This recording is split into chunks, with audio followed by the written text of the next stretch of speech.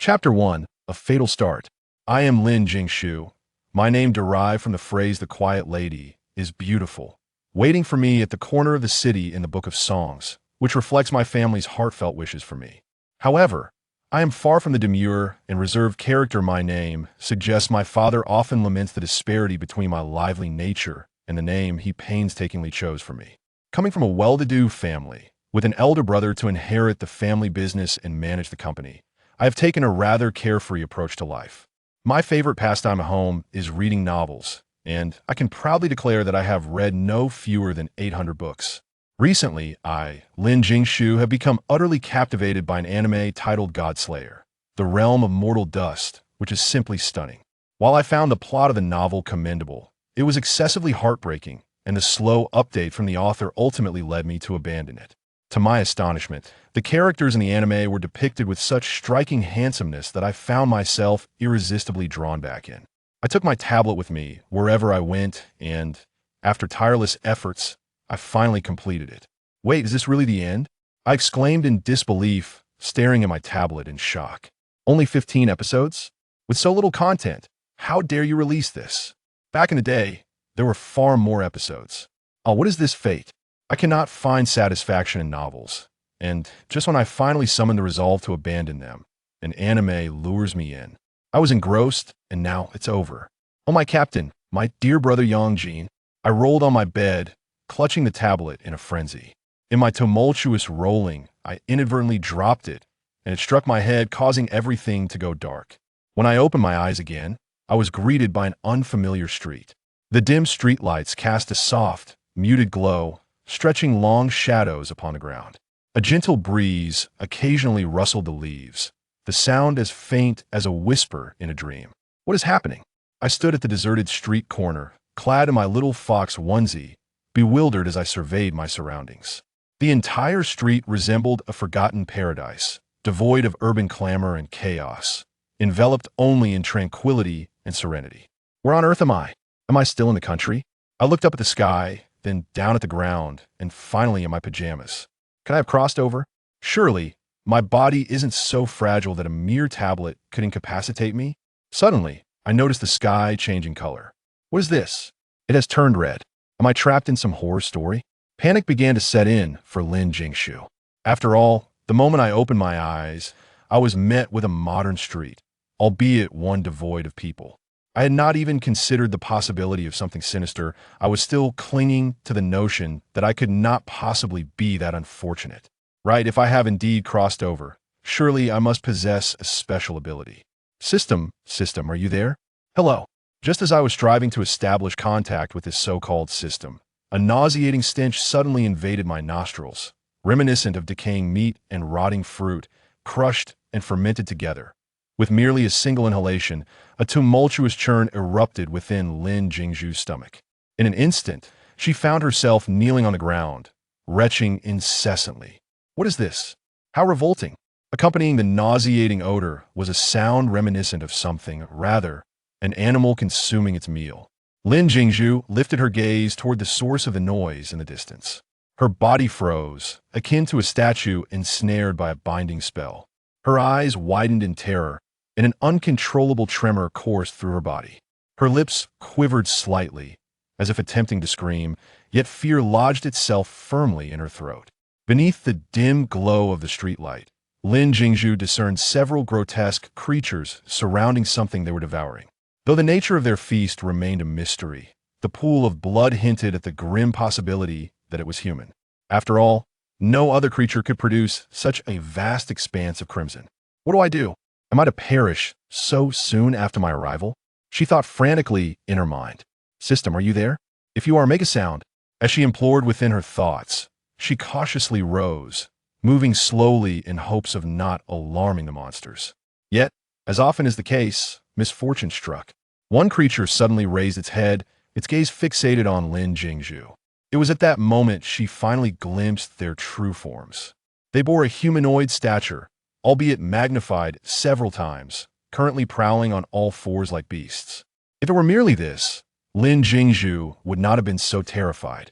The crux of her dread lay in the visage that turned to face her a horrific countenance where human face should have been, replaced instead by a ghastly visage. Its tongue extended an alarming half-meter in length. The flickering light cast erratic shadows along the narrow corridor. Lin Jingshu's steps became frantic and hurried, her gaze flitting nervously over her shoulder as if something dreadful were pursuing her closely. Sweat beads cascaded down her forehead, dampening her temples. She hastily wiped at her brow, her breath growing heavy and erratic. Her hands unconsciously clenched the hem of her clothing, the knuckles whitening from the pressure. Her heart raced wildly within her chest, as if it sought to burst forth. What in the world is that? Is there anyone who can rescue me? Just then, a gust of wind, laden with a putrid scent, swept in from behind. It's over this time. I am truly doomed. Chapter 2. The Arrival of the Golden Finger. At that moment, a silver spear whizzed past Lin Jingshu's cheek, engulfed in flames as it soared skyward. When she turned to look, it struck one of the monsters directly. Simultaneously, several figures emerged beside Lin Jingshu, both men and women, all clad in dark crimson cloaks. The leading man spoke into his earpiece. "Zhao, Kongsheng, expedite the construction of the Void of No Restraint. We already have injured parties." While Lin Jingshu was momentarily taken aback, a charming young woman approached her. "Are you all right? Are you injured?" she inquired, concern etching her features. Lin Jingshu quickly regained her composure. "My foot hurts terribly. Am I safe now? Have you come to rescue me?" Only now, having paused amidst her flight, did she feel the sharp pain radiating from her ankle, a sensation that had eluded her in the throes of escape. It felt as though countless fine needles were piercing deeply, as if an invisible hand was gripping tightly with every movement. The pain surged forth like a relentless tide. She glanced at the girl, who was likely Si Xiaonan, and gently wrapped an ice pack in a handkerchief before placing it on Lin Jingshu's ankle, reassuring her, "We have come to rescue you. There is no need for fear." As Lin Jingshu observed the girl before her, she pondered silently. "Xiao Kongchen? Surely I have been thrust directly into the realm of divine slayers. So that creature earlier was a ghost masked man. What dreadful luck I have." Lin Jingshu felt a profound sense of despair. I mentioned I had not seen enough of the divine slayers, yet it did not imply I wished to witness it firsthand. She lifted her gaze toward the ongoing battle, noting, "One must admit, there's an abundance of long legs on display here." At that moment, Team 136 was on the verge of subduing the ghost masked man suddenly. One of the creatures surged forth, targeting Hong Ying, who was suppressing another area. "Be cautious of that monster, it seeks to ascend." Lin Jingshu recalled a fleeting detail from the original narrative. Sister Hong Ying was gravely injured when the ghost masked king successfully ascended, allowing it to escape. In a moment of urgency, she called out, "Had it not been for Sister Hong Ying's silver spear arriving swiftly, I would have met my end." Upon hearing Lin Jingshu's words, the others instinctively turned their attention toward her. Si Xiaonan reacted swiftly, following Lin Jingshu's line of sight. Hong Ying dodged to the left. Acting on instinct, Hong Ying complied, narrowly avoiding a shadow that darted past her. Upon closer inspection, it was revealed to be a creature several times larger than the original ghost masked man. After breaching Hong Ying's defense, it quickly slipped into a manhole.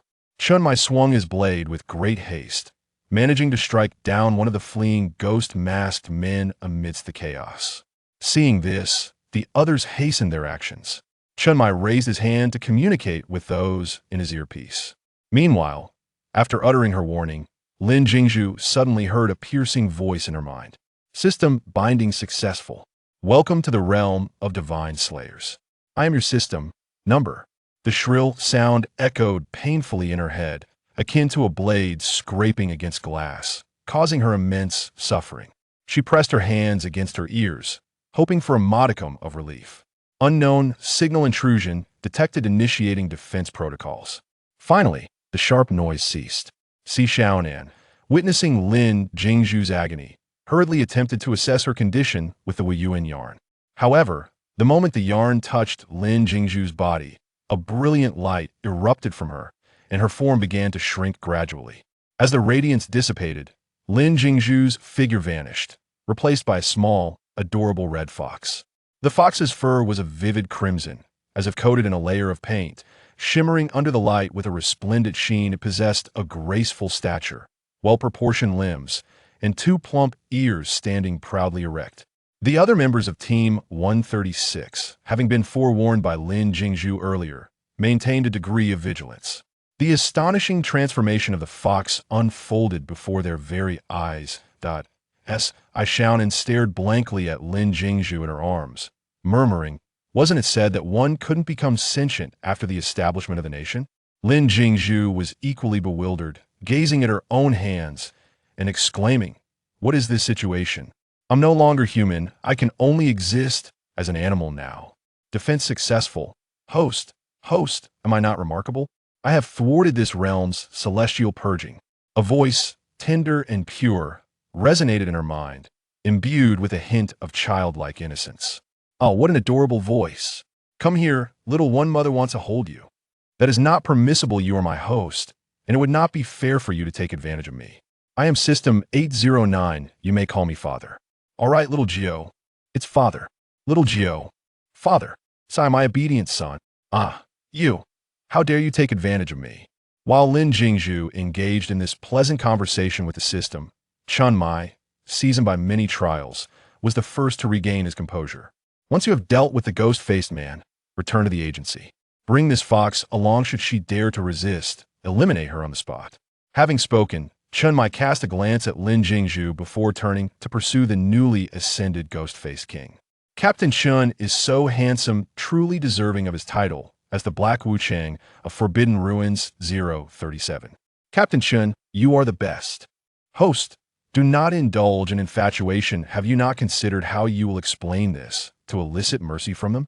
At that moment, Lin Jingshu recalled her predicament. "This is dire. Had I remained human, I would merely have been hypnotized and had my memory erased. Now, in this form, I am undoubtedly a mystery. Under the eaves, one must bow their head." As she watched Wu Xiangnan approach, Lin Jingshu forced a smile, as if to convey, "I am an upstanding citizen." Wu Xiangnan took the fox from Si Xiaonan's hands, stroking Lin Jingshu's fur, while saying, "You must have heard what that uncle just said. Remain compliant, and once we ascertain your safety, perhaps we can return you home. However, if you wish for your life to end, we can certainly accommodate that." Observing Wu Xiangnan's amiable visage was enough to soothe the child's cries. "Little Geo, help me. What should I do? You brought me into the world of god-slaying. Can we at least put that on hold? Why am I a fox now? There's no choice. Host, this world is too sensitive. The sudden appearance of a person would be too conspicuous. Had I not seen you in your fox pajamas and had a moment of inspiration to transform you into a fox, you would have perished already. All right, I thank you. The issue is, what do we do now? If you do not resolve this predicament for me, I will surely perish. It's just a matter of time. Do not worry, the recent examination has been passed. Though I cannot revert you to human form, I can transform you into a fox spirit. That's quite insulting. I have deliberately procured the bloodline of a nine-tailed fox for you. Just say whether you accept it. You appeared so suddenly, and there is no record of you in Songnan. Of course, I never stated otherwise. Geo, you are the best. Please refrain from calling me host. Everyone around me refers to me as a Shu, so you may address me in the same manner. By the way, Geo, since I have traversed into this realm, where is my golden finger? Do not dare suggest that it is this body, or I shall bash my head against the wall. Rest assured, since you have been brought here, there will certainly be means to ensure your survival." Chapter 3. The Nine-Tailed Fox. Please select your special ability, Host. Once chosen, it cannot be altered, so consider your options carefully. My Little Pony, Yiluali, The Dream of Elves, Detective Conan, what on earth are these? Do take a look and see if they make any sense. I can almost accept the others, but what is this Detective Conan nonsense? If I choose Conan, what power can this little grim reaper possibly grant me? Is it to make those outer gods perish? There is little we can do. The headquarters did not account for the will of the heavens. Little Geo could only bring forth these energies. Initially, you could select from all the novels you've read, but due to insufficient abilities, we are left with only these animated series. I just inquired with the higher-ups, and they're willing to open the system shop in advance, compensating you with 500 points. What do you think? 1,000 points. Points are not that plentiful. How about this? 600 points, plus an upgrade to the spell limit of your chosen realm? This is Little Geo's first mission. That 100 points is for my very first salary. Fine. Given your adorableness, I shall let it slide. Oh, thank you, Ashu. Please make your choice quickly. Sigh, I won't consider Conan. The magic of My Little Pony is too simplistic. Only Yiluali seems capable of some combat. I will choose Yiluali. By the way, if I summon a fairy to battle, do I need to transform? Of course, you must transform. Rest assured, Ashu, the transformation won't be overly extravagant. Just a change in hairstyle and attire. Congratulations, host. Your choice has been successfully made. You have obtained a Yiluali fairy realm. The system shop has been activated. Please select your first fairy. Ice Princess, Shirshi. Water Prince, why can I only choose one? The entire Yiluali fairy realm is mine, yet the fairies are not? Due to the naivety of those fairies, they believed that the Yiluali warriors could save them, ultimately leading to their own demise. Many grand fairies perished before they realized their folly. The fairy realm sought our system's assistance. They offered themselves in exchange for the preservation of the Yiluali fairy realm. As a cost, they now slumber within the realm, awaiting a summoner to awaken them and acknowledge them as their master, to command them. Ashu, you are merely a vessel at present. Those grand fairies are all supreme beings. Even if I lower their levels, your spirit cannot bear their power, because their spiritual energy is currently tethered to me. When you summon them for battle, only half of your spiritual energy will be consumed as a medium, while I will supplement the rest. Only as your realm gradually ascends can I acquire new energy to manage more fairies. Oh, I see. Then I shall choose the Ice Princess. She is both powerful and beautiful. Selection successful. Name, Lin Jingshu. Age, 28, 171 centimeters. Realm, Cup. Points, 600. Bloodline, Nine-tailed Fox. Possessed Fairy. Ice Princess. Possessed items. Personal space, infinite stasis. 1 black card, unlimited. 5 gold bricks, each brick 300 grams. Random tasks. Wipe your feet with Yang Jin's clothes and frame it on Xiao Tianquan, 15 points. Steal Lin Qia's clothes and frame Yang Jin, 10 points. Utter the words Chun Mama to Chun Mai, 10 points. Convince any member of Team 136 that you are Chun Mai's child, 10 points. 4 tasks are available each time, and they refresh upon completion. Xiao Jiao, do you want to take a look at these absurd tasks? Are you certain I won't be beaten to death? What? You won't be satisfied unless you kill me? Others might just get a beating, but this last one, how am I supposed to execute it? Team 136 is practically all around me. How can I accomplish this? Ashu, this isn't a task I assigned. I have no control over it. But fret not. These tasks have no time limit. You can take your time. Sigh. Ashu, Zhao Kongqing isn't here, right? You could go to him. He's the only one left. Alas, this truly is a once-in-a-lifetime opportunity. Well, let's first get through this hurdle before considering anything else. Lin Jingshu pondered how to articulate her thoughts more reasonably to preserve her life. Forget it. Let fate take its course. If all else fails, I'll just fabricate a story. Once she came to this realization, her spirits lifted considerably. She raised her head to gaze upon the city that was a marvel of creation. As night fell, the metropolis was gently veiled by a mysterious dark shroud. The city lights flickered on like stars scattered across the earth, instantly illuminating the entire urban landscape. The towering buildings along the streets were adorned with vibrant neon lights, pulsating in a dance of brightness and dimness, narrating tales of the city's splendor and clamor. Cars flowed like a river, their headlights intertwining to form a luminous stream that wound its way along the road. The sounds of horns, engines, and laughter melded into a unique urban nocturne. At that moment, a blazing pillar of light shot up into the sky behind them, illuminating half the heavens. Wu Xiangnan and the others turned in unison, their eyes wide with astonishment. Lin Jingshu gazed at the soaring column of light. Truly a protagonist. How awe-inspiring. It seems the drama is officially beginning. As she listened to Wu Xiangnan and the others speculate, drowsiness began to envelop her. No matter how long the journey home, it would ultimately reach its destination.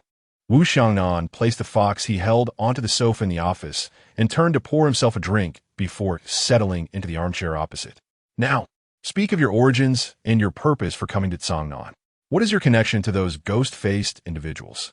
Initially expecting to experience the identity of an animal as clumsy and unwieldy, she found herself moving with unexpected fluidity, as though she were born to be a fox. My name is Lin Jingshu, and I belong to the nine-tailed fox clan. I find myself perplexed by my sudden presence here. Merely a moment ago, I was reclining at home, absorbed in my leisure. In the blink of an eye, I stand upon a bustling thoroughfare. Wu Xiangnan appears somewhat astonished as he queries, "Are you truly a nine-tailed fox, akin to those from the classic of mountains and seas?" Beside him, Hong Ying and Si Xiaonan share a look of mild astonishment. Before me stands a diminutive fox, its head held high, while its tail, a vibrant shade of orange-red, flourishes like an ornate fan, proudly erect.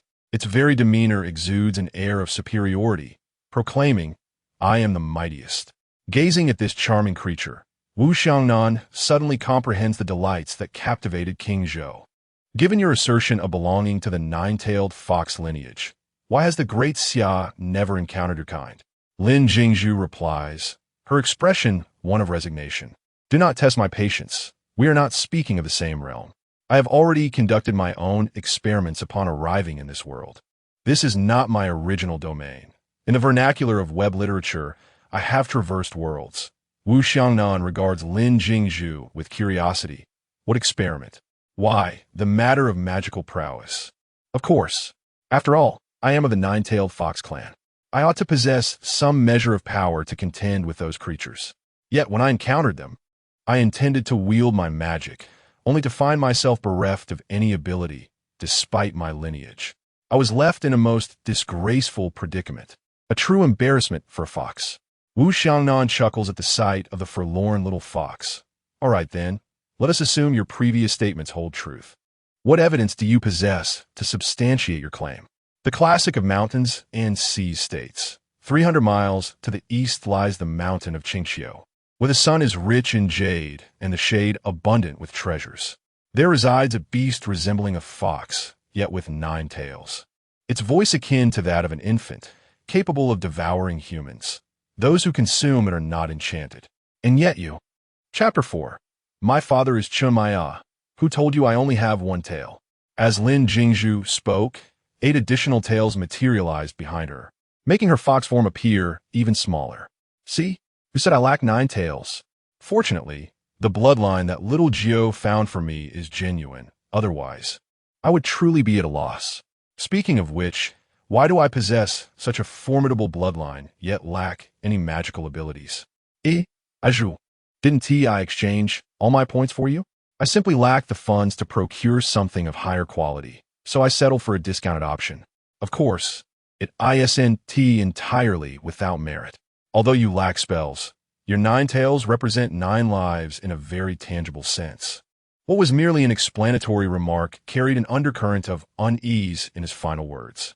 Lin Jingshu could not fathom the reason behind it, attributing it solely to concern for her points. All right, having a few more lives is quite advantageous. After all, this world is fraught with peril. Wu Xiangnan gazed at the adorable creature before him, feeling somewhat bashful. In our lore, be it from the classic of mountains and seas or the tales passed down through generations, it is always the 9 tails. Lin Jingshu looked at the few individuals around her who concurred with Wu Xiangnan's reasoning, exasperated. Do you not think it rather silly to manifest all 9 tails at once? Hong Ying, unable to restrain herself, gazed at Lin Jingshu's 9 tails in awe. How could it be silly? They are undeniably adorable. As she retracted the other tails, Lin Jingshu remarked, if I let my tails drag behind me as I walk, I would resemble a giant broom. If I were to raise them, would I not appear like a peacock displaying its feathers? This phrase is inspired by the words of the moonlit immortal in ashes of love, which echoed in her mind. As for the evidence you mentioned, Lin Jingshu suddenly transformed back into her human form. The woman before them had long, dark red hair and exquisitely delicate features, her deep purple eyes shimmering with a translucent brilliance reminiscent of crushed stars, with slightly upturned corners and her lips gently pressed together. She regarded Wen Qima with a teasing smile. Hello, I am Lin Jingshu. What is your name, young sir? Wen Qima's face flushed as his heart raced. I am Wen Qima. You are stunning. Thank you, Chima, she replied playfully. All right, everyone, focus, Lin Jingshu said as she reined in her Fox Clan charm. Little Gio, this charm is quite effective. When Chima's clarity returned, his previously flushed face now deepening with color. Deputy, Zhao Kongsheng is moving rather slowly. I shall go check on him. With that, he hurriedly exited the office. Ha ha ha, Brother Chima is so innocent. Surely you believe it now? After a brief silence, someone introduced themselves. I am Wu Xiangnan. The uncle who brought us here is named Chun Mai. I am Hong Ying. We also have a companion named Zhao Kongsheng, but he is currently on a mission elsewhere and will likely return shortly. I am Si Xiaonan. I am Lung Xian. After everyone had introduced themselves, they stated, we are part of the 136th team of the Night Watchers, established by the official government of the Great Xia. As the evening unfolded, everyone was aware of the excitement that ensued after Wu Xiangnan had spoken. Hong Ying exclaimed in astonishment, my goodness, how impressive. Just a moment ago, when Chima's ears turned crimson. Jingshu, did you not claim to be devoid of magical prowess? What is this all about? She continued, I am a nine-tailed fox. It would be utterly embarrassing to lose even the ability to dine. Having said this, she felt the conversation had reached its natural conclusion, and she yawned, pondering when she might take her leave. Finally, the perfect circle has been completed. Let us conclude swiftly. I still have tasks to pursue with Erlang Shan. Lin Jingshu mused, her mind wandering in boredom. Did you not assert that this is not your realm? Where then do you reside? Si Xiaonan inquired with curiosity. Oh, I'm a fox spirit after all. I possess a space of my own, Lin Jingshu replied, retrieving a golden brick from her spatial realm and placing it upon the table. Here, this is a token for you as a greeting. I have plenty more where this came from. Although the currency may differ, gold shines brightly wherever it may be. Once our conversation concludes, I shall visit various gold shops to exchange a little for my needs, Lin Jingshu stated with a flourish. Regardless, I possess a black card, so I'm not concerned about this small amount of gold. It serves perfectly as an excuse, she added. By the way, little Gio, the task you issued, was it not to convince others that I am Chun Mai's daughter to fulfill the requirement? Indeed, Ashu, is there a matter? Then, would a fleeting belief suffice? That should count, as it was never stipulated that it must be a lifelong conviction. Oh, I see now. You intend to exploit a loophole, correct? Little Gio, you are quite astute. After all, they're the Night Watchers. How could they easily believe my words? I shall simply dazzle them with a performance to make them more susceptible to deception. At that moment, the members of Team 136 were rendered momentarily speechless. Even the typically stoic Lung Xian, who remarked, this is the audacity that comes with wealth. Just then, a commotion at the entrance drew their attention as a middle-aged man, unfamiliar to Lin Jingshu, walked in. This must be the dashing Zhao Kongsheng, the one described in a book. By the looks of it, he has faced rejection, given his low spirits. Captain Chun, I hope you return later, otherwise fulfilling the task will be impossible, Lin Jingshu observed Zhao Kongsheng as he scrutinized her in return. Young lady, is there something you require at this late hour? Before Hong Ying and the others could introduce her, Lin Jingshu seized the moment to showcase her acting prowess. Uncle, good evening. I have come to find my father. My mother mentioned he serves in the military in Songnan City. It has been far too long since I last saw him, and I wish to pay him a visit. I heard that this place is the best for locating individuals in Songnan, so I thought I might find some hope here. She turned to Hong Ying, her performance intensifying. Sister, my father has not returned home in 10 years. Do you think he has forgotten about my mother and me?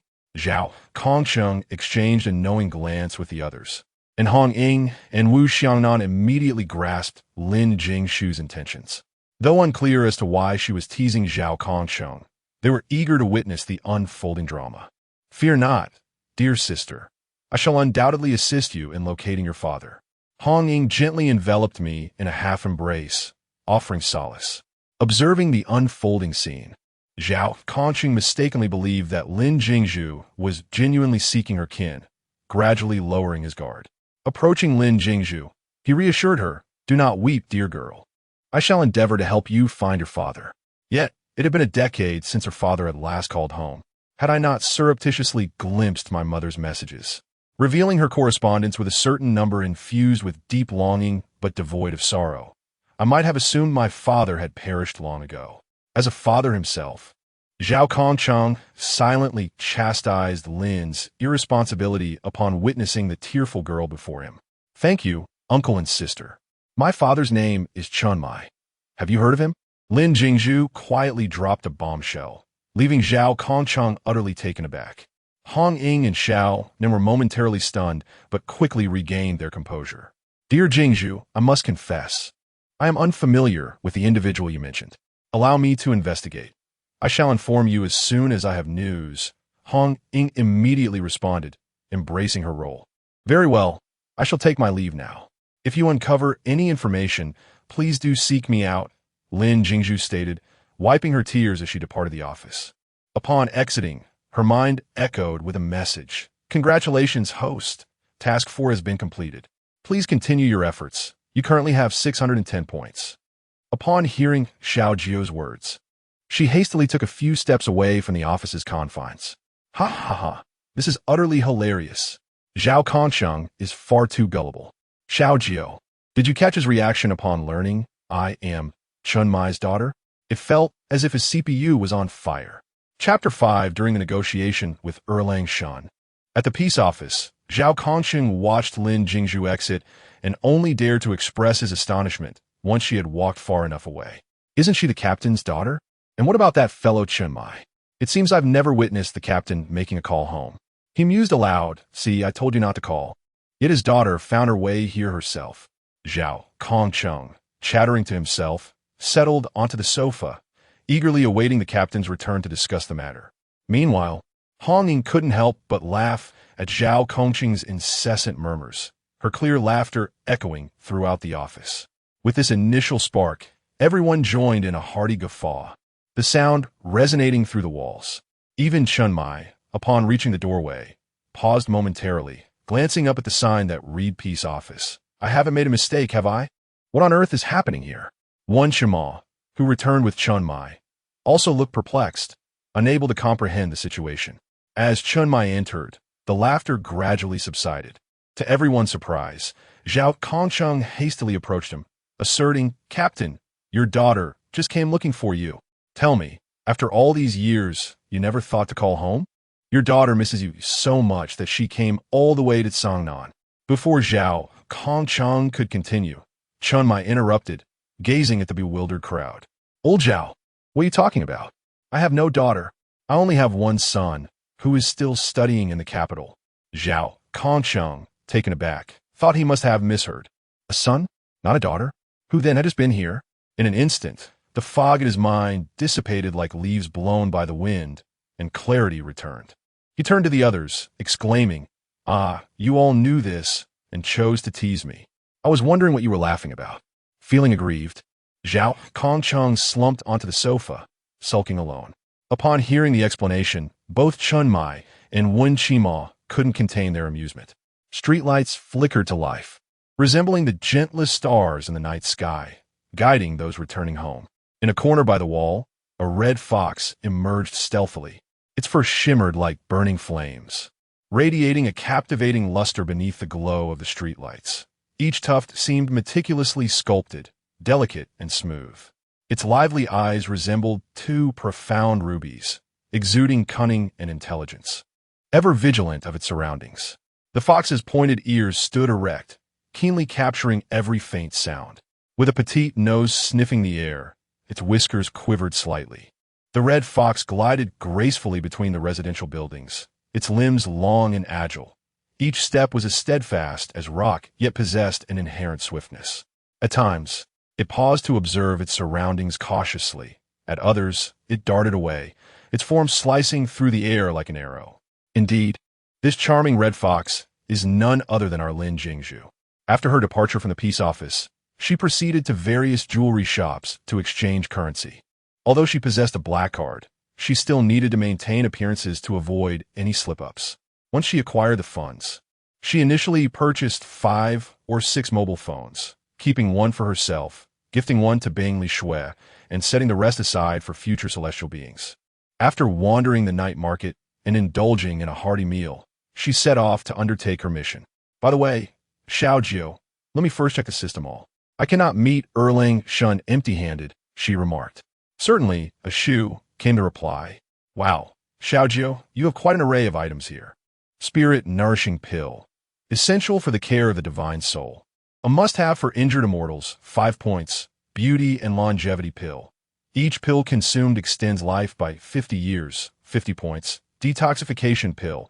Consuming it neutralizes all poisons, 60 points. Great Power Enhancement Pill. After consumption, it enables a breakthrough to the next level for 30 minutes. Followed by 3 days of unconsciousness, 100 points. Water Prince Experience Card. Lasts for 1 hour, 100 points. Pang Zun Experience Card. Lasts for 1 hour, 100 points. Goodness, this spirit nourishing pill is so affordable. I'll take 5 bottles then. With this, Yangjin 1T have to burn his divine essence like in the original story. A shoe. This spirit nourishing pill is not a one-time use. It requires prolonged consumption to be effective. In situations like Erlang Shun's, at least 100 bottles are needed. What on earth? I had mentally prepared myself.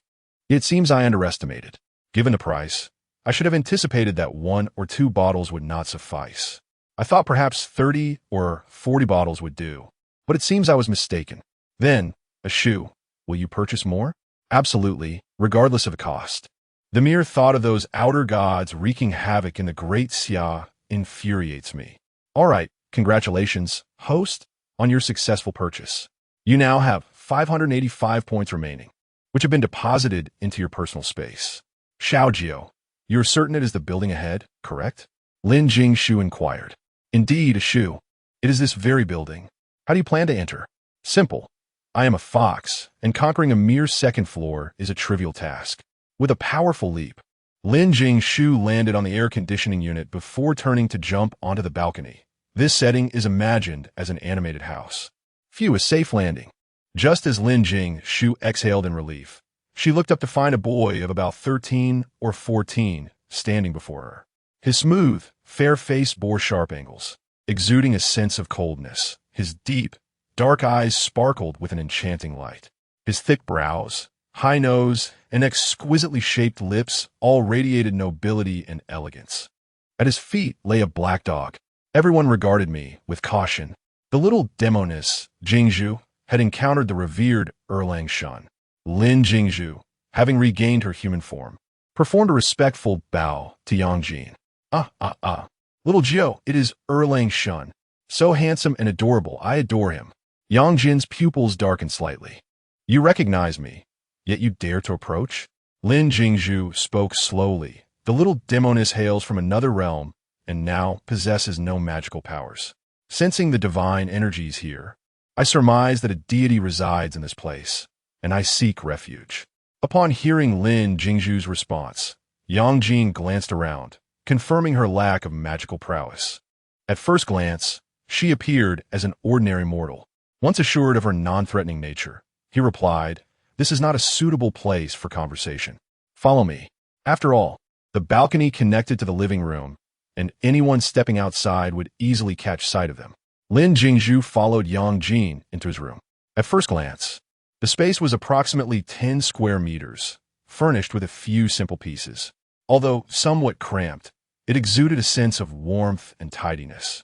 After closing the door, Yangjin turned only to find Lin Jingshu had transformed back into her fox form, perhaps uncomfortable on the floor. As she leapt onto his desk, where he had been studying, the little black dog observed in stunned silence. If the deity wishes to know something, Jingshu will speak without reservation. Lin Jingshu languidly sprawled across Yangjin's textbooks, as if she were the true owner of the room. Yangjin gazed at the exuberant fox before him, pondering whether allowing her entry had been a prudent decision. Standing there, he looked down at the adorable creature. "You claim to come from another realm. What is your purpose in this world?" Lin Jingshu yawned. "I have no purpose. I was merely at home watching anime, and in the blink of an eye, I found myself here. Were it not for the night watchman's intervention, I would have become a dead fox by now." Yangjin raised an eyebrow. "Since you have already met the night watchman, why did you not accompany him, instead of coming to me? I have just arrived in this world and lost my powers. Although the night watchman is formidable, I feel a greater sense of security in the presence of a deity. You are quite honest, but what makes you believe I will offer you protection?" I may not understand the intentions of the deities in your world, but I'm not one to meddle in others' affairs. Ah, how adorable it is to see Erling Shun negotiating seriously. Has he forgotten that he is merely in his teens? I am well aware that there is no such thing as a free lunch in this world. I wonder if this will change the deity's perspective. Chapter 6. Ajin observed Lin Jingshu as she produced a porcelain vial. At first glance, it appeared unremarkable. However, to Yang Jin and the small black creature, the vial in Lin Jingshu's hand emanated an enchanting aura that spiraled outward. Initially intending to further tease the little fox before her, Lin Jingshu unexpectedly surprised herself, compelling her to adopt a more serious demeanor. Indeed, one should never judge by appearances. I truly desire this 9-transformation soul-nourishing pill. If it were in the past, I could have exchanged it for various other items, but alas, I fear I must disappoint you now. Lin Jingshu noted the shift in Yang Jin's demeanor, from excitement to disappointment and ultimately to self-deprecation. The small black creature, which had been lounging nearby, now approached Yang Jin, nudging against his feet. With a silent sigh, Lin Jingshu rose from her desk. As she stepped forward, her physical form reappeared in the room. Approaching Yang Jin, she gazed at the boy who had grown to her shoulder height and enveloped him in a warm embrace. Lin Jingshu could distinctly sense a fleeting stiffness in him. Gently patting Yang Jin's back, she reassured him, "There is no need for guilt. You have all done remarkably well. The night may be dark and cold, but there is always a dawn ahead. Furthermore, I did not state that I would exchange this pill for treasures. What I seek, the true monarch possesses. It is merely a question of whether he is willing to part with it. You mentioned that if I have it, I could offer it to you." Yang Jin exclaimed eagerly, momentarily forgetting his position in Lin Jingshu's embrace. Only after he finished speaking did he realize the peculiar atmosphere surrounding them. Lin Jingshu had one arm around Yang Jin's waist while the other continued to gently pat his back. He had just lifted his head to converse with her, thus creating an unmistakably intimate posture. Even the small black creature, which had been silently comforting Yang Jin moments ago, seemed to have vanished, internally reflecting, "Though I am a genuine canine, I am not obliged to consume this dog food." Yang Jin hastily extricated himself from Lin Jingshu's embrace, awkwardly averting his gaze and clearing his throat. "Xiao Jio, look. Yang Jin's face has turned red. At this moment, my desire to be a pervert has peaked. Such a sweet and adorable boy is destined to be reduced to tears by a woman of my stature. Ashu, snap out of it, or you will genuinely be perceived as a pervert and cast out. Cough, cough. My request is simply to become good friends with the true monarch. What do you think?" Upon hearing Xiao Jio's words, Lin Jingshu quickly regained her composure. She could not allow herself to be expelled before achieving her goal. "Ashu, aren't Yang Jin and Chuma your favorites? Why not be straightforward? Have you not heard the phrase? On the internet, I strike with full force. In reality, I crumble under pressure. In short, I possess the desire but lack the courage. Is it really that simple?" Yang Jin pondered, shaking his thoughts back into coherence. "Yes, it is that simple. Do not inquire as to why. Just consider it an act of kindness. Simple it may be, but Yang Jin, you must tread carefully." With that, Lin Jingshu tossed the porcelain vial to Yang Jin and turned, transforming back into her original form. The little fox yawned lazily, leaping onto Yang Jin's bed. After settling beside the pillow, it curled up and promptly fell asleep. Yang Jin, in a fluster, managed to catch the porcelain vase, and, just as he was about to express his gratitude to Lin Jingshu, he noticed that the little fox did not seem to regard him as a stranger. "Come on, it's time for bed. I've been through a harrowing day, dealing with ghostly figures and relentless inquiries. I'm utterly exhausted. We can discuss everything tomorrow." After saying this, the little fox patted the bed with its paws. "No need for that. I'll sleep in the living room." As Yang Jin turned to leave for the living room, the little fox interjected, "If you go sleep there now, what will you tell your mother when she sees you in the morning? I understand your concerns. Right now, I'm merely a fox. Just imagine you are embracing a plush toy. If it comes to it, you can think of me as Little Black Lie. I find it hard to believe you've never cuddled with Little Black Lie before." As Lin Jingshu spoke, she jumped down, transformed back into her human form, and pulled Yang Jin onto the bed. After pushing him down, she covered him with a blanket and, reverting to her fox form, nestled into his embrace perfectly. All right. It's late. You must sleep now. Children who stay up late will not grow tall. Yang Jin, resigned to his fate, observed how he had been so easily arranged. Although he could easily break free, he chose not to, perhaps due to Lin Jingshu's reasoning or some inexplicable sentiment. Are you certain my children are in pain? He inquired, worry lacing his tone. Of course, I assure you, without a doubt. With you here, I feel reassured about my narrative. What? Lin Jingshu gazed at several distant shadows that appeared to be engaged in discussion. She attempted to draw nearer to eavesdrop, but discovered that no matter how hard she tried, she could not advance an inch. At that moment, one of the shadows suddenly turned around and fixed a steady gaze upon her. I hope you will not disappoint me. The first rays of dawn caressed the earth like an angel's fingertips, awakening the slumbering world. Dewdrops glittered on the tips of leaves, resembling stars abandoned by the night, adorning the tranquility of the morning. Upon opening his eyes, the first color Yang Jin perceived was red.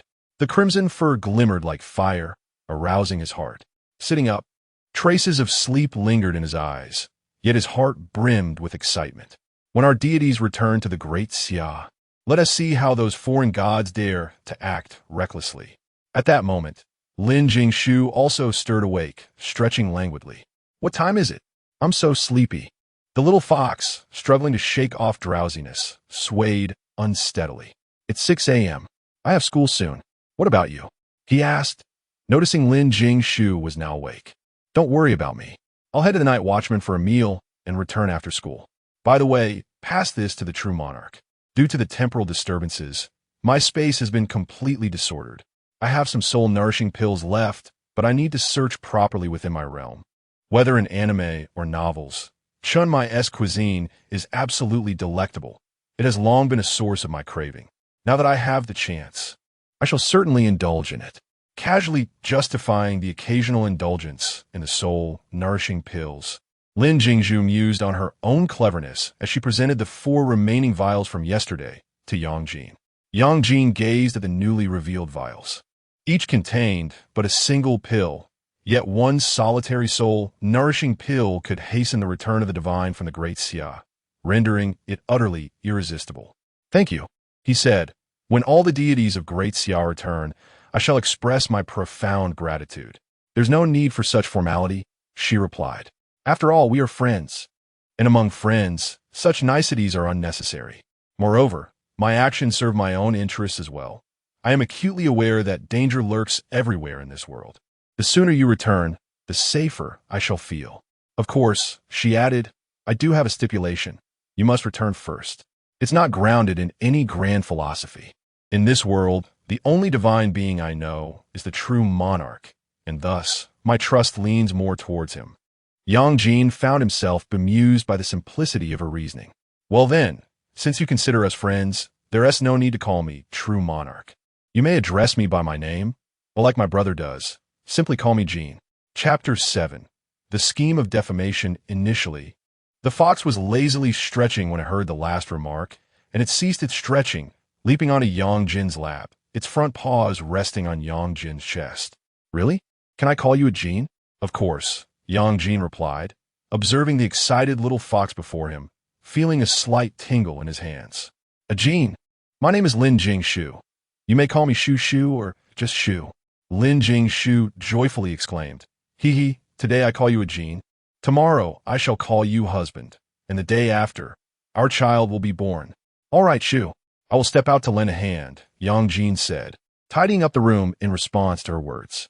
Internally, Lin Jingshu was in a frenzy, thinking, I'm going to die. This is too enchanting.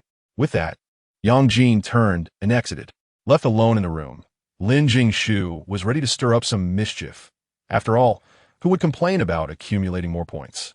She first dashed over to the corner of the little black dog's den. Calling, little black dog, are you awake? Little black dog opened its eyes with a look of incredulity. Woof, woof, woof. What is it? Speak. Lin Jingshu gazed at little black dog in astonishment. Little Geo, I can understand dog language. How marvelous. No worries. I merely called you. Go back to sleep. Woof, woof, woof, woof, woof. You must be bored. Others are shameless. Yet you are shameless to the utmost. Wow, how can you be so vulgar? After Little Black Dog finished its tirade, it turned its head away, ignoring her. Lin Jingshu scampered back to the bed, where Yang Jin's school uniform lay. It wasn't that Lin Jingshu wanted to mess with the uniform. It was simply that there were no other clothes in the entire room apart from those in the wardrobe. She had to make do with what she had for Yang Jin. First, the fox lightly rubbed against the uniform. Then it placed the fur it had plucked from Little Black Dog onto the fabric. Observing the light gray marks and the Black Dog's fur on the sky blue shirt, it was simply exquisite. Having completed this task, Lin Jingshu quickly hid away. Congratulations, host. Task 1 has been completed. Please continue your efforts. You currently have 600 points. Little Gio, bring me 2 bottles of soul-nourishing pills. Understood. Remaining points, 590. Now, only Lin Chi and Anshin are left. Once Jean and Lin Chi head to school, and Annie goes to work, I shall make my move. Little Gio, does the shop have divine bodies? Lin Jingshu suddenly recalled Zhou Ping and couldn't help but inquire. Yes, Shu, the shop not only has divine bodies, but also principles. Is it for Zhou Ping? That is quite comprehensive. How many points for a divine body? It's indeed a pity for Zhou Ping. Being the first to take that step in the Great Xia, yet his body is unfit. Since I am here, I must change something. A divine body costs 1,200 points. All right, the price of a divine body is truly breathtaking, Lin Jingshu remarked, feeling the need for a moment of contemplation. Just then, Yang Jin pushed the door open, looking at the little fox basking in the sunlight on the desk. Shu, I'm going to school now. See you in the evening, Yang Jin said, picking up his backpack and school uniform from the chair, intending to leave. Upon grasping the uniform, he noticed the marks and fur on it. Yang Jin turned back to glance at the little black dog nestled in its bed, alongside Lin Jingshu, who believed herself to be hidden from view. With a resigned smile, he pondered the reasons behind Lin Jingshu's unfounded accusations against the dog. Nonetheless, he decided to humor her intention. Little Black, how dare you tread upon my clothes? As punishment, you shall forego meat today. The little black dog, on the verge of drifting into slumber, was abruptly roused by this dreadful news. Instantly, its fatigue vanished, and it sprang from its nest, barking in protest. Woof woof. Master, please. I did not step on your clothes. You must believe me. Yang Jin observed the agitated little creature at his feet and began to comprehend Lin Jingshu's mischievous nature.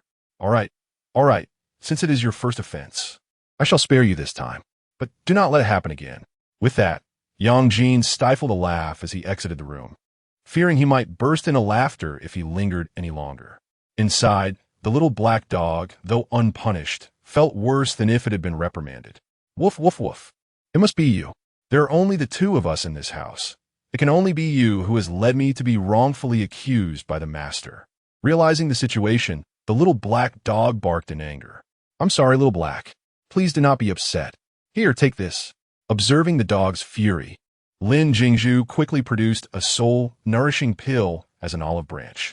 The little black dog, which had been barking in indignation, fell silent at the sight of the porcelain vial. Woof, woof, woof. All right, just let me have it. Such a precious elixir should be saved for the master and Neza. Only then can it achieve its fullest potential. Lin Jingshu stood frozen in place upon hearing the dog's words. She understood the significance of the soul-nourishing pill, recognizing its indirect influence on the fate of the Great Xia. Yet, she had not anticipated that even the little black dog would possess such profound concern for the nation and its people. Woof, what troubles you? The little black dog queried, observing Lin Jingshu lost in thought. Nothing at all. It is merely my narrow perspective, Lin Jingshu slowly replied as she regained her composure. Woof, woof, woof. I know what you're thinking. After all, even a dog possesses such high awareness. Having borne the incense for thousands of years, I should indeed contribute and give back. In a moment of reverie, Lin Jingshu seemed to glimpse the sun-swallowing deity described in ancient myths. Very well, I still have more soul-nourishing pills in my storage. It was simply disrupted upon my arrival, so it requires time to organize. However, it is more than sufficient for restoring Ajin. This is my apology to you. Besides, do you not wish to regain your divine form soon, and continue to protect the people alongside Ajin? Are you not concerned that, in the future, Ajin may find a new love and forget the old one? What if one day, after a battle, he returns with some little yellow or white creature by his side? Do you not fear that? Lin Jingshu began her subtle persuasion, slowly attempting to influence the little black dog's thoughts. It has been proven that brainwashing is exceedingly effective. Woof, woof, woof, woof, woof, woof. No, the master belongs to me. Only I am worthy of standing by the master's side. No other dog can take my place. I shall eat. I shall eat. The little black creature instantly gulped down the elixir from Lin Jingshu's hand and dashed back to its den to refine it. After watching the little black creature retreat, Lin Jingshu was ready to embark on her second campaign of deceit. Upon stepping outside, she beheld a layout reminiscent of an anime. She entered the room on her left, and, at a glance, it bore a striking resemblance to Yang Jin's quarters. Notably, a red faux two-piece top was draped over the back of a chair, which Lin Jingshu seized without hesitation. She turned and returned to Yang Jin's room, placing the garment beside the bed. Congratulations, host. Task 2 has been accomplished. Please continue your efforts. You currently possess 600 points. Splendid. Just one final task remains, and I shall be able to refresh. Glancing at the time, it was already past 8 in the morning. Noting the little black creature still engaged in its refinement, she decided not to disturb it and set off to find Mother Chun. As dawn gracefully circled above the city, the early sun's orange lashes had settled upon the rooftops of towering buildings, while the trees lining the streets quietly unfurled their fuzzy green hands. The aroma from breakfast stalls wafted through the air as office workers hurriedly purchased their morning meals. Though pedestrians were scarce, an air of hope filled the surroundings. Chapter 8. The Ice Princess Lin Jingshu grasped a bun tightly in one hand while holding a steaming cup of soy milk in the other. She walked with a light step, savoring the delicious bun with each bite. Initially, Lin Jingshu had planned to indulge in a lavish lunch at the peace office. But as she passed by a street-side breakfast stall, the enticing aroma ensnared her senses like an invisible hand, rendering her utterly powerless to resist. As she relished her delightful breakfast, her mind involuntarily drifted back to the peculiar dream she had experienced the previous night. In her dream, she found herself in an unfamiliar place shrouded in a delicate mist, where everything appeared hazy and indistinct. Yet, at the moment she locked eyes with an enigmatic figure, a chill surged up her spine, coursing through her body and sending shivers down her spine. Who were they? She pondered, observing that they seemed to be engaged in a conversation of great importance, though the distance rendered their words inaudible to her. Before she realized it, Lin Jingshu had arrived at the entrance of the office, having completely finished her breakfast. She paused briefly at the door, straightened her somewhat disheveled attire, took a deep breath, and gently pushed the door open. Ding dong, welcome. Good morning, everyone. Good morning, Jingshu. Lin Jingshu's timing was fortuitous, aside from Zhao Kongcheng, who was waiting for Lin Xie. Everyone else was present in the office. However, Wu Xiangnan seemed preoccupied with something, merely glancing up to greet Lin Jingshu before returning to her tasks. Hello, Captain Chun. It was too late yesterday to disturb you much. If you have any further questions today, please feel free to ask. I didn't get a chance to fully appreciate your beauty yesterday, but no worries, today will suffice.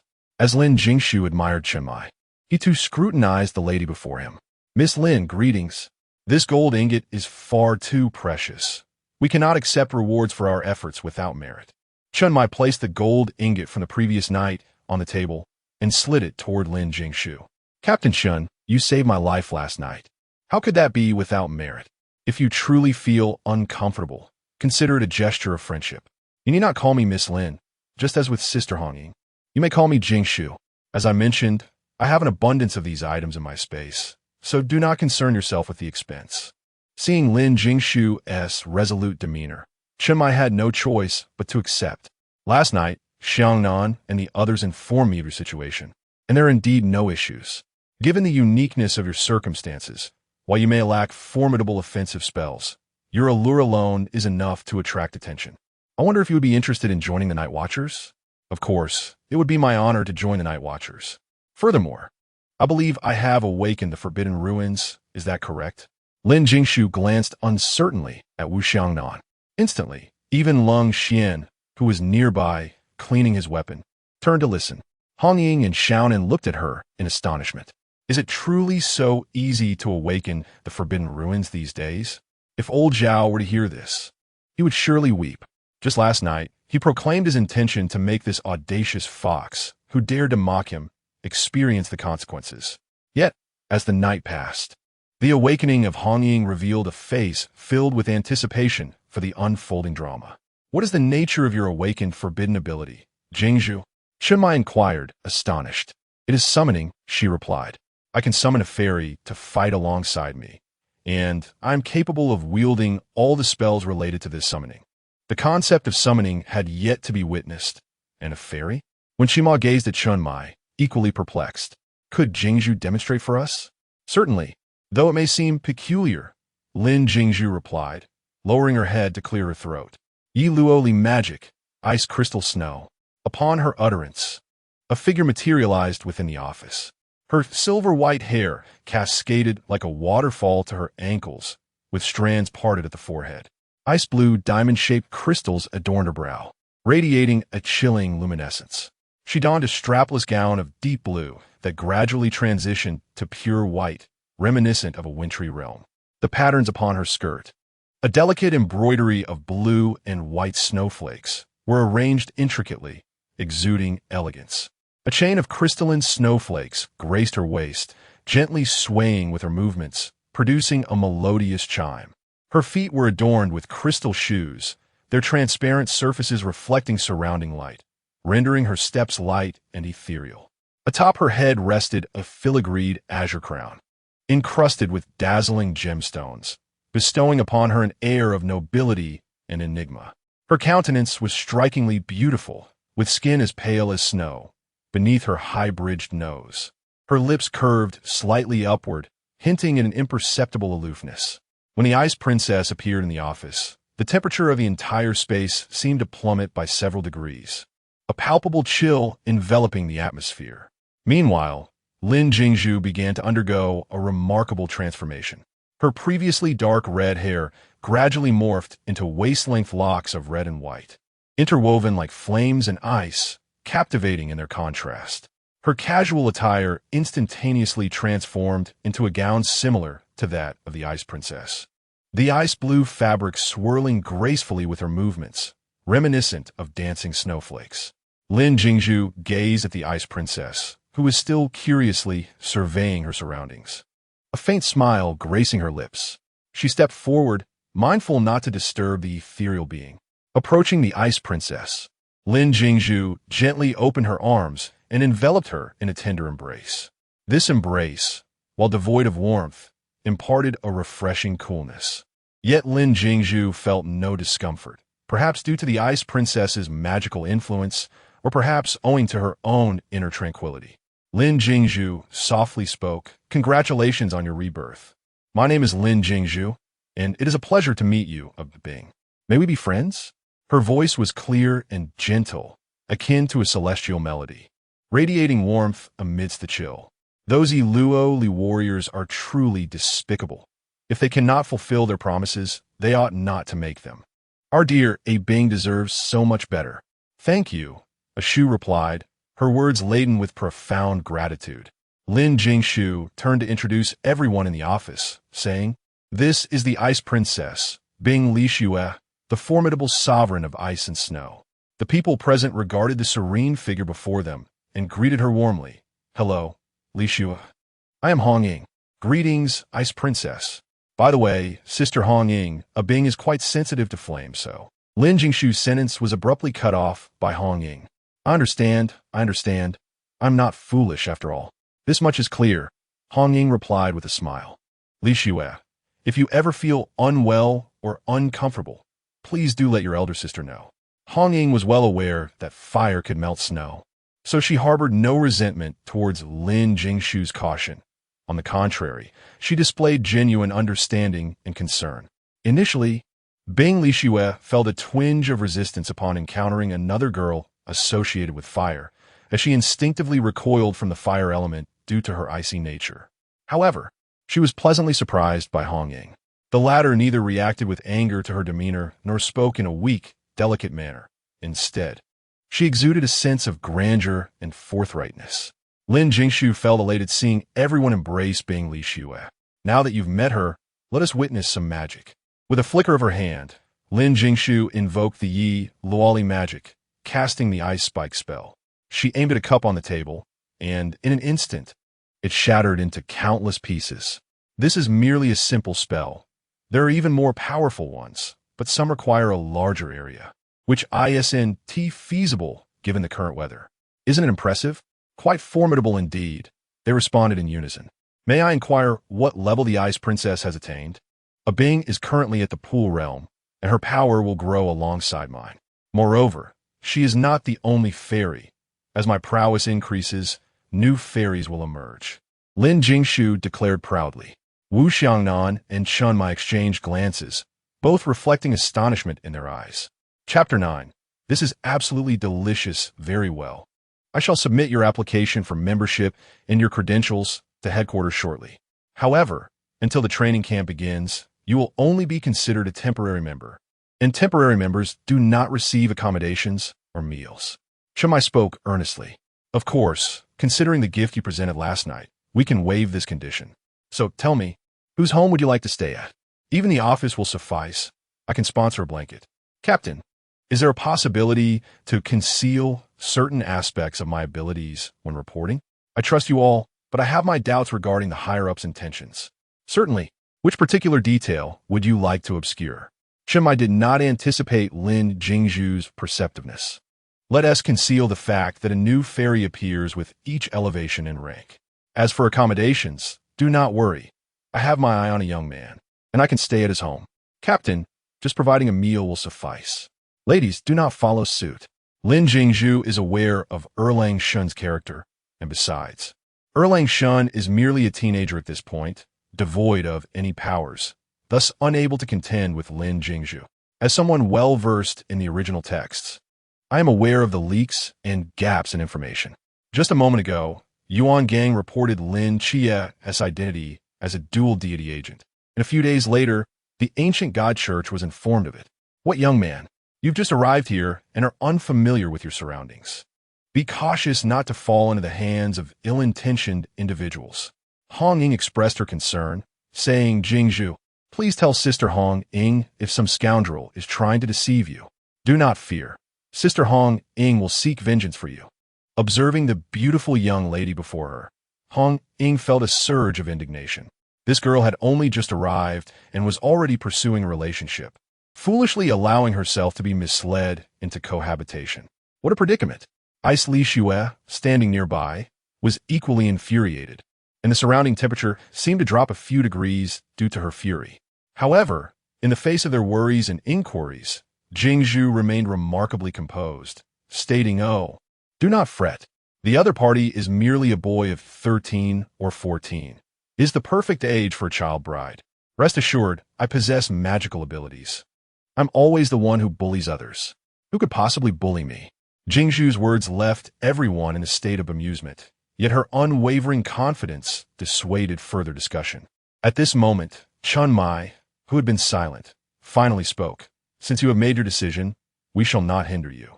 However, should you truly find yourself in distress, you must inform us. After all, you are our team member, and we will not allow you to suffer in silence. Chun Mai's words warmed Jingshu's heart, and she promptly nodded in agreement. All right, Captain, I understand. Witnessing this exchange, Hong Ying's curiosity was piqued once more, prompting her to inquire. By the way, Jingshu, you have yet to mention which boy it is. Is he handsome? Sister Hong Ying, I will tell you once I have captured his heart. Lin Jingshu replied mysteriously. Although she knew, she still felt compelled to ask, what is the training camp? Before new recruits officially become night watchers, they must undergo a year of concentrated training. To acquire skills in combat, firearms, and forbidden techniques, among others, to mitigate the mortality rate of the night watchers, the duration is considerable. So when does this commence? Every September, which is merely a month away. During this interim, we shall provide some basic training. Today is an exception. Tomorrow we shall officially begin. I believe your notion of basic is dubious. In the original narrative, Lin Jingshu suffered greatly. Lin Jingshu mused inwardly. The captain, with a seemingly cheerful demeanor, inquired, "By the way, when do we have lunch? I had a few buns for breakfast, and now I am quite famished." Once matters were resolved, Lin Jingshu recalled Captain Chen's culinary skills. Chimai glanced at the time. It was nearly 11 o'clock, the appropriate hour for lunch. I shall showcase my culinary prowess to celebrate Jingshu's induction into the Night Watchers. Jingshu, I must tell you, the captain is an exceptional cook, though he rarely enters the kitchen. Certainly, having a wealthy benefactor carries its weight. "Ah, Shu, I'm going out for a stroll," Bing Lishu remarked, gazing out at the bustling streets. "Wait a moment. Let's go together. I intended to purchase some clothing and shoes. Shall we invite Hong Ying and Xiao Nin to join?" "We shall refrain. We remain on standby, since we failed to apprehend the masked king that night." Hong Ying and Xiao Nin initially exhibited excitement, only to deflate shortly thereafter. "Very well, then let's change our attire first." In the blink of an eye, Lin Jingshu and Bing Lishu transformed their clothing into casual wear. Do not inquire why they could change yet still needed to spend money. It is simply a matter of perpetually lacking one garment. With Lin Jingshu linking arms with Bing Lishu, they ventured out, hailing a cab to the largest shopping center in Sangnan to embark on a shopping spree. At noon, Lin Jingshu returned to the office, laden with an abundance of items. Upon opening the door, she was greeted by the enticing aroma of a meal. Having intentionally refrained from eating anything, she was irresistibly drawn to the scent, promptly tossing her belongings onto the sofa and heading towards the activity room. The dining table was adorned with an array of delectable dishes. "How delightful! When can we eat?" "I can hardly contain my anticipation," Lin Jingshu exclaimed, surveying the spread while glancing towards the kitchen where Chunmai was present. "One more dish to go, but first, wash your hands," he smiled, bemused by the eager young lady. "Understood."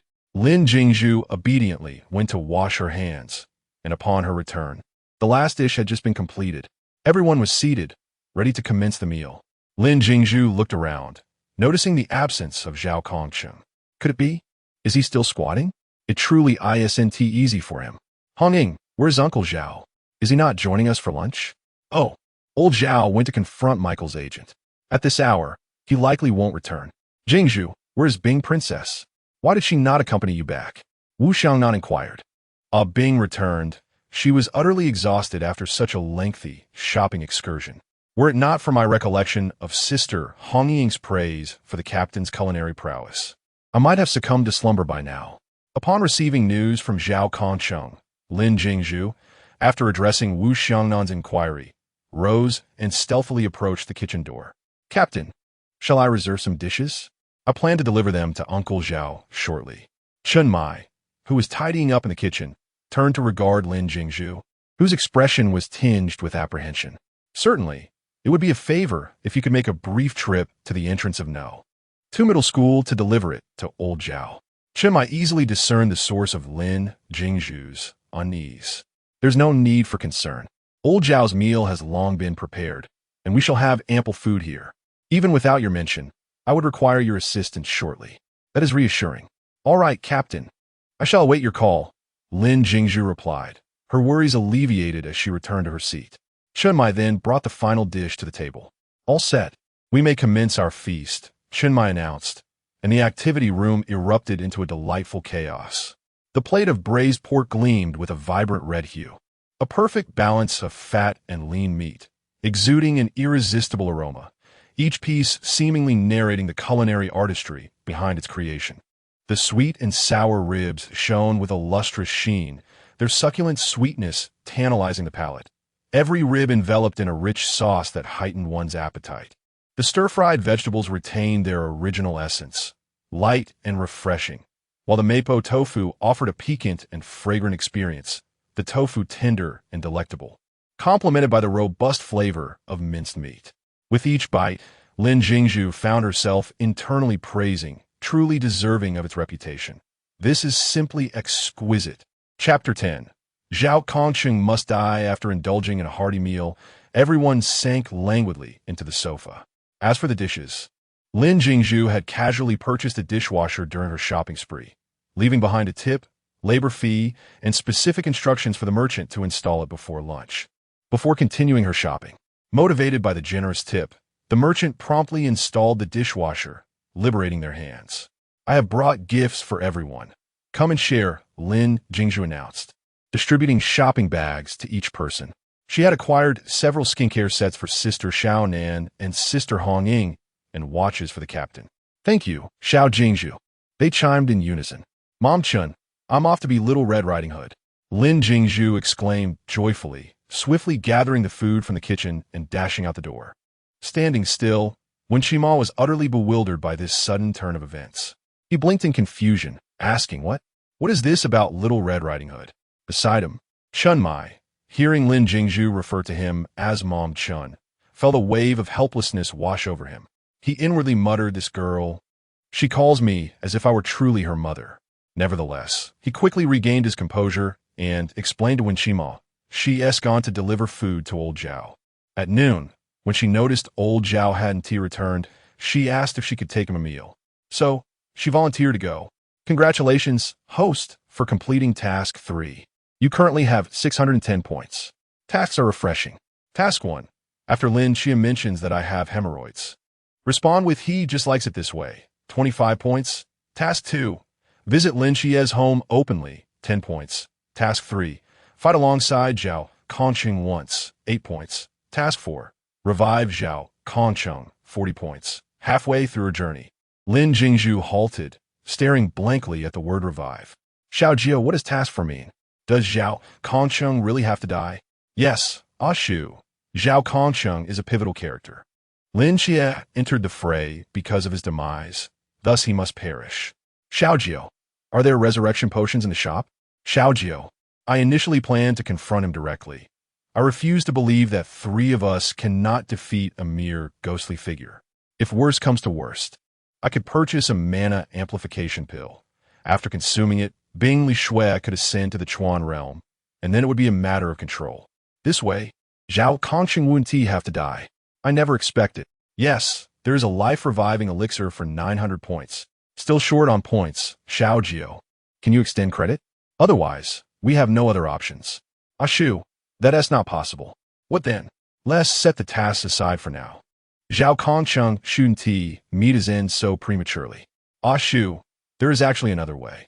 Upon hearing that there was an alternative, Lin Jingshu eagerly inquired, "What method?" "It involves a life for a life. Your tail holds boundless power and can indeed bring someone back from the dead. Yet the agony of a severed tail is akin to a heart being wrenched. If one were to exchange their tail for another's life, it would not merely signify the loss of a life. Rather, one would have to endure that heart-wrenching pain perpetually. Even I can only shield you from 90% of it. The remaining 10% shall accompany you throughout your life. Alas, the loss of a life is just that, a life lost. In comparison to Zhao Kongcheng's existence, it seems a trivial sacrifice. As for the pain, is it not alleviated by your presence? The remaining 10% can be borne with patience." "Very well, let us proceed as such." Having resolved the matter within her heart, Lin Jingshu continued on her path to deliver meals. Meanwhile, System 809, hidden from Lin Jingshu's sight, quietly murmured an apology. Following the navigation prompts from Xiao Jia, she navigated her way to number 2 middle school. From a distance, she spotted the grand entrance of the school, as well as a somewhat weathered figure standing at the gate, Zhao Kongcheng. Lin Jingshu approached him stealthily, then suddenly slapped his shoulder with a forceful gesture. The impact startled Zhao Kongcheng, prompting him to instinctively throw a punch directly at Lin Jingshu.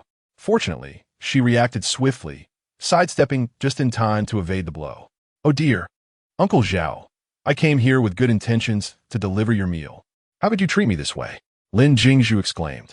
Zhao Kongcheng, regaining his composure, focused his gaze and realized it was the mischievous little fox. Annoyed, he replied, "It's you. Let me advise you. Never casually slap the shoulder or back of someone who has served in the military, or you may find yourself in tears." "Understood, understood. Look, it's the meal prepared by the captain. Hurry and eat," Lin Jingshu replied somewhat dismissively. "I suppose there's a glimmer of conscience in you, girl. You have no idea how they laughed at me last night. For your sake, Uncle Zhao will let it slide this time." as Zhao Kongsheng devoured the meal. He occasionally glanced towards the school entrance. Taking advantage of the absence of others, Lin Jingshu moved behind a flower bed to retrieve 2 small, folding chairs from her space. "Uncle Zhao, here, take a seat," she offered, handing him a chair. Thus, Lin Jingshu and Zhao Kongsheng found themselves seated by the roadside. Zhao Kongsheng looked up at Lin Jingshu. "I'm tired. Can I take a break?" After a moment of sitting, Lin Jingshu found it unbearable as the sun blazed down upon them. It was already July, and in the midst of the day, there was no shade at the school entrance. "I can't stand it. It's too hot." "Uncle Zhao, I must take my leave," Lin Jingshu said, bidding farewell to Zhao Kongsheng as she prepared to depart. "Go on back. Your face is flushed. When you return, let Xiaonan take a look at you. Don't get sunburned again. Tell the captain that I, old Zhao, will certainly capture this agent of Michael." "Understood, Uncle Zhao." "Ah Shu, aren't you going to complete your task?" the system inquired, observing Lin Jingshu as she made her way back. "Of course I will. It's only just past 1 o'clock, whether in the original work or the anime. Lin Jie is encountered only at night. I shall return at 5, she replied with excitement. "Let us go, Xiao Jiu. Navigate to the nearest cinema," Lin Jingshu said enthusiastically. "Ah Shu, aren't you going back?" Not returning, Zhao Kongsheng cannot bring Lin Jie back, so there is no need to spread the word. Since there is nothing else to do, I might as well indulge in a film for some relaxation. Lin Jingshu cheerfully informed Chun Mai of her plans via her phone before heading off to the cinema. The night unfolded like a poem, revealing the city's unique vibrancy under the cloak of darkness. The nocturnal scenery of the metropolis was intoxicating, with the streetlights illuminating the path like awakened dragons, winding into the distance. The ebb and flow of crowds and traffic danced between the lamplight, resembling the shimmering scales of a dragon. Countless homes glowed with warmth, enriching the night with a vitality distinctly different from the daylight. "This movie is decent, though the plot is somewhat tedious," Lin Jingshu murmured as she strolled along. Upon reaching the vicinity of the second high school, she spotted Zhao Kongsheng, seated like a restless spirit on a bench, staring vacantly at the school gate. Passers-by avoided him, where he might be unhinged. It seemed Lin Jingshu had not yet encountered the main character. She chose to sit in a nearby milk tea shop, asking Xiao Jiu to keep an eye on her as she leaned down for a brief nap. She had risen far too early and could no longer withstand the fatigue. After a considerable time, she felt a gentle nudge. Lifting her head, she beheld a young woman dressed as a waitress, who was apologetically gazing at her. "Miss, we are about to close, so apologies. I must have dozed off and disturbed you. Please consider this a small compensation for your extended hours," Lin Jingshu said, retrieving 200 yuan notes from her pocket and placing them on the table. Chapter 11.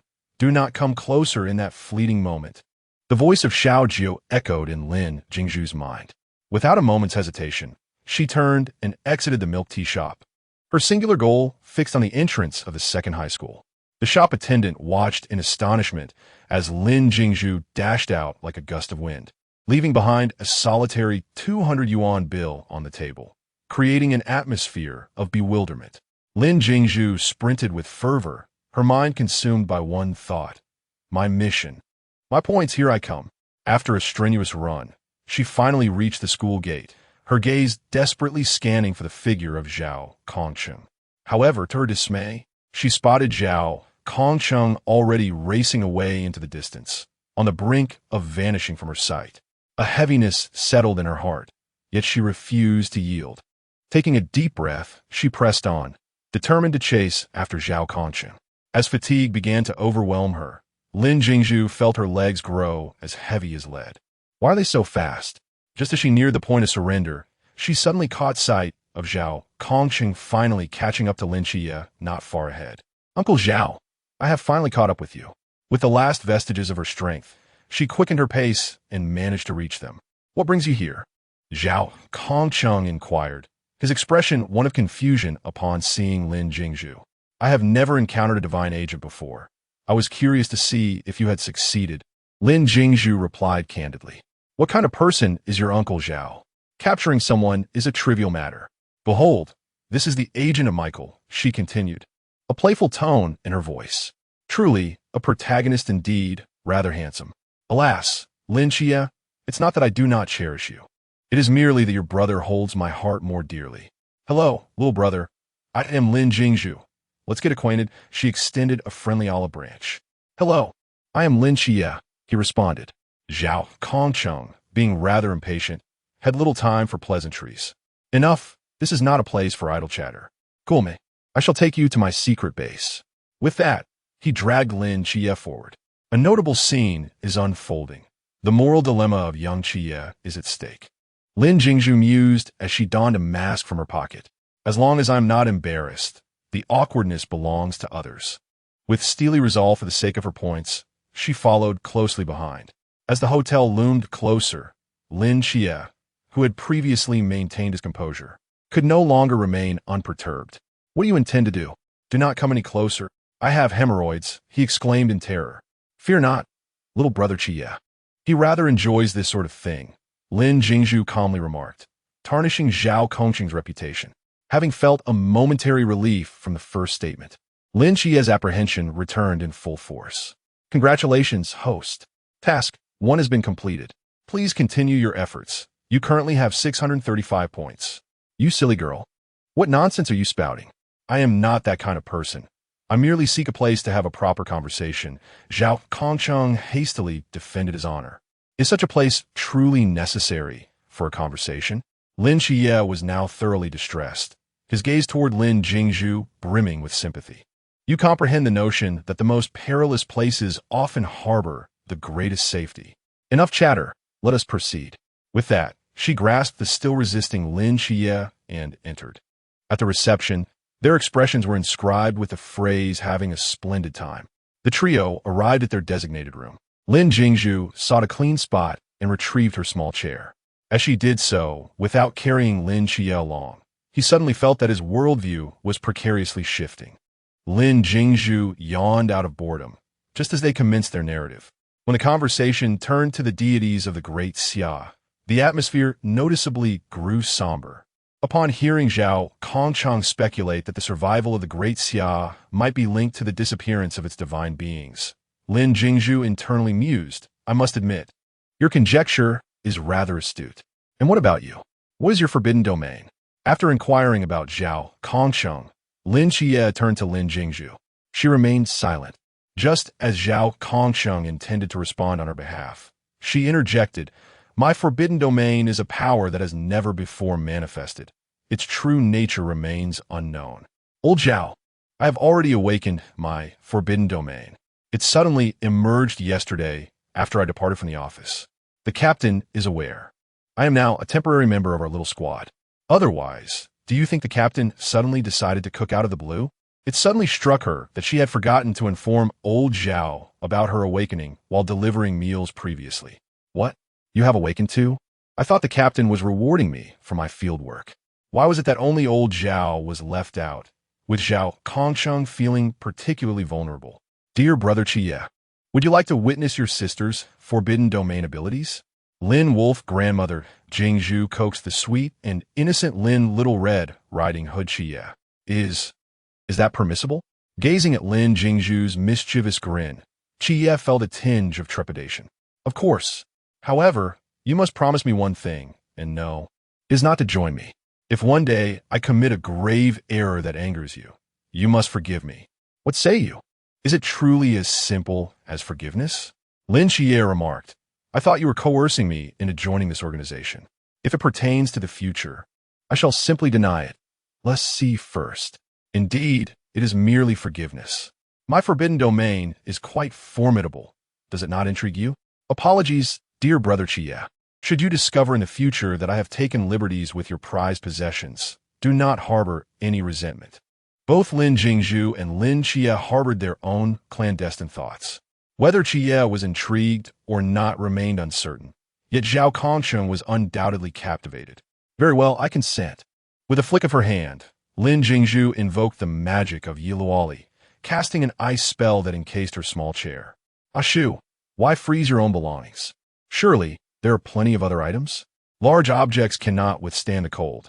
I fear my magic might tarnish them. Alas, my little chair must endure this slight. Lin Jie and Zhao Kongcheng began to examine the encased chair.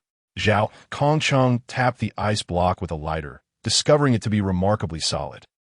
This is quite remarkable. The hardness is such that one cannot fathom escape without employing certain measures. If this were to transform in the sweltering heat, it would undoubtedly feel exceptionally refreshing. Glancing at the time, it was nearly 11 o'clock.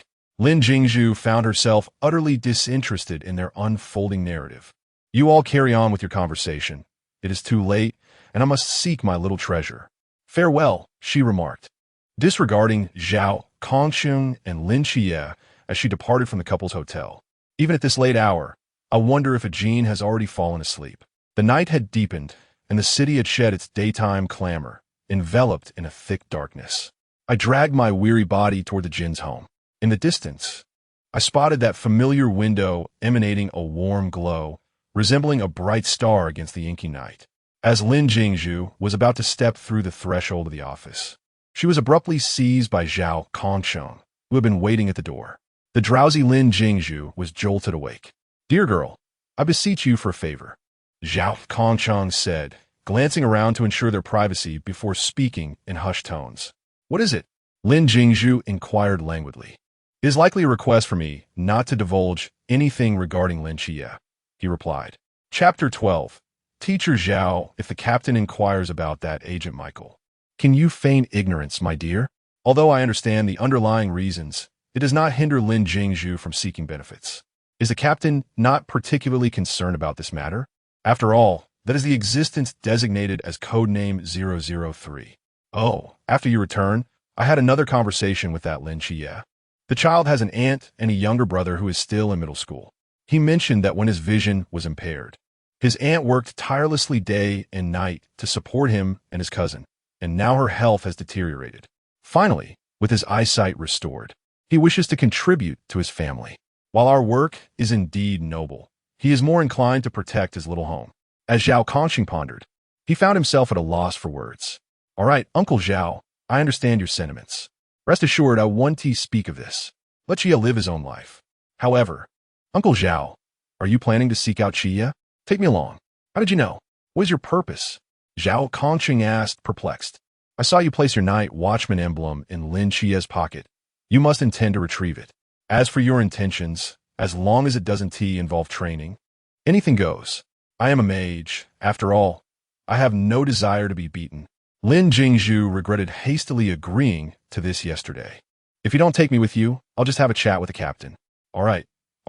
Just don't cause any trouble or say anything inappropriate." Zhao Kongcheng conceded, albeit reluctantly, offering a few cautionary words. "Understood. Don't worry, Uncle Zhao. By the way, have you thought of a reason for seeking out Chia?"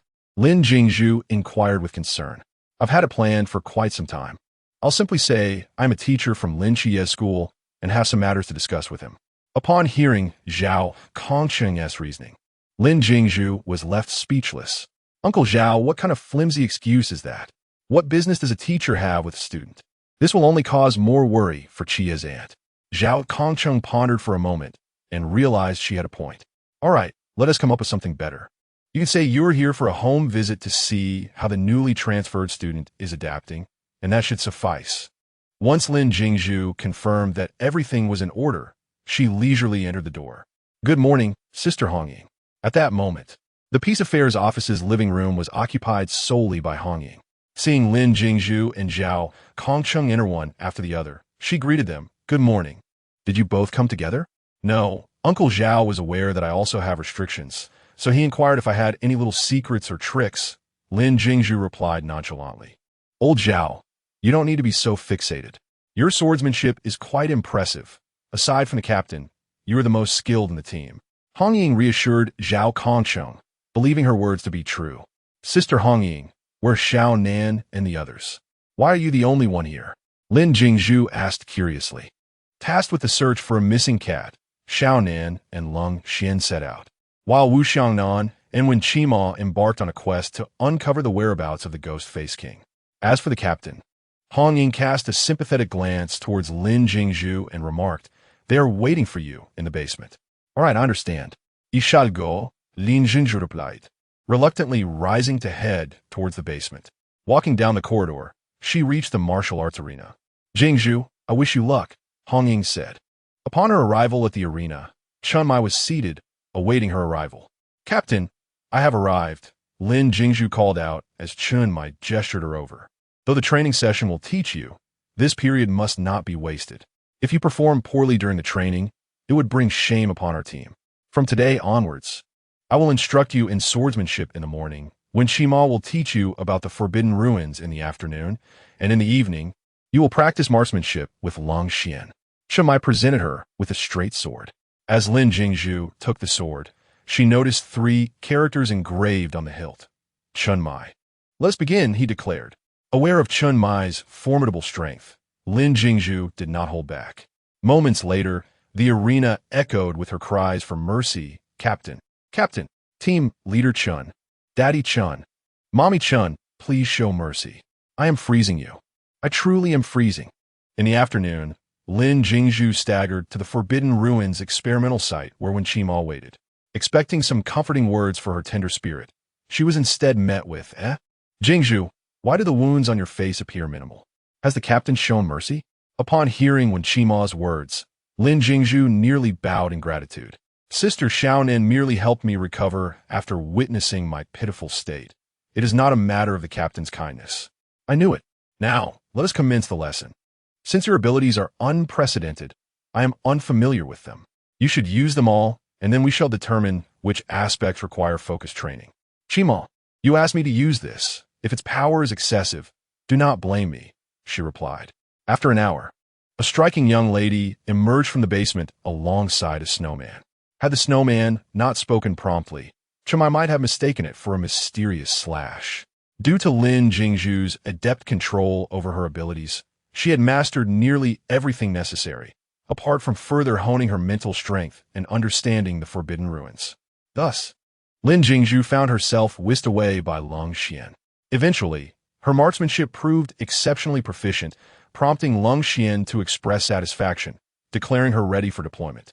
What had initially been a plan to study 3 subjects in a day ultimately reduced to merely enduring blows. Oh no, practicing swordsmanship and mental fortitude. That evening, with no pressing matters at hand, Lin Jingshu joyfully set off with Zhao Kongsheng to find Lin Jie. Before their departure, Zhao Kongsheng specifically withdrew some money, stating that one should not visit another's home empty-handed. Lin Jingshu pondered this and retrieved several thousand yuan from her spatial pocket. Xiao Jiao, bring me 10 bottles of soul-nourishing pills. Understood, Ashu. Remaining 585 points. Upon arriving at Lin Jie's doorstep, they knocked, and the door was opened by Yang Jin. At first glance, Yang Jin did not notice Lin Jingshu, as Zhao Kongsheng's imposing stature completely obscured her. Yang Jin politely inquired, Hello. May I ask whom you are looking for? Hello. This is Lin Jie's residence, isn't it? I am his physical education teacher, here for a home visit. Zhao Kongsheng replied. Yes, my brother hasn't returned yet. Please come in. Yang Jin gestured, stepping aside. As Zhao Kongsheng entered, Yang Jin noticed Lin Jingshu standing behind him, momentarily taken aback. Hello, little brother. This is my father. I heard he was coming for a home visit, and since I'm on holiday these days, I decided to accompany him, she said, playfully winking at Yang Jin. After a brief contemplation, Yang Jin grasped Lin Jingshu's intent and replied, No trouble at all. Please come in. Upon stepping into Lin Jie's home, a notification rang in his mind. Congratulations, host. You have completed task 2. You currently possess 595 points. Please continue your efforts. From the kitchen, Wang Fong inquired, Hey Jin, who has arrived? Mom, it's my brother's teacher from school, here for a home visit, Yang Jin responded. Upon hearing it was a teacher, Wang Fong promptly emerged from the kitchen. Hello, teacher. Is there something wrong with our little Chia? Zhao Kongsheng quickly reassured her, No. This is merely a survey for the new transfer students at number 2 middle school to see if they are experiencing any difficulties. Wang Fong exhaled in relief. Since Chia hasn't finished school yet, I apologize for the inconvenience, but please wait a moment. Once their conversation concluded, Lin Jingshu stepped forward. Hello, Annie. I hope my father and I are not being too intrusive. Wang Fong couldn't help but admire the bright and cheerful girl before her. Not at all, dear. Please have a seat. I will wash some fruit for you. After all, I'm just waiting, so let me lend a hand, Zhao Kongsheng offered warmly. Chapter 13. The Masked King observing Zhao Kongsheng's fervent efforts. Lin Jingshu felt compelled to rise to the occasion. Little brother, you must be in middle school now. Would you like some assistance with your studies? Wang Fong initially anticipated that Yang Jin would decline, preparing to refuse on his behalf. Sure. I happen to have a few questions that stump me. Might I trouble you to teach me, sister? Yang Jin replied. Little Jiu, did you hear that? A Jin called me sister. How adorable! Lin Jingshu exclaimed, her heart fluttering at the endearment. Of course, I will be delighted to help. Let us go, little brother. Yang Jin's simple address transformed Lin Jingshu's demeanor, casting her into a daze as she followed him into the room. How do you feel? Surprised? Yang Jin inquired, puzzled. It's quite unexpected. Has something happened? Lin Jingshu responded. Your brother has become the agent of the Archangel Michael, which makes him quite the sought-after individual. But fear not. We are not here to coerce your brother into joining us. Uncle Zhao has entrusted the Night Watchman medallion to him, and we have come to retrieve it. Lin Jingshu gazed out the window, where the atmosphere was heavy, shrouded in thick gray clouds that obscured the sunlight, casting a somber pall over the world. It truly feels like a storm is brewing.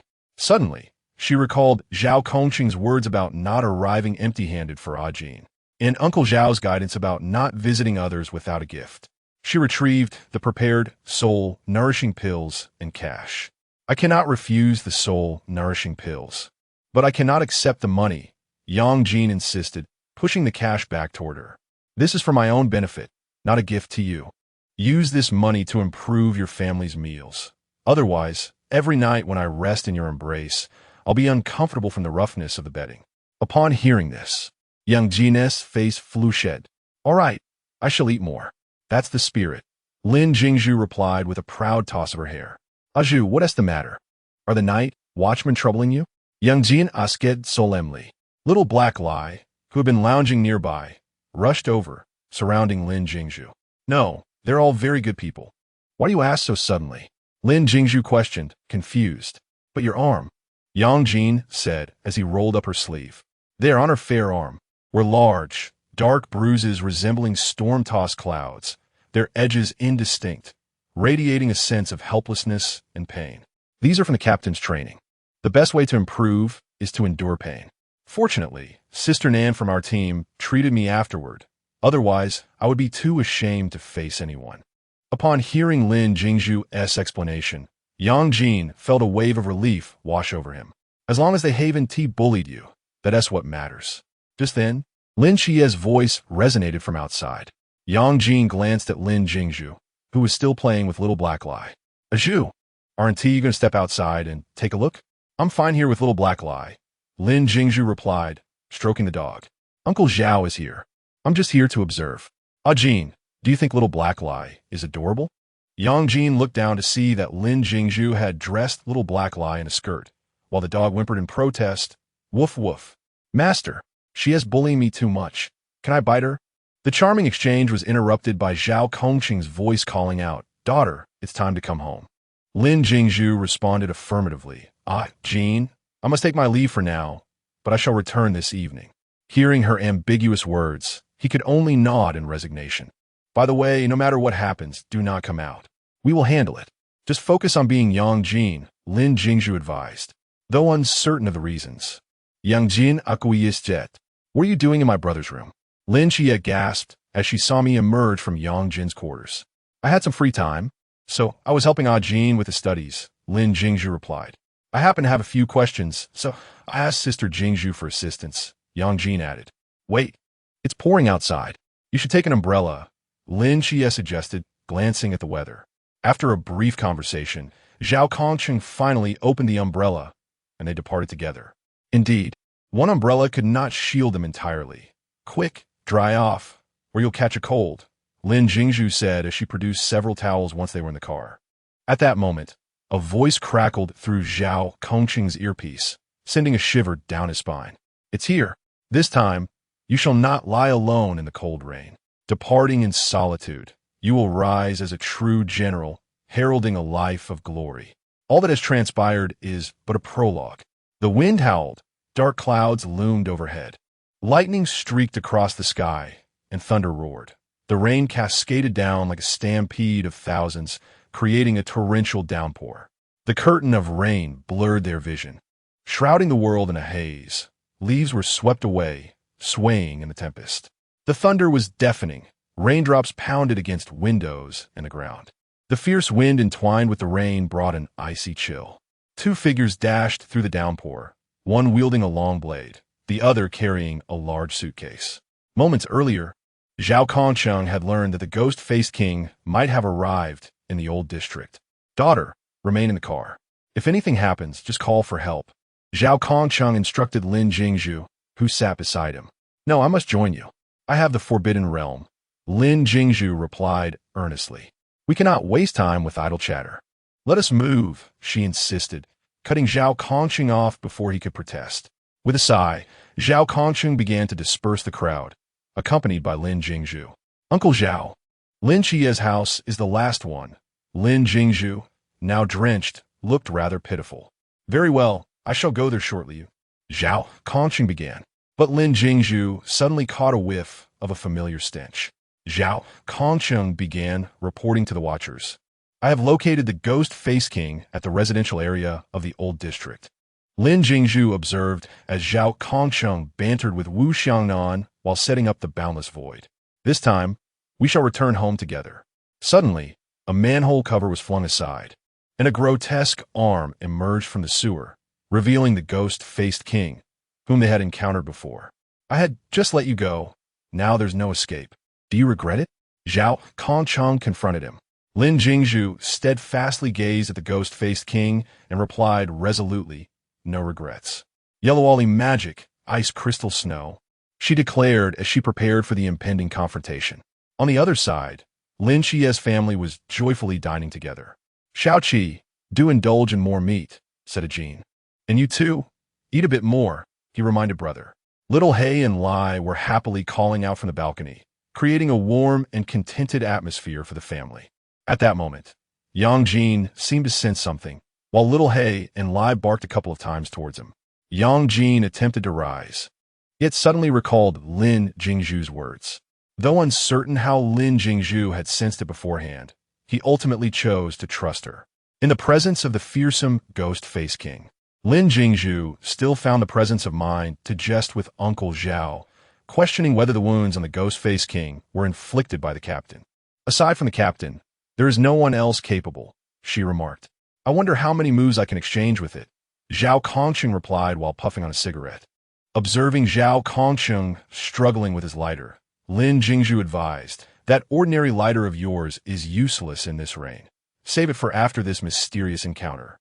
With a toss, Zhao Kongcheng discarded the lighter and slowly drew his blade, seemingly conjuring an illusion in the haze. The ghost-faced king gazed at the trio, its eyes revealing an insatiable thirst for blood. Yellow magic, ice sealing technique.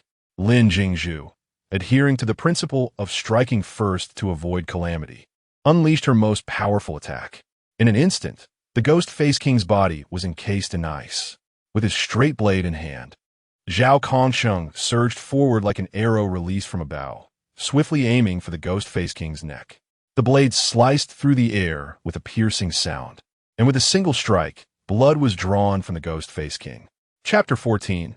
My apologies, Uncle Zhao. Uncle Zhao retreated as Lin Jingshu and Bing Lixue, being merely at the realm of flickering light and tranquil pool, could no longer maintain their control.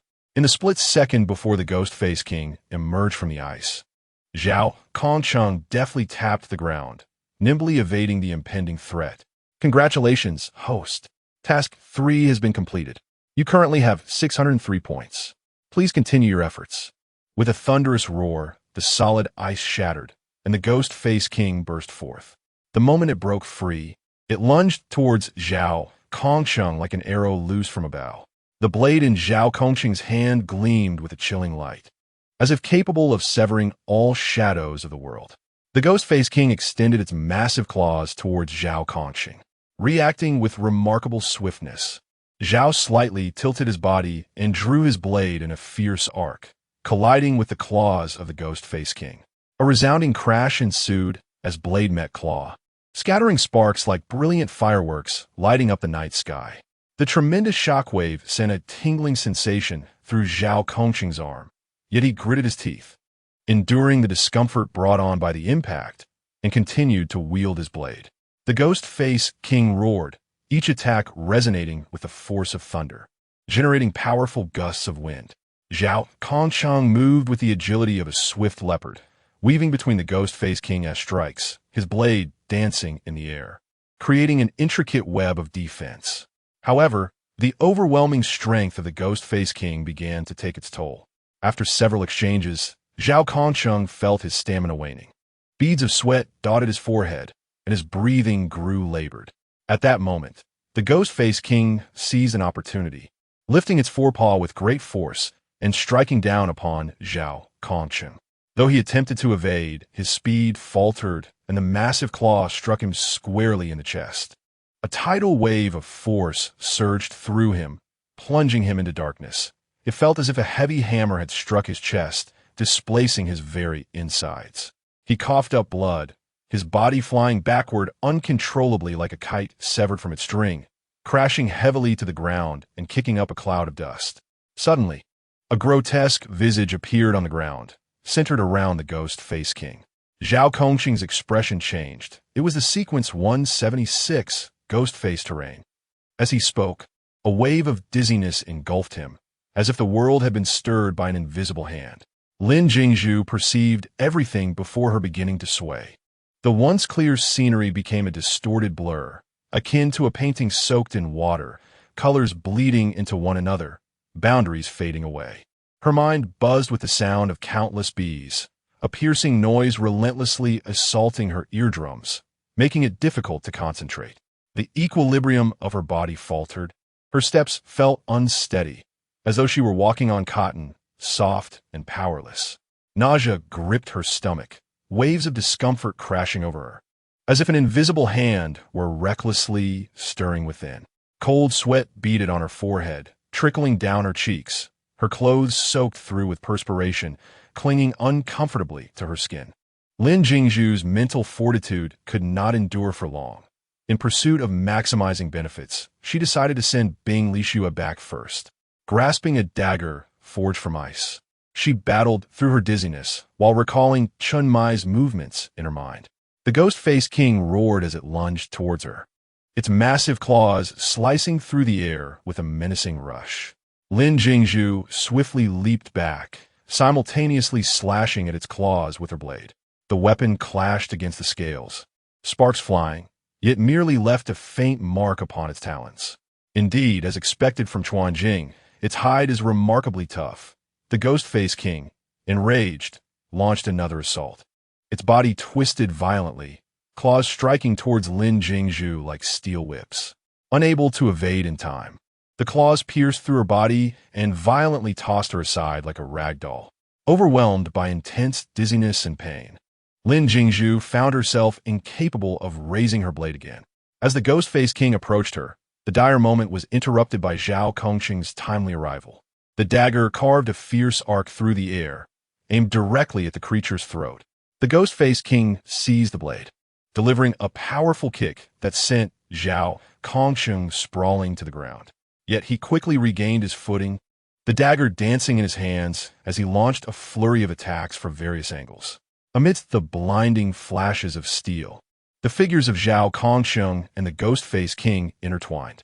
Ultimately, due to the disparity in their realms, the Ghost Face King exploited an opening, delivering a devastating blow that caused Zhao Kongqing to cough up blood. Meanwhile, the severely injured Lin Jingshu could only lie on the ground, watching as Zhao Kongqing invoked the ghostly spirit summon. "I'm sorry, Uncle Zhao," she murmured, for her mental exhaustion and physical injuries rendered her incapable of even standing. "I think I just heard Lin Chie's voice. It must be nearing its end." After contemplating this, Lin Jingshu finally succumbed to unconsciousness. When Lin Jingshu awoke once more, she found herself amidst a gathering questioning Lin Chie. "Captain, where is Uncle Zhao?" she asked slowly, the tense atmosphere in the room dissipating instantly. Si Xiaonan hurried to her side, assisting her to sit up. Chun Mai gravely stated, Old Zhao has utilized the ghostly spirit summon. He has already been buried? Lin Jingshu inquired anxiously. Chen Mai, fearing the blow Zhao Kongqing's death would deal to Lin Jingshu, reassured her, do not be agitated.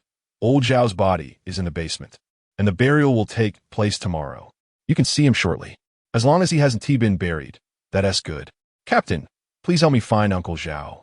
Lin Jingshu replied, feeling relieved. Han Ying, noticing Lin Jingshu's agitation, quickly stepped forward to comfort her. Let us wait for a bit. We can go see him afterward, all right? At this moment, your abdomen has been pierced by the Demon King, and any sudden movement may cause the wound, freshly bandaged by Xiao Nan, to bleed anew. Lin Jingshu gazed at the crowd with profound sorrow, exclaiming, Captain, I truly possess a method to resurrect Uncle Zhao. It is not merely my overwhelming grief that renders me unable to accept reality. Upon hearing her words, Chen Mai felt a jolt in his heart, initially believing that Lin Jingshu had succumbed to madness from her excessive sorrow. However, as he calmed his thoughts and reflected, he began to realize that Lin Jingshu was not of this world. Perhaps she genuinely held some unique ability or method. Jingshu, is what you say truly accurate? Chen Mai's voice bore a hint of skepticism intertwined with hope.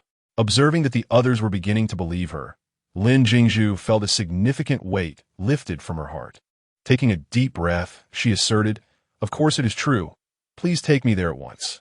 Thus, with the assistance of Hong Ying and Si Xiaonan, Lin Jingshu finally reached Zhao Kongqing's side. At this moment, Zhao Kongqing appeared far removed from his previous disheveled state, seemingly having been well cared for, looking considerably more handsome. Chen Mai inquired, Jingshu, does your method pose any danger to you? Chapter 15. Resurrection of Zhao Kongqing. Lin Jingshu never anticipated that Chen Mai would inquire about the possibility of such an exchange. Of course there is, she replied. It is a life for a life. My life is to be traded for my tail. I shall endure the relentless agony of having my heart pierced. But if it can save Uncle Zhao, then all of this will be worthwhile. Therefore, I hope everyone can keep this a secret. Lin Jingshu had initially intended to withhold this information, but feared that Chen Mai and the others might concoct their own wild theories. It was better to simply clarify things than to leave them to their imaginations. Noticing that Wu Xiangnan seemed ready to speak, Lin Jingshu quickly shifted the topic. All right, I shall begin now. You all may leave. Han Ying appeared somewhat apprehensive about Lin Jingshu's well-being. Shouldn't we let Xiao Nan stay here with you? You haven't fully recovered yet. It would be good to have someone looking after you. No, it's unnecessary. I will soon be using the secret technique of my Fox clan, which is not to be divulged. In the room, Lin Jingshu stood quietly, her gaze following the silhouette of the last person to exit until the door gently clicked shut with a crisp sound. Only then did she slowly turn her head, her eyes betraying a hint of anxiety. Xiao Jiao, what are the next steps? The voice of Xiao Jiao resonated in her mind. Shu. Shortly, I will extract your tail. You simply need to concentrate your magical essence in your hand and sweep it like a blade against your tail. However, be prepared. The moment you sever it, the pain will be inescapable. At these words, Lin Jingshu instinctively tightened her grip on the hem of her garment. She took a deep breath, striving to calm herself. The very thought of the impending excruciating pain sent her heart racing uncontrollably. Yet, in her determination to save Zhao Kongqing, every sacrifice seemed justified. Biting her lip, she inquired again, What shall we do once we have the tail? Leave the rest to me. I will channel the tail's magical energy to Zhao Kongqing using the system's power. Lin Jingshu sensed an underlying disquiet, but there was no time for reflection now. Following the system's instructions meticulously, as Lin Jingshu severed her tail, despite her mental preparation, a scream escaped her lips. A wave of agony surged through her like a lightning strike to the heart. The pain was sharp and intense, as if a searing dagger had plunged into her chest, radiating through every fiber of her being. Cold sweat drenched her back in an instant. Each breath felt as though an invisible hand was tightly gripping her chest, making it difficult to draw air. The throbbing pain at her heart intensified, akin to being pierced by countless needles simultaneously. A bitter metallic taste filled her mouth, as though blood were rising in her throat. Lin Jingshu clasped her hands over her chest, curling into a tight ball, feeling as if the pain would never cease. Meanwhile, outside, Chun Mai and the others suddenly heard a chilling scream and attempted to push the door open, only to find it unyielding despite their efforts. Even Hong Ying's use of the forbidden void could not budge it. "Captain, this door feels as if it has been welded shut," Hong Ying anxiously queried Chun Mai, hoping he might devise a solution. At that moment, Chun Mai was also engulfed in thought. Uncertain whether Lin Jingshu had sealed the door herself, or if it had been done by some malevolent force. He could indeed leverage all his connections to invite an expert to assess the situation. However, Lin Jingshu had insisted on confidentiality, leaving Chun Mai at a loss for how to proceed. Fortunately, after a brief moment, the door swung open automatically. The group rushed inside, only to find Lin Jingshu collapsed on the floor. Si Xiaonan hurried to check on her, confirming she had fainted, likely due to the pain. Moreover, her wound had reopened. Just as Chun Mai was about to speak, someone interjected. "Captain, why are you all down here?" It was then that everyone noticed Zhao Kongcheng, who had propped himself up from the bed. Hong Ying immediately dashed into Zhao Kongcheng's arms, weeping as she scolded, "Old Zhao, you idiot! Why do you have to play the hero?" Chun Mai also stepped forward and delivered a punch to Zhao Kongcheng. "Jingshu put her life on the line to save you." "What? A life for a life?" Zhao Kongcheng's gaze fell upon the pale-faced Lin Jingshu in Lin Qia's arms. "Captain, you must be out of your mind. I, Lao Zhao, can die, but this girl is so young." Zhao Kongcheng faltered, staggering to his feet, intent on checking on Lin Jingshu. It was at this moment that everyone realized Zhao Kongcheng had misunderstood the situation. "Old Zhao, don't be upset. Chia, take Jingshu to the room." Wu Xiangnan began to take control of the situation. Chun Mai supported Zhao Kongcheng, preventing him from approaching Lin Jingshu. "Old Zhao, consider your current condition. Don't let Jingshu's sacrifice be in vain." The others quickly comprehended the gravity of the situation, exchanging knowing glances without voicing the truth. Seeing Lin Jie preparing to carry Lin Jingshu away, Zhao Kongcheng grew anxious. "Kid, don't go. Let me see her one more time." "Old Zhao, Jingshu isn't dead. She merely fainted from the pain," Lin Jie explained, clearly aware that Zhao Kongcheng had yet to connect with the team chat. Observing Zhao Kongcheng's distress, Lin Jie hurried to clarify. "Jie, why did you reveal it so easily?" Hong Ying remarked with a hint of exasperation. "Not dead? Then what did the captain mean by a life for a life?" Zhao Kongcheng felt as if he had lost his mind upon revival. Otherwise, how could he fail to grasp what the captain and the others were discussing? Realizing the situation was beyond salvaging, Chun Mai began to elucidate. "A severed tail feels like a heart ripped out. How agonizing that must be." Zhao Kongcheng murmured, his face contorted in anguish, as if he were experiencing the torment himself. Lin Jie carried Lin Jingshu into the office's lounge. He gently laid her on the sofa and gazed at the girl before him. Her complexion was as pale as a sheet, devoid of color. Her once vibrant eyes now shut tight, long lashes trembling slightly, as if she were enduring immense suffering. Lin Jie could hardly fathom that just 4 or 5 hours prior, this girl had been so lively and full of vigor, and now she appeared so frail, as if a mere gust of wind could sweep her away. "Thank you." Lin Jie's throat felt parched, and it took considerable effort for him to utter those 2 words. They conveyed his gratitude towards Zhao Kongcheng, as well as his deep concern and guilt for Lin Jingshu. On the other side, Yang Jin paced anxiously within his chamber. He had witnessed the entire confrontation between Lin Jingshu, Zhao Kongcheng, and the Masked King. When he saw Lin Jingshu gravely injured, he felt compelled to assist her. Yet he restrained himself, mindful of the Celestial Lord's scheme. Ultimately, Zhao Kongcheng perished in battle, and Lin Jingshu sustained severe wounds. Yang Jin dispatched Xiao Hailai to collect Zhao Kongcheng's soul. However, just moments ago, Zhao Kongcheng's soul unexpectedly soared from the soul pouch, heading towards the realm of the Night Watchers. This direction unsettled Yang Jin greatly. The Night Watchers lacked such capabilities, indicating that this resurrection spell must have originated from Lin Jingshu of another world. To defy fate and alter destiny exacts a toll. And Yang Jin pondered the current state of Lin Jingshu. Chapter 16. Lin Jingshu's eating broadcast during Lin Jingshu's period of unconsciousness. The system briefly disengaged for a time. Father, is there nothing during this time? Such a person? Child, humans are inherently greedy. Now, it's just that. Father, can you? If you provide her with a discounted shopping mall, I will pretend I didn't see it. In the morning, Lin Jingshu was awakened by a series of sharp pains. Aju, how is your wound? I'm sorry, Aju, I feel so useless. Unable to shield you from more pain. It's nothing. My chest just has a slight prick, nothing serious.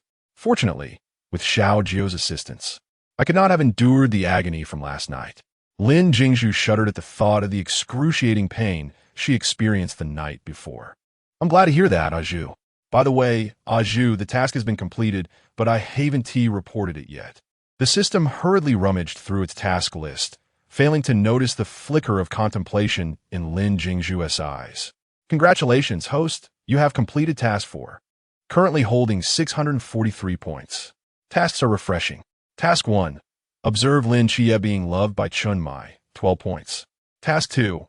While competing for meat with Hong Ying and Wu Xiaonan, say to Chun Mai, Chun Mama, I also want to eat, 15 points. Task 3. Tease and Qingyu, 15 points. Task 4. Deceive Yuan Gang thoroughly once, 50 points. Upon seeing the earlier tasks, I thought perhaps you had a change of heart, but I was mistaken. Where does this deceitful scope lie? Just make him believe you are a member of the ancient god sect. Xiao Jio, you truly are a benevolent soul. By the way, can I give my elixir to the night watchman? Lin Jingshu pondered the increase in magical power. Of course, as long as Zhu purchases it. It is yours to do with as you please. We have no authority to intervene. That is a relief. I still have hope. A gentle beam of light slipped through the curtain-s gap, playfully caressing Lin Jingshu's face. She slowly rose and approached the window, gently pulling back the curtains. Outside, a breathtaking panorama unfurled before her eyes. The sky was as clear as a wash, with a pale blue canvas adorned by wisps of pristine clouds, drifting lazily as if scattered by fairies. The rising sun, resembling a colossal fireball, radiated a soft and warm glow, gilding the surrounding clouds with golden edges. In the distance, the Peace Bridge began to bustle with pedestrians. Office workers hurried along, their faces marked by fatigue, yet brimming with anticipation for the new day. Students, laden with backpacks, walked in clusters, their laughter echoing through the air. The breakfast stalls along the street had come alive, the rising steam wafting various delectable aromas, the wheat fragrance of buns, the crisp allure of fried dough sticks, and the rich scent of soy milk, all igniting an appetite. In the street-side flower bed, delicate green blades of grass were adorned with glistening dewdrops, sparkling like a scattering of exquisite pearls under the sun's embrace. A few little birds chirped joyfully from the branches, their melodious songs seemingly composing a symphony for this splendid morning. This morning, everything outside the window is brimming with life and vitality, filling my heart with joy and igniting boundless anticipation for the new day ahead. At that moment, Si Xiaonan entered, finding Lin Jingshu moving restlessly as she had just awakened, her wounds threatening to reopen. Si Xiaonan approached the window and gently brought Lin Jingshu back.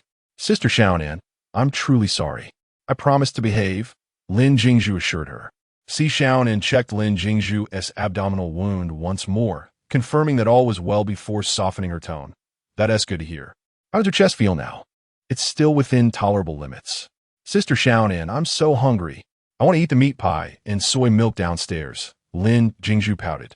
With a hint of exasperation, Si Xiaonan replied, I'll go buy some, but you mustn't eat too much while your wound is still healing. All right. Long live Sister Xiaonan. By the way, Sister Xiaonan, I think I saw a boy the other day. Are there newcomers on our team? Don't play coy. Zhao Kongcheng has already made it clear. You all have some nerve, learning to keep secrets. Si Xiaonan retorted with a cold smile. Oh no, I had planned to go out for a mission, and I forgot about this.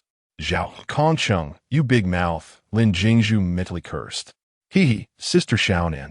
It was Uncle Zhao who asked me to do this. He asked the main culprit. I'm merely an accomplice, Lin Jingshu thought to herself. Si Xiaonan had already discerned Lin Jingshu's strong desire to go out. Let us go then. A little fresh air will do you good. Si Xiaonan intended to support Lin Jingshu, but she moved so swiftly that Si Xiaonan couldn't catch her in time. Lin Jingshu slowed down. Si Xiaonan called after her. As they pushed open the door to the lounge, they saw Hong Ying and Wen Qimo sitting on the sofa, looking rather bored. Upon hearing Si Xiaonan's words, both turned to look in unison. Good morning, Hong Ying and Qimo. Little Ashu, come, slow down. Hong Ying hurriedly reached Lin Jingshu's side, carefully supporting her. Sister Hong Ying, aside from my heart and abdominal wounds, I'm perfectly fine. You needn't be so cautious, Lin Jingshu said, feeling as though Hong Ying was treating her like fragile porcelain. All right, having those 2 injuries is still quite enough, Hong Ying replied. Where are the captain and Uncle Zhao? Lin Jingshu glanced around, not seeing anyone. They're training Lin Chia, came the response. Can I go watch? Lin Jingshu's eyes lit up. Little Ashu, I didn't realize you were so schadenfreudian, Hong Ying remarked, instantly recognizing Lin Jingshu's intentions. This is a rare opportunity. I must go. Lin Jingshu could hardly contain her eagerness to witness the spectacle. Go ahead, but stay on the sidelines and let the captain and Uncle Zhao avoid you, Si Xiaonan added with concern. As Lin Jingshu reached the doorway, she spotted Chun Mai sitting aside, Zhao Kongcheng furiously delivering blows, and Lin Chia on the receiving end of them. Good morning, Mama Chun. Lin Jingshu approached Chun Mai's position. Chun Mai, unable to handle her as his daughter, inquired, Why aren't you staying upstairs? I was curious where you all went. Sister Hong Ying said you were here tormenting the newcomers, and I couldn't miss that. Mama Chun, why didn't you join in? Old Zhao has acquired a forbidden realm and is currently relishing in his newfound status. Chun Mai has decided to no longer concern himself with this title. Let them call him what they will, it does not diminish him in the slightest. Just as Zhao Kongcheng, having finished his training with Lin Chia, raised his gaze, he spotted Lin Jingshu engage in conversation with Chun Mai. Upon calling out to her, Zhao Kongcheng hesitated. Uncle Zhao, there is no need for such formality. All of this is of my own volition. With just a glance, Lin Jingshu could discern Zhao Kongcheng's guilt. Sister Jingshu, thank you. I, Lin Chia, owe you a favor. Henceforth, I shall protect you, Lin Chia declared, observing the girl before him whose complexion was still somewhat pale, voicing thoughts he had pondered throughout the night. Is that truly so? Brother Chia, one must honor their word. Lin Jingshu replied, her heart swelling with joy at the mention of a favor. Indeed, my dear, I too now possess a forbidden realm. From now on, Uncle Zhao will watch over you, ensuring you suffer no further harm, Zhao Kongcheng hastily affirmed. Wonderful.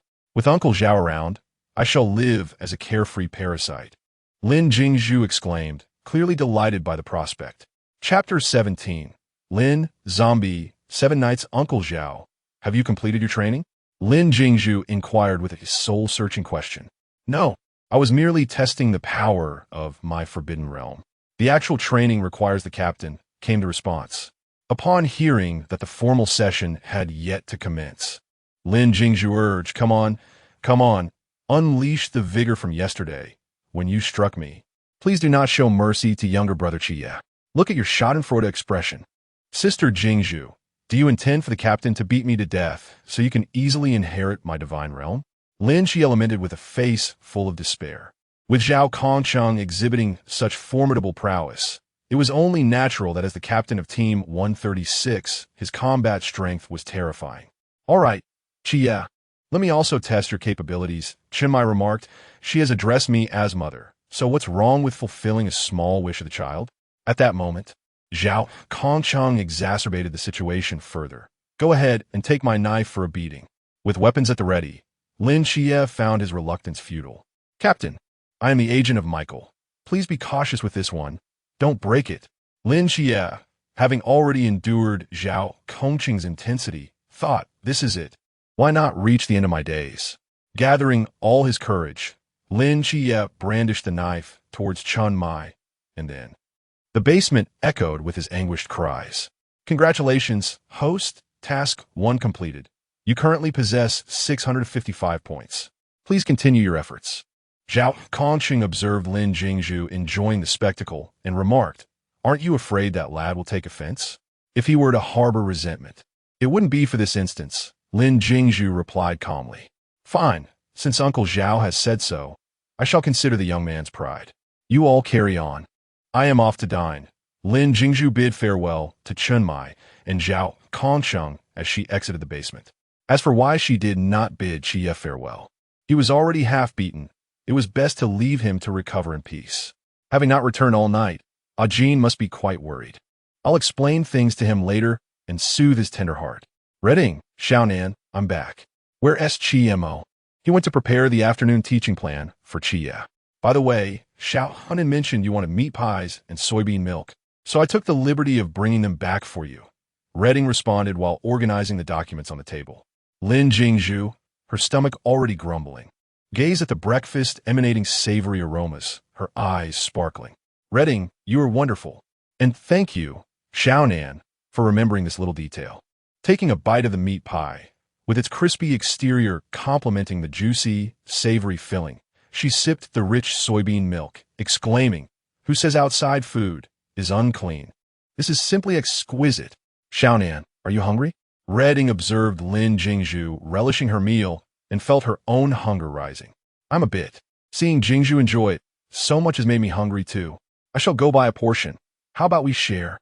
Xiaonan, unable to resist the sight of Lin Jingshu's delightful feast, decided to procure her own share. Though Redding and Xiaonan had already eaten, witnessing Lin Jingshu's enjoyment was simply irresistible. Hong Ying could no longer endure the situation. Thus, she and Si Xiaonan shared yet another meal together. After breakfast, Lin Jingshu, feeling rather idle, decided to seek out Wen Qima to enhance her mental fortitude. Brother Qima, has the teaching plan for Xiaoqi been finalized? Lin Jingshu inquired, peeking in like a curious little kitten. Jingshu, what brings you to me? Wen Qima responded, gazing at the adorable girl, as if he suddenly comprehended the sentiments of those yearning for daughters. Sister Xiaonan and Sister Hong Ying are busy. The vice captain is organizing last night's files, and Uncle Zhao and the others are training Xiaoqi. I am utterly bored and thought I might see if you had any spare time, Lin Jingshu admitted, feeling the depths of her ennui. The teaching plan for Xiaoqi is nearly complete. We can make adjustments based on his strengths and weaknesses later, Wen Qima replied. Then, could you please spare some time to teach me how to quickly enhance my mental strength? Lin Jingshu requested earnestly. The previous night's battle had made her acutely aware of one critical truth. Although much of the fairy Yellow Ali's mental power resided in Zyogem, her own mental strength was insufficient. To safeguard her life, Lin Jingshu resolved to practice diligently. Certainly, since you are injured and cannot train with the blade, it is the perfect opportunity to work on your mental fortitude. When Qima expressed his delight in Lin Jingshu's ambition. Thus one taught while the other practiced, both wholly absorbed in their endeavors. When Lin Jingshu felt hunger pangs, she glanced at her phone and realized it was already 1 in the afternoon. Brother Qima, let us eat something first, she suggested, retrieving some fried chicken she had previously purchased from her storage space, and the two shared a few bites. The captain's cooking is truly delectable. I've become quite spoiled, she remarked. Jingshu, when did you buy this?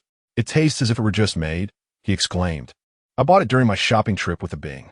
I have a special section in my space for keeping food warm, so I stored some delicious items there. I also have hot pot in my space, but it feels insufficient with just the two of us, Lin Jingshu explained while eating. As Lin Jingshu and Wen Qima savored their meal, a figure slowly pushed the door open and entered. Sister Jingshu, is it tasty? Came a voice imbued with an ethereal melancholy from behind her. It is indeed delightful. Would you like some? Lin Jingshu responded politely, still caught off guard. However, upon realizing something was amiss, she turned around and was met with a rigid figure, bruised and battered, slowly advancing toward her. There's a zombie. Kin Manga. Wu Papa help. Lin Jingshu cried out in alarm. Upon hearing the commotion, the other members of Team 136 rushed over. Chimai and Zhao Kongsheng, who were closest to the Forbidden Ruins testing ground, arrived first. Where's the zombie? Where?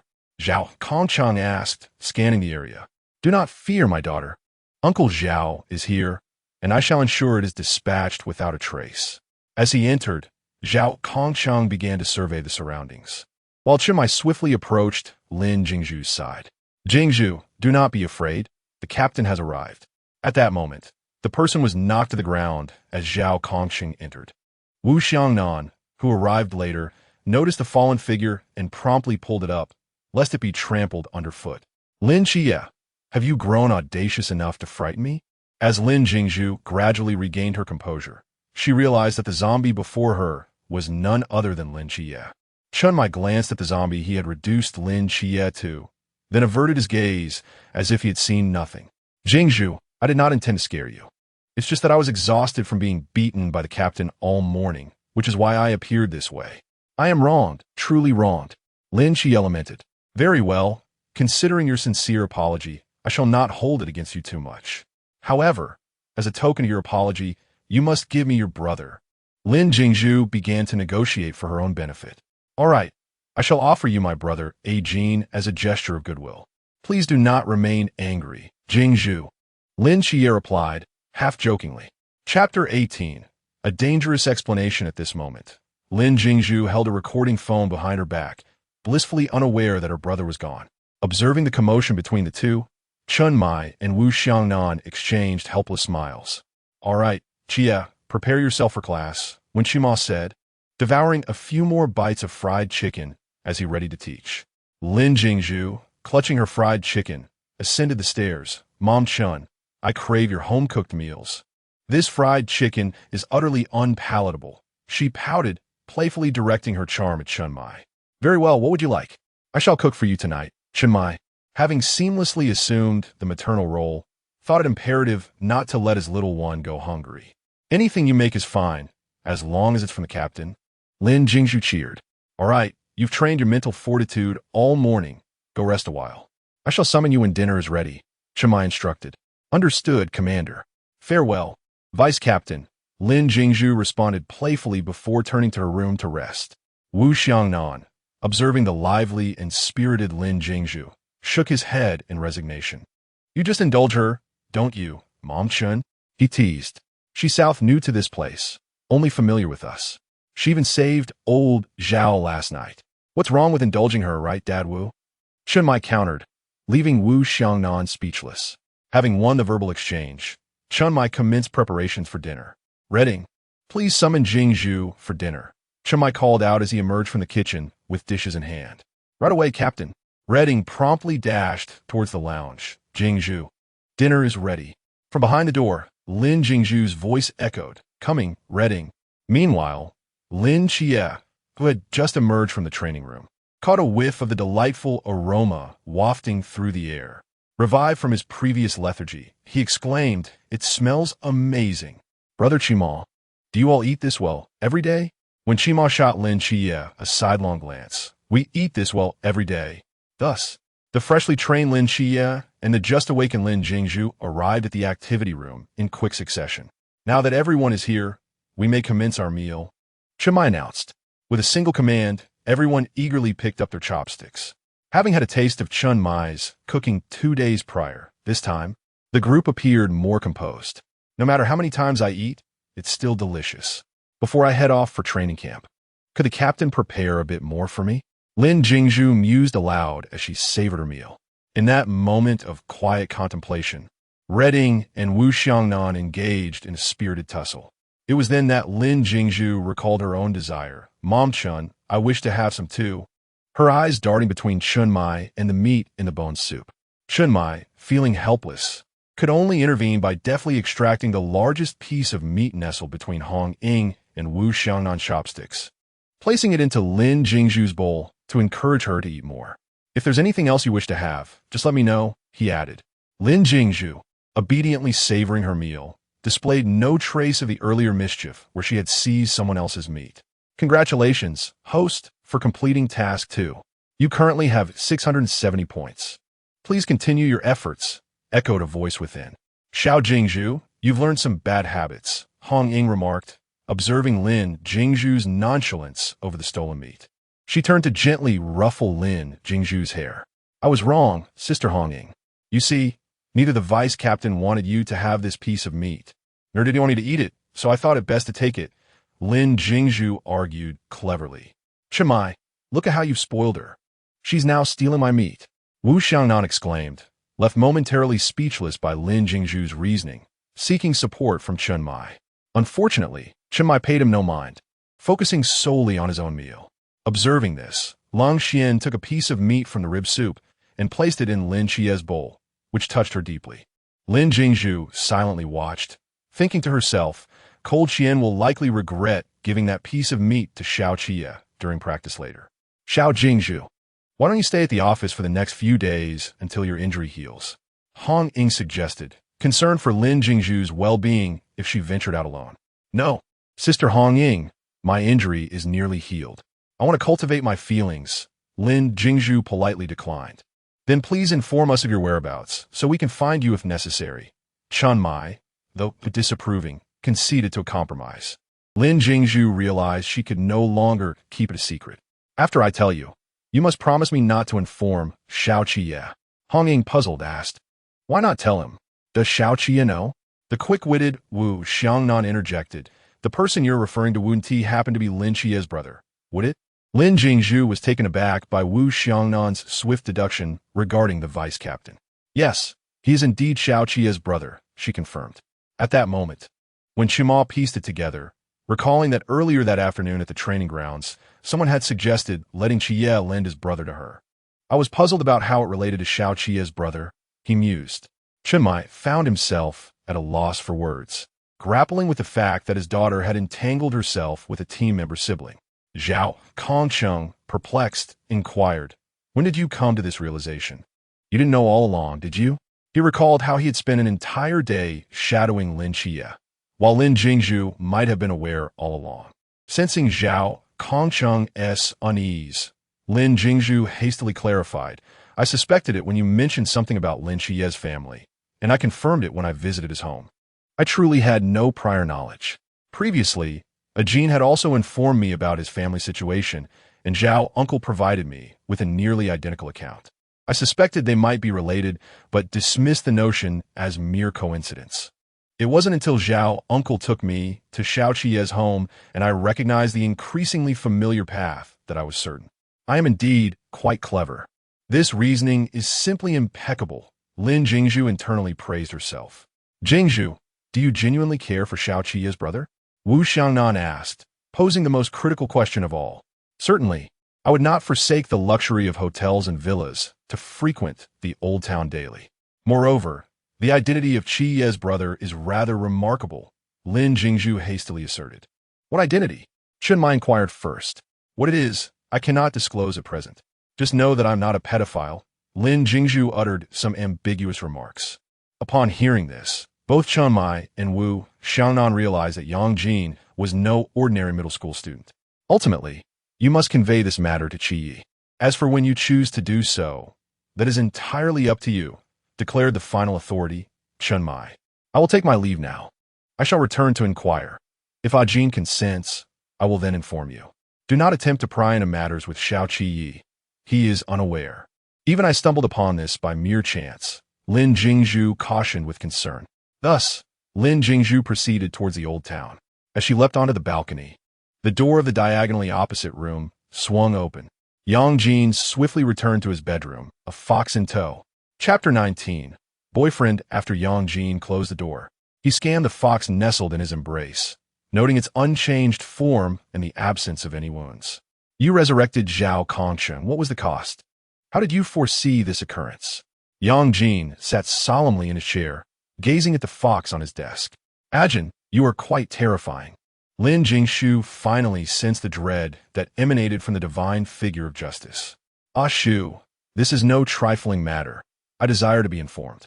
I resurrected Zhao Kongcheng in exchange for a tale. As for how I knew, one might call it prophecy. Sensing Yang Jin's vulnerability, Lin Jingshu divulged everything. Yang Jin, not well versed in the lore of the nine-tailed fox, inquired, Your tail possesses the ability to resurrect? Indeed, I am uncertain of the nature of the nine-tailed foxes in this realm, but ours possesses such capabilities. Our tails harbor immense power and can transform into blades in times of peril. Thus, resurrecting a soul-laden ordinary person is rather simple. However, there are drawbacks. It takes millennia of arduous cultivation to attain 9 tails, and losing one is akin to having one's heart torn out, a pain that endures for a lifetime. And how do you fare now? Yang Jin pondered the potential severity of the consequences, but had not anticipated this. The pain in my heart is bearable for the moment. Moreover, having saved a great hero, I deem it worthwhile, Lin Jingshu replied with a smile. And what of this prophecy? Truthfully, I am not entirely certain. On my first night in this world, I dreamt of all that transpired the previous night. At the time, I paid little heed, as it seemed improbable that a night watchman would be connected to your family. However, upon discovering that Michael's agent was Lin Chia, your brother, it dawned on me that it might have been a prophetic dream. As for why I cautioned you to remain hidden, the reasoning is quite simple. The collective disappearance of your Xia deities and the fact that this place remains untouched by the fog is the cause. I could not allow your plans to be prematurely exposed. Finally, I have made my case. Lin Jingshu sighed deeply. Ajin, if I were to inadvertently err, would you forgive me? She suddenly recalled another matter left unexplained. Yang Jin observed the fox before him, its head bowed as if burdened by guilt. Pray tell, what is this matter? If it poses a threat to Xia, I shall personally see you on your way, he jested. How could I endanger Xia? Ajin, that is quite excessive. Lin Jingshu retorted, her anger evident. I understand. Do not be upset, Ashu. Please speak of this matter. Yang Jin noticed that he had ruffled her feathers and quickly sought to soothe her. I have always dwelled here with you. To put it plainly, I am infatuated. I fancy you. Previously, no one inquired about my whereabouts, but now, having been injured, my captain insists I must declare my destination, or else I shall not be permitted to leave the office. As I spoke, I couldn't help but sneak glances at your expression. In the end, I had no choice but to reveal this, and to prevent my captain from capturing me again. I vaguely mentioned your distinguished identity, though I only implied that your status is not ordinary. After finishing, Lin Jingshu buried her head between her paws. Ashu, you possess quite the audacity. Setting aside the fact that you seem to yearn for my corporeal form, let us address your indiscretion in exposing my identity. What penalty do you think you deserve for this transgression? Yang Jin, having spoken, cast a helpless glance at Lin Jingshu, who was hiding like an ostrich. As Lin Jingshu kept her head bowed, she failed to perceive the helplessness in Yang Jin's gaze, mistakenly believing he was genuinely angry. Apologies from Lin Jingshu felt futile, no matter how they were articulated. Observing the startled fox, whose ears drooped in fear, Ashu raised her head, playfully assuring, I was merely jesting. I am not truly upset with you. Yang Jin, now coaxing the little fox, succinctly summed up his predicament. He had brought this upon himself. Even the little black dog beside him could not resist quietly mocking its master's lack of emotional intelligence, pondering why he remained single. Really? Lin Jingshu, upon hearing Yang Jin's reassurance, immediately lifted her gaze to study his expression. From the very first day of your arrival, I was already aware of your intentions. Though I have maintained a heart untainted by desire for millennia, I am not a fool. Your thoughts are exceedingly transparent. On our first night, I harbored doubts about you and intended to put on a facade to uncover the identity of your benefactor, Yang Jin explained. When you presented the 9 transformations soul-nourishing pill, I pondered who could be so generous as to use such a treasure as bait. I later realized you do not hold the soul-nourishing pill in high regard. Subsequently, I consulted the celestial master regarding you, only to discover that you are genuinely not of this world, and even the celestial master could not decipher your future fate. He remarked that your arrival has heralded a fortuitous reversal for Xia. Thus, you are someone I can trust implicitly, Yang Jin elucidated. Ashu, the Erling god, upon discerning your feelings, did not cast you away, suggesting he may be open to accepting you. Go on, Ashu. All right, I shall give it a try. Since the matter has come to this, Lin Jingshu encouraged herself inwardly. The little fox leaped from the desk, transforming back into her human form before touching the ground. So, Yang Jin, shall we explore this further? A romantic relationship, perhaps? Lin Jingshu boldly declared, leaving no room for hesitation. Yang Jin apparaît utterly stunned, momentarily at a loss for words. The little black dog at his feet grew anxious, tugging at Yang Jin's trousers incessantly. Woof, woof, woof. Master, don't just stand there in a daze. The young lady is confessing her feelings to you. If you remain frozen, you might lose your chance. Yang Jin kicked the little black dog aside. In my heart, Xia holds the utmost significance. Once I return to my divine position, I will not be able to remain by your side. Are you still willing? Yang Jin gazet Lin Jingshu earnestly. I am willing. You are the Erlang Shun of Xia, and it is only fitting that Xia occupies the foremost place in your heart. I would rather question what you might be testing me for. As for your inability to stay by my side, I shall strive to keep pace with you. Standing beside you, Lin Jingshu responded with equal seriousness. Yang Jin gazed at the girl before him, who understood him so well and cared deeply for him. Thank you. Ashu. Lin Jingshu stepped forward and embraced Yang Jin. No need for thanks, boyfriend. Once Yang Jin emerged from Lin Jingshu's embrace, he felt as if he were boiling over. I must return to my former self soon. This height is quite uncomfortable. Lin Jingshu had not anticipated that Yang Jin was troubled by this. It is precisely because you are so young that I feared the team leader and others might perceive me as a pedophile, which is why I revealed your identity. So, this is your fault. Lin Jingshu now belonged to the category of those who would respond with color when given a hint. Yang Jin was equally surprised that it was due to this. I shall strive diligently in my training from now on, he vowed helplessly. Ajin, let me share something delightful with you, Lin Jingshu said with a mischievous smile as she took out her phone. Chapter 20. A mysterious appearance. Although Yang Jin was unaware of what Lin Jingshu intended to reveal, he had an instinctive feeling that it was not something favorable. At that moment, his phone began to play an audio clip, and a slightly distorted male voice emerged from the device. Yang Jin immediately recognized it as Lin Xie's voice. All right, I'll give you my dear Ajin. Sister Jingshu, please don't be angry. Lin Jingshu, indifferent to Yang Jin's bewilderment, reached out to lift his chin. Little Ajin, your brother has already given you to me. Be good, and I shall cherish you from now on. Once their relationship was established, Lin Jingshu let her guard down completely, leaving Yang Jin blushing. Ashu, why have you become so bold? Well, he has mine now. So what is wrong with teasing him? Besides, if not now, then when? Once he regains his senses, I dare not speak so freely. Ajin, it's late. You should sleep. Lin Jingshu teased before retreating, transforming back into a fox and curling up beneath Yang Jin's covers. Yang Jin felt as though he had adopted a small, mischievous creature, which he could neither scold nor dismiss. He envisioned his future life. Little Gio, how many soul-nourishing pills do I still need to purchase? Still, 80 bottles are required. The system calculated and provided its conclusion. 80 bottles? I thought I needed more, Lin Jingshu remarked, feeling the numbers were amiss. Ashu, I merely provided an approximate figure. A slight discrepancy is normal, the system clarified. All right, let us go with 80 bottles, so I won't forget later, she decided. Understood. Ashu, purchase successful. They have been added to your space. Remaining points, 270.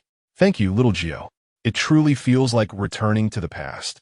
After settling a significant matter, Lin Jingshu finally drifted into a deep slumber. The next morning, Lin Jingshu awoke first, the little fox gently pressing her paw against her heart. Embracing the philosophy of if I am awake, you cannot sleep, she began to rouse the still slumbering youth. She playfully scratched Yang Jin's hair and nuzzled against him. Wake up. Ashu. Yang Jin gently nudged the little fox. Ajin, after spending the entire day organizing the space yesterday, I've gathered quite a bit for you. Take this, lest I forget to give it to you later. Lin Jingshu placed the soul-nourishing pills on the desk. Yang Jin stared at the sudden influx of pills, feeling somewhat overwhelmed. Resigned, he rose to tidy them away, placing them in the drawer. Ajin, I see all beings as mere flora, yet you are the verdant mountain. Good morning, my boyfriend. Good morning, my girlfriend, Yang Jin replied with a smile. Vuif, vuif, vuif, vuif, vuif, vuif, vuif. This is too much. You're flaunting your affection so early in the morning. You're truly tormenting the dog. At that moment, the little black creature emerged to protest. Thus, Lin Jingshu began to lead a life filled with daytime training and evening affection with her boyfriend, while only the little black creature's wounded heart remained unhealed. This morning, as Lin Jingshu entered, she was seized by the waiting Hong Ying, who swiftly led her towards the basement. It seems the non-Tuo serpent demon has resurfaced, Lin Jingshu thought. Upon pushing open the door to the activity room, they found Team 136 already assembled, with even Lin Xie present. My apologies for being late, Lin Jingshu said apologetically. Seeing that everyone had arrived, Chun Mai began his serious briefing. Last night, we received news of another mysterious occurrence, located at Sangnan Second High School. After a moment, Li Yifei emerged from a nearby room. While Lin Xie and Li Yifei engaged in conversation, Lin Jingshu quietly observed Li Yifei. How intriguing. He appears completely unremarkable. Could this be akin to a disguise? Lin Jingshu's thoughts drifted further. Once all questions had been posed, Lin Jingshu finally spoke up. Li Yifei, are you suggesting that you merely returned to retrieve your homework and inadvertently witnessed all of this? Your luck is indeed rather unfortunate. It is quite curious that the monster repeatedly lingered at the entrance of your classroom. Why might that be? Feeling somewhat bored, Lin Jingshu decided to tease Li Yifei. I cannot fathom the monster's intentions. Isn't that for you to investigate? Li Yifei's demeanor appeared somewhat frazzled, his tone less than pleasant. Zhao, Kongcheng retorted sharply. We are merely conducting a routine inquiry. We understand you are frightened, but please do not direct your ire towards us. Thank you, Uncle Zhao, Lin Jingshu remarked, after which she ceased her interaction with Li Yifei. Ultimately, Chen Mai made the executive decision for Lin Jingshu, Hong Ying, Si Xiaonan, and Lin Xie to infiltrate the second high school. Equipped with earpieces, the group made their way to the school to execute their mission. Upon arriving at the entrance, they were taken aback. Setting aside the fact that classes had already commenced for some time, only Lin Jingshu and Li Yifei appeared unremarkable. The other three bore unusually large briefcases. It was evident to any observer that something was amiss. After some contemplation, they opted for the simplest and most direct method, to scale the wall. Wait a moment, Li Yifei. Is there surveillance on this wall? Lin Jingshu posed a probing question. Li Yifei pondered briefly, stating that the cameras in this area had been malfunctioning for the past 2 weeks. Prior promises to repair them had not been fulfilled. And given the height of the wall, it mattered little whether there were cameras or not, as the school had ceased to address the issue. No wonder, in the original narrative, no one noticed when they scaled the wall. With that, Lin Jingshu proposed a more convenient solution. We won't need to scale the wall manually. We can take the elevator, she teased. Just as everyone wondered where an elevator might come from, a massive blue lotus flower, reminiscent of a luxury car, suddenly appeared, emanating a frigid air that sent shivers down Lin Xie and the other spines on this sweltering summer day. Lin Jingshu was the first to step onto the ice lotus, urging everyone to hurry up and join her, as they would soon soar into the air. Upon her invitation, several individuals positioned themselves atop the ice lotus. Initially, they anticipated an excruciating chill beneath their feet, yet discovered it was not as daunting as they had envisioned. Once everyone was settled, Lin Jingshu skillfully commanded the ice lotus to glide over the walls of the second high school. Upon landing, they began to allocate tasks. Sister Jingshu and I will head back towards the classroom to get in close proximity to Lu Xiaoyan. Hong Ying and Xiaonan will proceed to the principal's office. Lin Xie declared. All right, stay in touch. Hong Ying, take care of Xiaonan, he instructed before turning to leave. Xiao Qia, hand me your suitcase. Carrying such a large one may raise suspicions, he added. Don't worry, I'll follow you discreetly and ensure your safety, Lin Xie reassured her. Acknowledging this, he handed the suitcase to Lin Jingshu. Sister Jingshu, I can return to the classroom shortly. What will you do? Lin Xie inquired, puzzled. I'll simply lean against the wall and stand by.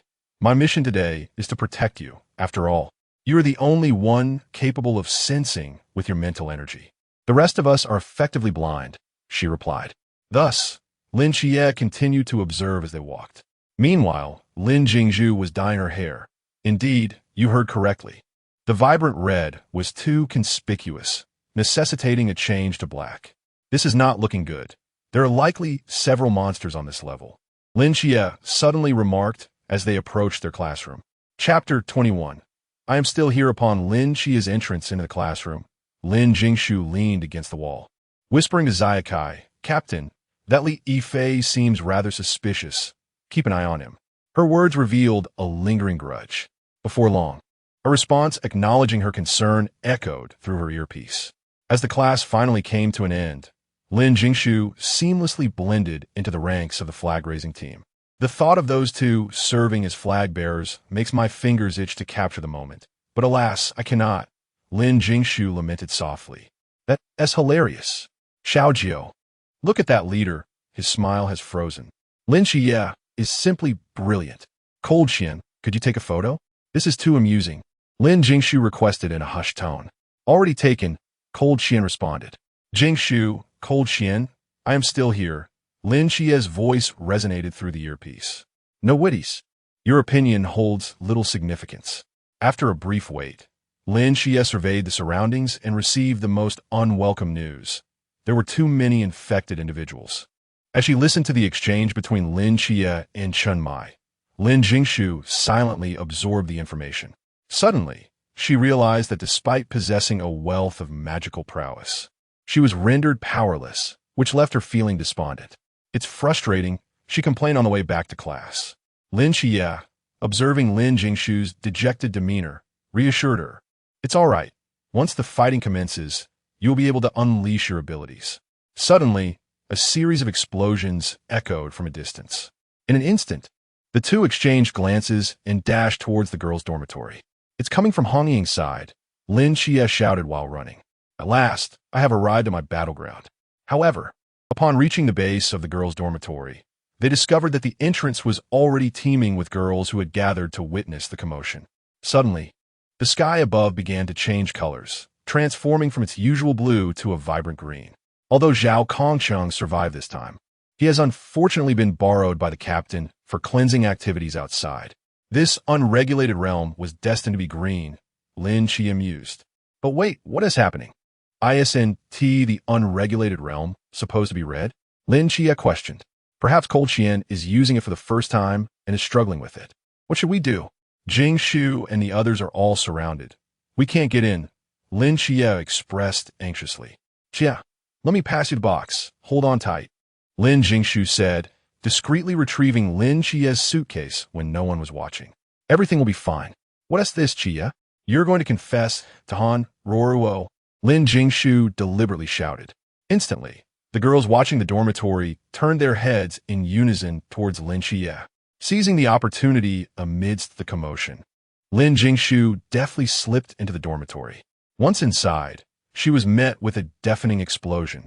Her heart raced as she hurriedly followed the sound. Finally, on the 5th floor, she found Hong Ying and Si Xiaonan engaged in a fierce battle. Bullets shot forth like meteors, trailing brilliant sparks as they pierced directly into the heart of the monstrous foe.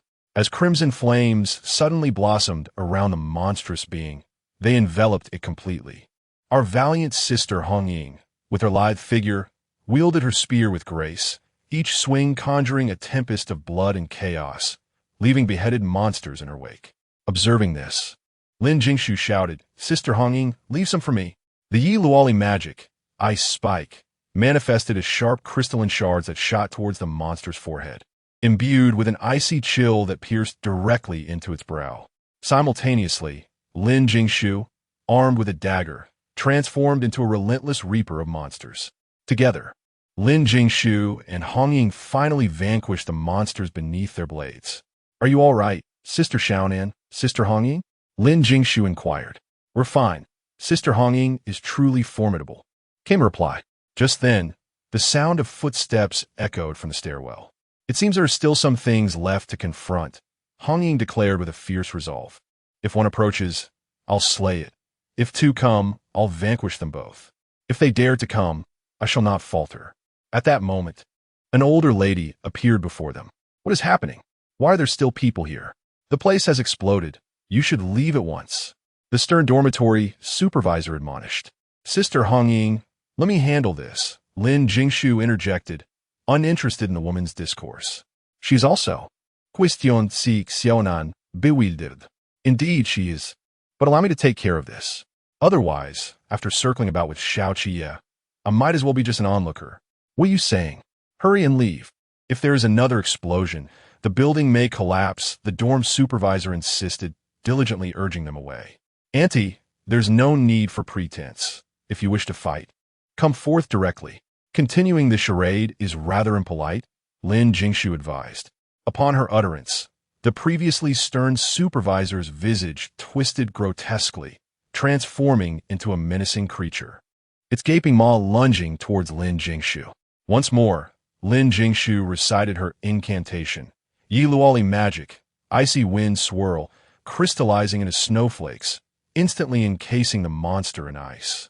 With measured steps, Lin Jingshu approached and gently tapped the ice with her blade, causing it to shatter, and the creature within crumbled into fragmented pieces. Finally, a change in magic. The previous state was utterly unbearable, akin to possessing a treasure trove of sweets, yet suffering from diabetes, she mused. What do you think, Sister Hongying? Wasn't that impressive? I have an even grander technique, but cannot be executed here. Turning to her sisters for praise, she was met with admiration. Incredible! You made it look effortless, Hongying exclaimed. That move was simply astounding, Xishaonan added. The sister who had just wrestled the monster to the ground now approached, seeking accolades. How could one not find her adorable? So, have you located the source? Not yet, Hongying replied, her spirit dampening.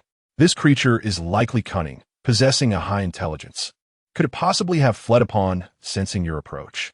Lin Jingshu reassured her, just as they were contemplating their next move.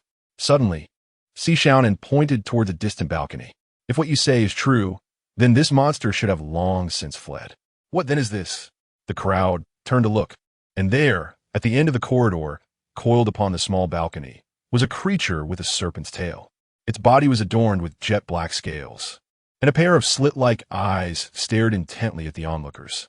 As their gazes met, the creature offered a grin that resembled a mocking smirk. At that moment, Lin Xia also arrived, and without a moment's hesitation, he charged towards the balcony, brandishing his knife. The creature suddenly reared its body, letting out a piercing roar towards the heavens. In an instant, just before Lin Xia's blade could strike, it swiftly slithered away along the wall.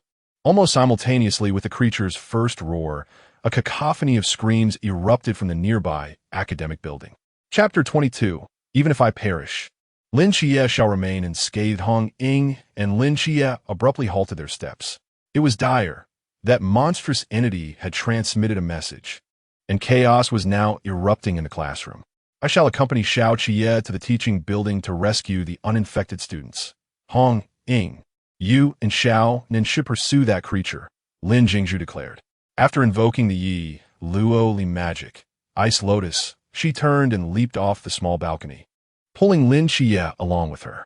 Could you not forewarn me next time? Lin Xia exclaimed, fearing a fatal fall and already contemplating his last words. What are you afraid of? With your sister present, you shall come to no harm, Lin Jingshu reassured him nonchalantly. Upon reaching the ground floor, the two descended from the Ice Lotus and raced towards the teaching building. Panic-stricken students screamed and scattered like headless flies. Behind them, the distant roars of the monster echoed ominously. Xia, you organize the safe evacuation of the students. I shall charge ahead to rescue some. Lin Jingshu instructed before turning and plunging into the throng towards the teaching building. Fearing she could not manage alone, Lin Jingshu summoned the Ice Princess for assistance. This show of prowess has truly made me feel something, Lin Jingshu mused. Bing, remember, if you encounter any creatures that are not human, eliminate them without hesitation, she instructed Ice Leery Snow. Ice Leery Snow glanced back at Lin Xia, who was maintaining order among the panicked crowd. Can that child truly handle those who are still in a state of fear? She wondered. Bing, fret not. Xiao Qie has undergone a remarkable transformation during this past month of training. Besides, he is the protagonist, and the protagonist is most adept at rising anew from the brink of despair. There is no need for concern. This Nandu serpent demon is merely the protagonist's first experience point. Even if I perish, Lin Xie shall remain unscathed, Lin Jingshu remarked with a hint of sarcasm. Ever since Lin Jingshu had saved Zhao Kongcheng, Chun Mai, fearing for Lin Jingshu's heart, had been deliberately holding back during their swordplay.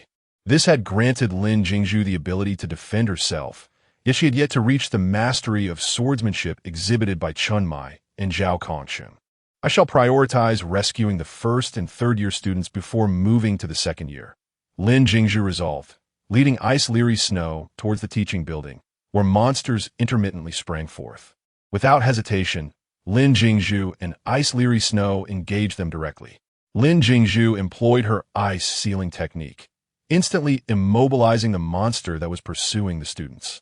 Meanwhile, Ice Leary Snow swiftly unleashed her ice spike technique, as countless sharp ice spikes accurately pierced those monsters attempting to attack innocent bystanders. As they pressed on, an increasing number of students were rescued. These students, still in a state of shock, were awed by Lin Jingshu and Ice Leary Snow's formidable abilities and began to gather around them. In an instant, a lively atmosphere enveloped Lin Jingshu and Ice Leary Snow, with students chattering excitedly. Wow, you can cast spells. Are you celestial beings? Have you come to rescue us? Hurry, lead us out. What are these monsters? And how did they appear in our school? Surely, you did not bring them here? Hark, dear friends, let us refrain from uttering harsh words. It is evident that assistance is at hand. Beware, lest you find yourself abandoned in peril. Fair maiden, your beauty captivates me. I would willingly join your family. Greetings. I have a dear friend in class 3 above. Could you lend a hand? Alas, another monster approaches. I had not anticipated evading those below, only to encounter more above. It seems something strange has infiltrated. Lin Jingshu felt overwhelmed. Observing the pallor of Bing Lixue, Lin Jingshu called out, "Everyone, heed my words. You are now safe. Please descend promptly. My colleagues await below to escort you from the school. Remember to maintain order and descend with care to prevent a stampede. As for those on the upper floors, we shall rescue them. Your sole mission is to exit the premises without burdening our rescue efforts." Lin Jingshu discerned that these young boys and girls, in the throes of youthful idealism, fancied themselves as saviors of the world. Witnessing Lin Jingshu's formidable presence, they felt a surge of enthusiasm, yet she swiftly dispelled their fantasies. Should you choose to disobey and descend, I shall not intervene. After all, many more await my aid throughout the school. I am neither obligated nor capable of repeatedly rescuing you. Whether you become fodder for the monsters or are assimilated into their ranks is beyond my control. If you become mere sustenance, it will be but a fleeting moment. However, if you are transformed into a monster, I am afraid I shall have to send you to your final rest. With a slight threat, Lin Jingshu, accompanied by Bing Lixue, began their ascent once more. 7 night, the first group of students has evacuated the teaching building. There may still be hidden monsters among them. I entrust this task to you. Thus, through the collaboration of Lin Jingshu and Lin Jie, the entire first and third year teaching buildings were cleared in under 5 minutes, with not a single monster escaping the campus. Report: the first and third year teaching buildings have been thoroughly cleared, and all students have safely evacuated. Lin Jingshu communicated via her earpiece while guiding Bing Lixue down on the ice lotus. Little Jie, there remains but one last location. Let us proceed. Lin Jie stepped onto the ice lotus. One must admit, having a flying artifact is quite impressive. I shall obtain one for myself in the future. Indeed, it offers not only speed but also convenience. For those of us with limited capabilities, leaping from the 5th floor would be perilous, let alone from the 3rd. Lin Jingshu piloted the ice lotus deeper into the school towards the second year teaching building. I wonder how they fare. Lin Jie expressed concern. Fear not. While there may be few astute individuals, there are certainly some. Let's not speak of others, but that peculiarly Yifei is not one to be underestimated. The group disembarked from the ice lotus and resumed their previous actions, this time with the addition of Lin Jie. Indeed, the number of monsters here surpassed those in the 1st and 3rd years. As they vanquished the creatures, they listened to Lin Jie, who guided them toward a corner where more students awaited, much like a navigational beacon. Just as Lin Jingshu was about to ascend to the 2nd floor, she suddenly felt a tremor, and in an instant, all her fatigue vanished. Congratulations, host, you have reached the pool realm. You are rewarded with 200 points and may choose a new Yellow Ollie spirit as your companion. Pang Zun, Water Prince, Fire Liao Yi, Time Shi, Spirit Princess. We can discuss this further at the agency. All right, A Shu. After concluding her communication with the system, Lin Jingshu continued her ascent to the second floor to confront the monsters. Sister Jingshu, what happened? Lin Xie, having just witnessed this, was momentarily taken aback, wondering if something was amiss. It's nothing. I will tell you more about it later at the agency. Lin Jingshu replied with a playful smile. Seeing that there was genuinely nothing wrong, Lin Xie set the matter aside, for the priority now was to rescue the students. If Lin Xie were to glance back at that moment, he would see Lin Jingshu moving with an even more graceful and fluid elegance. Chapter 23. Seeking one's own demise. After a few individuals cleared the first and second floors, they were suddenly alerted by commotion emanating from the third floor, where a male voice appeared to be calling out. It was Li Yifei and Lin Xie who exchanged glances with Lin Jingshu. Aware that the gaze of the Nantua serpent demon was interconnected, Lin Jingshu felt it was unwise to allow the 10 or so students trailing behind them to venture alone toward the school gate. Xie, remain here to continue the sweep upwards. I shall escort these students to the school gate to rendezvous with Brother Long Xian. Otherwise, their presence is merely a burden. She instructed. Bing, you will stay here to assist Xie, and I will return promptly after delivering these individuals. With that, Lin Jingshu enlarged the ice lotus flower to nearly the size of a school bus before it came to a halt. What are you dawdling for? Quickly get on. I will take you to the school gate and see you off, she called out to the still bewildered students. Lin Xie, after surveying the surroundings and confirming the absence of danger, led Bing Lixue up the staircase.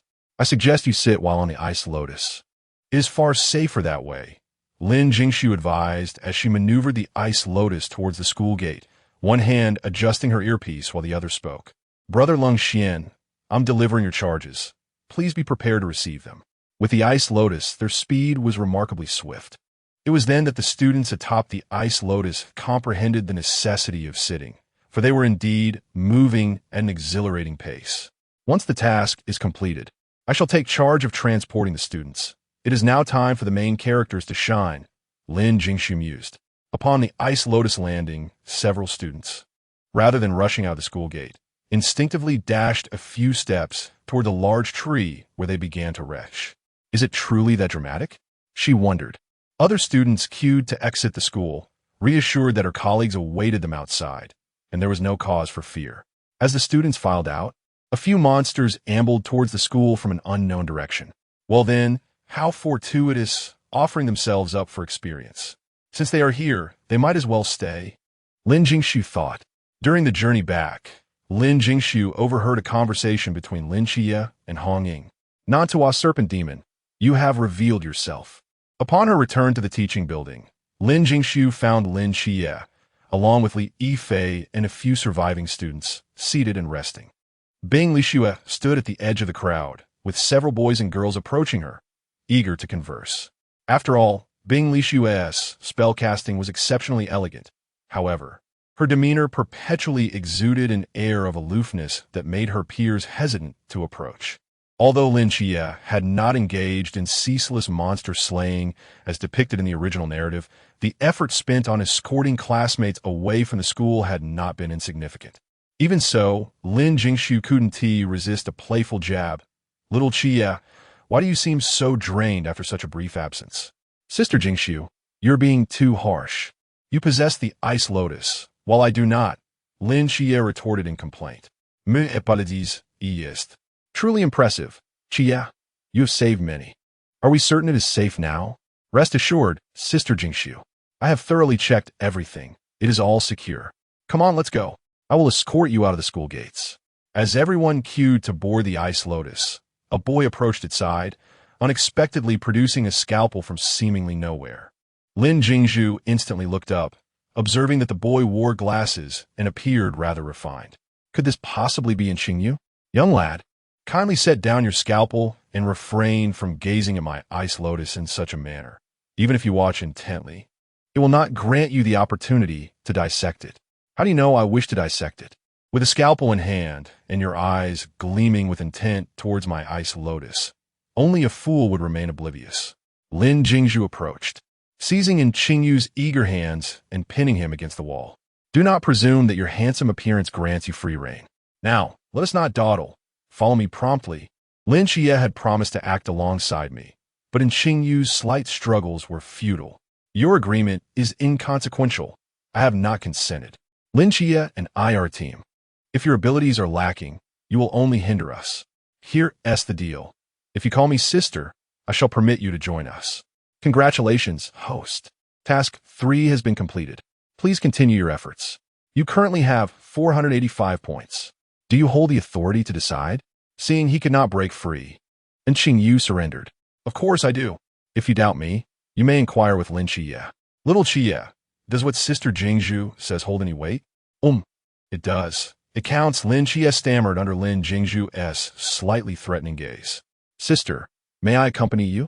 And Qingyu inquired with a hint of innocence in his voice. Indeed, it seems that the most irresistible call for a girl is to be addressed as sister. For your obedient demeanor, I shall allow you to join us. Lin Jingshu fabricated with wide eyes. Lin Jie could only cover his eyes in speechless disbelief, as though this would shield him from witnessing Lin Jingshu's embarrassing antics. Even Bing Lishue slightly turned her head away, avoiding the sight of Lin Jingshu. All right, you all continue while I escort them to the school gates. Jie, I feel like a driver now, and one without pay at that. This time, Lin Jingshu's pace was swifter than before, for practice makes perfect. However, this time, more students succumbed to nausea than previously. Brother Lung Xian, I'm here to escort someone again. Open the door. Is it that severe? It seems manageable. On her return to the teaching building, Lin Jingshu chose not to ascend the stairs again, but instead halted the Ice Lotus at the 5th floor balcony, leaping directly into the corridor. Upon her arrival, she noticed a boy pulling a girl away. Is this the one who offended Lin Jie right from the start? While she was aware of the situation, she still feigned ignorance. What is happening?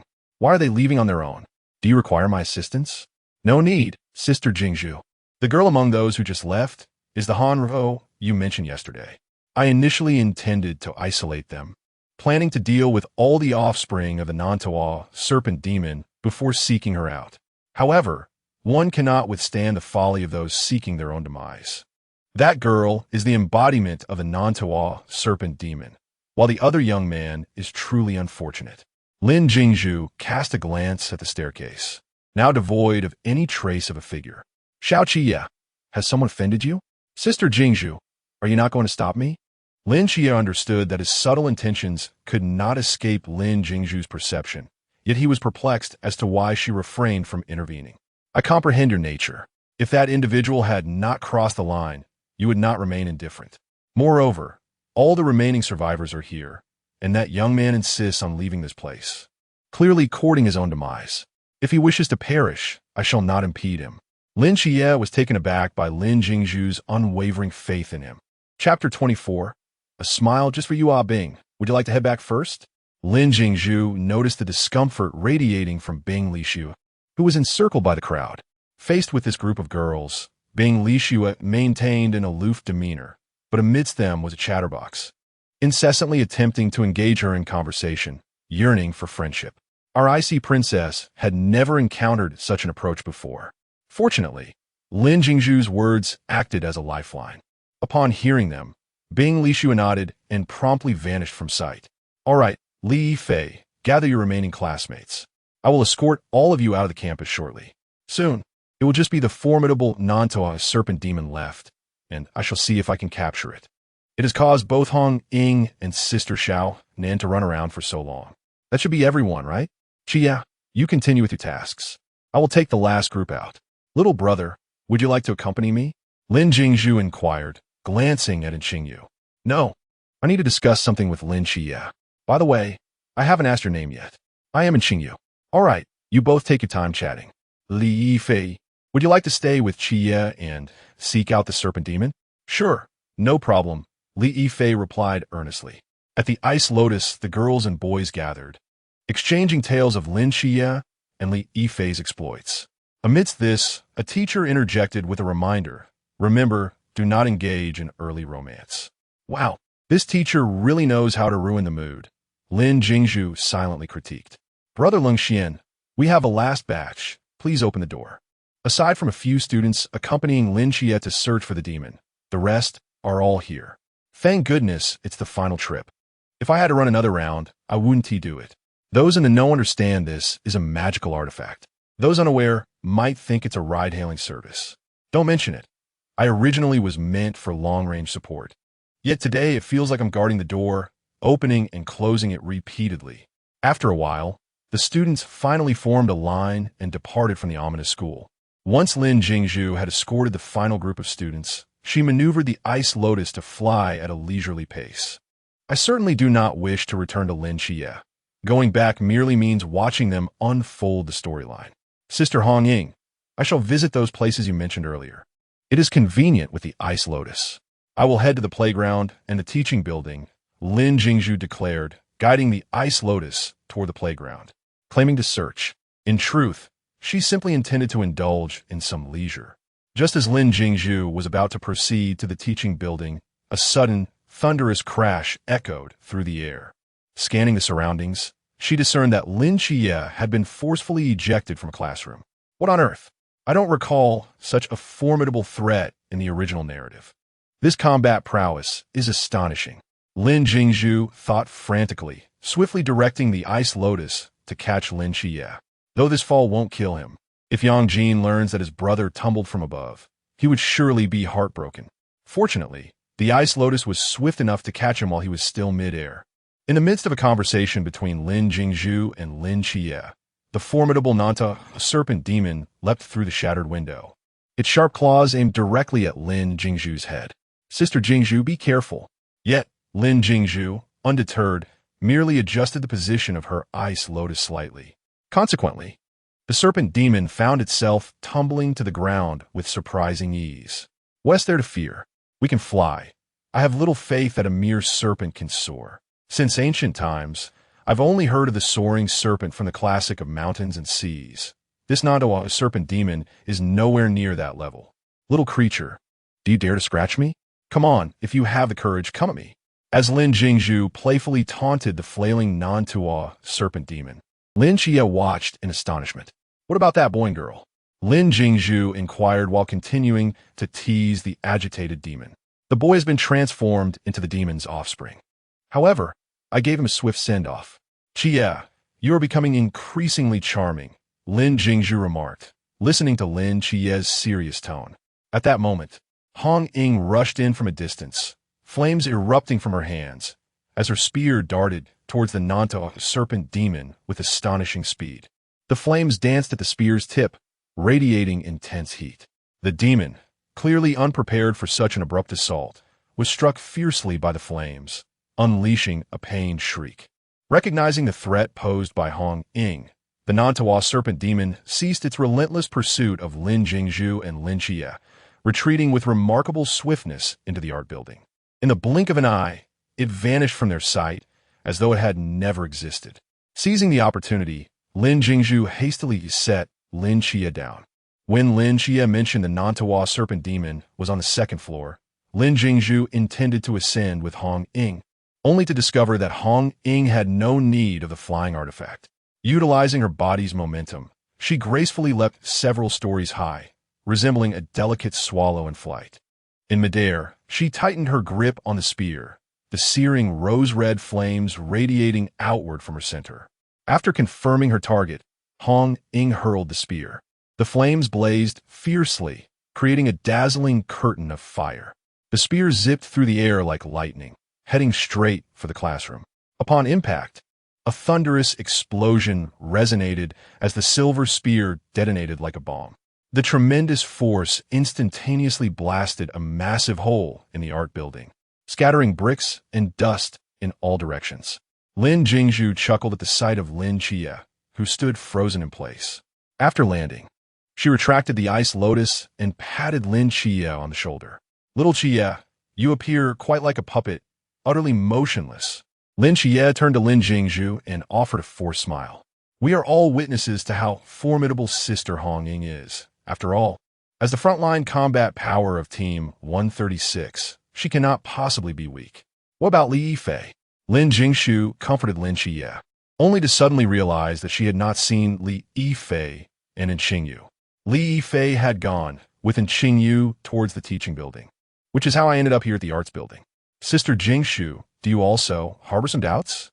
This morning, when Lin Jingshu rushed to report in a state of panic, it was quite evident, yet he somehow possessed a leave of absence note. Although I am not well acquainted with him, judging by his demeanor, he seems too timid to request leave to skip class for leisure. Thus, the origin of this leave note becomes rather intriguing. Chapter 25.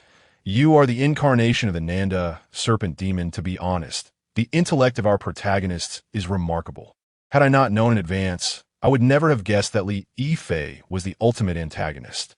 Sister Jingshu, shall we conduct an experiment together? Lin Jingshu extended an invitation.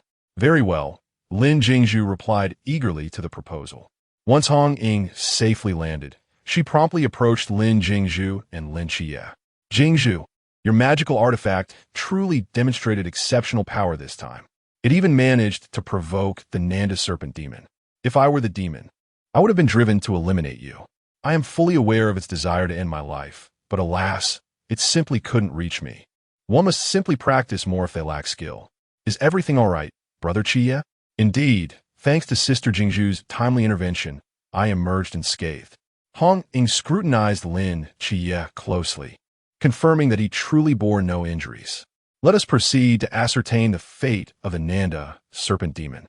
As the group approached, discovered a massive crater, at the center of which lay the Nanda serpent demon, lifeless and utterly defeated. After thorough confirmation from a group, it was clear that the demon had drawn its last breath. Let us celebrate. Brother Jingshu and Sister Jingshu have successfully completed their inaugural mission.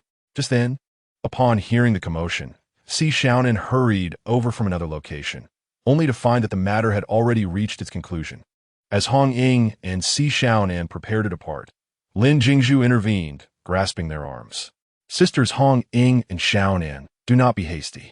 The situation is not as straightforward as it appears. Hong Ying first cast a puzzled glance at Lin Jingshu, then turned to Lin Jingshu, noticing that neither seemed to jest. Just as she was about to inquire, Lin Jingshu shook her head. In the distance, two young men were walking towards them, one of whom was Lin Jingshu, the individual who had reported the incident. Jingshu, this is the Nanda serpent demon, quite a formidable creature indeed. Since this matter has been resolved, does that mean I have accomplished something worthy? Could it be that I might join your ranks? Lin Jingshu asked eagerly. Truth be told, the dual personality tactic employed by the Nanda serpent demon is rather impressive. Although Captain Chun will likely not allow him to join the night watch, he should at least be able to serve as an informant, which, in a sense, could be deemed a success. It is unfortunate that he has encountered someone as astute as Lin Jingshu. Fearing that Qingyu might open fire and inadvertently harm Hong Ying and Si Xiaonan, Lin Jingshu promptly pulled them away from the two young men. Little Jingshu, you may converse with them first. Sister Hong Ying and Sister Xiaonan and I will head to report to the captain. Sister Jingshu, will you not stay a while longer? Not this time. The stage now belongs to you. We shall take our leave. After escorting Hong Ying and Si Xiaonan away, Lin Jingshu slowly began to speak.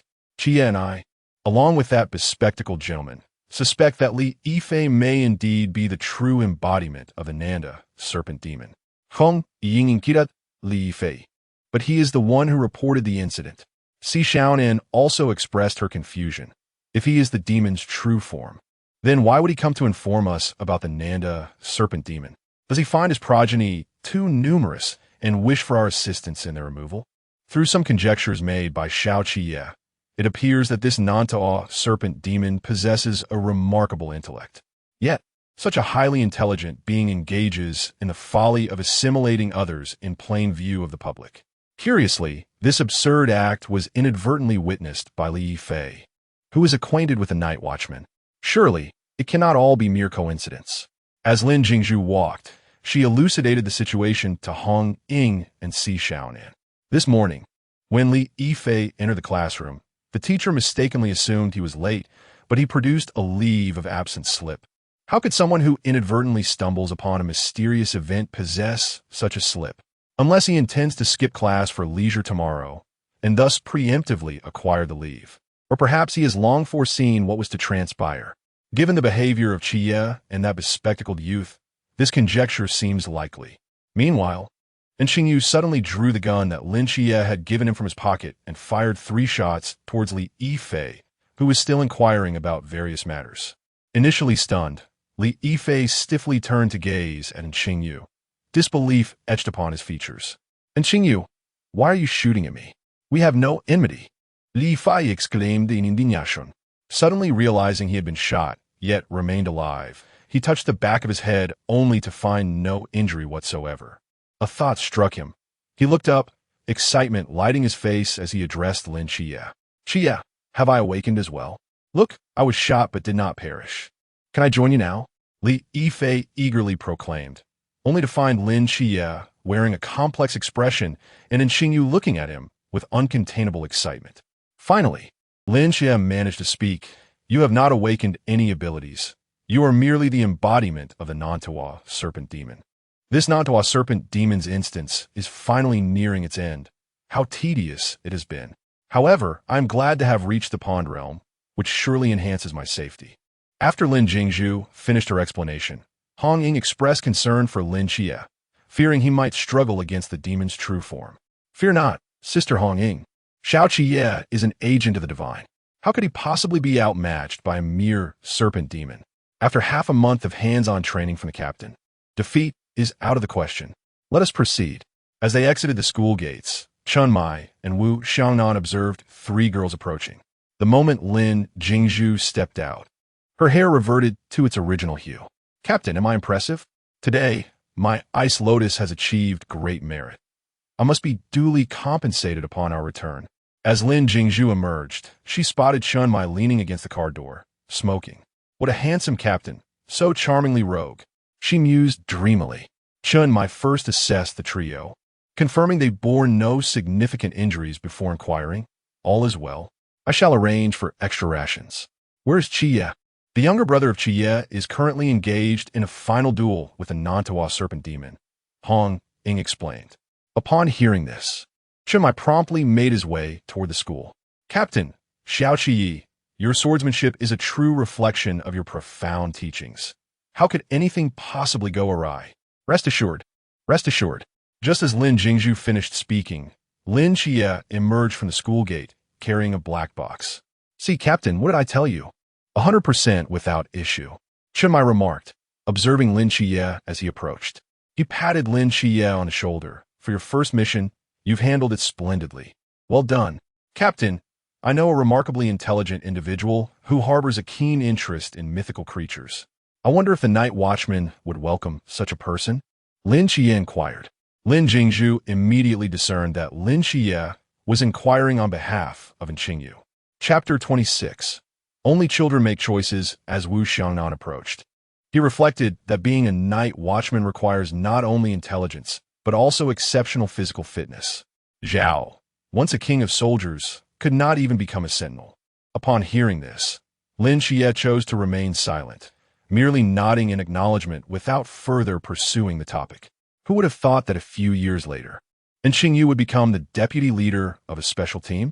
Once their serious conversation concluded, Lin Jingshu interjected, "All right, let us celebrate the successful completion of our first mission." "7 Night. Come, come. Tonight I shall treat you all," Chun Mai said slowly. "Weren't you the one who wanted to taste my cooking?" Wu Xiangnan teased. Lin Jingshu quickly interjected, No. One can never tire of the captain's cooking. How could one grow weary of it? Deputy, you mustn't speak nonsense.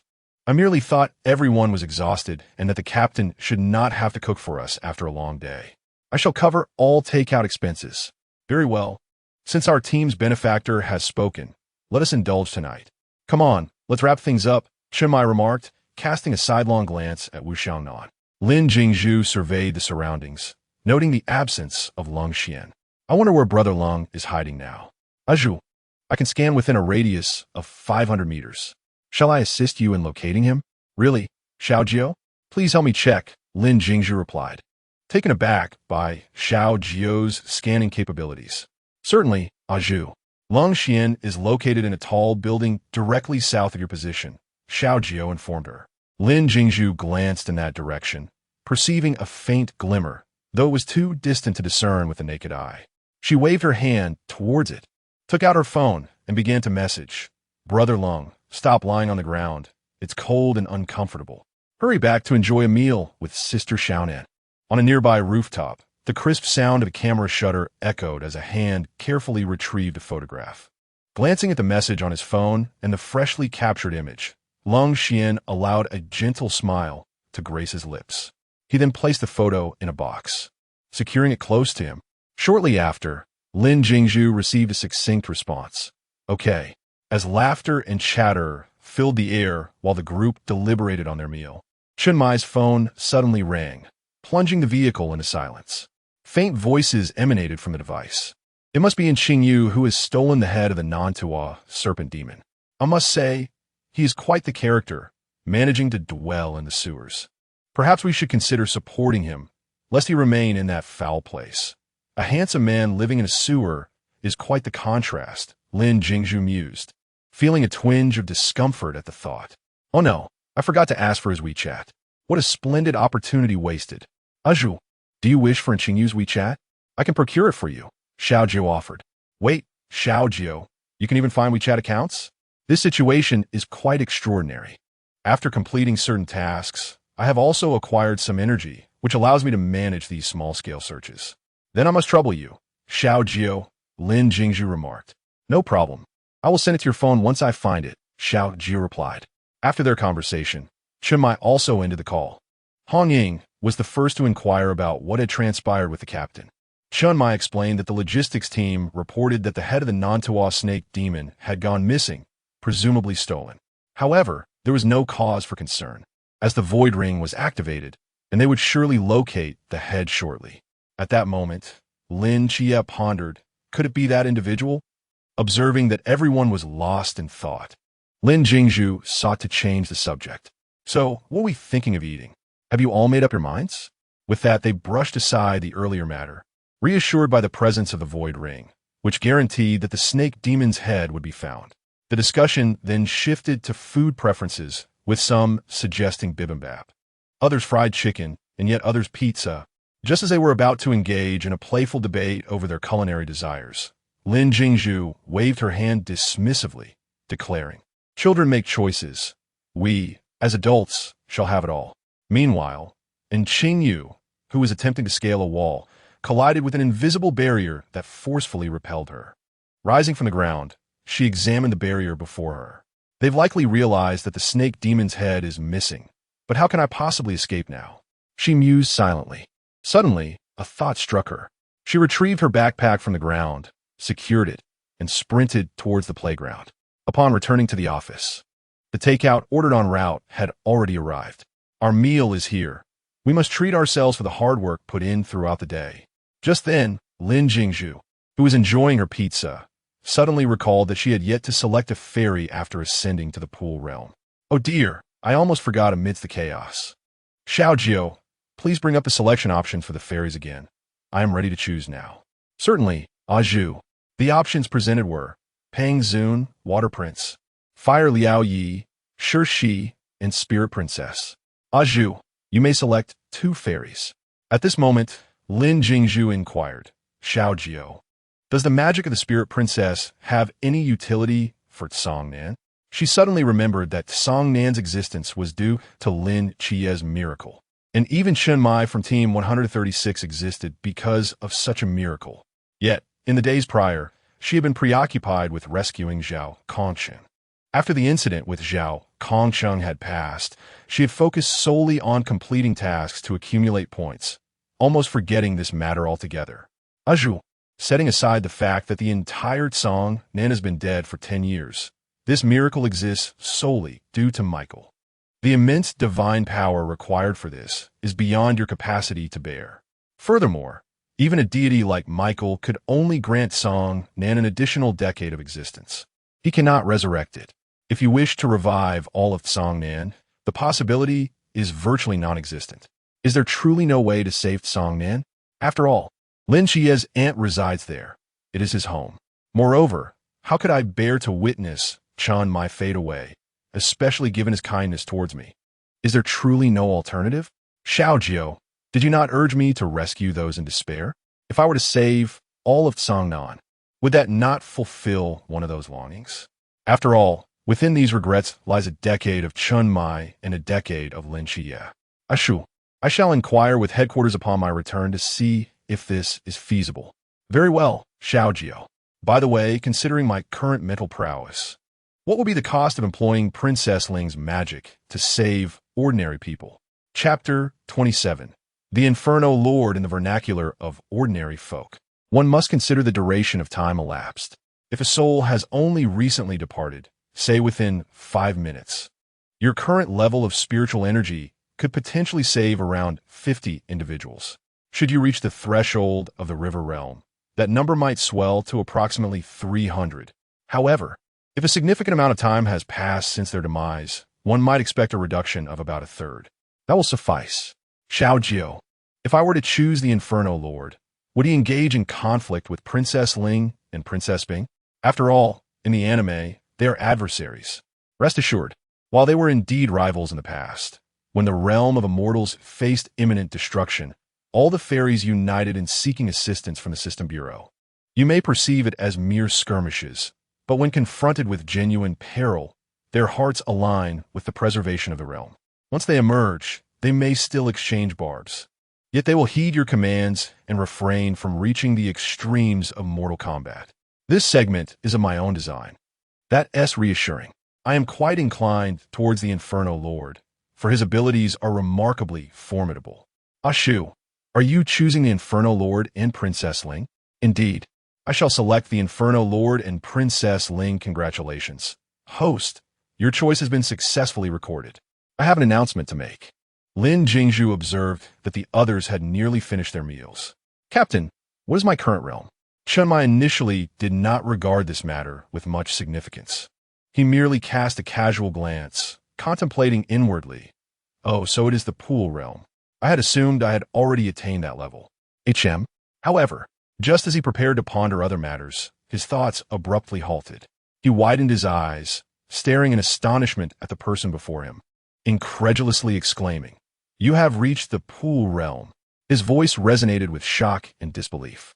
Beside him, Hong Ying, upon hearing Chun Mai's words, was equally astounded. What? Xiao Shu, you have reached the pool realm so swiftly?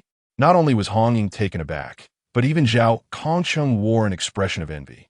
He gazed at Lin Jingshu, inwardly marveling. The instructors at this new recruit training camp shall have their hands full. How are they to teach such a prodigious student? Standing nearby, Lin Xie regarded Lin Jingshu with an expression of sheer incredulity, as if she were a being from an entirely different realm. One must say, Lin Xie, through sheer happenstance, had indeed hit the nail on the head. Remain humble. There is no need for excessive admiration. The others inexplicably felt an urge to reach out. At that moment, Wu Xiangnan recalled that Lin Jingshu had previously concealed the fact that each ascension to a new level would herald the arrival of a new fairy. Is another fairy about to emerge? Wu Xiangnan inquired. Indeed, the vice-captain is astute. After my ascension to the pool realm, 2 additional fairies have manifested. Ye Luoli, the Inferno Lord. As the words fell, a man with long, straight brown hair appeared before the assembly. Adorned with a golden crown that features a resplendent ruby at its center, he possesses eyes that gleam like the precious stone, radiating an air of pride and defiance as he gazes upon the crowd. Clad in a dark crimson robe, the hem billows gracefully with the wind, its edges flickering with tiny flames. A black belt cinches his waist, embellished with a magnificent fiery red gem. His towering and upright stature is complemented by a mane of chestnut hair, wild and untamed, reminiscent of dancing flames. His eyes resemble a profound sea of fire, where fierce flames burn, seemingly harboring the cataclysmic power to obliterate worlds. At that very moment, Lin Jingshu's hair, which was initially styled in soft waves, began to straighten and smoothen.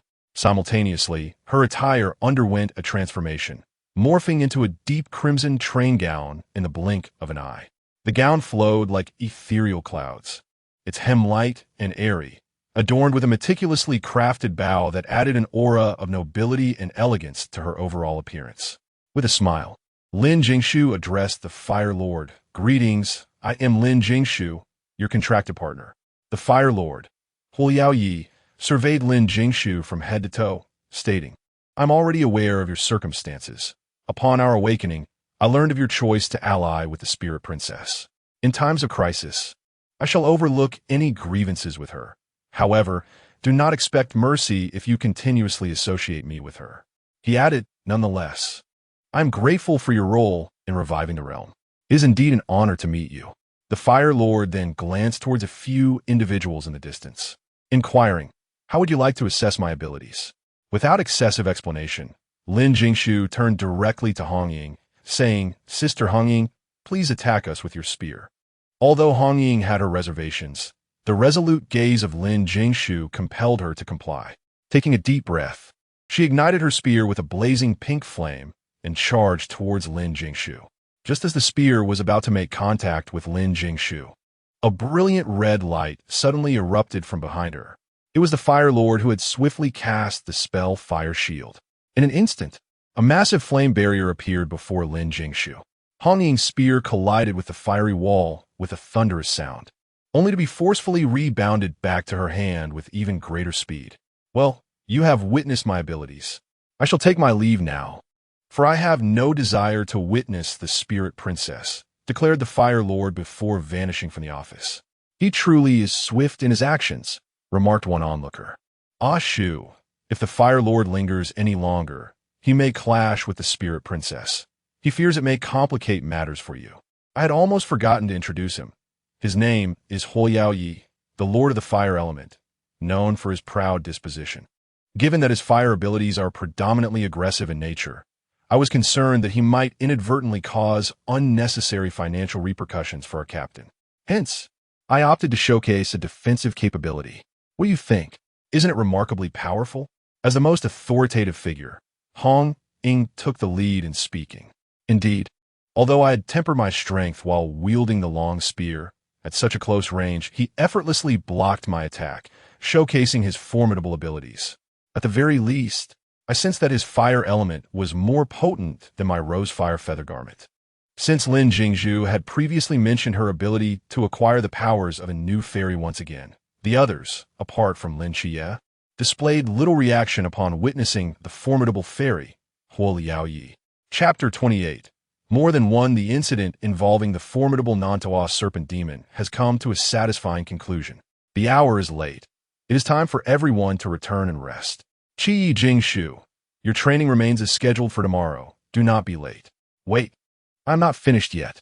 Lin Jingshu called out to the group. Wu Xiang then turned back. Haven T, we already met the Fire Lord. What more is there? With hands on her hips, Lin Jingshu resembled a proud peacock. I did not say that. There could be more than one new companion. Six Xiaonan, somevat perplexed, inquired, not just one. Indeed, this time I have two new fairies. One is the Fire Lord you all just met. The other is the Princess of the Yi, Luo, Li magical spirits. At that moment, a girl dressed in a delicate pink princess gown gracefully appeared, with cascading golden curls, each side adorned with a spiral lock resting upon her chest. She wore pink flowers on either side of her head. Her skin was smooth and fair, her brows dark, and her eyes a deep azure, complemented by lips the color of milk tea, exuding a gentle and serene expression. Her demeanor was as elegant as an orchid, radiating tranquility. Lin Jingshu's attire began to transform once more, shifting from a red trailing gown to a pink one. The hem was semi-transparent, embellished with light blue trim and white pearl decorations, edged with purple piping and white beaded strands. Around her neck, she wore a clavicle chain akin to that of the princess. Xiaojiu, I feel as if I am in a perpetual cycle of changing outfits, akin to that character from the game Miracle Nikki. Is it a trend in your system circles to engage in dress-up games now? Lin Jingshu felt a twinge of embarrassment, wishing to bury her toes in the ground, making an effort for the 136 Team S indoor space. Xiaoshu, your outfit can change like this. Hong Ying, momentarily diverting her attention from the princess, exclaimed. Upon hearing Hong Ying's remark, the group's gaze shifted, and they suddenly realized Lin Jingshu had donned yet another ensemble, more adorable than the previous red gown. This one is beautiful too. Chen Mu Yi attempted to reassure the nearly mortified Lin Jingshu. At that moment, Lin Qiyi, confused, inquired, Why does it seem like Sister Jingshu is feeling a bit overwhelmed? Xiaojiu, perhaps you should consult the headquarters about halting this incessant outfit change. It is so embarrassing. While they're discussing serious matters, I am here constantly switching clothes. Am I trying to flaunt my wardrobe? When Qi and Mo hurriedly stepped forward, covering Lin Qi's mouth. No, he is speaking nonsense. Please continue. Lin Jingshu, feeling indeed quite flustered, thought, this is truly embarrassing. Sensing her discomfort, the princess of the magical spirits took the initiative to diffuse the situation. Hello, I am Hualing. She greeted the members of the 136 team. Hello, I am Hong Ying. With Hong Ying's introduction, the others quickly followed suit with their own introductions. Truly deserving of the title of princess, she is so gentle. I am grateful she intervened. Otherwise, I would have been mortified today, Lin Jingshu reflected. Xiaojiu, the matter I mentioned is genuinely significant and serious. Princess Ling gazed upon a pot of green ivy resting on the tea table, its leaves drooping, possibly due to neglect in watering or other unforeseen factors. With graceful steps, she approached and extended her hand towards the plant, invoking the spell of Yeluali. Spirit of life, heart of the soul, I bestow upon you the essence of vitality. Miraculously, the once wilted ivy rejuvenated under her touch, radiating an exuberance that captivated all present. Captain, they remarked, Princess Ling is renowned as the mother of life, possessing remarkable abilities in healing and revival. However, the act of revival remains a challenge within our current realm. Xiao Shu, your celestial beings are truly formidable, another noted. You have defenders, attackers, and healers at your disposal.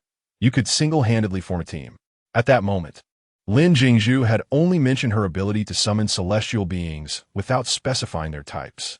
Everyone had assumed they were elemental beings of ice, unaware that she could summon powerful entities of various elements.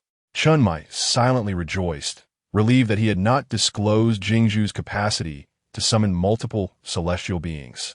Otherwise, the ancient divine sect would undoubtedly exert all efforts to seize the healing prowess demonstrated by Princess Ling. While everyone remained in a state of astonishment, Princess Ling approached Hong Ying and Lin Jie, invoking once more the Yellow Ali spell. Spirit of life, heart of the soul, I bestow upon you the essence of vitality. Although Lin Jie and Hong Ying were exceptionally strong fighters, they bore minor wounds. With a mere gesture, Princess Ling made their injuries vanish completely. Well, my abilities have been showcased, she announced. Ashu, I must take my leave. That is truly astonishing, Lin Jie murmured in awe. Thus, Sister Jingshu must be the protagonist of this world. I once believed my ability to harness divine powers was remarkable, yet Sister Jingshu surpasses even that. She has summoned 3 heavyweight allies while still at the pool level. Lin Jingshu remained blissfully unaware of Lin Jie's newfound admiration for her strength. All right. It seems there is truly nothing more to worry about. Captain, it is quite late, and my family awaits my return. I shall take my leave. After bidding her farewells, Lin Jingshu departed from the office, oblivious to the astonishment her recent actions had instigated among her companions. Those who were aware of Princess Ling's capabilities were destined for a restless night. Upon returning home, Chunmai found himself unable to quell his turbulent thoughts.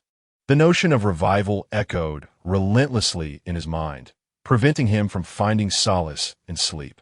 Meanwhile, Wu Xiangnan stared blankly at the scars on his hands, lying in bed with a torrent of thoughts surging through him, unable to close his eyes throughout the night.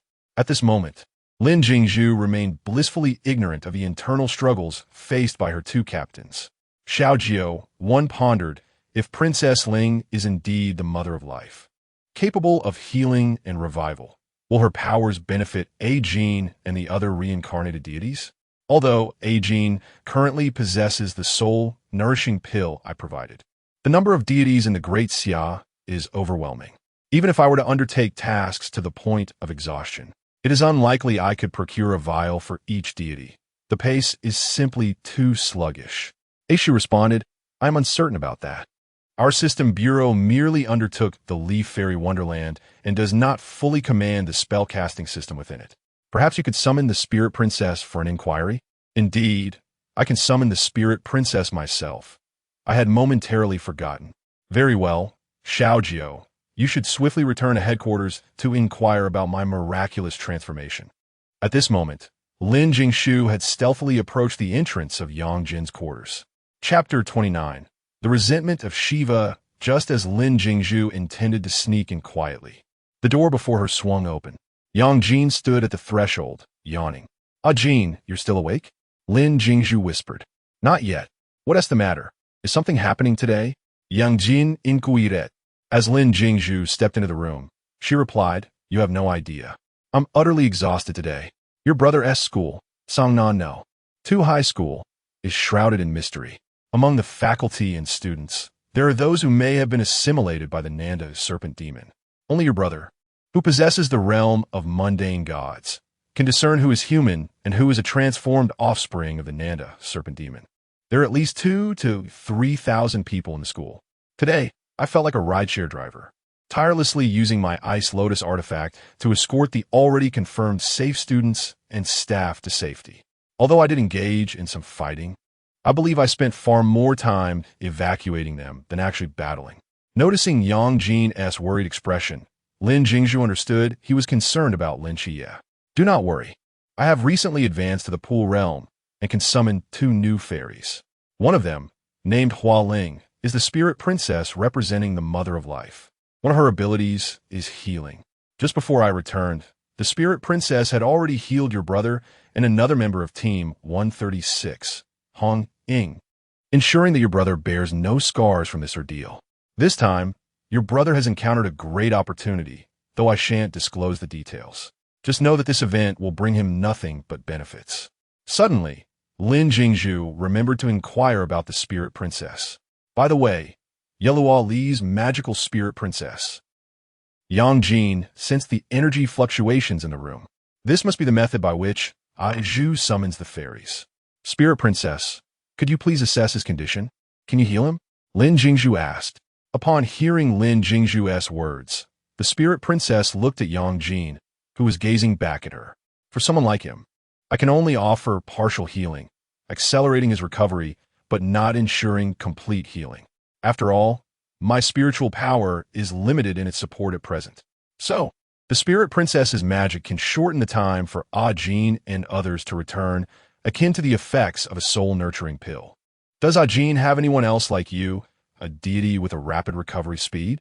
Bring him tomorrow. Let the spirit princess cast a few healing spells on him, and we may be able to facilitate one more return."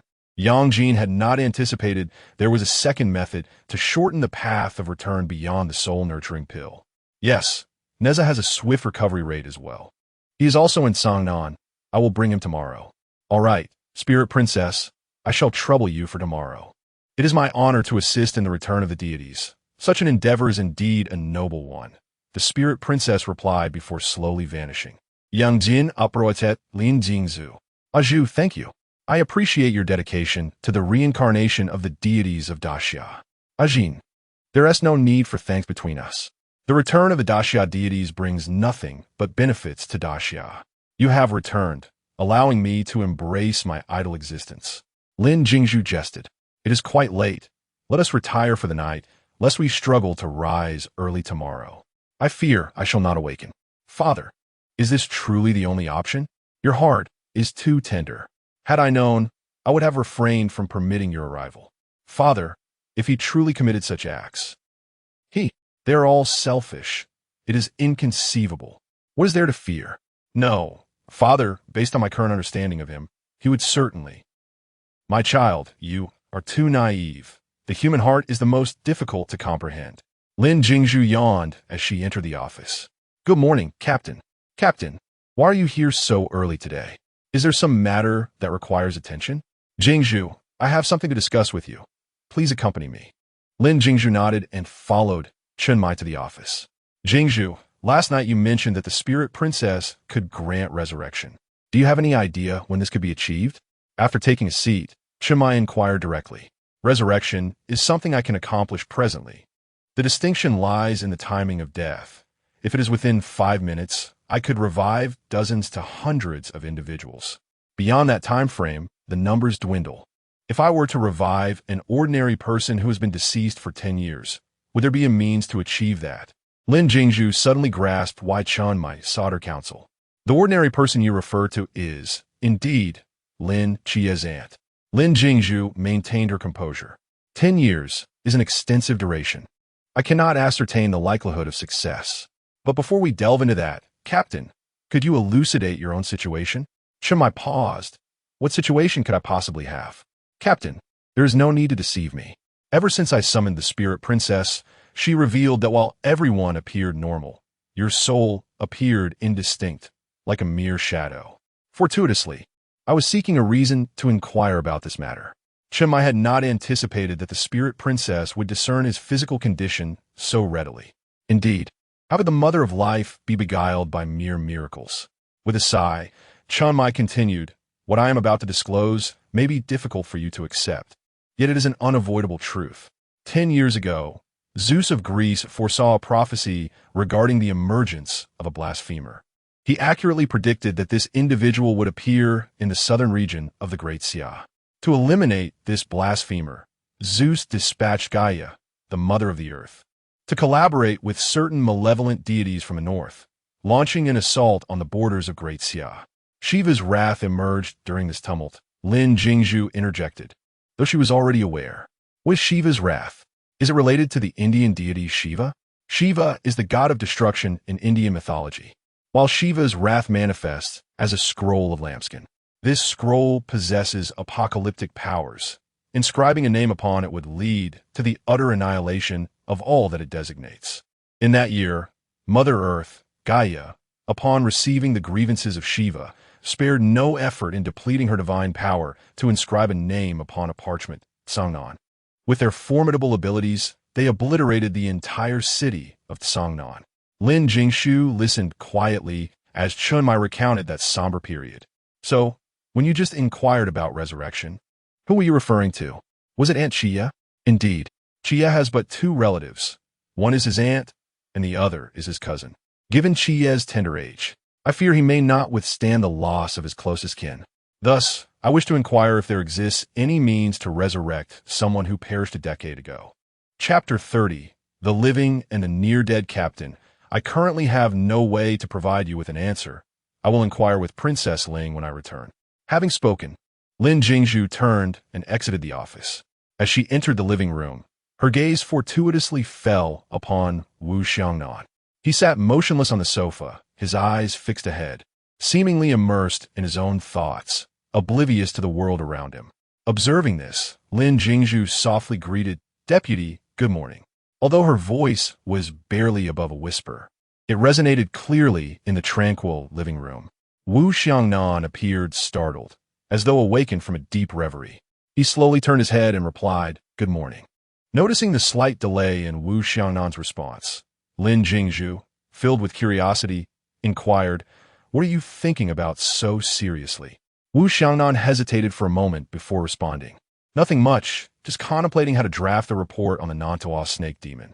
His tone was calm, yet Lin Jingshu sensed an underlying secret he was concealing from her. With a gentle smile, she remarked, "Then I shall not disturb you any further, Deputy. Best of luck."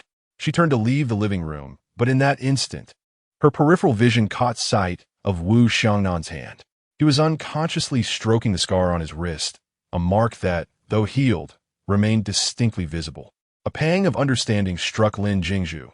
She instantly comprehended what Wu Xiangnan had been pondering. She recognized that scar as a perpetual source of anguish for him, an everlasting connection to the bygone days with Lan Yu. "Ah Shu, and Qingyu's WeChat has been sent to your phone. You may add him now," came a message. "Xiao Ju did a splendid job." Lin Jingshu sent a friend request to Qingyu, appending a note, "I know the head of the Nantua snake demon is with you. Shall we collaborate?" Minutes later, the request was accepted. "And Qingyu, how do you wish to collaborate?" Lin Jingshu, "I am aware of your desire to delve into these mysteries. Yet such research necessitates substantial financial backing. Given your tender age, I surmise this may pose a challenge. I can provide you with financial support. And Qingyu, there is no such thing as a free lunch in this world. What must I do?" Lin Jingshu, "In the near future, I will be undergoing intensive training and fear that someone may take advantage of my absence to harm Lin Jing's family. Therefore, I require your assistance in keeping me informed. Qingyu, is it truly that simple? Lin Jingshu, indeed, it is as straightforward as that. What say you? This partnership is undeniably beneficial for you. Qingyu, very well. May our collaboration be fruitful. Lin Jingshu, may our collaboration be harmonious. Please provide me with your bank account number, so I may transfer the funds. A few moments later, Qingyu sent a series of numbers. Xiaojiu, could you assist me in executing the transfer? Of course. Ah Shu, with Yang Jin present. There should be no issues arising from Lin Jing's aunt. Why involve Qingyu? Ah Jin's primary task is to ensure a smooth reincarnation and return. Such trivial matters should not be a burden for him.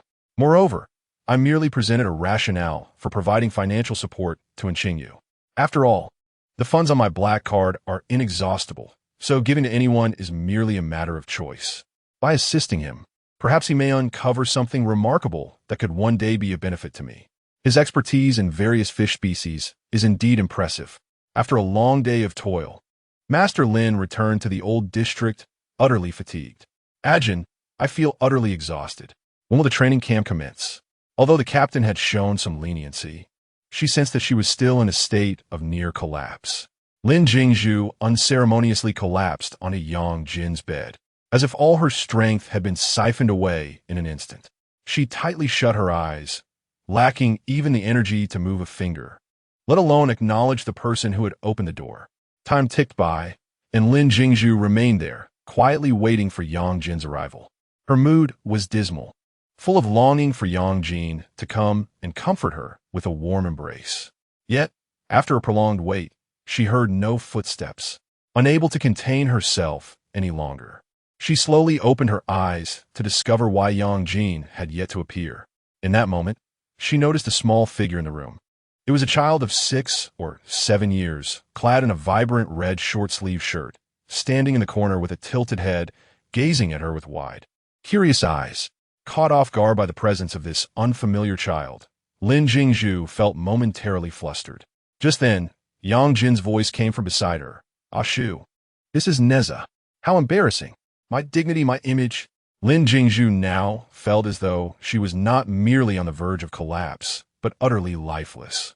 She lowered her head and coughed twice. Hello, Neza. I presume you understand why Ah Jin has brought you here. Of course. Very well, let us begin. Princess Ling, I beseech you. The Princess Ling approached Neza. Ye Luoli magic, essence of life, heart of the soul, I bestow upon you the gift of life. As her words echoed, a torrent of life energy surged forth from all directions, enveloping Neza completely. The richness of this life force was astonishing, even leaving Yang Jin, who stood nearby, in a state of shock, his expression one of disbelief. He had anticipated the vitality possessed by the princess, but had not imagined it would manifest so intensely and remarkably. At that moment, surrounded by the vibrant green life force, Neza felt the powerful and pure energy caress his body like a gentle spring breeze. Neza, don't dawdle. Quickly absorb it. Just as Neza was lost in this extraordinary sensation, Yang Jin's voice abruptly broke through his reverie. Awakened from his trance, Neza hastily concentrated his thoughts and, following Yang Jin's instructions, swiftly entered a meditative state. He closed his eyes, regulated his breathing, and allowed his mind to gradually find tranquility. Then, he slowly guided the abundant vital energy, allowing it to flow into his body like a gentle stream. As the life force continued to be infused, Neza could distinctly sense the transformations occurring within him. Little Black, would you care to absorb a bit as well? Princess Ling unleashed the life force all at once, causing Yang Jin's room to be suffused with vitality. Lin Jingshu gazed at Little Black, who was curled up in the corner, and remarked, there is plenty of life force remaining. You should partake as well. Little Black raised his head to glance at Yang Jin, who pondered for a moment before nodding in agreement. Only after Yang Jin consented did Little Black begin to absorb the energy. Chapter 31. Chunmai's Dilemma. How long will it take for Princess Ling to recover? If I cast magic every day, it should take about a year. A year? Just in time for the divine battle, Lin Jingshu mused silently. That will be troublesome for Princess Ling. Not at all. All the energy is here, so I won't disturb you any longer. Yang Jin had hoped to shorten the duration, but he hadn't anticipated that merely a year would suffice for yet another deity of the great Xia to return. Yang Jin and Lin Jingshu sat by the bed, waiting for Neza to finish absorbing the energy. Jin, how much longer will it take? I can barely hold on. I'm so sleepy. Ju, you should rest. I'll keep watch. Then I shall sleep. I need to get up early to face the music. Good night. Eventually, Lin Jingshu succumbed to her exhaustion and fell asleep. Thus, Lin Jingshu endured daily beatings in the morning, practiced mental fortitude in the afternoon, and summoned Princess Ling at night to cast spells for Neza and the others. Each day was remarkably fulfilling. 10 days later, Lin Jingshu and Lin Xie entered the captain's office together. What is wrong, Captain? Chimai set down the documents and looked up at them. In a few days, the new recruits training will commence. So soon? Come on, Captain. Lin Jingshu pulled Chinmai, who was bewildered, and pushed him toward the door. What are we doing? Captain, I'm heading to the new recruits training camp, which will last a year. I'll surely miss you all. Since I have space, Captain, please prepare some dishes for me to take along. When I miss you, Chia and I will savor your cooking. Isn't that a splendid idea? Chinmai rubbed his forehead. You're not missing us. You merely crave my cooking. We can discuss the food later. Chinmai returned to his chair. According to past customs, the new recruits training camp would be held in the capital. The camp would employ a closed management system. While daily necessities would be provided, they would not be as convenient as those brought from home. Moreover, the capital was much colder than Songnan. Over the next few days, you should accompany Hong Ying to buy some supplies. And remember to purchase warm clothing. Buy extra, and I will reimburse you. No need, Captain. Lin Jingshu pressed down on Chunmai's hand as he reached for his wallet. I'm not short on money. Chia, sister will take you shopping. Don't forget to buy train tickets. It's best to purchase them early, so we can secure a good room. Chunmai called out to Lin Jingshu and Lin Chia as they left. Lin Jingshu tugged at Lin Chia with one hand and waved at Chunmai with the other. Got it, Mama Chun. Having a wealthy benefactor is indeed a blessing. My wallet will finally breathe easy, Chinmai mused as he patted his wallet. Sister Xiaonan, Sister Hong Ying, let us go shopping. The captain asked us to gather some daily necessities and clothing. That afternoon, Hong Ying and Sister Xiaonan took Lin Jingshu and Lin Xie on an extensive tour of Songnan. By the time they returned to the office, Lin Xie, despite carrying nothing, collapsed onto the sofa, utterly exhausted. Where's the captain? As Lin Jingshu entered the office, she immediately began her search for Chenmai. Wu Xiangnan, seated on the sofa, remarked, You can always speak to me. I am here to assist you. Deputy, I need to see Chenmama. This is truly urgent, Lin insisted. Wu Xiangnan's temper flared. What makes you think I can't handle this? Although he's the captain and I am merely the deputy, does it really make such a difference? What is this about? This is something you prompted me to discuss. Don't hold it against me if I become irate, Lin replied playfully. I wish to ask Chenmama to prepare extra meals for me, which I will pack and take to Beijing. Will you help me with the cooking, Deputy Wu? Wu Xiangnan was momentarily taken aback, surprised by her request. He cleared his throat and said, The captain is in his office. You should go find him. I have some matters to attend to, so I will take my leave. Hong Ying and Si Xiaonan, observing from the side, struggled to suppress their laughter. It was only after Wu Xiangnan was completely out of sight that they burst into giggles. Jingshu, you are remarkable. All right, I won't chat any longer. I must seek out the captain. After all, the meals for me and Chia in Beijing depend on him. Everyone, feel free to order whatever you wish for lunch. The captain will cover it for me. Chia, let's go. Initially, Lin Chia was slumped on the sofa, reluctant to rise.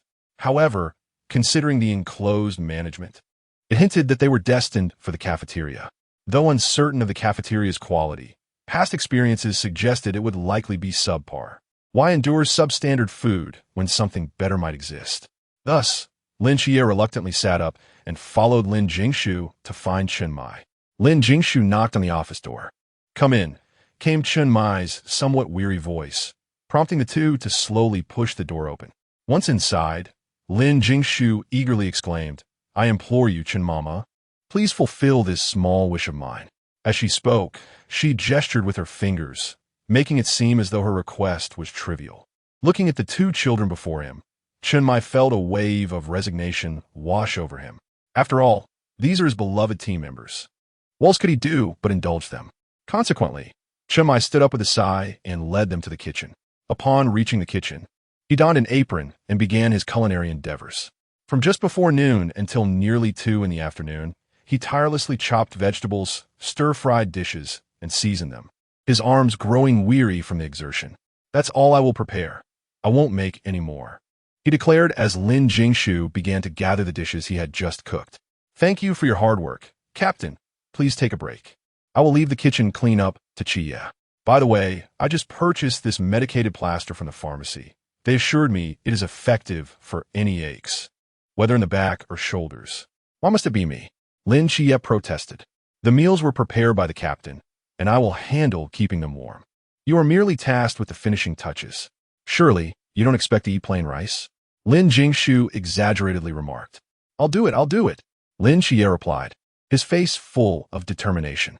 Upon my first encounter with the captain, I was astonished to witness his hands tremble so uncontrollably. During my training under him, he had inflicted upon me a severe beating, yet his hands were remarkably steady when wielding a knife. Now, I find myself envious of Jingshu and Qi. How I wished for a portable space and a companion as skilled in culinary arts as the captain. Nevertheless, I must concede that Jingshu is quite astute. She prudently prepares and stores the captain's meals in advance. It appears their inaugural meal consisted of raw meat buns. As for me, I too had raw meat buns. It seems the training camp follows a singular pattern. Chapter 32. To bet or not to bet, it is unfathomable to consider that while other recruits are feasting on unpalatable raw meat and steamed buns, the two of them are savoring the meals prepared by their captain. How envious this must make others. At that moment, Chunmai emerged from the office, rubbing his wrist. "By the way, have you two secured your train tickets?" "Of course, we booked the tickets for tomorrow morning," Lin Jingshu replied confidently.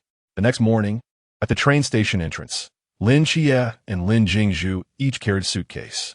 "Sister Jingshu, you truly are a marvel at organizing. This is incredibly convenient," remarked Lin Chia, feeling the lightness of the suitcase. He couldn't help but ponder how exhausting it would have been had he packed all the items they purchased the previous day. "Little Jingshu, Chia, remember to use the sunscreen and body lotion we bought," Chunmai instructed with a serious expression. "When you arrive in Beijing, take good care of yourselves. It is not like Songnan. If anything happens, we cannot assist you, and you must rely on yourselves. Rest assured, Captain, we will not bring shame to Team 136. Lin Chia and Lin Jingshu affirmed as they wheeled their suitcases into the ticketing area. The others watched as their figures gradually disappeared from view. "Chia, wait a moment. Don't check in yet," Lin Jingshu called out, raising her hand to stop him. What is it?" he asked. "How about we make a bet? Let us wager that we 1T be able to leave today." "Why not? Don't concern yourself with the details." "So, do we have a bet or not?" "Let us bet. We are almost at the ticket gate. How could we possibly not leave? What if we lose?" The captain prepared a meal for us, dividing it equally, which amounts to 100 dishes each. "How about this?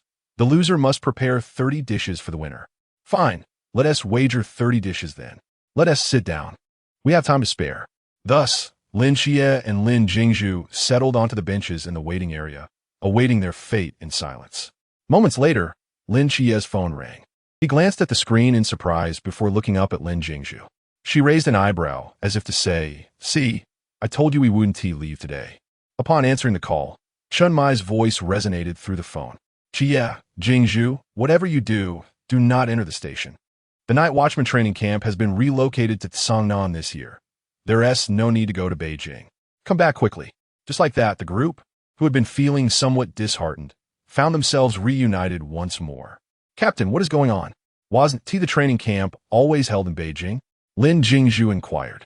"Why the change to Songnan this year?" "I have no idea what they were thinking," he replied. Honestly, Captain Chun is quite the actor. Those unaware of the truth might genuinely believe he just learned this news. Lin Jingshu thought to herself with a hint of sarcasm. "Well, Songnan is a wonderful place. If we find ourselves in trouble, the captain, Sister Hongying, and Uncle Zhao can come to our aid. Lin Jie suggested. Then what should we do now? Should we head to the office or somewhere else? The notification just came in. Has the training camp in Songnan even been established yet? Do not worry. You must trust in the infrastructural capabilities of Daxia. The notification has been issued, indicating that construction is nearly complete. Regardless, you will have to report eventually. So it is better to go ahead and save us from another farewell. Tomorrow, allow Enchima to drive you there. This time, thanks to Lin Jingshu's valiant efforts, the issue of train tickets being non-refundable did not arise. However, one person remains silently heartbroken. Our protagonist, Lin Jie. Why, you ask? Because he has lost the bet of 30 dishes to the captain. Sister Jingshu, did you already know, which is why you wagered with me? Not quite. When I summoned the Spirit Princess last night, a small bird, drawn by the Spirit Princess's vibrant life force, informed her of a contingent of soldiers appearing in Songnan. I pondered why soldiers would suddenly emerge and had the Spirit Princess inquire further. It seems they are constructing a rather large base. The only thing I could think of was a training camp. If it were an ordinary military base, how could the captain of the Night Watch Team 136 be unaware? There's only one possibility. The higher-ups must have just approved this year's training camp to be held in Songnan, but the documents have not yet been fully disseminated. Hence the captain's ignorance. After all, our team number is quite low, so I took a gamble. Are you not afraid of losing the bet? If you do, you will lose those 30 dishes, Lin Jie inquired. Of course I am afraid. That is why I have already prepared for the possibility of retracting my wager. If I truly lose, I shall threaten you. After all, your dishes are with me. Unless you wish to consume 100 dishes in a single day. I can play dirty, and what can you do about it? Sister Jingshu, you are overthinking it. I would never want your dishes. I am not that kind of person. Lin Jie retorted through gritted teeth. One must lower their head when under a roof. Meanwhile, Yuan Gang has arrived at the Songnan Night Watch training camp base by helicopter. An instructor beside him handed Yuan Gang a document, stating, "Sir, here is this year's list of new recruits." Yuan Gang glanced over the list casually, only to be struck dumb. After scrutinizing it several times, he exclaimed in disbelief, "What kind of lineup is this year?" The young master of the Bailey group, 3 high-risk forbidden ruins, and even a divine agent. The instructor beside him expressed surprise. A divine agent? I recall the last divine agent at our training camp was Wang Mian. Which deity is represented this time? Taking a deep breath, Yuan Gang replied. The divine agent of the Seraphim, Michael. Additionally, there is a forbidden ruin that has never appeared in Daxia, capable of summoning fairies to battle, and possesses formidable strength. Yuan Gang remained silent for a long while before handing the list to another instructor. Contact the mass team and have them come to maintain order. At that moment, outside the training camp, Lin Jingshu and Lin Jie struggled to navigate the muddy road while dragging their suitcases. Isn't this too far? Are you sure this is the right place? Did Enchima not misplace us? We've been walking for so long. Why have we not arrived yet? Lin Jingshu complained. I can't bear it any longer. This ground is already muddy, and dragging a suitcase makes it nearly impossible to walk. Chia, would you like me to help you stow your suitcase as well? As Lin Jingshu returned her suitcase to the spatial realm, she inquired of Lin Jie. I truly need that. Thank you, Sister Jingshu. Just as Lin Jingshu had stored Lin Jie's suitcase and intended to use ice magic to cool herself down, a sudden roar of an approaching vehicle echoed from afar.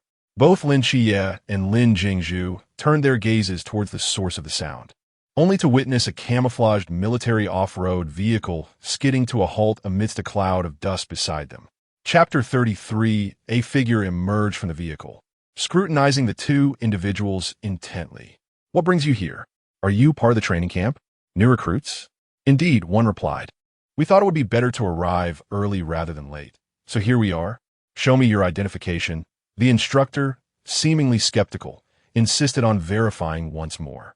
Lin Jingshu and Lin Jie presented their credentials, which the instructor examined meticulously for a considerable time before finally returning them.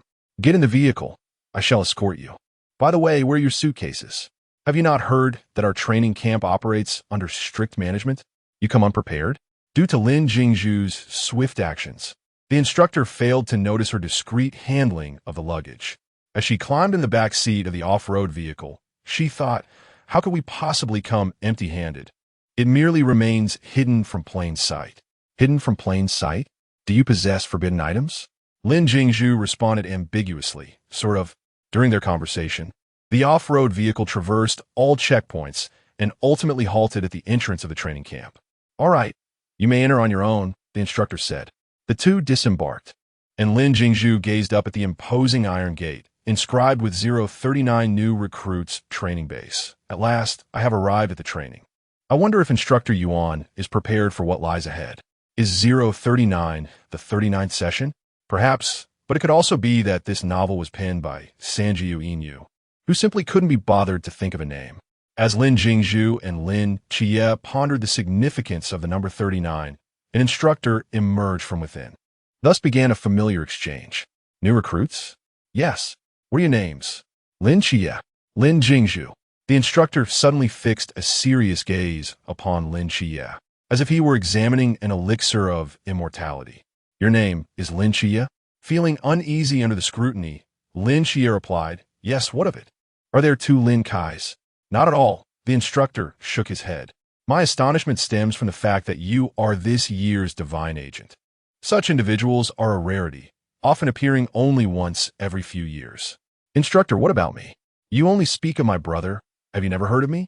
Of course. I have heard of you, a legendary figure from the Forbidden Ruins, capable of summoning fairies to battle. However, you have been overshadowed by the brilliance of the Seraphim Michael. So being a divine agent is something to boast about, Lin Jingshu thought, her competitive spirit ignited. By the way, I am Hong Hao, your instructor for this training session. Hello, Instructor Hong, Lin Jingshu and Lin Jie replied in unison. As they were the first to arrive at the training camp, they were met with particularly attentive care from Instructor Hong, who guided them on an extensive tour of the premises. As he led them around, other instructors also cast their eyes upon Lin Jie. Little Jie, it seems you have become quite the celebrity. Observe the gaze of those instructors upon seeing you. Their eyes gleam as if they have encountered a treasure. Do not take offense. Their curiosity stems from the rarity of divine agents. Instructor Hong elucidated to the two. Just moments ago, it was mentioned that it might take years to find one. Were there no other divine agents participating in the new recruit training camp before this? Indeed, there were. The last divine agent to emerge from here has since become the captain of the special squad, Masked Team. The Masked Team, we shall finally behold Wang Mian. Instructor Hong guided the two to the front of the dormitory building. The two buildings on the left comprise the male dormitory area, while the right is designated for females. As the earliest arrivals among the new students, you may choose at your leisure. I was just about to ask, where are your belongings? Instructeur, on réassured. Since we are here for training, we certainly brought our luggage. We are not foolish. Lin Jingshu raised her hand, summoning all of Lin Jie's possessions. Jie, you handle it yourself. After all, this is the boys' dormitory, and I cannot enter. Lin Jie stared blankly at the 4 boxes on the ground. Do we really purchase this much? When Hong Ying and the others were shopping, they had Lin Jingshu's spatial tool as a convenient means, leading them to bring back everything they deemed suitable. Consequently, Lin Jie's belongings had more than doubled compared to the original narrative. Jie, good luck. I shall return to my place to organize, Lin Jingshu said, pulling out a pack of Dacia brand cigarettes and handing them to Hong Hao. Hong Hao gazed at Lin Jingshu's retreating figure, then turned to ask, does she have forbidden items? One could say so, Lin Jie replied vaguely. He hoisted his heavy suitcase, each step up the stairs proving to be a laborious endeavor, as if the suitcase were filled not with clothes and daily necessities, but with leaden weights. Meanwhile, on the other side, Lin Jingshu was eagerly circling the dormitory, meticulously observing each room and weighing their pros and cons. At last, her gaze settled on a room with excellent lighting, sunlight streaming through the window, illuminating the entire space with a warm glow. Ah, this is the one. Lin Jingshu nodded in satisfaction. How is it that the dormitory in this new recruit training camp resembles my previous school so closely? The bunk beds, the desks, it's almost identical. Moreover, the conditions here are even inferior. At least my school had a fan, while here there isn't even one. Yet, Lin Jingshu did not allow this to dampen her spirits. Instead, a spark of excitement illuminated her face. No worries. Let me transform the mundane into the extraordinary, she murmured to herself and swiftly set to work. With the finesse of a magician, Lin Jingshu began extracting various items from her suitcase. Beautiful bed linens, charming cushions, exquisite trinkets, and more. One by one, she arranged these treasures within the room, instantly transforming the previously stark space into a cozy haven. After tidying up her room, Lin Jingshu gazed contentedly at the fruits of her labor. Then, like a deflated balloon, she collapsed on her bed, relishing the momentary tranquility and comfort. The final task awaits, she mused. Xiaojio, do you have any elixirs that could assist in enhancing one's realm? Fundamental reinforcement pill. Aids in breaking through bottlenecks without side effects, 120 points. Boundary breaking pill. Forces a breakthrough into a higher realm. But one will remain at that level for life, 100 points. Chapter 34. The drink of regret goodness. How remarkable. Even that inferior boundary pill pales in comparison to the divine spirit elixir. I shall procure a fundamental restoration pill. Congratulations, host. Purchase successful. Remaining points, 365. Items have been placed in your personal space. Xiaojio, can you locate Yuan Gang's current whereabouts? Shu, Yuan Gang is presently in his office. Xiaojio's voice resonated in Lin Jingshu's mind. Simultaneously, a map appeared before her, clearly marking Yuan Gang's office location. Excellent navigation. Thus, guided by Xiaojio's navigation system, Lin Jingshu made her way to Yuan Gang's office.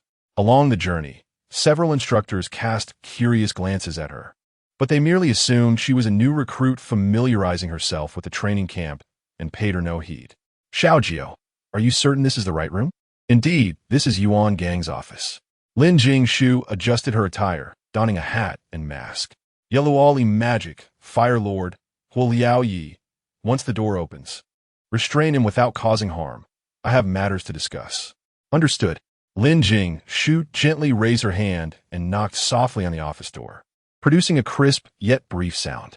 Gomein, a deep, resonant voice emerged from within, exuding an undeniable authority. Lin Jingshu's heart raced. She had anticipated the door would be opened for her, yet it beckoned her to enter directly. Alas, I did not expect him to invite me in. Lin Jingshu muttered inwardly while swiftly glancing at Huoliao Yi beside her, whispering, Huoliao Yi, you should return for now. Wait until I call for you before you act. Huoliao Yi nodded and replied softly, very well. Once Huoliao Yi's figure vanished from sight, Lin Jingshu took a deep breath to steady herself, then grasped the doorknob and cautiously pushed the door open. The moment the door creaked ajar, a faint scent of tobacco wafted toward her. As she focused her gaze, she beheld a resolute man seated behind the desk, his head slightly bowed as he appeared engrossed in sorting through documents. Lin Jingshu quietly entered the office, turning to gently close the door behind her with a soft click. Just as she closed the door, the man seemed to sense her presence, abruptly lifting his head to fixate on her. Yuan Gang regarded this fully armed figure before him with a flicker of wariness. Furrowing his brow, he inquired, Who are you? My identity is of little consequence. I have a lucrative proposition for collaboration, and I'm curious if you might be interested. Lin Jingshu deliberately lowered her voice. What sort of business? Unbeknownst to Lin Jingshu, beneath the desk, Yuan Gang's blade had begun to emerge. Naturally, it is a most advantageous deal, for I have no desire to. Shu, his blade is already drawn. Since Instructor Yuan is unwilling to engage in a civil discussion, then there is no need for further dialogue. Yellow magic, Fire Lord. As Yuan Gang was wholly engrossed in confronting Lin Jingshu, the sudden appearance of Hua Liaya momentarily distracted him. In that fleeting moment of distraction, Hua Liaya swiftly unleashed his magic. With a low incantation, the Yi Luoli spell, Mirage, surged forth, enveloping Yuan Gang in an overwhelming wave of arcane energy. This potent force instantly engulfed him, casting him into a realm of illusion. Within this phantasmagoric world, Yuan Gang found himself adrift in an endless desert, the sun blazing fiercely overhead and scorching heat waves undulating around him. Yet, possessing the abilities of the sea realm, he fought against the illusion, After mere seconds of struggle, he harnessed the power of the sea realm to awaken from the mirage. However, the tide of battle had dramatically shifted in those brief moments. Seizing the opportunity, while Yuan Gang was ensnared in the illusion, the Fire Lord swiftly cast his binding spell. As Yuan Gang regained his senses, he discovered that his body was ensnared by a layer of searing flames, rendering him completely immobile. Commander Yuan, I mentioned that this is merely a business transaction. Since you refused the cordial invitation, you shall partake in the penalty, Lin Jingshu declared, directly feeding him a Gubin Peiyuandan. Yuan Gang intended to spit it out, but to his astonishment, the elixir dissolved upon entry. What have you given me? He exclaimed, utterly bewildered that he, the vice-captain of the 006 Beijing team, had fallen prey to the machinations of someone from the Pool Realm and the River Realm. Only something beneficial, Commander Yuan. Fire Lord, you've worked hard. Everything is fine now, Hu Liaoye remarked, glancing at Yuan Gang seated in the chair, and then at Lin Jingshu before gradually vanishing from their sight. With Hu Liaoye's disappearance, the binding spell dissipated, allowing Yuan Gang to rise and rub his wrists. Are you not afraid I might kill you? He queried, eyeing Lin Jingshu, who remained composed in her chair. Afraid? Why would you want to kill me, Commander Yuan? I have provided you with something valuable. I am here to negotiate, she replied. You members of the ancient God Church certainly know how to invest. We have only just established ourselves in Songnan, and you're already here rushing about. Let me tell you, you are not in a position to threaten me. Congratulations, host, for completing Task 4. You currently have 415 points. Task Refresh in progress.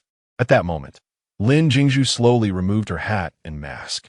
Commander Yuan, please calm down. I'm not affiliated with the ancient God Church. I am merely a novice. A novice? How is it that I have never heard of a novice possessing the abilities of the Pool Realm? He retorted, I truly am a novice, Commander Yuan. I am the Lin Jingshu who has never appeared in the Forbidden Ruins and can summon fairies. Upon hearing the system announce the completion of her task, Lin Jingshu hurriedly sought to placate Commander Yuan, recognizing the danger of his Sea Realm power. Commander Yuan, please calm down. I am genuinely well-intentioned. The elixir I just fed you is called Gubin Peiyuandan. I am unsure if you're aware of my background. On the surface, I come from a forbidden ruins that has never been observed. In truth, I'm a nine-tailed fox demon from another world. Regarding the matter of Lin Jingshu being a nine-tailed fox demon, Yuan Gang was truly unaware. It can be said that throughout the vast realm of Daxia, only the Supreme Commander and a select few are privy to Lin Jingshu's true identity as a being from another world. You claim to come from an alternate realm, which is indeed correct. I too hail from a different world.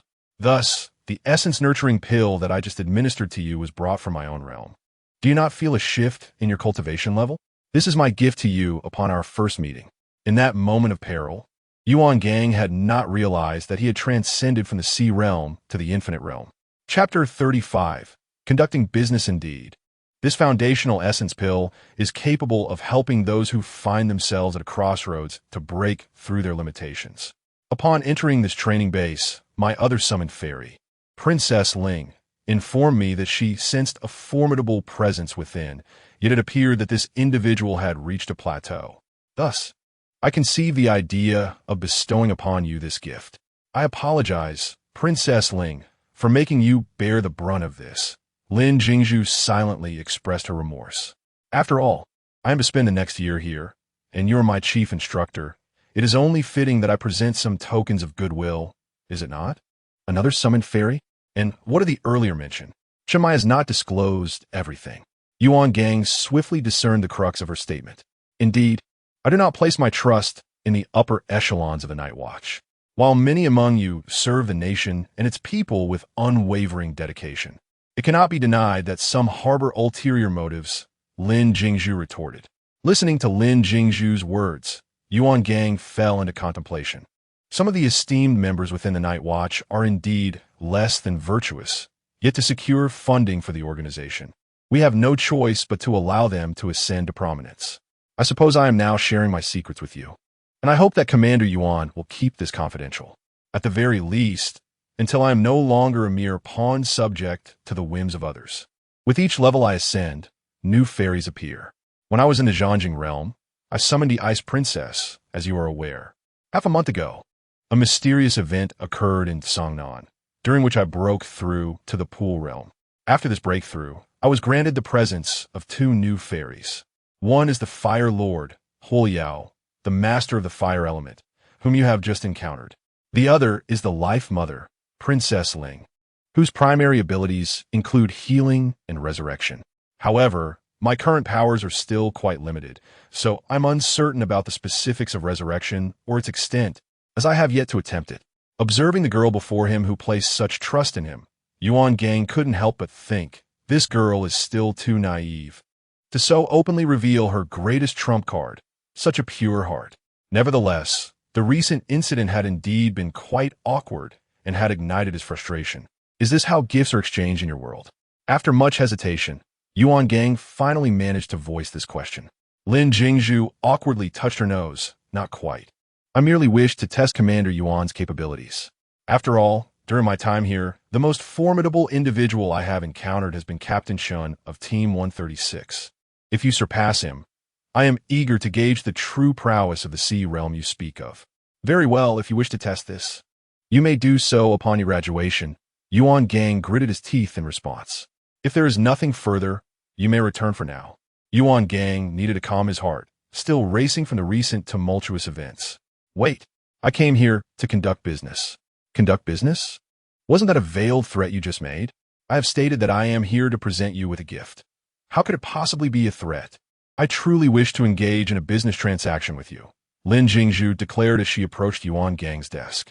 The captain mentioned that the Night Watchers possess 3 essential items: a straight sword, a cloak, and a badge. Might I see your badge?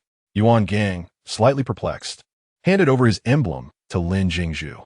While examining the badge, she remarked, Instructor Yuan, you truly place your trust in me to relinquish your badge so readily. It was Lin Jingshu's first encounter with the emblem of the Night Watchers. The front displayed 2 crossed straight swords, with Yuan Gang's name inscribed at the bottom. The reverse bore an inscription, when the dark night descends, I shall stand before the multitude, sword drawn towards the abyss, blood staining the heavens. You spoke to me earlier without any concealment, and for that reason, I believe in you, Lin Jingshu stated as she returned the badge to Yuan Gang. The business I propose involves a potion that can substitute for the ghostly spirit elixir. Yuan Gang stood abruptly, taken aback. What do you mean by a substitute for the ghostly spirit elixir? I've heard from the captain and others that the ghostly spirit elixir is a potion that can swiftly awaken one's latent potential, but its aftermath leaves one nearly incapacitated. My potion, however, allows an individual to instantaneously transcend a realm, albeit for a mere half hour. What is the cost?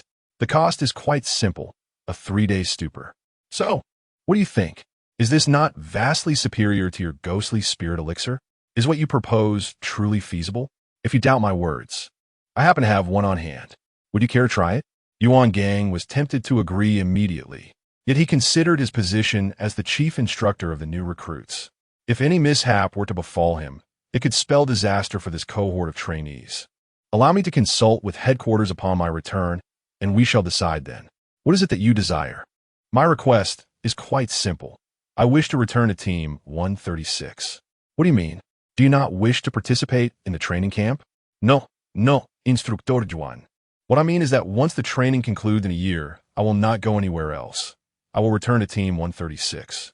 While I am unsure of the combat capabilities of this year's recruits, judging by your previous displays and the celestial abilities you can summon, I cannot guarantee for the special teams, but I believe you could easily rank among the top 10 teams outside of the special units. Why return to Team 136? Naturally, it is because of the significant individuals there. Significant individuals? When I first arrived in this world, it was the captain and sister Hongying who rescued me, and I hold that experience dear. Yet, your abilities would be squandered in a small city like Songnan. I have never been particularly ambitious. The reason I offer you this potion is that I wish to enact change, to save those who sacrifice their lives for the countless souls behind them. Very well. Instructor Yuan, I have delivered my gift and concluded our business. The specifics of implementation rest with you and the higher-ups of the Night Watchers.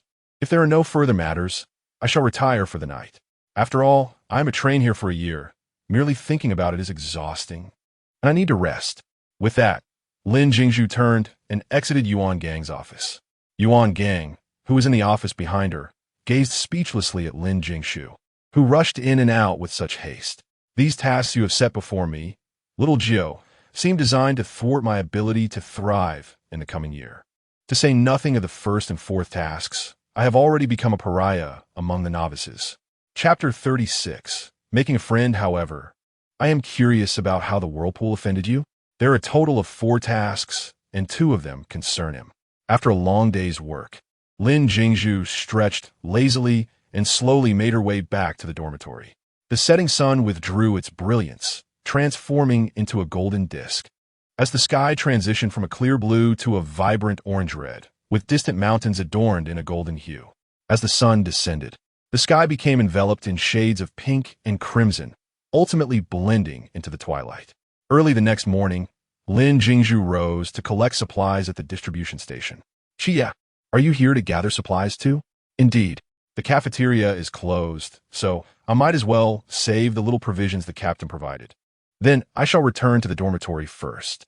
Halfway through her walk, Lin Jingshu suddenly recalled, isn't it about time for the famous scene of Chie's delightful foot aroma? Alas, what a pity.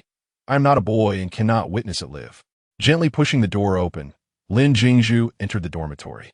Her gaze swept across the room and abruptly halted on a figure. A tall woman stood by the bed, bowing her head to tidy the sheets. The woman's hair flowed like flames, cascading down to her waist and swaying gently with her movements.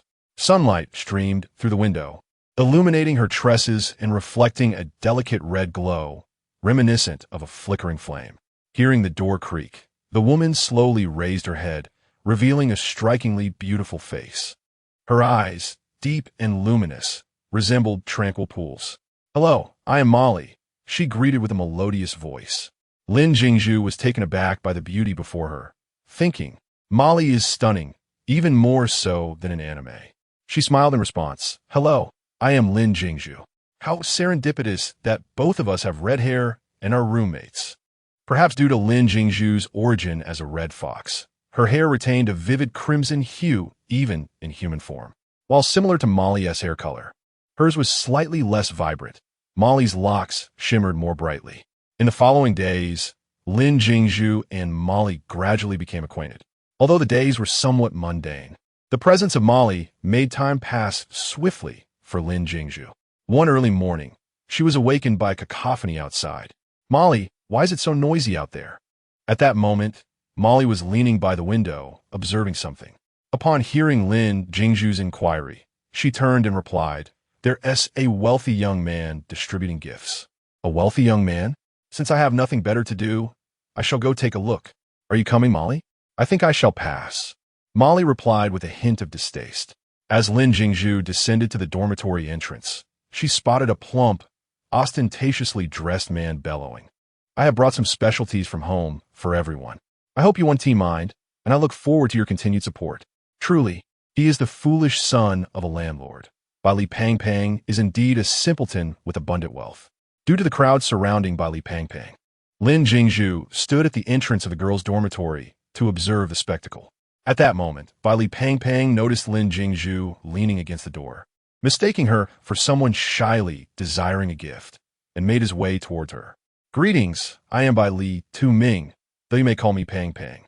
I am merely a child of an ordinary family, and I present this token as a gesture of friendship." As Bai Pang Pang spoke, he produced a watch he had been holding, inviting Lin Jingshu to select one. Without hesitation, Lin Jingshu picked a watch that caught her fancy. "Since we are friends, it is only fitting to reciprocate," she declared, retrieving a gold ingot from her pocket as a return gift. Bai Li Bang Bang, in a moment of delight, embraced the gold ingot. "Is this truly for me?" he inquired. "Indeed, friendship is about mutual exchange. I accept your gift, and this gold ingot is my gift to you. I am Lin Jingshu, and from this day forth we are friends." Bai Li Bang Bang, for the first time receiving a return gift, stood before Lin Jingshu, grinning foolishly while clutching the gold ingot. Thank you, Jingshu," he stammered when suddenly, Instructor Hong, accompanied by several officers, stormed to the foot of the dormitory building. Instructor Hong stood before the raucous dormitory and bellowed, the sound echoing between the structures. What on earth is going on? This is a new recruit training camp, not an amusement venue. His thunderous roar struck like a bolt from the blue, instantly silencing the once boisterous crowd. The lively atmosphere transformed into an eerie stillness, as if time itself had paused.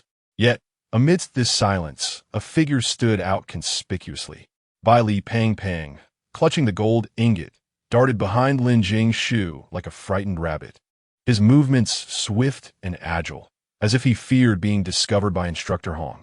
Muttering to himself, "You cannot see me, you cannot see me." He hid behind Lin Jingshu. She, feeling exasperated by his antics, rubbed her forehead and sighed. "Really, Bai Pang, do you think my slender frame can shield you?" Observing the quivering round figure behind the slender Lin Jingshu, Hong Hao could not suppress a twitch at the corners of his mouth. Do not think that just because the training has not yet commenced, you can act recklessly. I will let this slide this time, but next time I catch anyone causing a ruckus, I will ensure they regret it. Everyone is to assemble at the training ground at 2 p.m. With that, Hong Hao turned away, accompanied by the other officers as they departed the dormitory. Bai Pang peeked out from behind Lin Jingshu, glancing around to confirm they had finally left. "Thank you for the gold ingot, Jingshu. I truly cherish it." "Xiao Qi, feel free to laugh. Do not stifle yourself," Lin Jingshu remarked, addressing Lin Qiyi, who stood at the entrance of the dormitory. Upon realizing she had been spotted, Lin Qiyi could no longer contain herself. "Bai Pang, you are quite clever. What made you think Jingshu could shield you?" "Qi, you know Jingshu as well?" "Both Jingshu and I hail from Cangnan." "All right, you may continue your conversation. I shall return to organize my things. Farewell, Pang. Farewell, Zaikai. Farewell, Sister Jingshu. Farewell, Jingshu." As Lin Jingshu entered the room, she noticed that Molly had already arranged her military training attire. "Molly, I'm back. Look, this is the watch Bai Pang gifted me. Isn't it lovely? It is indeed beautiful, but I understand you find him to be a privileged young master, and you harbor disdain for such individuals. Worry not, for I possess a keen discernment. Bai Pang falls within the category of those who, despite their wealth, retain a rather innocent disposition. I observed him for quite some time. He was solely engaged in distributing watches. Some approached him with flattery, while others feigned arrogance, taking the watch and departing. Such individuals are truly despicable. Chapter 37. I confess, I just raised my voice. It's no matter, we still have a year to spend together. Time reveals the true nature of people. After all, besides, Bai Pang is rather endearing, or rather, adorably foolish. Have you ever seen a chubby little one hiding behind me, a girl no less? I can barely conceal him, and yet he insists on hiding behind me, muttering to himself, "You can't see me, you can't see me." It's simply too amusing. Elena Jingzu silani da fanda Bai Li Pangpan. Ashu, why do you speak kindly of Bai Pang? After all, in the original story, there was somewhat of a couple that left me with a hint of unresolved feelings. If they can become a pair, so be it. If not, that is fine too. Primarily, I am not lying. Bai Pang is just too innocent due to being spoiled by Bai Xian. This afternoon, I am so excited to meet Wang Mian. Xiaojiu, please bring me 2 beauty-enhancing pills. All right, congratulations, host, on your successful purchase. Remaining points, 315, have been added to your personal space. Meanwhile, Bai Pang returned to the dormitory, clutching a gold brick. "Qi, look at this gift from Jingshu. This is the first time someone has given me a present. I am so happy. By the way, is Jingshu really that formidable? Giving gifts like gold bricks directly." As Lin Qiyi, who was aware of Lin Jingshu's true identity, glanced at the gold brick in Bai Pang's arms, she deemed it rather trivial, as such treasures held little significance in her eyes. After Lin Jingshu and Molly changed their clothes in the afternoon, they proceeded directly to the training ground. Upon arrival, they discovered that few individuals had gathered, with only a sparse number standing around. On the martial arts platform stood over 20 instructors, their expressions grave and resolute. Upon spotting Yuan Gang at the forefront, Lin Jingshu raised her hand in greeting. "Hello, Instructor Yuan." "Hello, Instructeur Hong." Yuan Gang nodded calmly in acknowledgement. Instructor Hong, noticing Yuan Gang's greeting, then nodded in Lin Jingshu's direction. After a considerable wait, more recruits began to trickle in. Lin Qiyi, amidst the crowd, easily spotted Lin Jingshu. Thanks to her distinctive red hair, apart from Ollie, she was the only other one in the training camp with such a hue. Jingshu, you all arrived quite early. Since we had nothing else to do, we thought we might as well come early. Finally, we are about to begin our tasks. I must apologize, Vortex. Lin Jingshu silently expressed her regrets to Vortex in her heart. Miss, hello, I am by Li Tu Ming, from an ordinary family. Lin Jingshu swiftly pulled by Li Pang Pang, who was about to befriend Molly back. All right, Pang Pang, this is my roommate, Molly. Molly, this is by Li Pang Pang, who is distributing watches downstairs this afternoon. We should wait until the instructors finish speaking before discussing anything else, lest we become their targets. Lin Jingshu noticed the instructor's expression darkening and wisely chose to remain silent. Stand straight. One of the instructors beside Yuan Gang suddenly shouted, startling all the recruits. Even Lin Jingshu, who had mentally prepared herself, jumped in surprise. Moreover, she noticed that Yuan Gang seemed to have flinched as well. This is too amusing. It appears they had not coordinated this beforehand. Even the formidable Commander Yuan was momentarily taken aback. Internally, he implored, please show kindness to the elders, and instantly, the training ground fell silent. Lin Jingshu stood amidst the ranks, acutely aware of the commanding presence emanating from the instructor on the platform. Despite his lack of movement, simply standing there exuded an aura of a soldier of the Great Xia, a fierce intensity born from the battlefield that could not be contained. As Yuan Gang surveyed the now tranquil crowd, he began to speak slowly. I know you are all prodigies from the Great Xia. However, in both anime and novels, this phrase is truly word for word. That is to say, the recruits are mere novices. No, they are not even worthy of being called novices. All right, it will soon be my turn. I must seize the opportunity and ensure that the arrogant one does not steal my spotlight. Lin Qiyi could distinctly sense that most of the new recruits regarded him with disdain or suppressed laughter. Yet, upon glancing to his side, he was astonished to find Lin Jingshu's face alight with excitement, even a hint of impatience shining through. Are you all dissatisfied? After Yuan Gang finished this statement, Lin Jingshu immediately raised her hand, declaring, I am not. Instructor, they are novices. I am not. Yes, perfect timing. Following Lin Jingshu's proclamation, all the new recruits, save for a few beside Lin Qiyi, turned their gazes toward Lin Jingshu, their eyes filled with mockery and disdain, accompanied by hushed whispers. Lin Jingshu was not one to back down. She radiated the pressure befitting her level of cultivation. The recruits who had previously thought her antics were merely an attempt to draw attention were now rendered speechless. She is at the pool realm? No, she is of the same generation. How could she be training with us? I admit I spoke too loudly just now.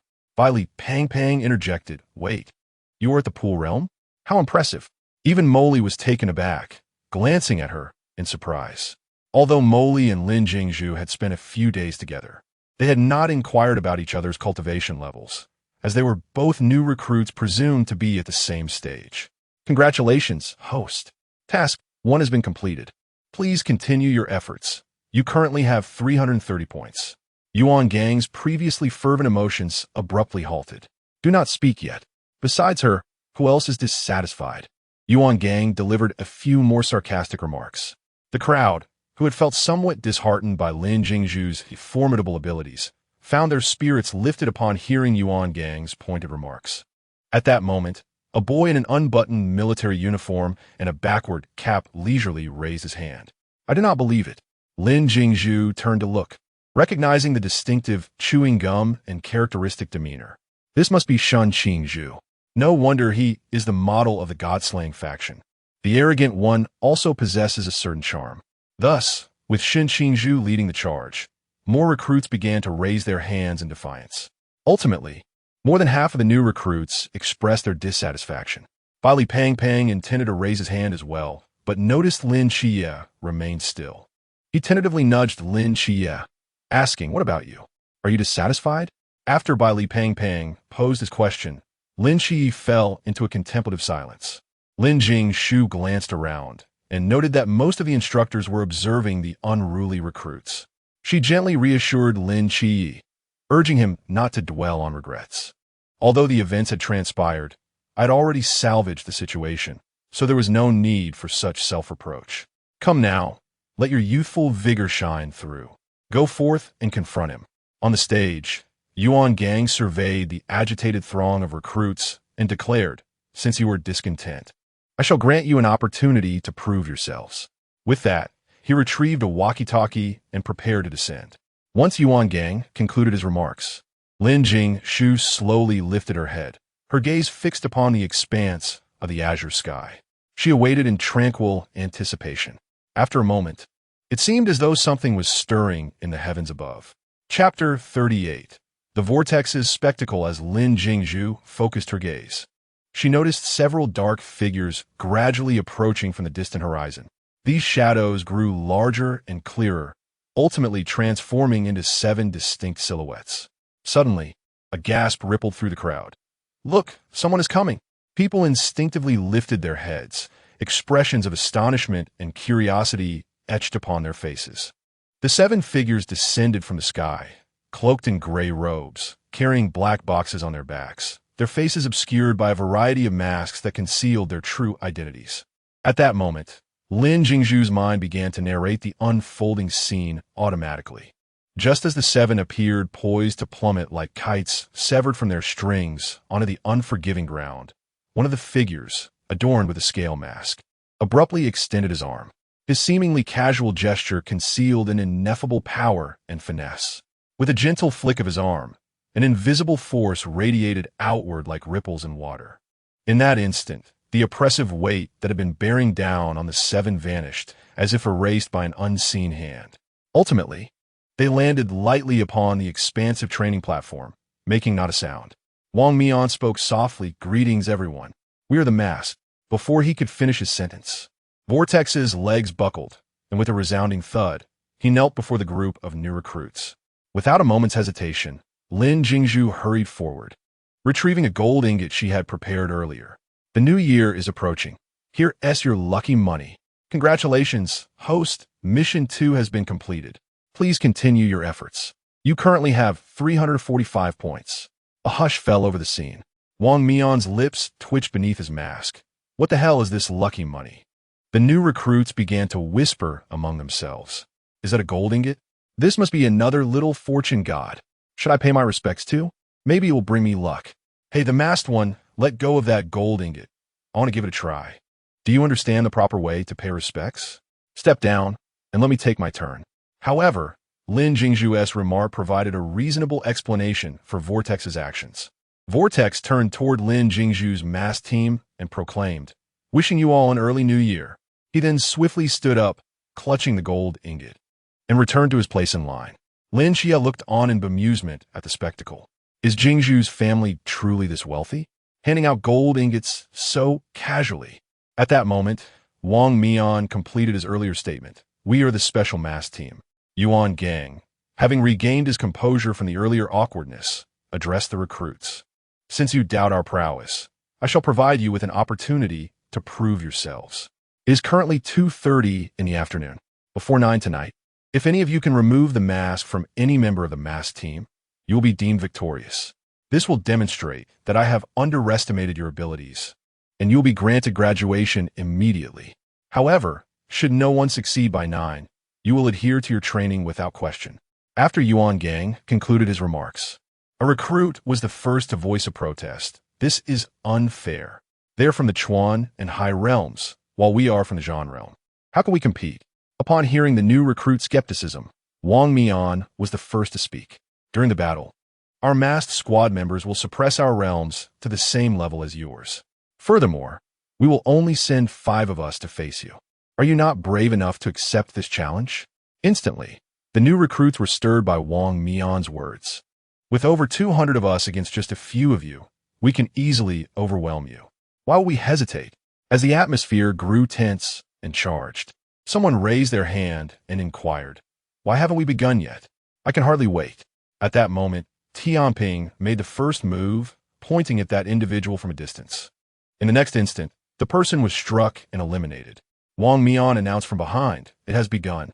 Do not hold back. Crush them."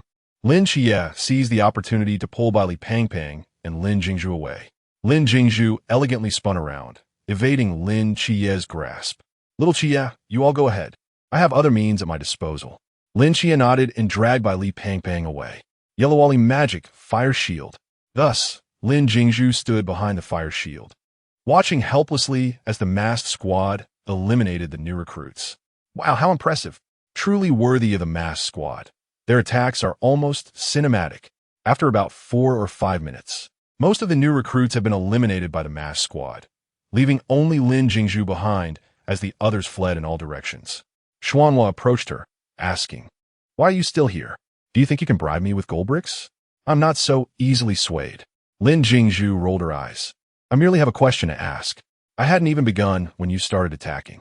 Since bribery is off the table, could you return what I offered? I wish to bribe your captain." Wang Mian, puzzled, inquired, "What question? And I won't be bribed, but I might go easy on you while eliminating you." "Thank you. I am at the pool realm, and I just want to know what I should do now." Unfortunately, Yuan Gang learned that Lin Jingshu was at the pool realm too late to inform the masked squad, resulting in their unawareness of this recruit's true level. "You are at the pool realm? You are a new recruit?" Xuanhua exclaimed, disbelief etched on his face. "Yes, does that surprise you? What new recruit is at the pool realm? Are you a freak? Why resort to personal attacks? You are the one being strange. Captain, what should we do? She is at the pool realm, and we are currently at the lantern realm. It seems she could easily eliminate us," Tianping whispered to Wang Mian. As Wang Mian pondered how to persuade Lin Jingshu to lower her realm, she spoke first. "I want to make it difficult for you. I am merely curious about the true extent of your abilities at the river and sea realms. How about this? You, Xuanhua, and I will engage in a one-on-one match. You can restore your realm, and we shall see the disparity between us and the river realm. What do you say?" Upon hearing Lin Jingshu's proposal, Wang Mian considered it and nodded in agreement. "Little Xuanhua, it appears you have been sold to me by your captain." "What do you mean sold? Let me assure you, I will show no mercy." As Lin Jingshu conversed with the vortex, the other members of the masked squad had already departed to recruit new soldiers from other locations. "Now, let us engage in a spirited battle. Yellow Wally magic, Ice Princess." The vortex gazed at the sudden appearance of the Ice Princess, realizing she was the elusive owner of the Forbidden Abyss, capable of summoning fairies, Lin Jingshu. "Indeed, I am Lin Jingshu. Vortex, you must tread carefully. Ialuli magique. Ice spike technique." Ice crystal shards formed as Lin Jingshu unleashed her spell, launching a direct assault towards the vortex. Hey, isn't this cheating? Wasn't it supposed to be a one-on-one duel? Why are you summoning assistants? This feels more like 2 against 1. Moreover, why are you in the pool realm while your summoned ally hails from the river realm? Chapter 39. Secrets. Suddenly, a deep purple vortex materialized in midair without warning, absorbing all of the Ice Princess's attacks. The vortex summoned the Forbidden Ruins to consume the ice spikes, while simultaneously deflecting Lin Jingshu's direct blade assault. Observing the vortex effortlessly absorbing all of Bing Lishua's ice spikes, it was not taken aback by its own prowess. Just as the vortex was about to revel in its superiority, Bing Lishue invoked the Yellow Wally magic spell, plunging the atmosphere into an icy abyss. As the incantation was uttered, an intense chill swept through the training ground like a torrent of frost, causing the temperature to plummet dramatically, as if the entire world had been encased in ice. The vortex suddenly felt a bone-chilling cold enveloping it, realizing that every cell in its body was being invaded by the frigid air, making movement exceedingly arduous. "I still don't believe it. Can you truly absorb this temperature?" The vortex mused. "Indeed, I cannot absorb your cold, but I can return your ice spikes to you." The corners of the vortex's mouth curled into a confident smile. Above Lin Jingshu and Bing Lishue, a purple vortex appeared, shimmering with icy radiance. Sharp ice spikes then shot forth from the vortex like meteors, hurtling towards the ground. Yellow Wally magic, fire shield. A blazing shield of fire materialized before Lin Jingshu and Bing Lishue, upon collision with the sharp ice spikes. The fire shield shattered the spikes instantly, dispersing them into countless tiny ice crystals. However, these crystals did not vanish upon contact with the flames nearby. They swiftly vaporized into wisps of white mist, disappearing without a trace. Once the sharp ice spikes clashed with the fire shield, they were nearly evaporated in an instant. Aren't you adept at controlling ice magic? You can also wield fire? The vortex was taken aback that the returning ice spikes were so effortlessly dealt with. What now? Are you still unwilling to concede? Lin Jingshu inquired, observing the vortex trembling from the cold. Unless you can unmask me, I shall never concede.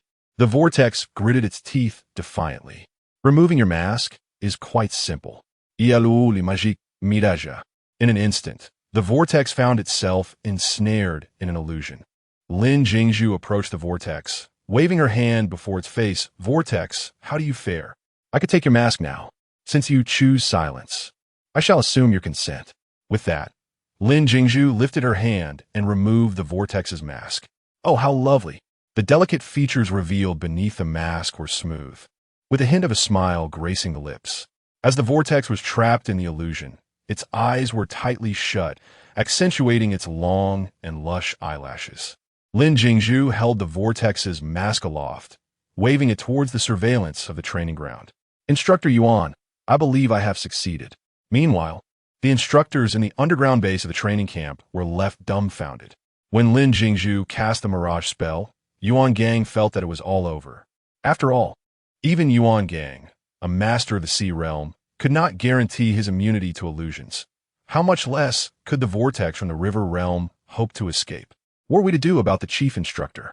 Is she not limited to controlling ice magic? Then why is she able to manipulate fire and illusions?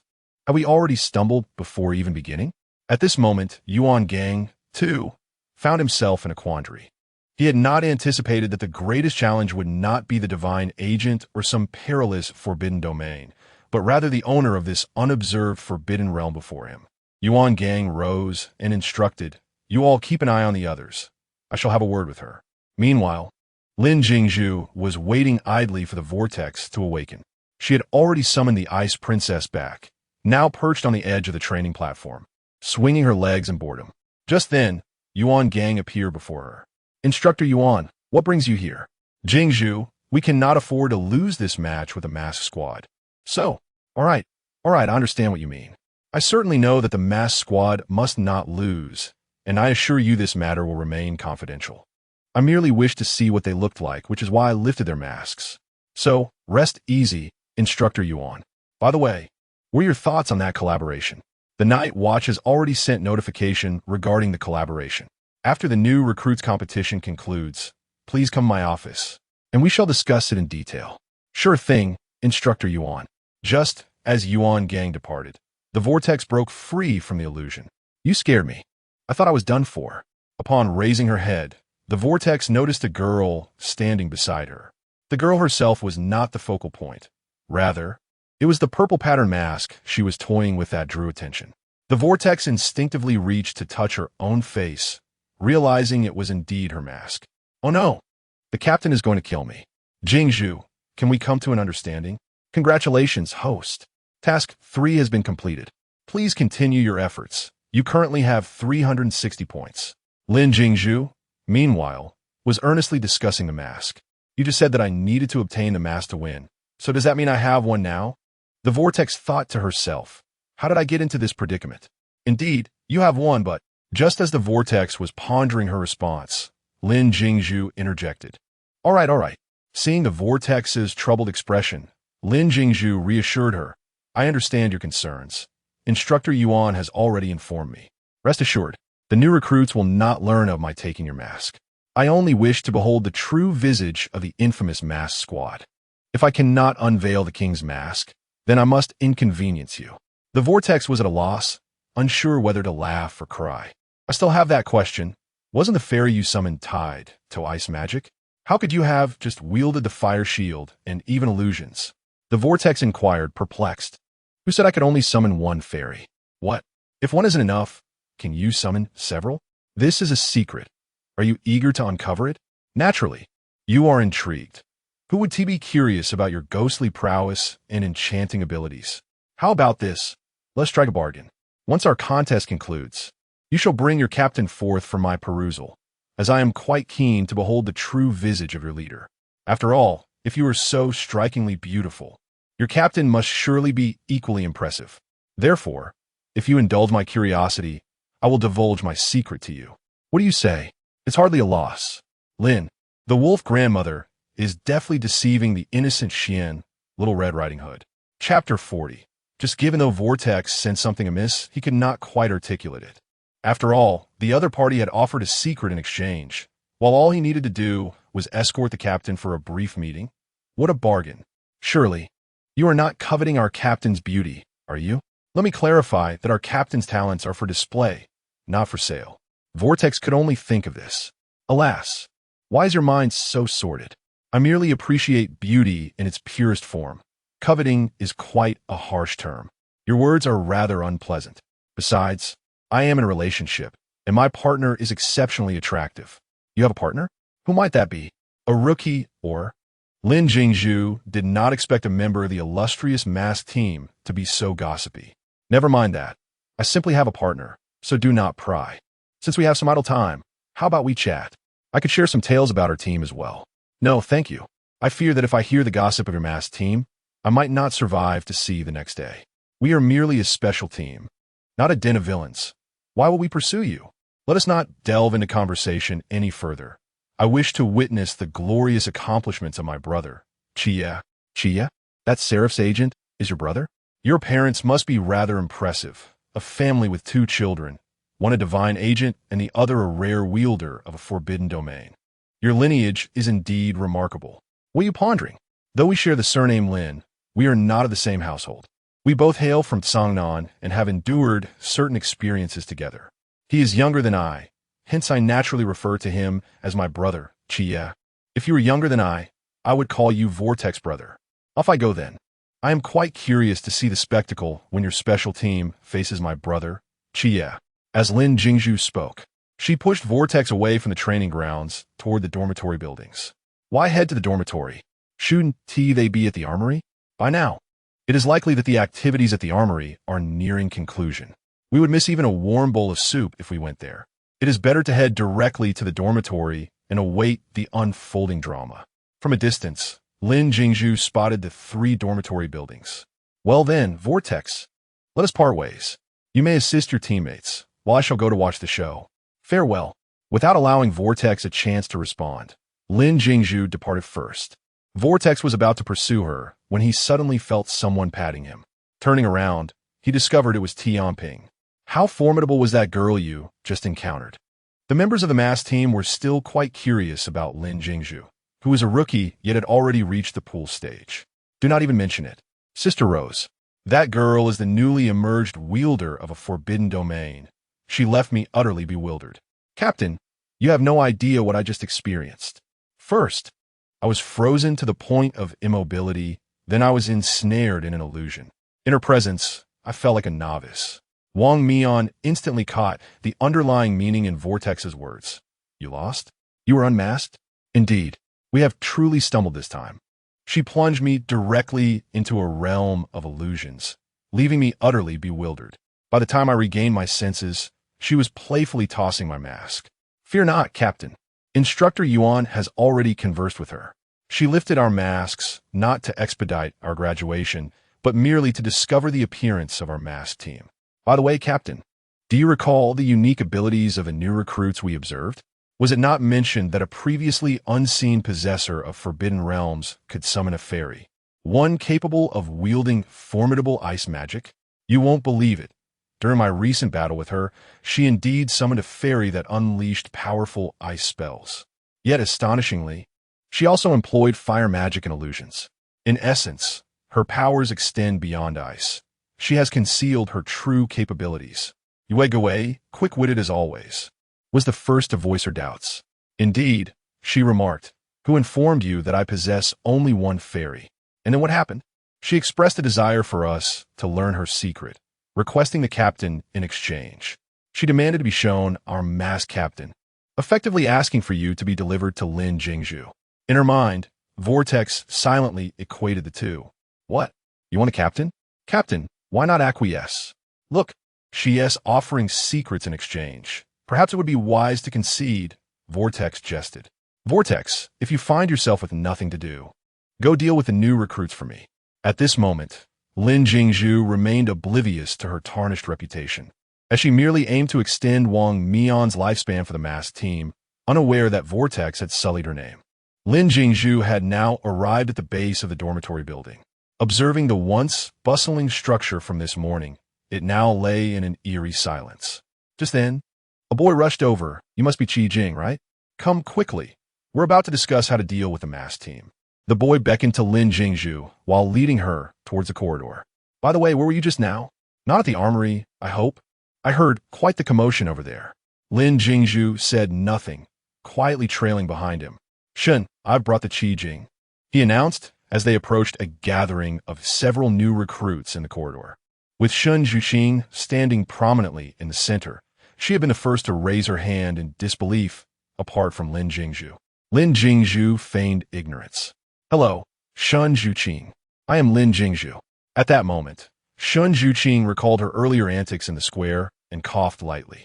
Hello, I am Shun Zhuqing. So you were just deceiving them? Lin Jingshu probed. No one said we must use our real names to resist. Just then, another boy approached. Shun, he still refuses to come. Shun Zhuqing waved her hand dismissively. Forget about him. He is probably just a coward. What do you all plan to do next? Do you need any assistance? I am proficient in ice magic, and I can also utilize fire and illusions, correct? Yes. How did you know? Lin Jingshu and Shun Zhuqing instantly reacted, turning sharply to gaze behind the crowd. Suddenly, a figure emerged behind the crowd, a man wielding a short sword and donning a crescent moon mask.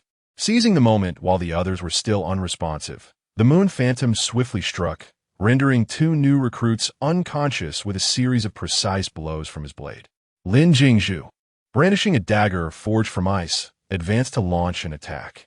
However, as her blade sliced through the air towards the moon phantom, his form became indistinct, gradually fading from view. This is not good, Lin Jingshu thought uneasily. I am not Lin Xie, the human scanner. With my current abilities, I cannot discern the moon phantom as presence. Everyone, be cautious, Shen Qingzhu called out urgently. At that moment, Lin Jingshu swiftly retreated.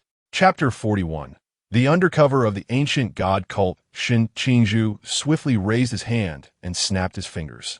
Instantly, all the air within a 10-meter radius was evacuated, creating a vacuum. The new recruits surrounding Shen Qingzhu, including Lin Jingshu, immediately clutched their throats, their faces contorted in asphyxiation. Shen Qingzhu cast a surprised glance at Lin Jingshu, astonished that she had reacted so quickly to their intentions. He maintained an outward demeanor of indifference. I am aware that you can read my lips. In this vacuum, they will not perish immediately. However, they can only survive for a maximum of 16 seconds. The time has already surpassed half. Either you remove your mask willingly, or they will perish here alongside you. At that moment, Yue Guwei turned to observe the agonized expressions of the individuals on the ground. You lunatic, to inflict such cruelty in a single confrontation. They are your comrades. Shen Qingzhu smiled slightly. Without such measures, how could I compel you to reveal yourself? Remove your mask, or you must kill me to save them. Just as Yue Guwei contemplated surrender, an enormous pink hammer materialized. Shen Qingzhu cursed under his breath. Brothers, retreat. Lin Jingshu reacted quickly, hastily rising to flee. No, I should distance myself further. This dormitory is about to explode. Lin Jingshu prudently acknowledged the risks of spectating. As Lin Jingshu dashed out of the dormitory building, she saw Shen Qingzhu standing handsomely before numerous machine guns and mortars, addressing the encircled masked team with the phrase that made Lin Jingshu scream in excitement. General, the masked. It is this line that has compelled me to re-watch this anime time and again. That cool guy is simply too dashing. The little voice within Lin Jingshu was in a frenzy of admiration. Ashu, since you cherish this moment so dearly, why are you fleeing the dormitory? Although Lin Jingshu's heart was aflame with infatuation, her feet did not falter. It suddenly occurred to me that there are undercover agents from the ancient god cult in this training camp. They are unaware of my possession of the Mother of Life and the Lord of Fire, but should I attempt to act, they will surely sense something amiss. When they arrive in Sangnan, their numbers and abilities will undoubtedly multiply. Xiao Jiao, can you identify which one is the undercover agent from the ancient god cult? Ashu, I can. However, I must be within 5 meters of them to scan their entire network data. I will be able to uncover any remittances or information at that time. That is excellent. I am grateful for your assistance, Xiao Jiao. It has been far too long, and I have forgotten the names of those undercover agents. Otherwise, I might have searched for them. I only recall that they were all soldiers brought forth by Yuan Gang. Instructor Yuan is truly unfortunate. What is Lin Jingshu planning to do? Why is she retreating while a fierce battle is clearly underway at the dormitory? Surely she does not intend to seek us out? Observing the direction Lin Jingshu was heading, Hong Hao speculated. Seek us out? How could that be possible? Our location is rather concealed. Without the guidance of an instructor, it would be nearly impossible to locate it. Indeed, Lin Jingshu struggled to find it. However, she was fortunate enough to possess an exceptional system. Thus, with the assistance of Xiao Jiao's navigation, she successfully arrived at the entrance. To our surprise, she truly found her way here. At that moment, an instructor monitoring the surveillance of the underground base spotted Lin Jingshu appearing on the screen. What's happening? How did she manage to come here? Oh no, please step outside and investigate. Yuan Gang, who needed to observe the conditions of the new recruits for future training preparations, entrusted Hong Hao with the task. How did you find us? As soon as Hong Hao stepped out of the underground entrance, he eagerly inquired. Lin Jingshu looked up and recognized him. It's reliable. She grasped Hong Hao's arm and led him to a corner of the surveillance area. Instructor Hong, I have something to discuss with you. Please relay this to Instructor Yuan when you return. Noticing the seriousness on Lin Jingshu's face, Hong Hao couldn't help but adopt a grave demeanor. What is it? Speak. There is an undercover agent from the ancient god church among your instructors. Lin Jingshu casually dropped this bombshell. At that moment, Hong Hao felt as if he had been struck by lightning. What? An undercover agent from the ancient god church? Impossible. These instructors were all personally trained by Commander Yuan. There cannot be an undercover agent among them. His first reaction was disbelief. After all, he had shared experiences with these instructors over several batches, and he found it hard to accept the notion of a mole. Instructor Hong, you must believe me. Doesn't my profile state that I can summon a fairy with ice magic? In truth, I can also summon the Princess of Life. This princess is quite sensitive to energies and marks. She informed me that she sensed several dark and sinister auras among your group of instructors. However, during the training session, I was positioned too far from the instructors for her to receive a clear perception. If you allow me to stand amongst your instructors, I will be able to discern who the undercover agent is. I understand you may be skeptical, but if you convey my words to Instructor Yuan, he will ascertain the truth of my claims. With a mixture of doubt and intrigue, Hong Hao returned to the underground base and approached Yuan Gang. In a hushed tone, he relayed, Commander, Lin Jingshu claims that her other fairy, the Life Princess, has detected dark energies within our group of instructors. She suspects there may be an undercover agent from the ancient god church. She stated that to identify the agent, she needs to conduct an in-person assessment with each instructor. Upon hearing Hong Hao's words, Yuan Gang's pupils contracted sharply. Hong Hao, bring Lin Jingshu in. Despite his lingering skepticism, he couldn't afford to gamble with the lives of the new recruits. To avoid alarming anyone, Yuan Gang continued to feign concentration on the surveillance of the new recruits' combat. Thus, Lin Jingshu followed Hong Hao into the underground base. Xiao Jiao commenced the assessment. Understood. Ashu. To your right, the instructor with a slightly anxious expression and the two instructors standing side by side, fixated on the surveillance, are indeed undercover agents of the ancient divine church. Instructor Yuan, I have arrived. Yuan Gang's countenance darkened. Are you certain? Lin Jingshu, having received a definitive response from Xiao Jiao, affirmed her certainty. Just as Yuan Gang was about to inquire who it was, the Fire Lord of Yi Luoli's magic appeared before the gathered instructors. Except for Yuan Gang, who had previously encountered the Fire Lord, the other instructors displayed expressions of wariness. Do not be alarmed. Do not be alarmed. I am here to discuss matters with Instructor Yuan. I have recently acquired a fairy and have come to report. Chapter 42. Upon observing Yuan Gang's nod, the instructors relaxed their vigilance and returned their attention to the new recruits. Lin Jingshu exchanged a knowing glance with Huo Yi, who instantly grasped her intent. Instructor Yuan, now that you've met him, allow me to demonstrate his skills, providing you with a clearer understanding of his capabilities. The instructor shifted slightly aside, mindful not to be caught in the ensuing spectacle, for the space was indeed limited. Lin Jingshu deliberately maneuvered the three instructors to the side. And then, Yi Luoli magic, sacred fire rose. In an instant, a massive inferno engulfed the three instructors. Observing Lin Jingshu's actions, Yuan Gang realized that these three, consumed by flames, were likely undercover agents of the ancient god church. Jingshu, do not kill them. I still have use for them. Although Yuan Gang seethed with indignation, knowing he needed to interrogate these instructors for potentially valuable information. Initially, the other instructors, witnessing their colleagues being engulfed by flames, intended to rush in to extinguish the fire. However, upon hearing Yuan Gang's words, they hesitated. Rest assured, Instructor Yuan, they are all from Chuanjing, and the Fire Lord is also from Chuanjing. They will not perish. Merely sustain serious injuries. I have specifically instructed the Fire Lord to temper his strength. Very well, Fire Lord, I appreciate your assistance. Huo Yi nodded with pride and vanished from sight. Ye luoli manjik, absolute zero. In an instant, an icy chill swept through the underground structure, causing the flames that had previously enveloped the three instructors to diminish, revealing their disheveled state. Yuan Gang approached the trio and fixed his gaze upon one of them. Liao Wangwai? Disappointment tinged his voice.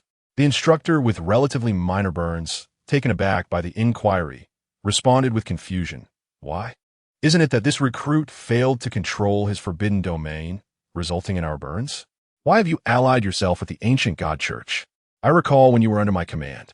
Liao Guang had anticipated his cover would be blown so swiftly, yet he maintained his defiance. Commander, how could I possibly be associated with the ancient god church?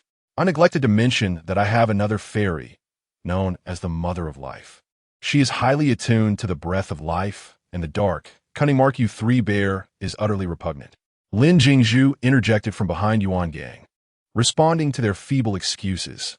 Yes, I apologize, Commander. They threatened my parents. I had no choice.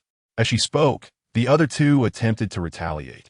But Yuan Gang, well prepared, used his forbidden domain to repel them. Wounded and overwhelmed, the two instructors quickly succumbed to unconsciousness under Yuan Gang's renewed assault. Youth is truly a blessing. They fall asleep at the slightest provocation. The other instructors remained in disbelief, astonished that just moments ago, they had shared laughter with their fellow comrades, now revealed to be agents of the ancient god church. Take them away, Yuan Gang commanded, instructing his fellow instructors to escort the three undercover agents for thorough interrogation. Yuan Gang turned to Lin Jingshu, who stood behind him, and expressed his gratitude. Thank you, Jingshu. Had he not spoken up, I would have remained oblivious to the potential dangers we face. I never anticipated that the ancient god church had already infiltrated this place. There's no need for thanks, Commander Yuan. My actions were motivated by self-preservation. Since I am here for training, I must exhaust every ounce of my spirit to hone myself. The unexpected appearance of the two celestial beings, which is not documented, will undoubtedly attract the attention of certain unwelcome observers. Moreover, the most renowned among us this time is Qi Yi.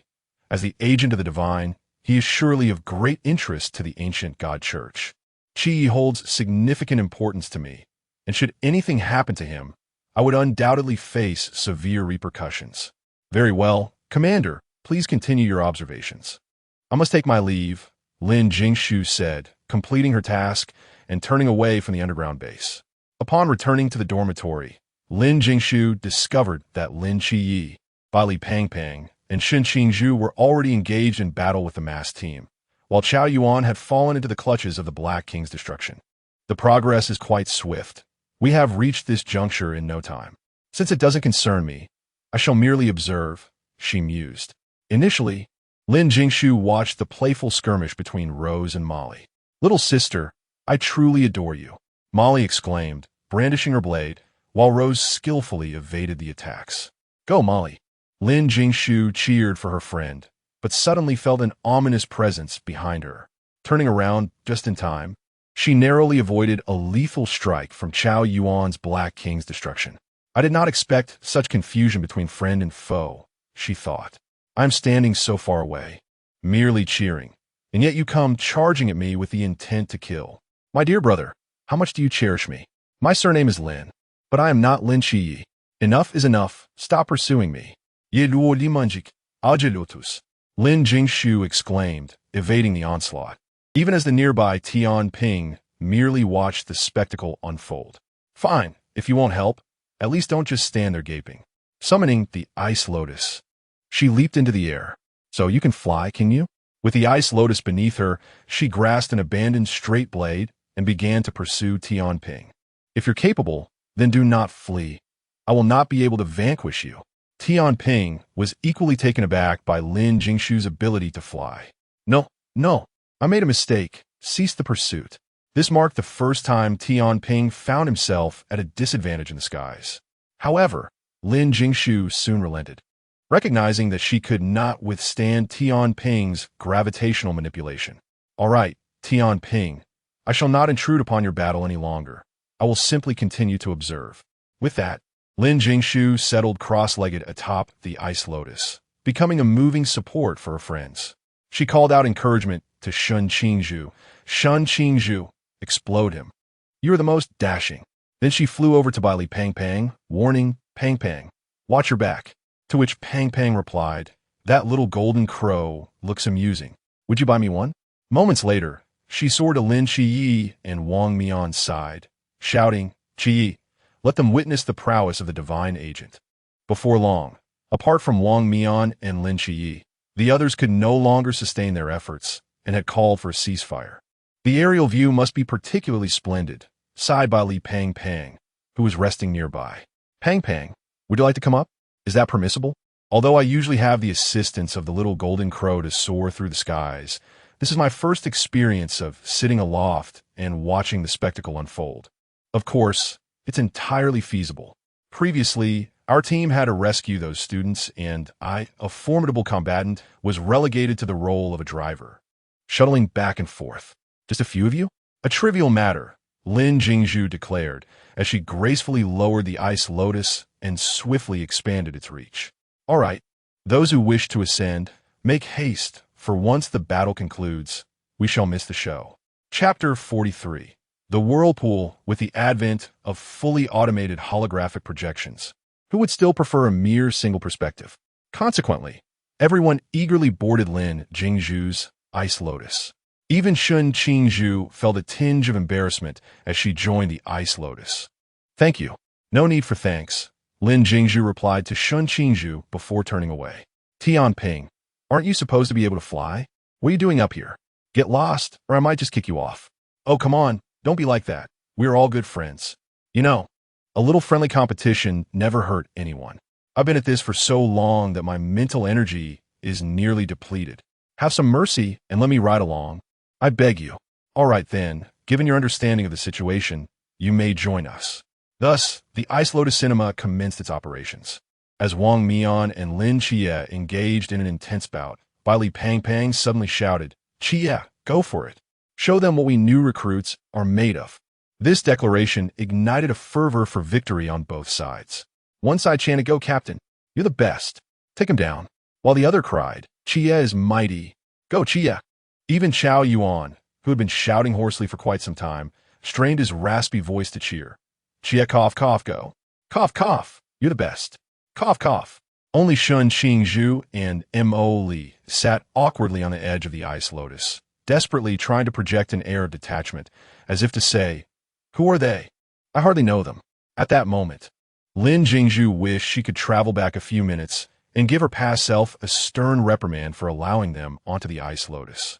Could you all please refrain from shouting? I feel less like an audience to their impressive skills and more like I'm at a monkey mountain. And you, Chao Yuan, while your intentions are commendable, I must implore you to take a break. Your voice is in tatters. Just rest for a moment. Qiyi will know your heart. Jingshu, where did you go just now? Why didn't you join us in battling the mass squad? Me? I was merely a spectator, as I can be considered a glitch in the system. Even though I am in the pool realm, I can summon individuals from the river realm through the forbidden ruins to assist. Therefore, if I were to truly engage in battle, the masked squad would stand no chance against us. Then why didn't you intervene? It left me in quite a predicament, Lin Jingshu retorted, her temper flaring. Listen to me. Even if we did win, do you think Instructor Yuan would allow us to leave the training camp? Absolutely not. Among the 200 new recruits, only the few of us present are formidable. To put it bluntly, the others are mere cannon fodder. If you let them graduate now, it would be tantamount to sending them to their doom. Lin Jingshu gazed at Lin Jingshu, who still seemed unconvinced, and gently elaborated. How could you grasp this so thoroughly? Tian Ping, resting nearby, inquired. Because Chia and I have borne witness to it. Once, our squad had a member named Zhao Kongcheng, a guardian. I am uncertain whether you are aware of the term Watchers, referring to soldiers who, while lacking the ability to traverse forbidden realms, possess the prowess akin to that of a seasoned warrior. Their duty involves unlocking the unrestrained voids for reconnaissance. Although Zhao Kongcheng lacks this forbidden ability, his swordsmanship is unparalleled, rivaling even our esteemed team leader, Chen Mai of the 136 Squad, whose command is under the jurisdiction of Chuanjing. Lin Jingshu interjected, nevertheless, regardless of his exceptional sword skills. When confronted by the enigmatic Ghost Face King, a fellow of Chuanjing, he narrowly escaped death. If an individual with such formidable sword techniques can come perilously close to demise when facing the arcane, what fate awaits the rookie soldiers, who have yet to undergo any rigorous training? To thrust them directly into confrontation with the mysterious would be tantamount to sending them to their doom. Therefore, even if I possess the capability to conclude this battle, I would refrain from doing so. Lin Jingshu had not contemplated this deeper meaning. He had been gradually led into a trap of impulsiveness by Yuan Gang, but Lin Jingshu's elucidation brought him sudden clarity. Let us cease our discussions on other matters and focus on the spectacle before us. After all, the true highlight lies in the centuries duel between the two divine agents. Who do you believe would emerge victorious, Lin Chia or our captain? The now recovered Vortex jested. Without a doubt, our captain. The leader of the masked squad cannot possibly lose to a rookie, replied the Moon Ghost. Certainly, it is our Chia who shall prevail. His abilities are formidable, and his swordsmanship has been imparted by our 136 squad leader, Chen Mai. Lin Jingshu countered, your captain's blade has already been sealed by the enchantment of Fatty's family. Why don't we play some bets? Suggested Vortex. Absolutely, let us commence. Fatty eagerly proposed, I wager a small golden crow. I bet on our Chia's victory. I bet a gold ingot on our Chia's triumph, added Vortex. The unexpected boldness of the two affluent individuals left Vortex momentarily stunned, as he realized he had nothing of equal value to wager. I bet on the Moon Ghost. Should our captain lose, I shall surrender the Moon Ghost to you. With nothing left to stake, he could only wager his teammate. Can it be played this way? Indeed. We shall bet on the Moon Ghost. Although Vortex possessed a gold ingot received from Lin Jingshu earlier that day, he knew it was meant to be returned and thus could not use it as a wager. He had no choice but to sacrifice the Moon Ghost. Wait, are you even human? Everyone else is wagering valuables, yet you are betting your teammate. I shall inform the captain that you are bullying me. The Moon Ghost turned away, feigning tears. At that moment, Rose was not inclined to indulge him. Fatty, how much for your little golden crow? This charming creature is quite delightful. It can explode and carry people aloft. While it may not possess the versatility of my Ice Lotus, which can enlarge and shrink, it is undeniably appealing. The market price for this little golden crow starts at no less than 100,000. To acquire one from him would likely cost at least 400,000. After all, the possessions of the young master of the Bailey family are certainly not of inferior quality, the Moon Ghost explained. I would pay 1,000,000 for one. Nothing can compare to my joy, he added. All right. Jingshu, not long ago, Xuanshuo went to the hospital for a checkup, and the doctor informed him of his gastrointestinal issues, advising him to consume only soft food. Yuegui cast an understanding glance at Lin Jingshu. Well then, Xuanshuo, I shall take care of you, Lin Jingshu responded, continuing Yuegui's jest. However, I must mention that I'm already involved with someone, so Xuanshuo will have to settle for being a secret. It's all right, Jingshu. As long as I am with you, I am willing to embrace this role, Xuanchuo replied, affectionately dubbed the Shadow Emperor. Meanwhile, beneath the surface, after interrogating the undercover agents, the instructors gazed at the surveillance footage, enveloped in an eerie silence. This new batch of students truly possesses remarkable talents hidden beneath the surface. Chapter 44. Forming a team. Initially, one might have thought that the most remarkable presence here would be the divine agent. However, it became evident that Lin Jingshu possessed a quick wit, formidable leadership skills, and a profound understanding of her own forbidden realm. Furthermore, the young master of the Bailey family, despite relying solely on forbidden artifacts for combat, demonstrated a keen awareness of the current situation. Even Lin Jingshu, who had reached the Pool realm, proved to be a formidable opponent. Fortunately, the commander dispatched the masked squad to maintain order. Otherwise, we would surely have become the subject of ridicule. At this moment, Yuan Gang reclined in his chair, observing the surveillance feeds, feeling a mixture of anger at the presence of an undercover operative and solace at the sight of the new recruits before him. This batch of new soldiers had produced an abundance of talents. Perhaps in a few years, not only would the 5th Special Squad be replenished, but some might even form their own teams. Form their own teams? The commander hinted at. Hong Hao followed Yuan Gang's gaze towards Lin Jingshu, who was flitting about on the monitor. Indeed, the initial report from Team 136 indicated that Lin Jingshu possessed the ability to summon an ice fairy, always at a level higher than her own. Recently, she disclosed to us that her summoning capabilities extended beyond merely one fairy. As far as I currently know, she can summon 3 while she is at the Pool realm, and those she summons are at the River realm. In the future, should she ascend to the River realm, those 3 would become Sea realm entities. There's even the possibility of summoning additional new fairies. If Lin Jingshu continues to develop, I believe her future achievements will rival those of any special squad. Upon hearing Yuan Gang's remarks, the other instructors suddenly recalled the seemingly inconspicuous line in Lin Jingshu's profile. The summoned fairies are always one level above Lin Jingshu herself. Previously, because Lin Jingshu could only summon one fairy, her ability, though superior, did not stand out significantly. Now that she can summon 3, the future remains uncertain. Meanwhile, the 2 individuals most under scrutiny in this contest were reaching the limits of their mental fortitude. Wang Mian's Yuyuan blade sliced through the air with lightning speed, hurtling toward Lin Xie. Concurrently, Wang Mian unleashed his divine might, overwhelming Lin Xie with an immense force. Typically, Lin Xie relied on the divine might of the Seraph to intimidate others and had never experienced being suppressed by anyone else's divine aura. Instantly, he regained his composure and stood resolutely against this formidable pressure. Just as Wang Mian's divine might was about to envelop Lin Xie, 2 blinding golden beams suddenly shot from Lin Xie's eyes, radiating an intense divine presence. In the void behind Wang Mian and Lin Xie, 2 indistinct figures seemed to emerge. They were the Seraph Michael and the God of Time, Kronos, their divine powers intertwining in a breathtaking clash. In that moment, the entire space was filled with the overwhelming force of their divine auras, as if time itself had momentarily frozen. With only the continuous collision and interweaving of these powerful forces resonating through the air. At this juncture, Lin Xie and Wang Mian were no longer merely competing based on their individual prowess, but rather on the divine power coursing within them. With a sudden sound, Wang Mian let out a muffled groan and took a step back, as his ethereal form began to unravel and fade from the spectator's sight. It was at this moment that Lin Xie unleashed his blade with a swift motion.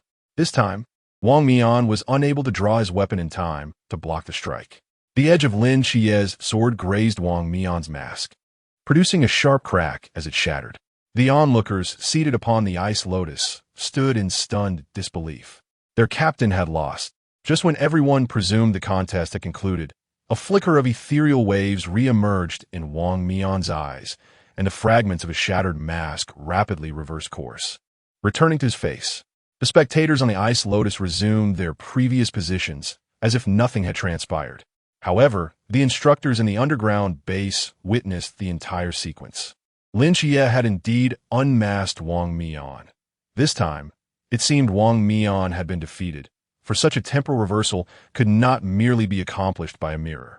Fortunately, Wang Mian had invoked time reversal. Otherwise, allowing these rookies to graduate on the spot would have rendered us culpable. The instructors in the underground base erupted in intense astonishment. I cannot believe I have retained the memory of what just occurred. Wang Mian's time reversal had no effect on me. As time expired, the battle concluded. Yuan Gang's voice resonated through the loudspeakers, echoing throughout the training camp. For reasons unknown, the crowd seemed to glean a sense of relief from Yuan Gang's announcement. All right, time is up. The contest is over. Let's descend. They felt a wave of trepidation, fearing they might face dire consequences today. Meanwhile, Bai Li Pang Pang, who had been observing with the eye of true sight, gazed around in confusion. But I clearly saw Chia. Before Bai Li Pang Pang could finish his sentence, Lin Jingshu swiftly covered his mouth. Pang Pang, wait a moment. I have something to discuss with you, so hold your tongue for now. As a few of them remained suspended in the air, with Lin Chia absent, they could only rely on Lin Jingshu. Upon reaching the ground, Lin Jingshu promptly pushed Bai Li Pang Pang toward Lin Chia without hesitation.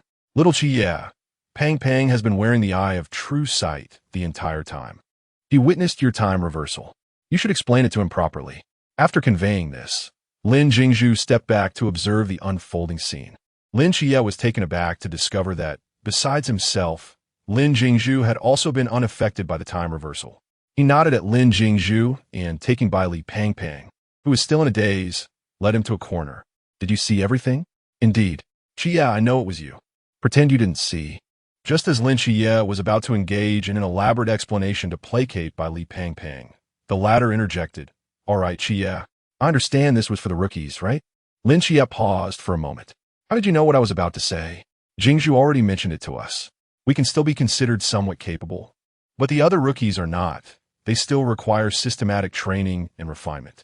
Lin Chia let out a quiet sigh of relief, grateful that he did not have to engage in lengthy persuasion with Bai Li Pang Pang. Very well, let us consider this matter as if it never transpired. Bai Li Pang Pang patted his chest, assuring him, rest easy, brother Chia. The recruits once again returned to the training ground, their demeanor starkly contrasting with the defiant arrogance they had displayed just 7 hours prior. Now, each of them hung their heads, silently dejected. Standing at the forefront was instructor Yuan Gang, who, observing the recruits, could not help but reveal a barely perceptible smile, his disappointment in them palpable.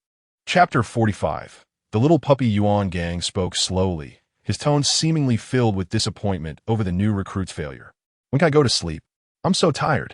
Lin Jingshu listened to Yuan Gang's speech from below, stifling several yawns. It was inevitable. The excitement from noon had kept her awake, and now, with the thrill of watching handsome boys subsiding, she felt both weary and hungry. With over 200 individuals pitted against 5, only a few of whom were truly formidable. Most had barely touched the edges of the masked team's prowess. So tell me, if you're not useless, if you're not rookies, what are you? Since you have lost the contest, as we initially stated, forget your pride and your past, and devote yourselves entirely to the training camp. After a lengthy reprimand lasting several minutes, punctuated by the final remark, enjoy this last moment, rookies. Tomorrow your nightmare begins. It finally came to an end. Finally, it's over. The new recruits gazed at the masked team and the instructors who had vanished from sight, beginning to converse amongst themselves. It's finally done. Xiao Chia, good night. Your sister is heading back to sleep. I can barely keep my eyes open. Wait a moment, Jingshu Jia. I believe you should be concerned about a rather significant issue. Lin Chia remarked gently. At this moment, Lin Jingshu was so exhausted that her mind was barely functioning. What issue? It seems our dormitory has just been demolished. So are we sleeping under the stars tonight? Lin Chia's casual comment instantly jolted Lin Jingshu awake. Oh no, does that mean Wang Mian? Xiao Chia. Rest assured, there are surely kind souls who will assist with the dormitory situation. We only need to relish this fleeting moment of peace. I must take my leave now. With that, Lin Jingshu turned and dashed towards the dormitory. From afar, she spotted the dormitory restored to its former state. Xiaojiu, can you help me locate Wang Mian? Of course, Ashu. They are currently in the small path behind the dormitory, heading toward the underground base. Following Xiao Jiu's directions, Lin Jingshu finally caught up with the mass team a few minutes later. "Wait," Lin Jingshu called out loudly. The individuals speaking ahead turned to look at her in surprise. "What brings you here?" Vortex asked, puzzled. "I came to find your captain, of course." "Jingshu, why are you so fickle? Have you already grown tired of me?" Vortex said, feigning hurt. "I knew our captain was popular, but I didn't think you could not wait a moment longer." Understanding Vortex's thoughts, Lin Jingshu approached and delivered a light punch. "What are you thinking? I've already told you I have someone." Unwilling to engage with Vortex, who often seemed a bit absent-minded, she pushed him aside and stepped up to Wang Mian. Wang Mian's face was pale from having recently used time reversal. Yet he maintained a facade of strength, insisting, "I'm fine. Is there something you need? You have paid a significant price for the ability to manipulate time, and fortuitously, I possess a remarkable elixir known as the Beauty and Vitality Pill. It is not priced at 9,800, but rather a mere 97.99. One cannot suffer a loss or be deceived by such an investment. Captain Wang, might you be inclined to procure one?" Wang Mian couldn't help but chuckle at Lin Jingshu's display reminiscent of a quack's advertisement. "I am a man and have no need for beauty treatments. You should seek out Xiang Wei. She might appreciate it." Although this pill is dubbed the Beauty and Vitality Pill, it bears another name, the Longevity Pill. One single pill can extend one's life by 50 years. I wonder if Captain Wang would find this enticing? Is it true, Jingshu, that your longevity pill can indeed augment life by 50 years? Xuanhua inquired eagerly. After all, their captain often had to pay with his lifespan when utilizing the power of the divine abyss. If the longevity pill truly possesses such efficacy, it would be most suitable for Wang Mian at this moment. "Of course, I can procure one for you. Let him witness its effects," Lin Jingshu stated, retrieving a porcelain vial from her spatial storage. She handed the vial to Tianping, who was nearest to Wang Mian. Tianping first glanced at Wang Mian for approval, and upon receiving a nod, uncorked the vial and poured out the pill. A pale, herbaceous pill emerged into view, its surface adorned with verdant patterns that intertwined like veins, emanating a calming fragrance that was refreshing to the senses. The onlookers quickly grasped that this pill might indeed hold great promise for their captain. "Jingshu, do you have more of such pills? We will take them," Xuanhua exclaimed, reaching for his bank card. Wait. My previous remarks were merely in jest. I intended to give this to you. Captain Wang should try it." At that moment, Yuan Gang, who had come to seek Lin Jingshu, approached. "Where have you been, girl? Did I not instruct you to come to my office after the competition?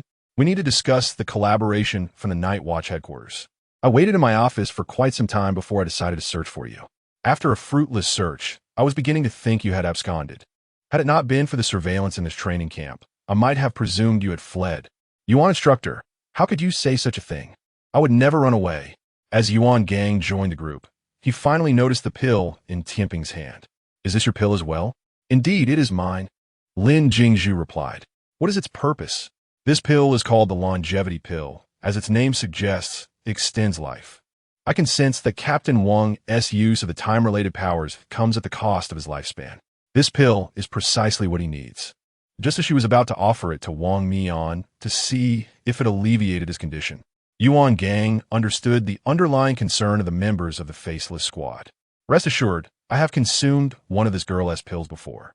Although it wasn't the longevity pill, it was nonetheless immensely beneficial. You can trust it."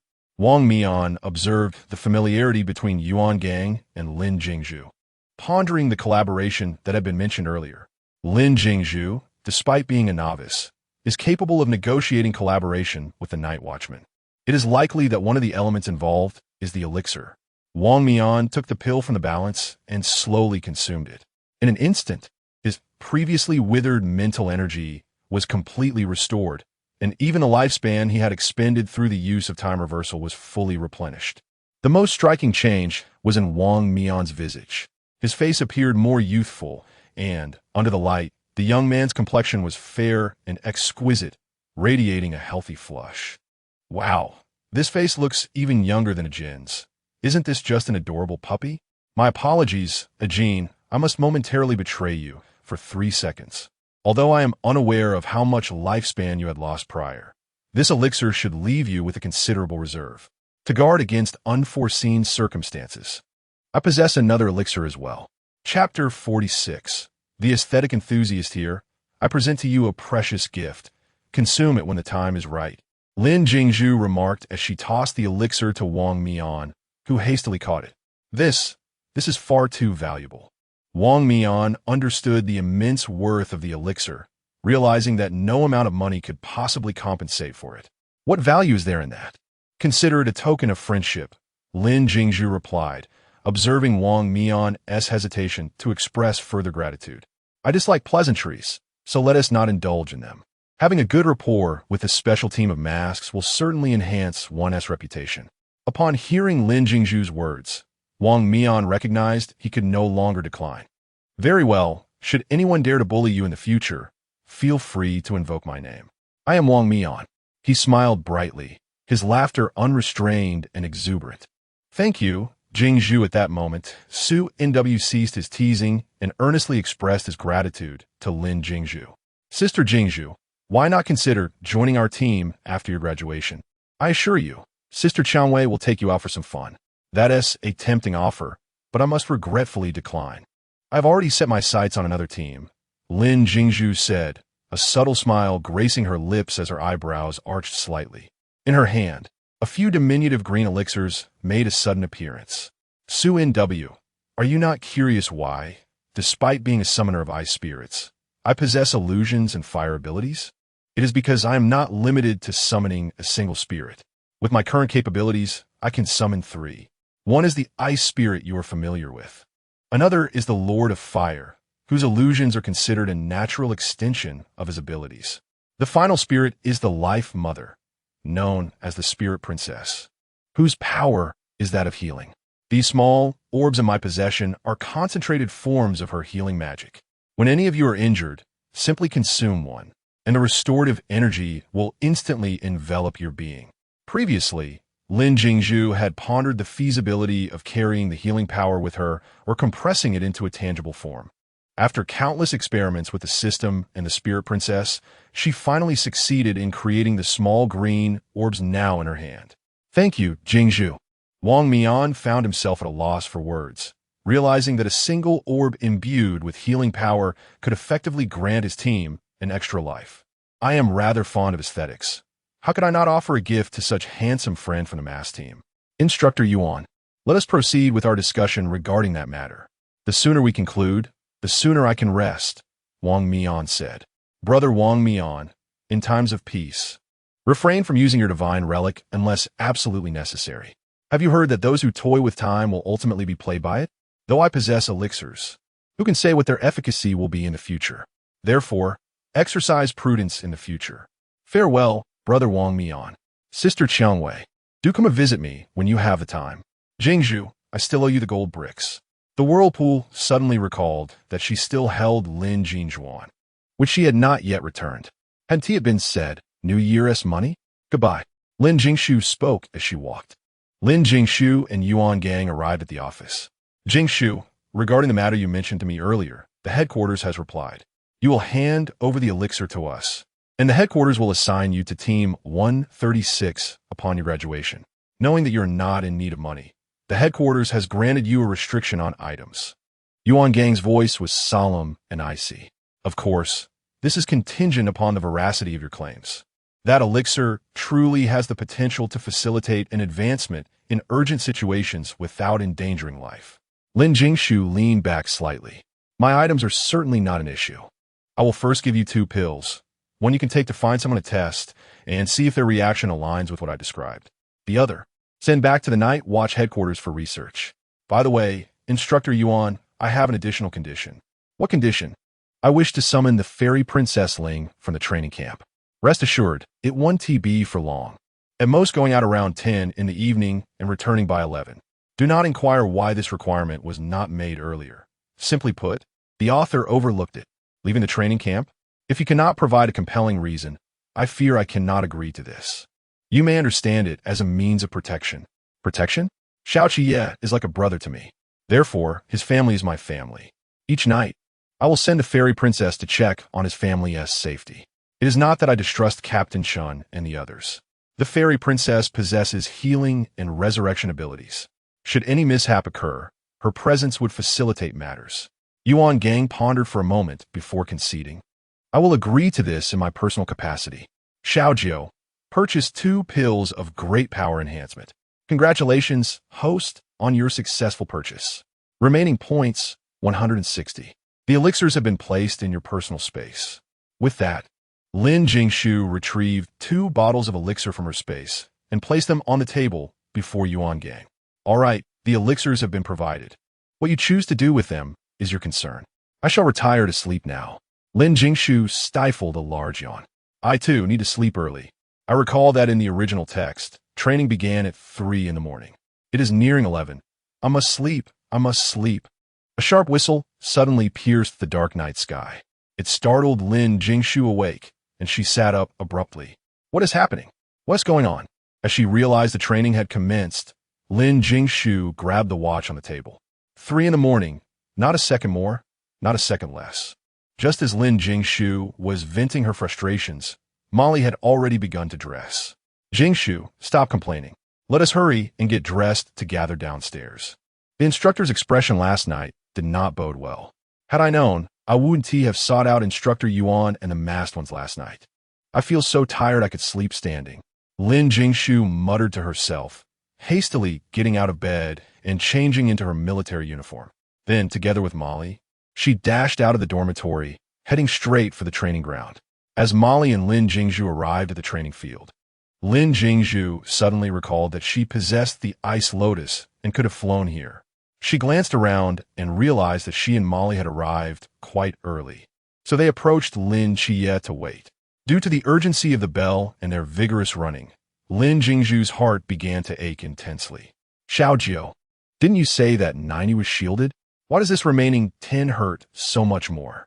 Jingshu, after strenuous exercise, the increased oxygen consumption by the myocardium and sympathetic excitement can intensify the heartbeat, so that pain, the 10, is still the original heart-wrenching ache. The rest is due to your irregular heartbeat after such exertion. Isn't that just perfect? I can already foresee my dismal future, gripped by the pain in her heart. Lin Jingshu slightly bent over, pressing her hand against her chest in hopes of alleviating the discomfort. Chapter 47. I can end this upon witnessing Lin Jingshu's arrival at the training ground. Lin Jie intended to greet her.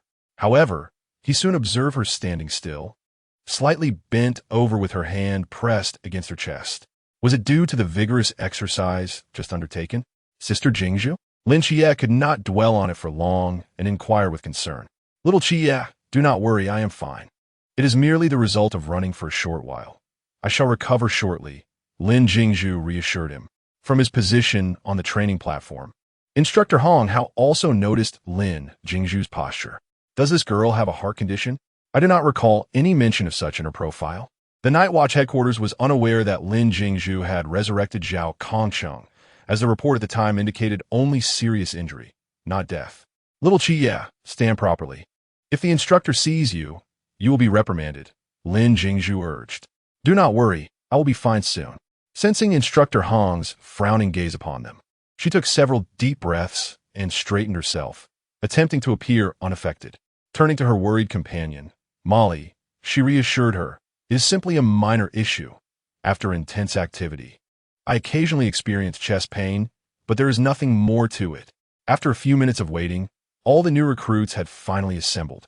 Instructor Hong stood on the platform and announced that anyone who had not arrived within 3 minutes should step forward. Among the recruits, only a handful moved, while the majority swayed uncertainly, unsure whether to step out or remain. One recruit raised his hand and asked, Instructor, we did not keep track of time. What should we do if we exceeded the 3-minute mark? Instructor Hong cast a casual glance at him and replied, You shall run 10 laps. The recruit's face displayed a mix of confusion and surprise. Instructor, I was merely inquiring another 10 laps, the instructor interjected. But Instructor Hong Hao's gaze swept over him, silencing any further protest. The others exchanged puzzled glances, bewildered as to why a simple question warranted such punishment. At that moment, a stern-looking middle-aged man, stepped forward to report. Hong Hao's eyes flickered with a hint of delight. What if one does not know their time? He asked. Then rely on your instincts. I have recorded each of your arrival times. You may take a gamble. If you win, there will be no consequences. If you lose, the punishment will be doubled. The man replied, Have you served in the military? Indeed, I was a former special operations soldier in the army, Zhengzhou. Instructeur on nodded approvingly, then shifted his gaze back to the remaining recruits. I shall reiterate, those who exceeded the time limit must step forward. With that, a significant number of recruits stepped out of line, including even the chubby Bai Li, who wore a pained expression as he exited the formation.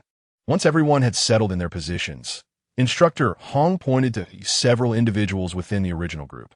You, and you, step forward and stand at the back. Those singled out felt a chill of apprehension as they moved to the rear of the line. The recruits who had automatically stepped out were required to run 10 laps, while those selected by Hong faced a doubled punishment of 20 laps. No one was permitted to rest until their laps were completed. The remaining recruits were instructed to rest in place. Accompanied by the lamentations of the new recruits, everyone reluctantly approached the training ground to collect their weighted gear, beginning to jog around the arena. At this moment, Lin Jingshu gradually slowed her pace and sat beside Lin Chia, watching Bai Li, who was struggling to run. Chia, do you think Bai Li can manage to complete 10 laps? Lin Chia observed Bai Li, panting heavily, and deemed it somewhat challenging. As the two conversed, an anxious recruit nearby suddenly exclaimed, I can no longer sense the suppression of the forbidden realm. What is happening? Me too. I didn't even notice until you mentioned it. Another voice echoed. At this time, Molly, sitting beside Lin Jingshu, remarked, This must be the forbidden artifact that Instructor Yuan spoke of, capable of suppressing the forbidden realm.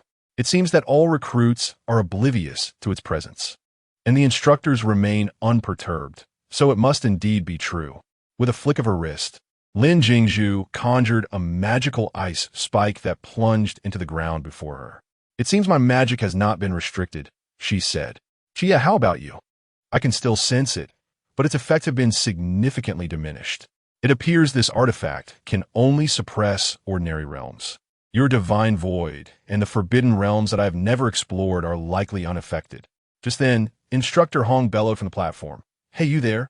Are you out for a leisurely stroll? Why are you running so slowly? Do you want me to push you in a wheelchair? Lin Jingshu and Lin Chia looked up at the source of the voice and spotted Shen Qingzhu, who, despite being reprimanded by Instructor Hong, merely took 2 token steps before resuming his lackadaisical pace. Truly the epitome of nonchalance, Lin Jingshu mused. Instructor Hong, nearly beside himself with rage, shouted, If you enjoy strolling so much, fine. Add 10 more laps to your count. You must complete them, whether you like it or not. Lin Jingshu thought to herself how fortunate they were to have arrived early. Had she been tasked with running 10 laps now, she feared she might collapse. After nearly 2 hours, everyone had nearly completed their laps, even Bai Li, who collapsed onto the ground to rest. The sky had gradually lightened, shedding its darkness. All right, you may return to the dormitory to rest, Instructor Hong declared, displaying an unexpected mercy. Lin Chia supported the nearly exhausted Bai Li as they made their way toward the dormitory. Lin Jingshu suddenly halted them, saying, Wait a moment. Look at the sky. It's already past 6. Do you honestly think the instructor will let us go to sleep at this hour? If not, we might as well stay here and sleep. It matters not where we slumber. Besides, I have some blankets in my space for you. After speaking, she waved over Shen Qingzhu, who was passing by. Why don't you join us? The instructor's intentions will surely not allow us to return to the dormitory so easily. I have blankets. We could all share the ground. Shen Qingzhu pondered the suggestion and found it quite reasonable, thus lying down beside Lin Chia and Lin Jingshu. Don't you want a blanket? She inquired. No, thank you, he replied. Observing Shen Qingzhu resting, Li Jia called out, Shen, come join us. Point that way. Lend me some space. Although Mingming's tone was laced with disdain, his actions instinctively gravitated towards Lin Chia. You two share a close bond, Lin Jingshu remarked as she handed the blanket to Li Jia. You can take it. I have plenty more in my space. If you catch a cold, it could adversely affect your training. Thank you. Brother Shen is truly kind-hearted, one of them replied. As they conversed, They wrapped themselves in the blanket that lay on the ground. Chia, I must say, this does evoke a rather unique sensation. The breeze and the view of the sky are quite pleasant, Bailey Pang quipped. Try to find joy amidst the discomfort. Chapter 48. My anticipation of the instructor at that moment. The sharp and familiar whistle resounded once more. Indeed, Sister Jingshu, you were right. A few of them rose and returned the blanket to Lin Jingshu. It appears I have predicted the instructor's predictions. Just then, Instructor Hong ascended the training platform, intending to continue teasing the new recruits when he noticed Lin Jingshu and her companions emerging slowly from behind the platform. Haven't you all returned to the dormitory? We knew you wouldn't let us return or rest so easily, Instructor. Since I have a blanket in hand, I might as well make the ground my bed. One of them responded. Wait, your restrictions haven't been suppressed, Instructor Hong remarked. As for this matter, you should discuss it with Instructor Yuan. He can provide you with an explanation. It's not the right time to elaborate. After saying this, Lin Jingshu and her companions returned to the training ground and stood in formation. This time, the number of recruits who arrived on time was noticeably greater than in the early hours. Instructor Hong surveyed the assembled recruits, glanced at his stopwatch, and nodded in satisfaction. Very well, most of you have arrived on time this time. The next 20 minutes will be your meal time. If you are not back here in 20 minutes, I trust you would rather not know the consequences. With that, Instructor Hong departed the training field accompanied by two other instructors. Let us go for the first meal of the training camp. I anticipate it will be quite intriguing, Lin Jingshu said with a mysterious smile. Upon entering the dining hall, Lin Jingshu observed that the new recruits, who had previously rushed in like hungry tigers, were now frozen in place. What's wrong? Why aren't you eating? Lin Xie inquired, bewildered. Turning around, he saw the spacious dining hall filled with tables, each adorned with two large bowls, one brimming with pale steamed buns, the other filled with raw meat still tinged with blood. This cannot possibly be our meal, can it? What is this situation? Surely, we're not having hot pot. Are we? Is this really raw beef? Surely the instructors wouldn't be trying to scare us, Lin Jingshu mused, maintaining her composure as she approached the table and casually picked up a bun. However, the bun was exceedingly hard and unpleasant, nearly betraying Lin Jingshu's calm demeanor. Xiaojiu, how on earth did the instructors manage to make the buns so unpalatable? They must be some sort of genius, Lin Jingshu remarked, lost in thought until she was jolted back to reality by Shun Qingzhu's outburst. Where are you? Come out here. What is this rubbish? Is this food for humans? Shun Qingzhu exclaimed, throwing the bun back into the bowl. At that moment, an elderly man holding a ladle emerged from the kitchen. Who the hell is shouting? Eat if you want, or get lost if you don't, he retorted, igniting Shun Qingzhu's anger further. Just as she was about to respond, the doors of the dining hall swung open again. A group of individuals clad in gray cloaks, each holding a mask, strode directly through the center of the hall and seated themselves at the round table at the far end. Upon seeing them, the old man's face broke into a delighted smile. You little rascals are back. Old son, you cannot fathom how long we've been away, yearning for your exquisite culinary creations. Indeed, we must trouble you once more. It is no trouble at all. Wait here, and I shall fetch your meal. Without paying heed to the other newcomers, Old Son turned with a ladle in hand and returned to the kitchen. As the mass team appeared in the dining hall, the other recruits dared not to indulge further, resignedly gazing at the steamed buns and raw meat before them. Lin Jingshu rose and pulled Shun Qingzhu back. This is akin to another method of training imparted by our instructors. After all, who knows if we shall be fortunate enough to feast on white flour buns and meat in the wild. And what did our predecessors consume when they could not afford such luxuries? Lin Jingshu spoke with a voice that was not particularly low upon hearing her words. The others hung their heads in shame, dutifully consuming the buns and meat in their hands. Lin Jingshu discreetly retrieved a jar of Lao Ganma from her space and quietly pressed it into Shun Qingzhu's hand. Distribute it among everyone, but do so subtly. Shun Qingzhu, taken aback by the spicy condiment now in her possession, murmured her thanks. No need for gratitude, replied Lin Jingshu as she turned and returned to Lin Xie's side. I have a jar of chili sauce. Let us share it amongst ourselves. Lin Xie understood that now was not the time to reveal the captain's meal. Sister Jingshu, you shall henceforth be my goddess. Sister Jingshu, you shall be my dear sister. Thank you, Sister Jingshu. Thank you, thank you. Thus, over 200 recruits savored their steamed buns and beef with Lin Jingshu's 2 jars of chili sauce. Meanwhile, on the second floor, the observing instructors pondered the recruits' reactions. Should we descend and reclaim that chili sauce? After all, let it be. With over 200 individuals, those 2 small jars of chili sauce are hardly sufficient. At most, each person might receive but a taste. They have already shared. And can we now snatch it from their hands? Moreover, that girl has just articulated the primary reason for our meal. Not forgetting the journey we undertook is the very essence of this meal's significance. However, this Zheng Zhong is truly commendable. He is indeed deserving of his status as a special forces soldier, consuming his meal without so much as a furrowed brow. Just as the recruits were enjoying their meal, an enticing aroma suddenly wafted through the dining hall. Old Sun appeared, pushing a cart towards a masked team. As he passed the recruits, their eyes were riveted on the delectable dishes, braised pork and chicken stew with mushrooms. The sounds of swallowed saliva echoed throughout the room. Old Sun paused beside the masked team's table. It is a rare occasion for you to return. I must prepare something delightful for you. Thank you, Old Sun.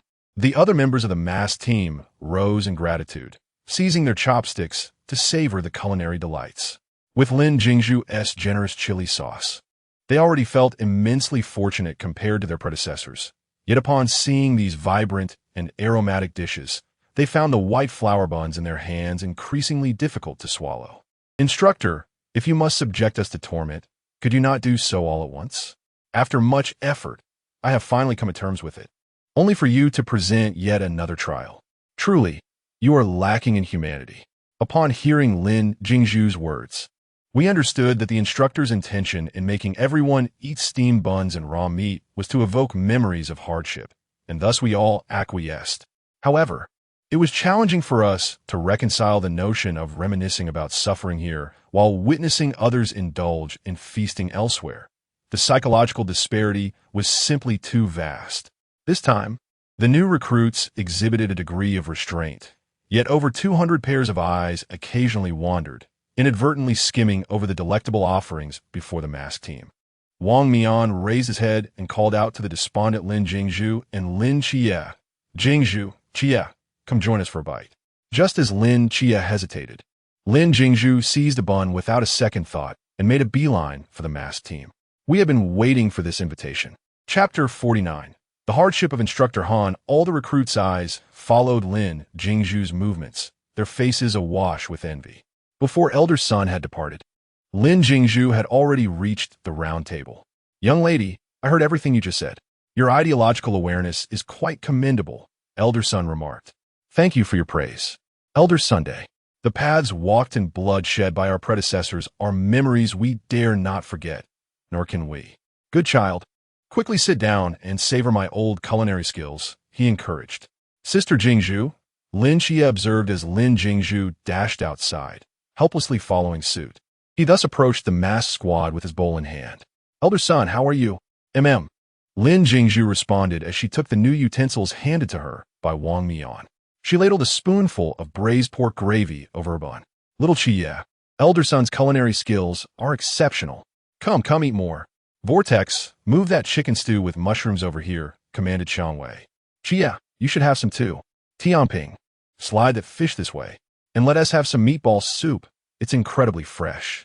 Elder Sun's skills deserve a thumbs up, he proclaimed, while enthusiastically dishing out what he deemed delicious for Lin Jingshu and Lin Chia.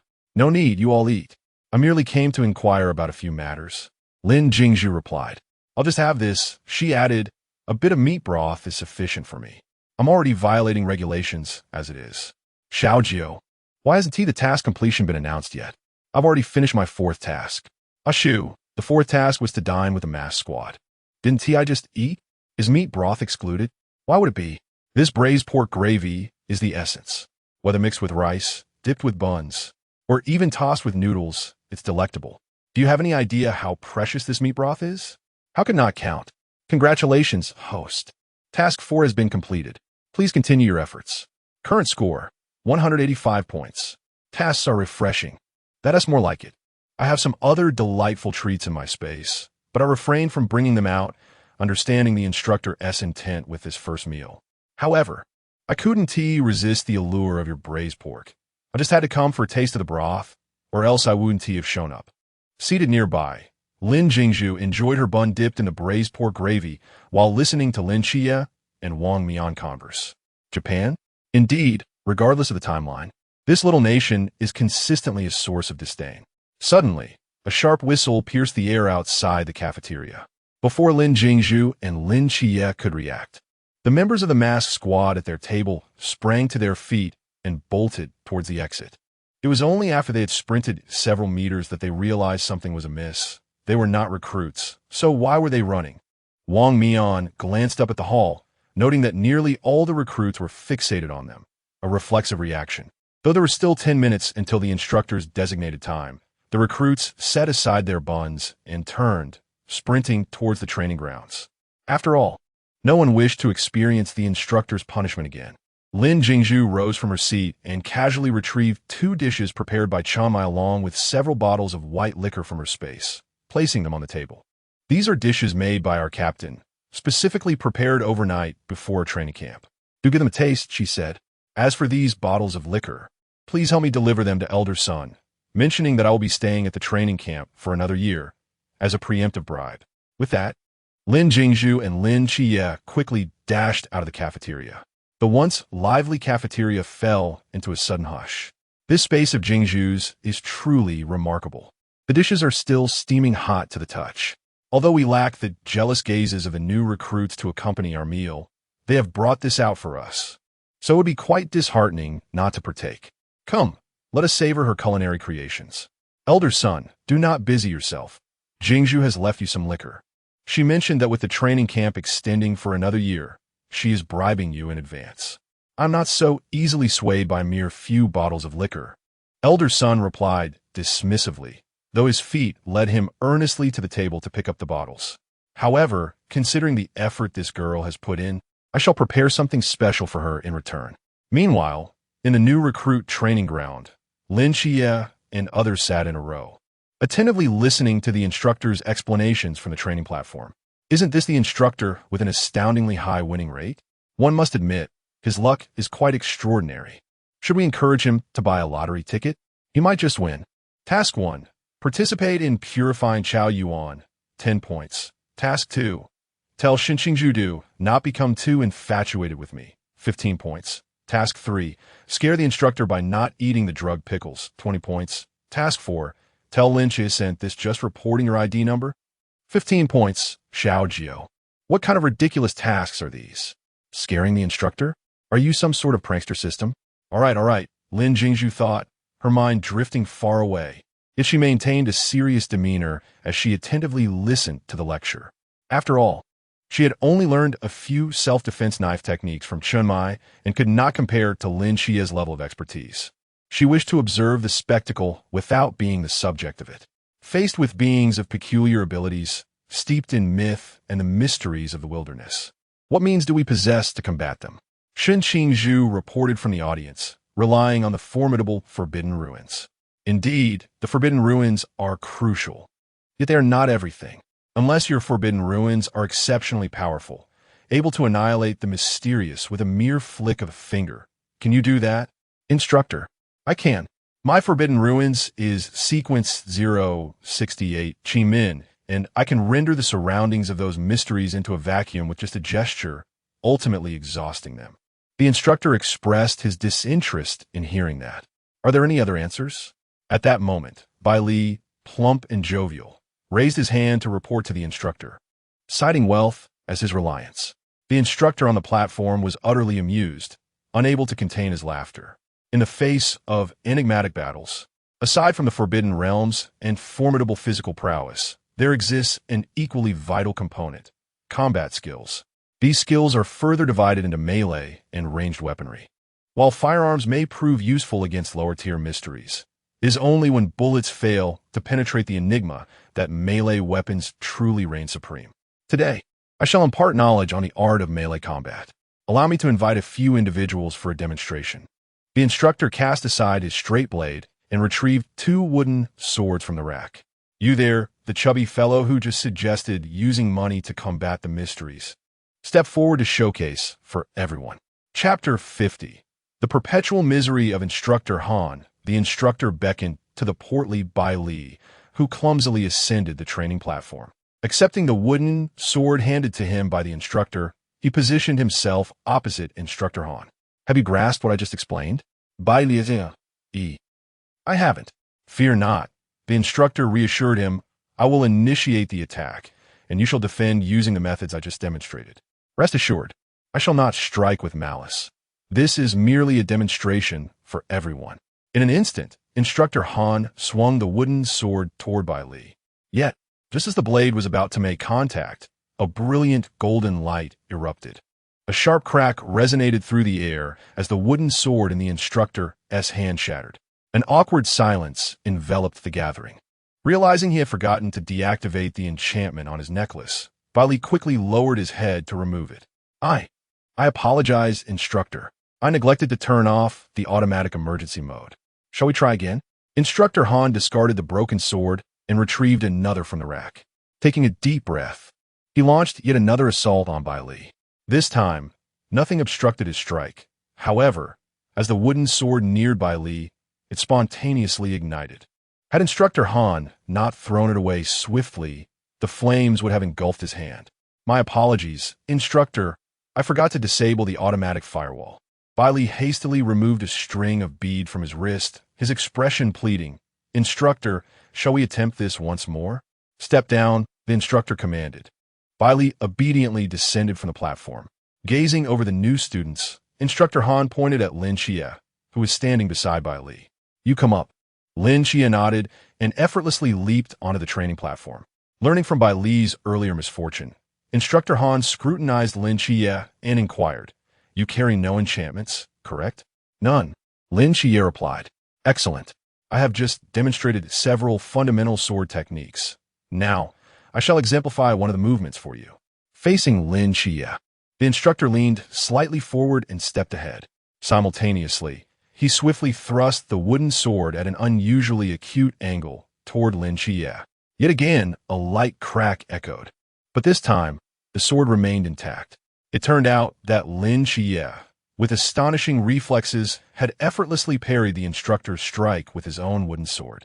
Instructorum, taken aback, widened his eyes in astonishment. He first examined the sword in his hand, then shifted his gaze to Lin Jingshu, and finally glanced between Lin Jingshu and his own weapon, seemingly incredulous at the unfolding scene. This indicates that our new recruit was quite attentive earlier. Now, allow me to formally demonstrate once more. Instructor Han inhaled deeply, steadied himself, and once again unleashed a rapid strike. This time, his movement was swifter and more forceful than before, the wooden sword slicing through the air with a fierce arc, accompanied by a whistling sound as it bore down upon Lin Jingshu. Unexpectedly, a sharp crack echoed as Lin Jingshu deftly deflected Instructor Han's assault with his wooden sword once more. Clearly reluctant to concede, Instructor Han accelerated his onslaught, launching a relentless barrage of strikes against Lin Jingshu. With each powerful blow, the sounds of clashing would reverberated, yet Lin Jingshu's precise defenses thwarted every attack. After a tense few seconds, Instructor Han begrudgingly acknowledged the reality of his training. It was none other than the illustrious Captain Chunmai of Team 136 who had instructed him. Step down, he commanded. Lin Jingshu obediently returned to formation, sensing that Instructor Han was likely cursing inwardly. Meanwhile, standing on the training platform, Instructor Han silently encouraged himself. Come on, Han Li, you could do this. They are merely a group of recruits. Dispatching them should be as effortless as slicing vegetables. You are the best. Taking a deep breath, he turned his attention back to selecting new recruits. His gaze fell upon Lin Jingshu. Oh no, not her, he thought. Instructor, is it me? Like Jingshu, I too have trained under Captain Chunmai. Lin Jingshu was the first to make a move. Upon hearing her words, Instructor Han sighed, another from Chunmai. It's fine, take a seat.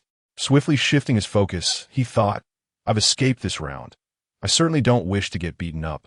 After dismissing Lin Jingshu as a candidate, He continued his search for another target. Just then, his eyes landed on an ordinary-looking boy, adorned solely with a string of prayer beads and lacking any remarkable physique. "You come forward," Instructor Han said flatly. Although bewildered by the instructor's choice, Chao Yuan stood up and approached the platform, adhering to the principle of obeying orders. "Are those prayer beads forbidden?" Instructor inquired. "No, Gao Juan Zipli. Have you studied swordsmanship?" "I have not." A palpable relief washed over Instructor Han. Finally, he encountered someone seemingly normal. "Let us demonstrate, shall we? I will attack, and you will defend," he instructed, tossing his wooden sword toward Chao Yuan. However, the sword clattered to the ground as Chao Yuan made no attempt to catch it, allowing it to fall unimpeded. "What do you mean? Pick up the sword." Instructor Han's tone turned stern. Chao Yuan explained, "I cannot touch the sword." "Why not?" "I cannot control myself. It's merely a wooden sword. Regardless of the type, any sword renders me uncontrollable. I command you to pick it up." "Apologies, instructor. But my restriction is..." "Your restriction has already been suppressed. You won't even notice it. Follow my orders, pick it up." "Suppressed? Then I shall give it a try," Chao Yuan replied, extending his hand to retrieve the wooden sword from the ground. Meanwhile, Lin Xie and Bai Li Pang Pang instinctively recoiled, their gazes toward Instructor Han laden with sympathy. Instructor Han was momentarily taken aback, perplexed by the peculiar antics of the new recruits. Simultaneously, an inexplicable sense of foreboding began to creep into his mind. Suddenly, a surge of ominous black and red energy erupted from Chao Yuan, casting a terrifying pressure throughout the training ground. The expressions of the three instructors who were leisurely playing cards in the lounge shifted dramatically. It was over. Something was amiss. "Let us go, quickly check it out. What on earth is happening?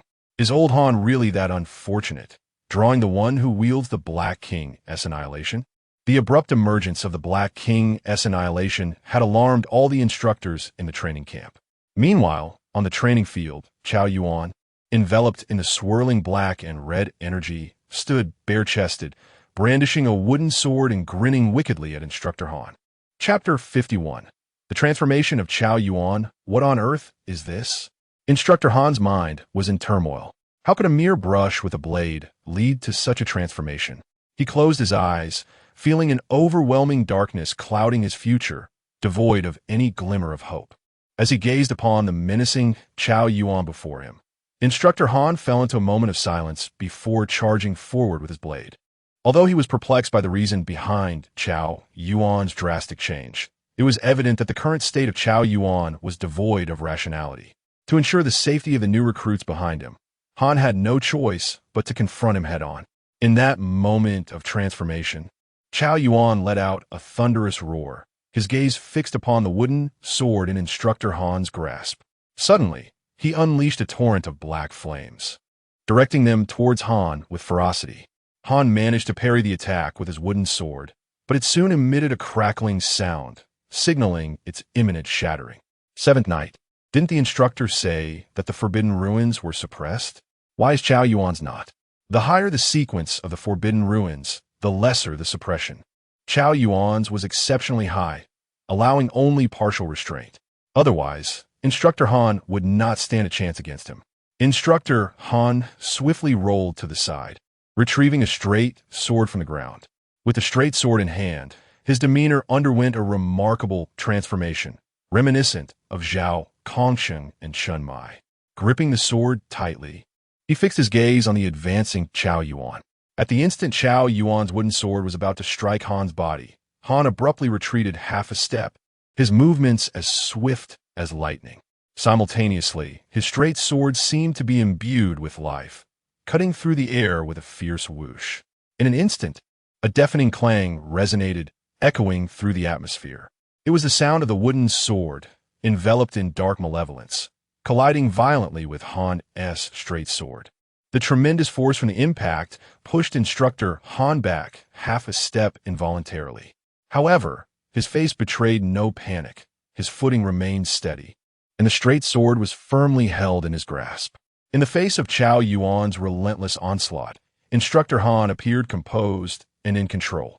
Each strike he delivered was precise and powerful, effectively countering Chao Yuan's ferocious attacks. Yet, despite his calm demeanor, Han found himself unable to break through Chao Yuan's defenses. The two engaged in a fierce exchange, neither yielding an inch, each unable to inflict any significant harm upon the other. Yellow magic, ice sealing technique. In an instant, the still menacing Chao Yuan was encased in ice by Lin Jingshu. Seventh Knight, stop dawdling. Hurry up and bring something out. Quickly. My ice sealing technique cannot hold him for long. Lin Jingshu shouted to Lin Qiye, her eyes fixed on the frozen Chao Yuan. Everyone immediately evacuated the training ground. Although the reason behind the girl's ability to wield her Forbidden Ruins power here was unclear, there was no time to ponder such matters. Bailey Pang retrieved his necklace and, extending his chubby little hand, hurled it towards the training platform. Instantly, a flash of golden light surged towards Chao Yuan, transforming into a golden rope that ensnared the exterior of the ice block. Pang quickly produced the sealing scroll you previously gave to Wang Mian. The sealing scroll possesses the ability to confine forbidden items. Thus, it should also be capable of containing Chao Yuan's forbidden realm, Lin Jingshu implored, observing the ice block beginning to fracture. In response, Bailey Pang hurriedly rummaged through his belongings. Instructor Han, please step back. If he manages to break free from the ice, the shard will scatter and could injure you, Lin Jingshu advised. Upon hearing her words, Instructor Han promptly leaped down from the platform, positioning himself in front of Lin Jingshu and her companions. Instructor Han, if we disregard him and allow him to run amok here, wouldn't that be a problem? After all, most instructors are at least at the Chuanjing level, Lin Jingshu mused, contemplating gathering all the new recruits atop the Ice Lotus, letting Chao Yuan run while below. No, it would be unsafe to let him roam freely during training, she concluded. Just then, the ice-imprisoning Chao Yuan shattered completely, scattering shards like daggers in all directions. Yellow magic, fire shield. Lin Jingshu stepped in front of Instructor Han, conjuring a magical barrier to protect her companions. The blazing shield melted the incoming shards into water. What do you think of Shun Qingzhu behind me? Dashing, isn't he? No need to be too infatuated with me, she remarked. Initially, she thought him quite handsome, but upon hearing the latter part of her statement, Shun Qingzhu shot her an exasperated glance.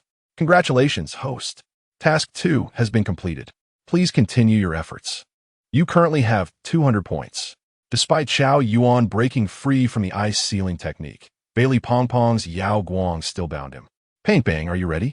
If not, your Yao Guang will falter soon, and we will be in dire straits. I certainly do not wish to be trapped in this training, Lin Jingshu cautioned.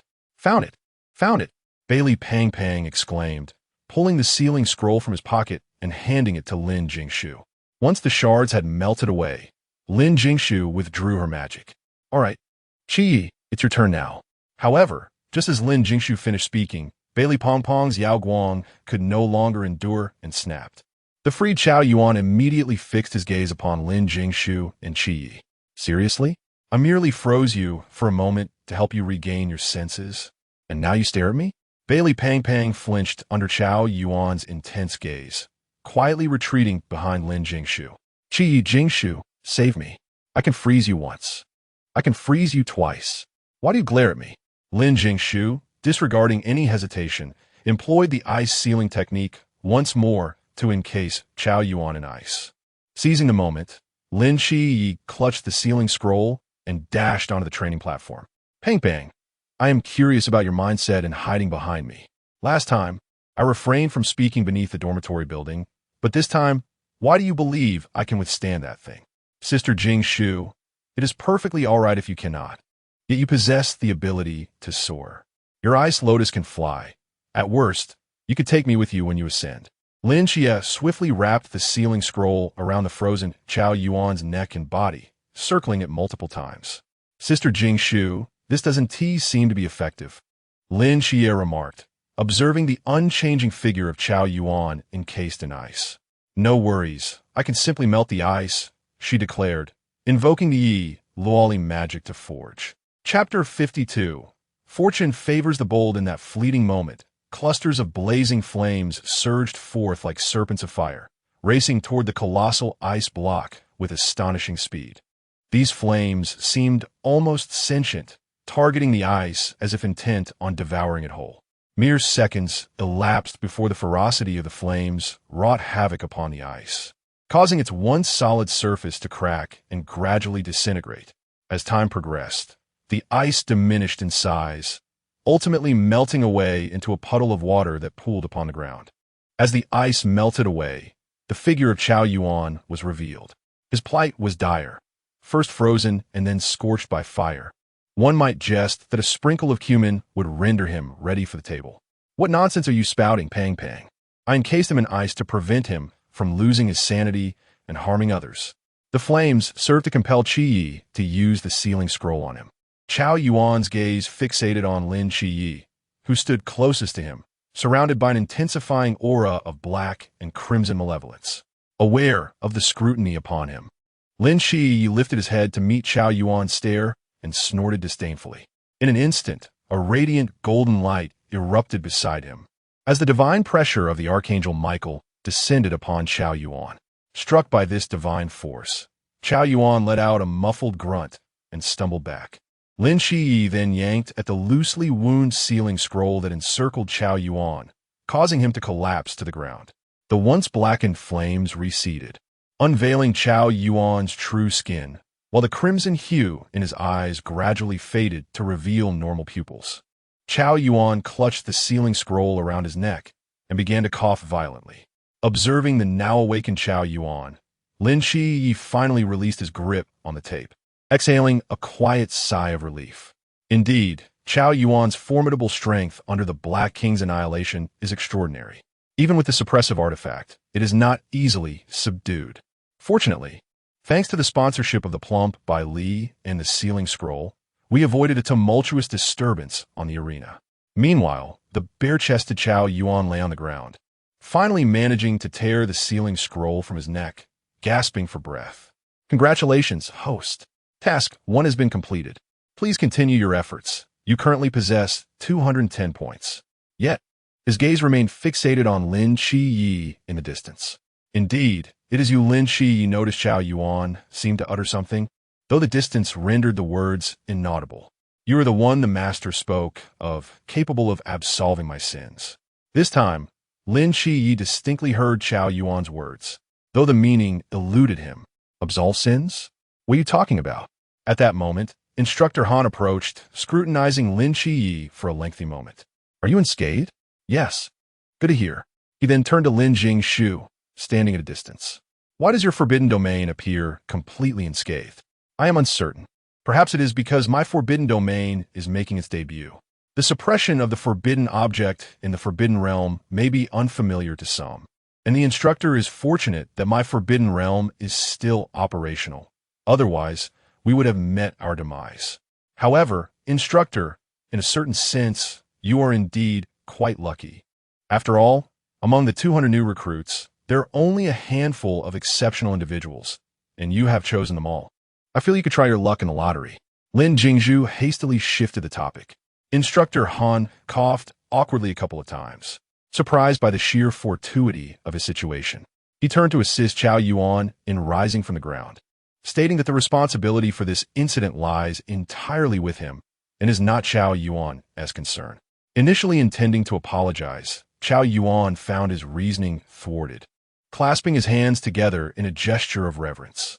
At that moment, a group of fully armed instructors rushed over, gazing in astonishment at the ravaged training platform. What on earth happened? Instructor Han stepped forward to succinctly explain the circumstances to his fellow instructors. I believe I am ill-suited for teaching. In just a few minutes, we nearly experienced a teaching accident. Perhaps I should return to the battlefield. Instructor Hong, observing the despondent demeanor of Instructor Han, couldn't help but chuckle. In terms of close combat prowess, not a single one of us instructors could rival you. What these new recruits desperately need is a master of diverse martial arts to guide and instruct them, a role none of us can fulfill. Among all the night watchmen, only you, Han Li, possess such capability. If you do not instruct them, who will? However, Han Li hesitated once more. Instructor Han, aside from Chiye, the others lack any talent for swordsmanship. Even I merely possess the ability for self-defense. Do you not wish to witness how these recruits will develop under your guidance and what they will become in the future? Lin Jingshu interjected. Indeed. Do you not yearn to personally observe the transformation of this extraordinary group as they emerge from the training camp? Instructor Hong chimed in, hearing their persuasive words. Instructor Han fell silent for a moment before resolutely nodding. Very well, I shall give it another try. Go on. Those new recruits are waiting for you to elucidate the sword techniques. Instructor Hong encouraged, patting Han Li on the shoulder. Instructor Han nu did, turning and striding back towards the training ground. Upon his return, the previously restless training ground fell silent once more. Standing atop the partially damaged training platform, Instructor Han surveyed the recruits, retrieved a wooden sword from the rack, and resumed his explanation of the unfinished sword techniques. Thus, the morning passed in a thorough exploration of various weapon usages under Instructor Han's guidance. Finally, it was time for lunch. When the recruits arrived at the cafeteria once again filled with anticipation, they discovered that lunch consisted of plain steamed buns accompanied by raw meat. However, in contrast to the morning's mindset, everyone accepted this fare with greater composure, sitting down with their buns and raw meat ready to eat. The situation was markedly improved compared to the morning, especially since there was no fragrant temptation like that of the mass team to distract them. As they settled into their seats, they noticed that in front of each person, alongside the plain steamed buns and raw meat, there was a small dish of pickled vegetables. Under the dim light of the evening, Chia held a small dish of pickled vegetables that seemed to weep with an unspoken sorrow. Surely, this humble serving of pickles must be laced with some sort of sedative, Lin Jingshu remarked, absently picking at the contents of the dish. At that moment, a figure quietly approached the table where Lin Jingshu and her companion sat. Chao Yuan silently extended his own serving of pickles to Lin Xie, saying, "This is for you as well." Lin Xie was taken aback. He and Chao Yuan had not shared much camaraderie, save for a brief encounter earlier that day on the training platform. Yet, it was perplexing for Chao Yuan to offer him pickles. "Are you not going to eat yours?" Lin Xie inquired, astonished. "Brother, this is pickled vegetables. Are you not eating?" Bali Pang Pang echoed his confusion. Chapter 53. Irreverent Lin Xie thought, "I shall let him indulge in whatever I desire." At this moment, Lin Jingshu could only think of two words, devoted admirer. "There is no need for such an approach toward Chao Yuan," Lin Xie remarked. "Is this person unwell?" Chao Yuan gazed earnestly at Lin Xie, declaring, "I simply wish to be your devoted admirer." "Little Xie, who would have thought your charm could captivate both genders?" Lin Jingshu teased from the side. With a sense of resignation, Lin Xie cast a glance at her. "Sister Jingshu, it is already chaotic enough. Do not incite any further mischief." In that instant, Bali Pong Pong's gaze towards Chao Yuan transformed completely. A formidable rival has arrived. At this moment, Lin Xie's mind was filled with questions. He even began to suspect, as Sister Jingshu suggested, could it be that Chao Yuan has taken a liking to me? Otherwise, why would he come to me unprovoked, showering me with such attentions? Chao Yuan, I merely restrained you during your frenzied state. I cannot have rendered you foolish, can I? Chao Yuan clasped his hands together and softly chanted, Ba. Only you can absolve me of my sins and bestow upon me the fulfillment of merit. You are my benefactor. What are you saying? What sins? What fulfillment of merit? Just because I can suppress your madness, I am your benefactor now? Moreover, you do not appear to be of great age. What sins could you possibly carry? After Lin Xie posed his questions, Chao Yuan's expression grew heavy, as if he had recalled something. I bear the lives of 333 innocent souls who perished tragically. Only you can alleviate this burden of sin. 333? What have you done? Bai Li Bang Bang exclaimed in astonishment. Yet, Chao Yuan fell silent, bowing his head and continuing to chant softly. Upon reflection, Chao Yuan's plight seems rather unjust. In his youth, he inadvertently wielded a knife that led to the death of an entire village. Following that, he spent time in a place of fasting and, subsequently at Jihua Mountain, enduring a journey fraught with hardship. While many deem him extremely dangerous, it is likely that what he loathes most is this forbidden realm. I truly lack the capacity to absolve your sins. You should seek assistance elsewhere. Chao Yuan lifted his gaze to meet Lin Jingshu. I have searched. I spent 7 years in quiet contemplation at Jiahua Mountain. Master Jin Chao stated that only one person could atone for my sins, allowing me to achieve complete merit. How do you know that the Master Jin Chao referred to me? Did he reveal my identity? Not quite, Chao Yuan calmly replied. The phrase that permeates this narrative. 2 trees stand firm, 8 gods converge as one. 10 years under the night, I shall guide the world. Wow, Jia, isn't that akin to revealing your identity number?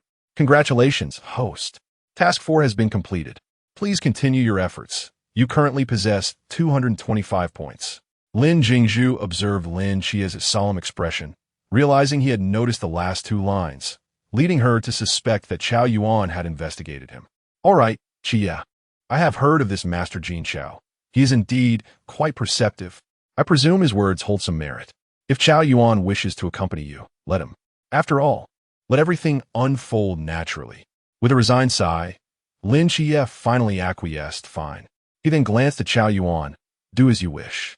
Upon receiving Lin Jingshu's assurance, Chao Yuan's lips curled into a slight smile, and he extended the pickled vegetables once more towards Lin Jingshu.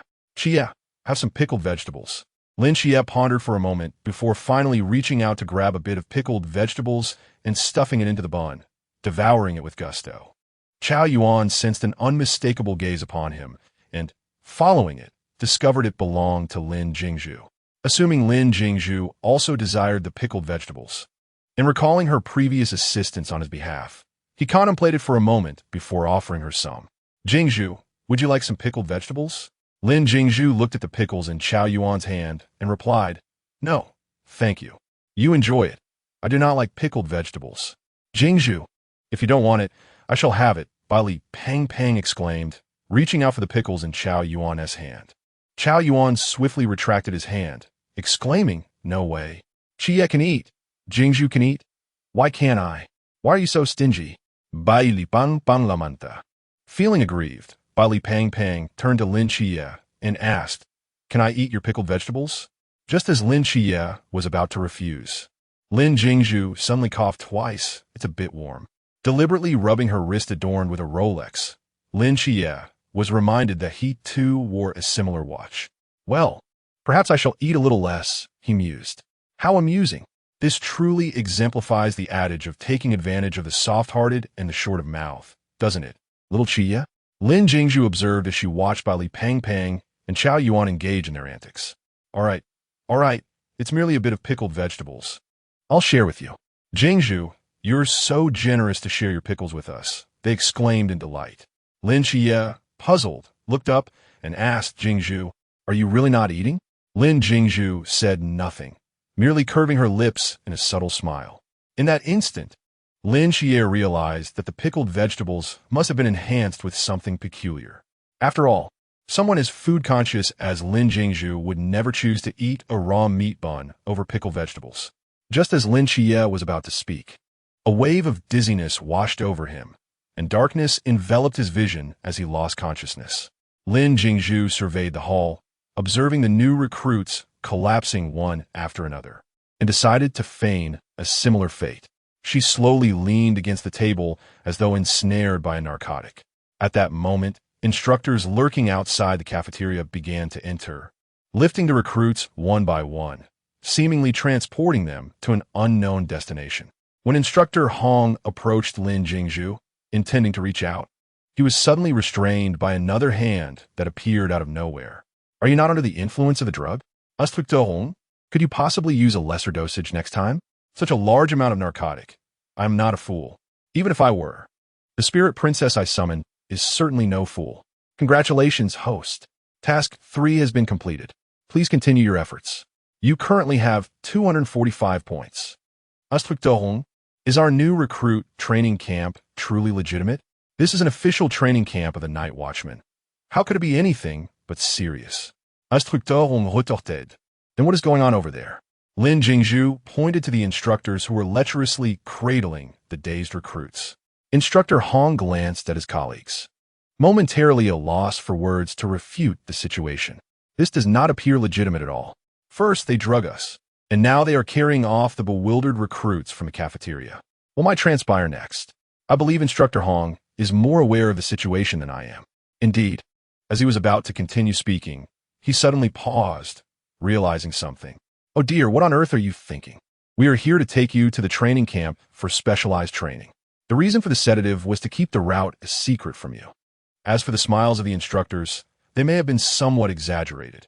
After all, we are about to put you through rigorous training, and naturally, we enjoy a bit of excitement. So, tell me, would you prefer to feign on your own, or shall I assist you in that regard? Is the choice truly so limited? Can I not simply opt to walk on my own? Chapter 54, A Bitter Loss. As Instructor Hong flexed his wrist, he glanced at Lin Jingshu and inquired, "What do you think?" Overwhelmed, Lin Jingshu succumbed to Instructor Hong's formidable presence. Spotting the remaining pickles on the table, she hastily consumed them with her steamed bun. Mere moments later, her head tilted and she lost consciousness. To her astonishment, this clever girl had nearly faced disaster. When Lin Jingshu regained her senses, she found herself ensnared in a mire. Raising her head to survey her surroundings, she noticed several deep pits, with Lin Xie and Bai Li Pang Pang among them. Why is it that everyone else is dry while I am mired in this quagmire? Instructor, this is blatant retaliation. Task 1. Please accompany Lin Xie out of Jinan Mountain, 25 points. Task 2. Please state the line all of you present are trash, 15 points. Task 3. Please witness an eye Kasi emerging from the mental hospital, 15 points. Task 4. State he is playing both sides, 15 points. At that moment, the dazed recruits gradually began to awaken. As Lin Jingshu listened to the instructor outlining the rules, she struggled to extricate herself from the muddy pit. Am I destined to perish here today? With a 35 kilograms load, if it were any heavier, it would be tantamount to carrying myself. It's all right, Sister Jingshu. You can share some of your load with me later, Lin Xie suggested, aware of Lin Jingshu's heart condition. However, this arduous training was essential, and he endeavored to lighten her burden as much as possible. No need, Xie, I can manage by myself. Despite her fragile state, Lin Jingshu refused to inconvenience others. While they conversed, a resonant buzzing sound filled the air. Looking up, they saw hundreds of drones soaring towards them from the forest. Run. Instantly, the recruits scattered in all directions. Lin Xie grasped Lin Jingshu's hand and sprinted away, closely followed by Bai Li Pang Pang and Chao Yuan. Xie, Sister Jingshu, wait for me. Chao Yuan called out. Could you help me share some of the burden too? No, just go away. Thus, the group trudged through the dense woods with great difficulty. Sister Jingshu, are you all right? Lin Xie asked, noticing her pallid complexion. I'm fine. This is just a bit of exercise, she replied. Sister Jingshu, is your heart bothering you? Lin Xie inquired, unaware of her heart condition due to Bai Li Pong Pong's earlier punishment. Sort of. My heart occasionally experiences sharp pains. Under normal circumstances, they are negligible. But after intense exertion, the discomfort intensifies. Enough about my heart. Let's hurry, or the drones will catch up to us.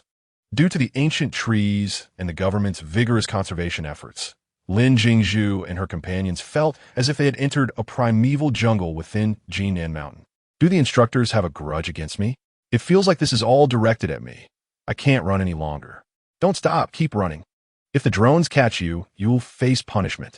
Bai Li Pang Pang, breathless and exhausted, resigned to the punishment, thought it would not be too terrifying. Just as the words left his lips, Lin Xie and the others gazed in horror at a distant sight. A drone had just struck down a new recruit, who collapsed instantly upon being hit. If that were all, it would not have elicited such fear in Xie and the others. However, after the recruit fainted, two instructors emerged from the shadows, grinning maliciously as they dragged the unconscious recruit into the thicket. What is happening? Where are those instructors taking the recruit? Is this training truly appropriate? Bai Li Pang Pang, running ahead, voiced his concerns loudly. Chao Yuan pondered for a moment. Could the penalty for failure be eternal loss? Surely not. It is merely a training session. The instructors cannot be that cruel, Lin Xie said, lacking conviction. Lin Jingshu followed closely behind, her heart aching, yet her curiosity remained unabated. This is hilarious. The new recruits training camp is being slandered, Once they leave, they will surely recount how they nearly. She paused. It cannot be that severe.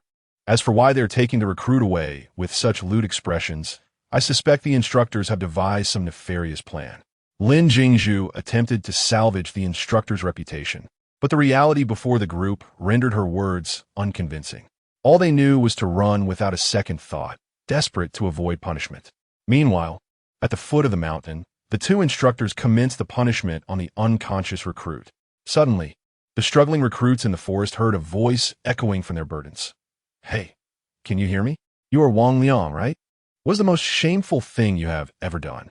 I once spied on my neighbor's older sister while she was bathing. Was she beautiful? Yes. I often dreamt of her afterwards, sometimes. The other recruits, aside from Wang Liang, halted in their tracks, bursting into raucous laughter. But as their amusement continued, their expressions shifted. If this was the punishment, would they not also face such a fate if caught? A chill gripped their hearts. This was truly ruthless. Could this person ever survive in the training camp again? It was utterly embarrassing, and they felt the sting of humiliation on behalf of others. They exchanged glances, then took off at a sprint deeper into the depths of Jinan Mountain. Among them, even the slowest, Bailey Pang Pang, refused to be outdone. He gritted his teeth and swung his short legs with fervor, running faster than a rabbit. In an instant, the entire Jinan Mountain resembled a disturbed beehive, as all the new recruits erupted into chaos. Their minds were consumed by a singular thought. They must not be caught. They could not afford such humiliation. Thus, a heart-pounding chase unfolded throughout Jinan Mountain. The recruits panted heavily, yet none dared to pause. As they desperately sprinted, a drone descended silently like a specter.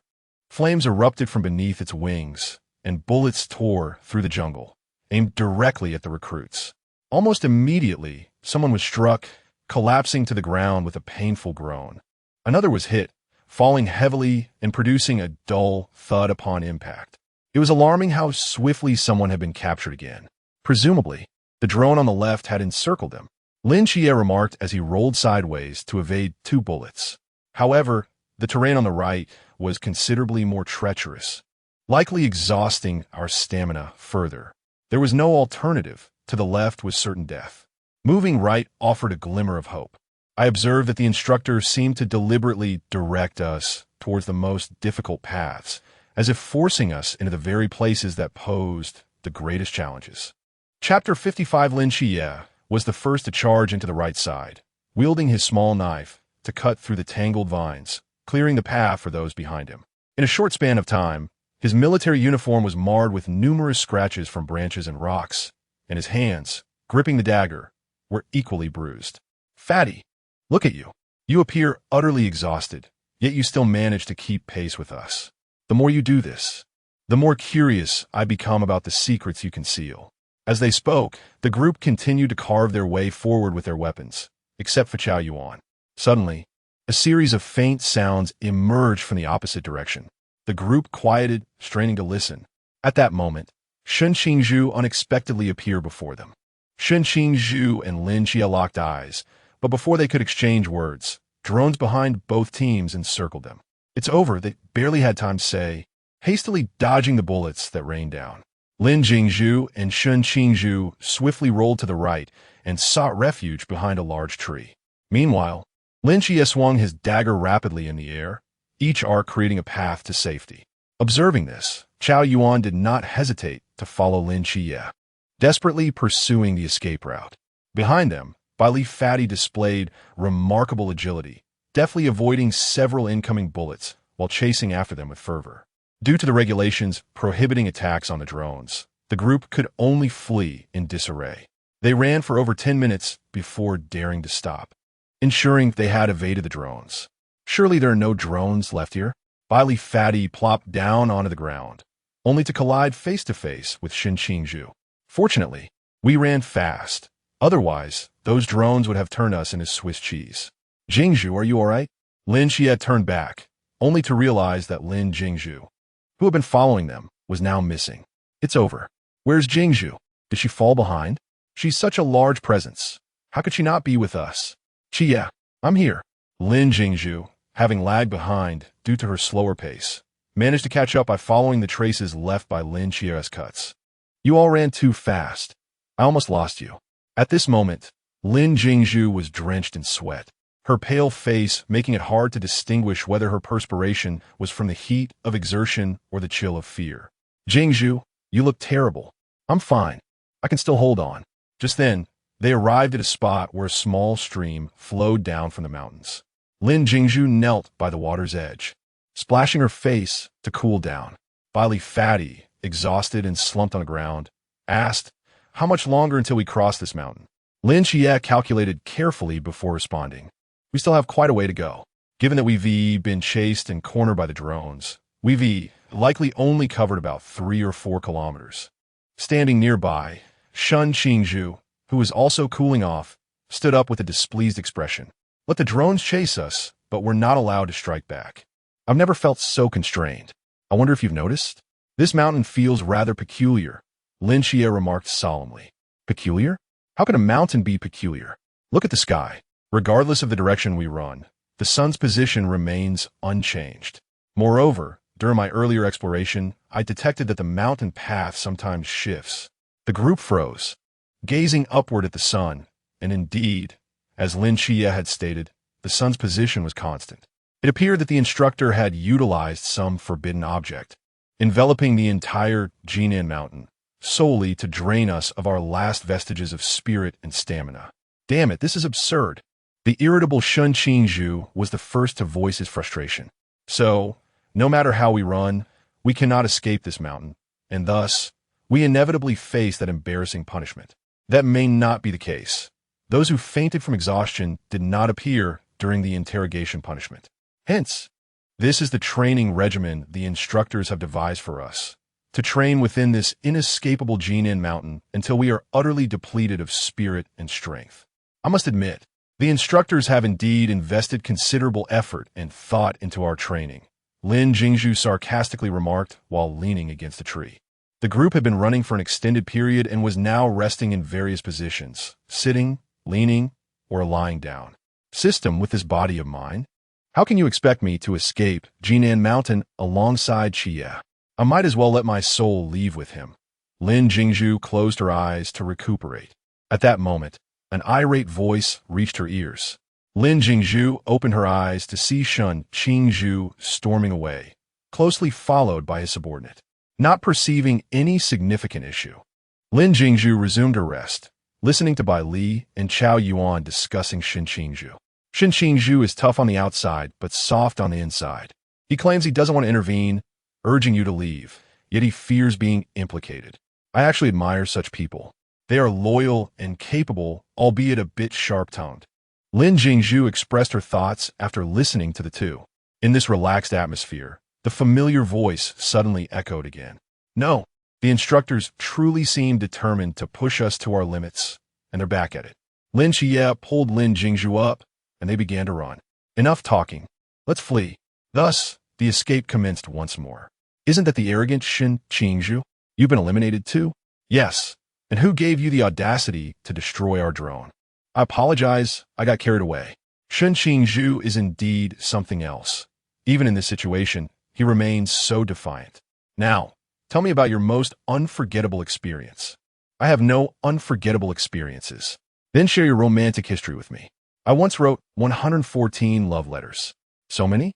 You don't seem like it." "Come on, elaborate." "When I was 4.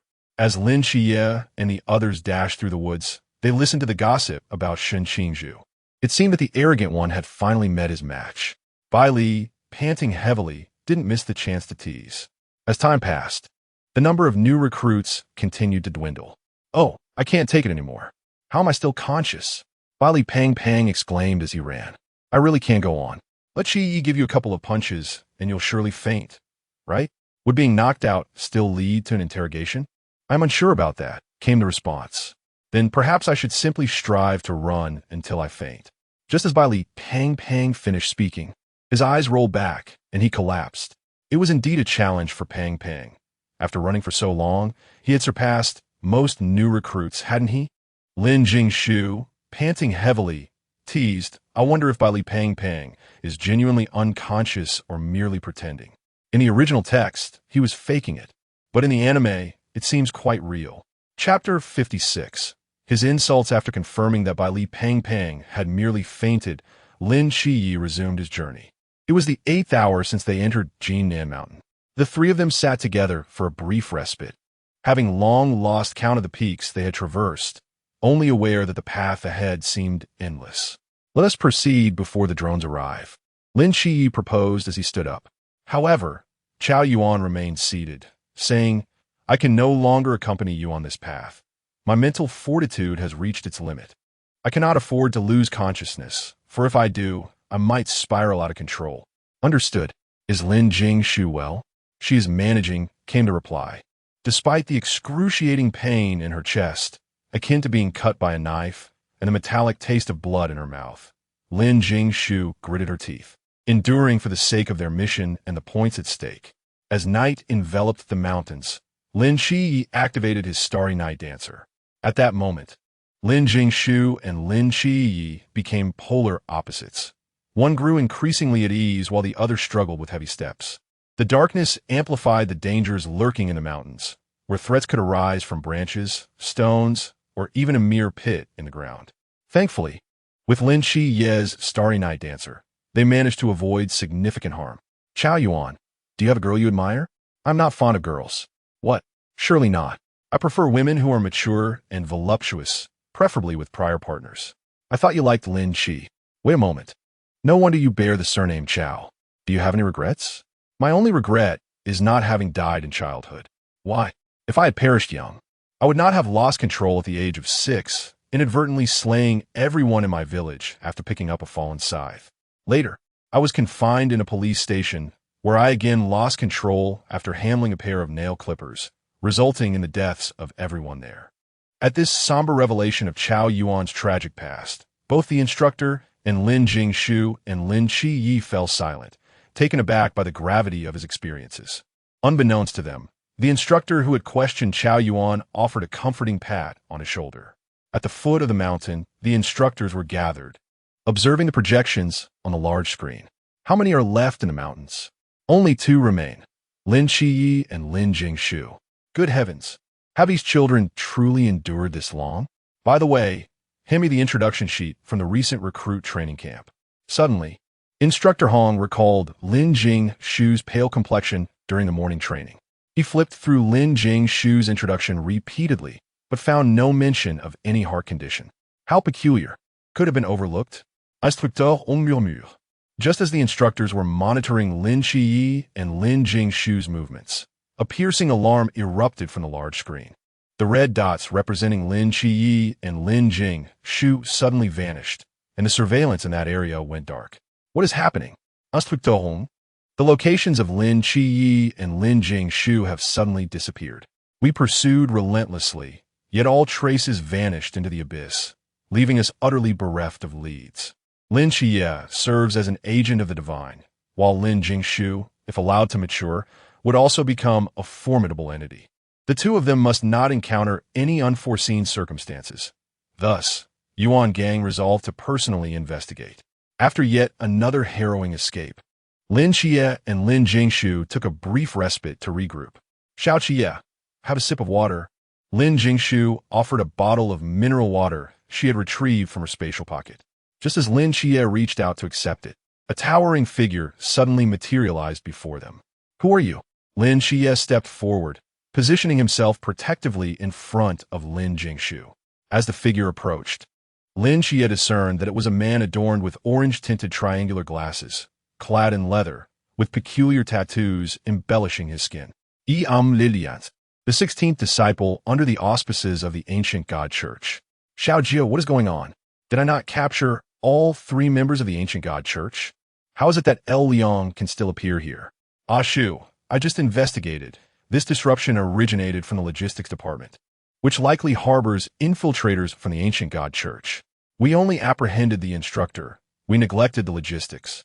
You son of a 7 Night cursed, his frustration palpable. Jingshu, please, refrain for causing a ruckus. It's El, the double-mouthed El. You claim to be the 16th disciple. Is your purpose here to seek out Chia? Lin Jingshu sought to buy time. Of course, it is to pursue the Seraphim's agent, Yang's gaze fixated on Lin Jie, brimming with determination. Are you certain you will not join our ancient god church? Seizing the opportunity, while Yang's attention was diverted, Lin Jingshu discreetly consumed a green elixir from her spatial pocket. Almost instantly, she felt her mental strength and wounds begin to mend, though she maintained an impassive facade. The ancient god church is hardly a benevolent place. Why should we allow Jie to join you? Lin Jie retreated, asserting, leave such trivial matters to me. Jingshu you.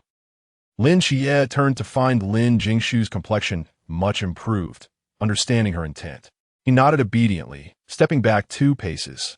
Little girl, if you wish to emulate others' heroics, you must first ascertain your own capabilities. Before my half-step to the sea realm, your aspirations are unattainable. Whether or not they are achievable must be tested, she retorted. Yellow Ollie magic, ice crystal snow. A being freeze him. Yellow Ollie magic, absolute 0. In an instant, a chilling aura enveloped Yang. You are at half-step to the sea realm. Our Bing is also in the mid-level of the river realm. You are merely half a tier apart. Do you still doubt my prowess? River realm? How could there be a river realm among the recruits? Even if you are of the river realm, rank alone does not guarantee superiority, especially in terms of strength. Initially dismissive, Yang's demeanor shifted as the frigid air surged toward him, freezing his legs in an instant. He finally recognized that the girl before him was not to be underestimated. Chanting the spell for ice crystal snow, a fierce gale erupted, unleashing a flurry of ice shards that shot towards Yang like arrows. The ice shards glimmered with a chilling light, exuding a bone-piercing coldness as they sliced through the air, producing a sharp sound. Unperturbed, Yang swiftly plunged his hands into the ground, and robust vines surged forth from beneath the earth, resembling green serpents, rapidly weaving into an immense net that intercepted the ice shards. Immediately thereafter, the vines, as if animated by life, coiled towards a crowd. With the enchantment of Yiluoli, the tranquil Jingshu leaped onto the ice lotus with Lin Jie, evading the onslaught of the vines. With a flourish of her hands, Bing Li Shui summoned a colossal ice wall that bore down upon Liu Yang, encasing the ground in a thick layer of frost wherever it passed. A flicker of surprise crossed Liu Yang's eyes as he activated his powers once more, causing the trees to shoot upward in an instant, their massive branches crashing forcefully against the ice wall. Chapter 57. All present are worthless with a thunderous crash. The icy wall collided with the branches, sending shards of ice flying and snapping limbs asunder. Seizing the opportunity, Bing Li Shui unleashed a tempest of ice and snow, a relentless barrage of icicles raining down upon Liu Yang. Ultimately, Liu Yang succumbed to the onslaught, collapsing under the piercing assault. Just as Lin Jie believed the ordeal had concluded, an unexpected shift occurred, and their surroundings transformed into an unfamiliar realm. Lin Jingshu surveyed the dimly lit environment with caution, producing a firearm from her spatial pocket and handing it to Lin Jie. Do not inquire about the presence of the gun. It was simply acquired from a warehouse. The shadows concealed numerous figures adorned with hoods, rendering their identities indistinguishable. Ah, but those are merely my projections. You cannot vanquish me. An elder approached Lin Jie and Lin Jingshu, proclaiming, "You have surely witnessed the power of my followers. Welcome to the cult of the ancient deities. Here, you shall attain unparalleled authority and abilities. You old men may be unsightly, but your aspirations are grand," Lin Jingshu retorted. To the Disya, your cult is naught but a mere insect. You possess neither status nor talent, having to deceive the night watchman for your numbers. And yet, you dare to dream of our allegiance? I confess, I have a penchant for beauty. Were there a few more handsome individuals among you, I might reconsider. However, among this throng, there is scarcely a pleasing visage, save for that one. She pointed at a moderately attractive young man seated in a chair. Young sir, the cult of the ancient deities holds no future. Would you not prefer to join our night watchman? We offer not only comprehensive benefits, but also a community filled with striking companions, far more appealing than this assembly of the elderly and unattractive. As Lin Jingshu fervently delivered her tirade, Lin Jie nodded in agreement. If you genuinely desire our allegiance, I suggest you return home, cleanse yourselves, and retire for the night. Dreams can offer you everything. With that, he raised his firearm and fired at the 3 towering idols within the cult of the ancient deities. Concurrently, Lin Jingshu, seizing the moment, stealthily implanted a flame mark, a personal modification whereby the mark grants location tracking for the virtuous while incinerating the wicked into Lu Liang's body alongside the bullet. In conclusion, Lin Jingshu declared, "All present here are worthless. Congratulations, host. Task 2 has been completed. Please continue your efforts. You currently possess 269 points." The scathing mockery from Lin Jingshu and Lin Shi drove the members of the cult of the ancient deities to the brink of madness. Traditionally, it was the cultists who seduced the night watchman. This was the first instance of such inversion. Yet, before the cultists could respond, the duo vanished before their eyes, leaving the congregation in impotent fury. At that moment, Lu Yang, standing beside EU, was suddenly engulfed in fierce flames. EU rushed to extinguish the blaze, but soon discovered that ordinary water would not suffice. Ultimately, it was a member of the ancient deities cult, possessing knowledge of water, who stepped forward to quell the inferno. In that brief moment, Lu Yang had already been reduced to a charred figure. "Chi, are you all right?" The two returned to the woods of Jinan Mountain. "I'm fine, Sister Jingshu." "That's good. The ancient god cult is indeed bothersome. Never mind them. Let us continue our escape." Lin Jingshu and Lin Shi embarked once more on their journey to flee Jinan Mountain. Behind them, Yuan Gang gazed at the departing figures of the two, silently exhaling a sigh of relief. The area where Lin Shi and Lin Jingshu had just been was now covered in frost and the remnants of vines, all of which spoke volumes to Yuan Gang about the ferocity of the battle that had just transpired. "Chief, the positioning of Lin Shi and Lin Jingshu has appeared again." "I understand." Lin Shi and Lin Jingshu moved through the woods like phantoms. Lin Shi had pushed his strength to its limits, while Lin Jingshu, having just consumed a recovery pill, was also brimming with energy. "Xiaojiu, has Lu Yang been burned to death?" "Ah Shu, no, but he has suffered severe injuries." "Sai, severe injuries are still injuries.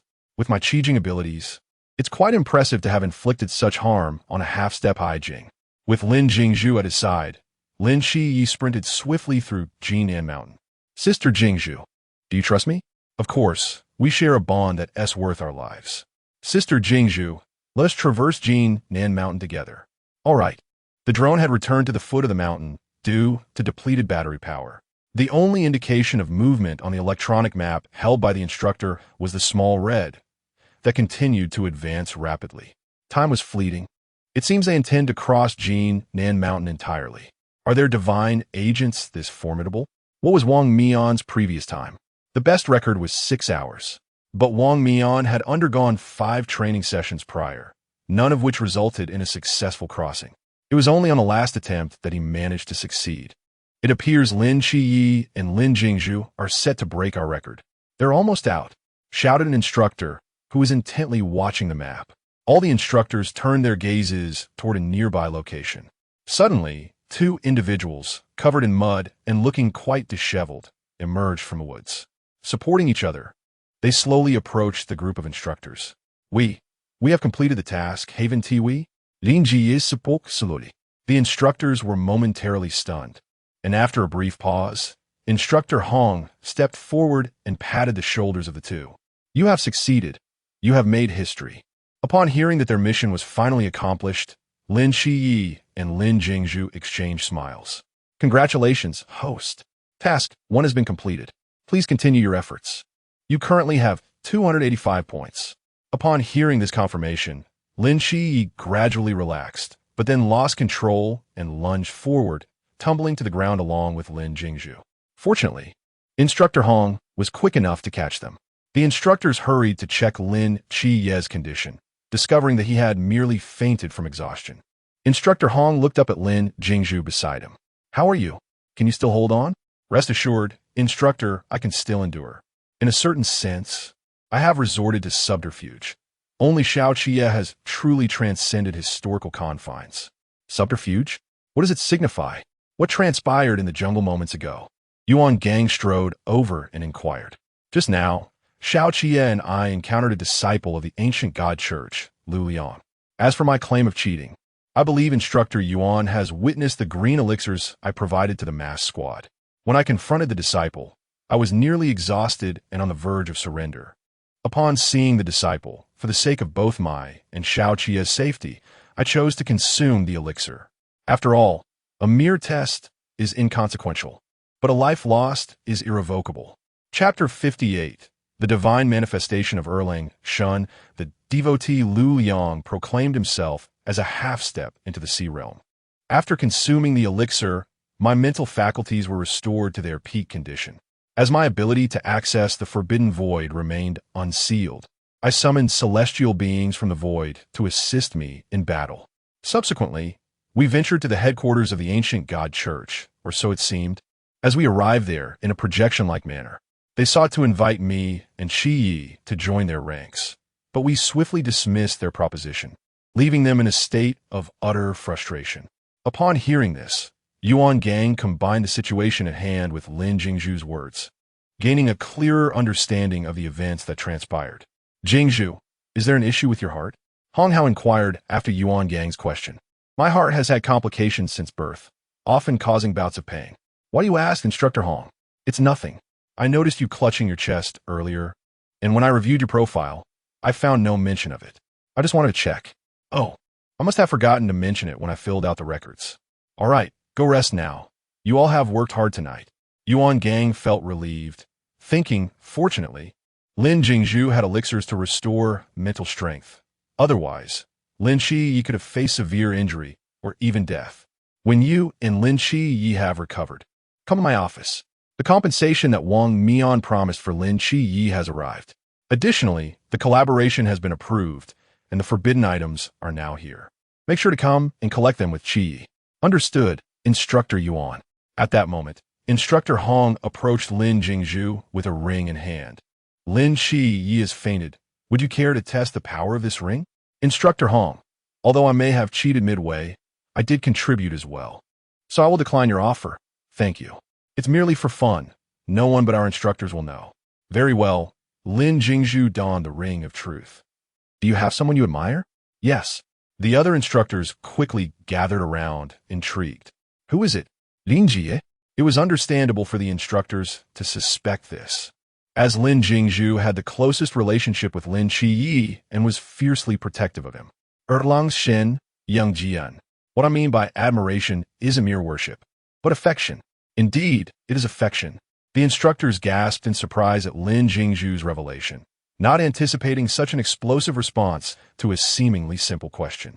They promptly refrained from further inquiries, fearing even more shocking revelations, and hastily took the ring from Lin Jingshu's hand.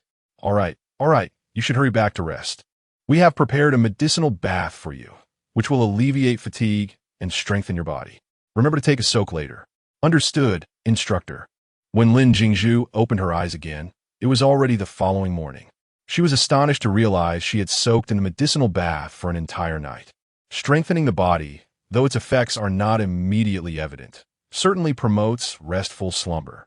At that moment, Molly entered, exclaiming, Jingshu, you're awake. The cafeteria has buns and fried dough sticks today. Hurry, let us go enjoy some delicious food. Finally, a proper meal. Lin Jingshu eagerly rose to change her attire, pulling Molly along as they hurried to the cafeteria. I feel like I've forgotten something important, but never mind, it's not significant. The priority is indulging in good food. As the two hurried down the stairs and reached the entrance of the dormitory, they were greeted by the sight of a rather rotund figure rushing past. Lin Jingshu and Molly quickly turned their heads away. Bailey, are you out of your mind? Apologies. Bailey, realizing he had been too eager for breakfast to bother changing clothes, hurriedly apologized while racing back to his dorm to dress. With training absent for the day, Lin Jingshu and Molly leisurely selected their breakfast upon reaching the cafeteria. Soy milk, buns, and fried dough sticks, if my stomach permitted. I would indulge in all three. After much deliberation, Lin Jingshu finally decided, Hello, I would like an order of fried dough sticks and soy milk, please. To her surprise, the person serving her at the counter was Old Sunday. My dear, whatever you wish for in the future, just come find me. I will prepare it for you. Thank you, Old Sunday. Go on, eat your breakfast quickly. All right. Lin Jingshu and Molly found a random spot to sit with their breakfast. The aroma of a normal breakfast was delightful. Just then, Lin Chia entered the cafeteria, selecting his meal before searching for a place to sit. Here, Chia. Thus, the group began to savor their breakfast in contentment. Chia, how did you and Sister Jingshu manage to get out of the mountain last night? Did you faint or get shot? Lin Chia responded nonchalantly. Yes, we traversed the entire Jinan Mountain. Is it a trait of the Lin family to be so peculiar? Hey, Bailey, I haven't had a chance to reprimand you for this morning's incident, yet you dare insult me? Who is peculiar? The only peculiar one here is Chia. I cheated. What? You? Cheated? Indeed. I possess a pill that restores mental vigor.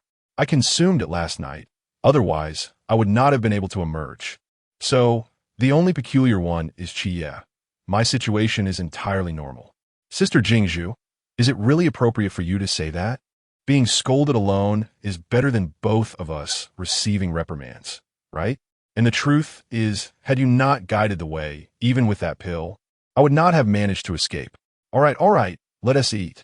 By the way, Chia, Instructor Yuan mentioned last night that we should seek him out for supplies once we VE recovered. After finishing her meal, Lin Jingshu sat quietly, lost in thought, when suddenly she recalled Instructor Yuan's words. Since we have no plans for today, Sister Jingshu, shall we go now? No problem. After Lin Jingshu and Lin Chia arranged the tableware, they departed from the cafeteria and proceeded directly to the instructor's office. Report in, said Instructor Yuan. You two have arrived rather early. What is it? Are you afraid that I might deny you? What's with that remark, Instructor Yuan? It's not that. I simply feared I might forget. Today it just happened to cross my mind. After finishing our meal, we had some free time, so we came over, replied Lin Jingshu. Go ahead, Yuan instructed. He retrieved 2 boxes and an envelope from the drawer beside his desk and pushed them towards the 2. These 2 are for Lin Chia, and this one is for you. Wang Mian has already informed us of the conditions. Inside this envelope is a bank card with 500,000, and the password is noted within. The boxes contain your prohibited items. Yuan Gan pushed the 2 items towards Lin Chia. Chapter 59. Yuan Gang questions life after Yuan Gang spoke. He turned to Lin Jingshu and presented her with a forbidden item promised in the previous contract, along with the orders she would receive upon graduation. He also mentioned her previous remarks about the training camp, stating that implementation could commence this evening. Lin Jingshu brought her box closer and opened it, revealing a delicate bracelet adorned with several pale purple crystals, exuding an air of understated elegance. What is this? Given the peculiarity of your forbidden realm, based on your description, the primary resource consumed when summoning fairies for battle is likely your mental energy. This is the illusory purple tang. Although it is an artificial forbidden item, once worn, it will double your mental energy. For instance, if you are currently at the pool realm, wearing this will elevate your mental energy to nearly that of half the river realm. This is simply perfect for me. Thank you, Instructor Yuan. Jie, help me put on. With Lin Chi's assistance, she successfully donned the bracelet. Lin Jingshu gently rotated her wrist, and the bracelet shimmered like falling stars, captivating her wrist with its brilliance. Chi, open your box and let us see what you have. Lin Chi opened his box to find a blue diamond-shaped crystal, no larger than a fingernail, yet it radiated a faint, ethereal aura. What is this? This is the Azure Heart, a forbidden item salvaged from the East China Sea 20 years ago. Its forbidden realm sequence is 278, classified as Azure Guardian, capable of withstanding the majority of mental attacks. However, its effectiveness has limits. If the attacker surpasses your mental energy level, it can only serve to weaken the attack, not completely negate it.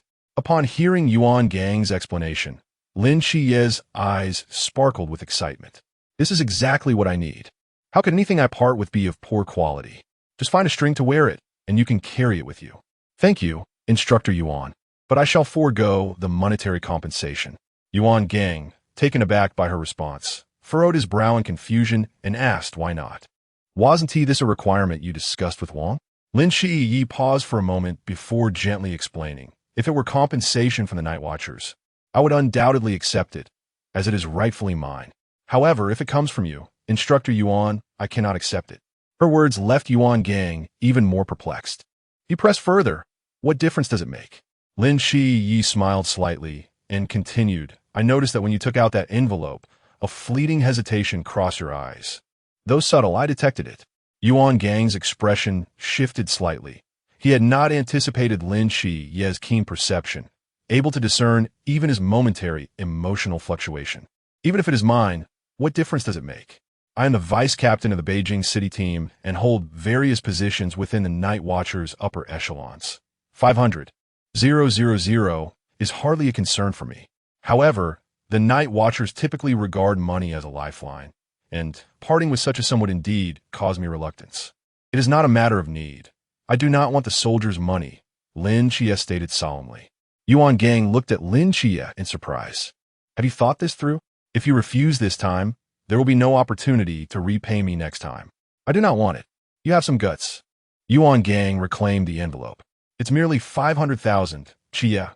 I will give it to you. Did you not previously say you would compensate me for your brother Yangjin? Here, as a betrothal gift. Lin Chia gazed helplessly at Lin Jingshu, who was jesting nearby. My brother is not worth just 50,000. No matter. Whatever you say, I will provide it. And let it be 1 million. Sister Jingshu, if you give me 1 million, I'll hand over Ajin to you. Lin Chia feigned deep contemplation.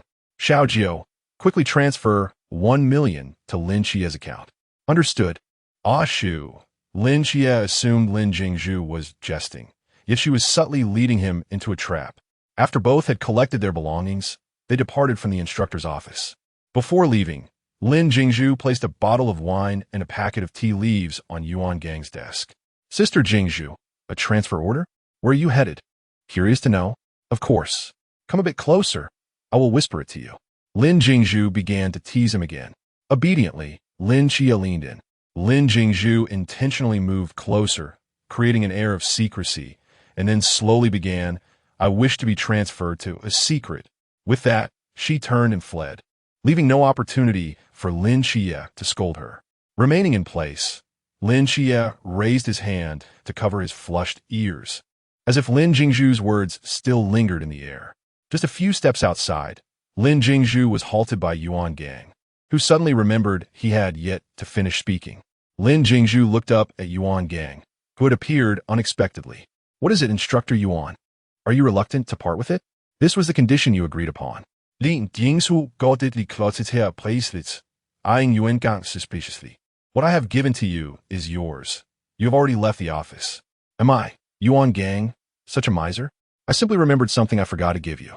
In his hand lay a ring, its ancient design exuding an air of mystery. Upon seeing the ring presented by Yuan Gang, Lin Jingshu took a few steps back. Her caution heightened. I have a partner. At that moment, Yuan Gang felt an uncontrollable urge to punch the girl before him. What are you thinking? Zhensu Bei does not sufficiently suppress your forbidden domain. So I specifically sought a teacher to craft a ring using Zhensu Bei to regulate your forbidden domain. Instructor Yuan, are you certain this ring will be effective? Lin Jingshu took the ring from Yuan Gang and slipped it on her finger.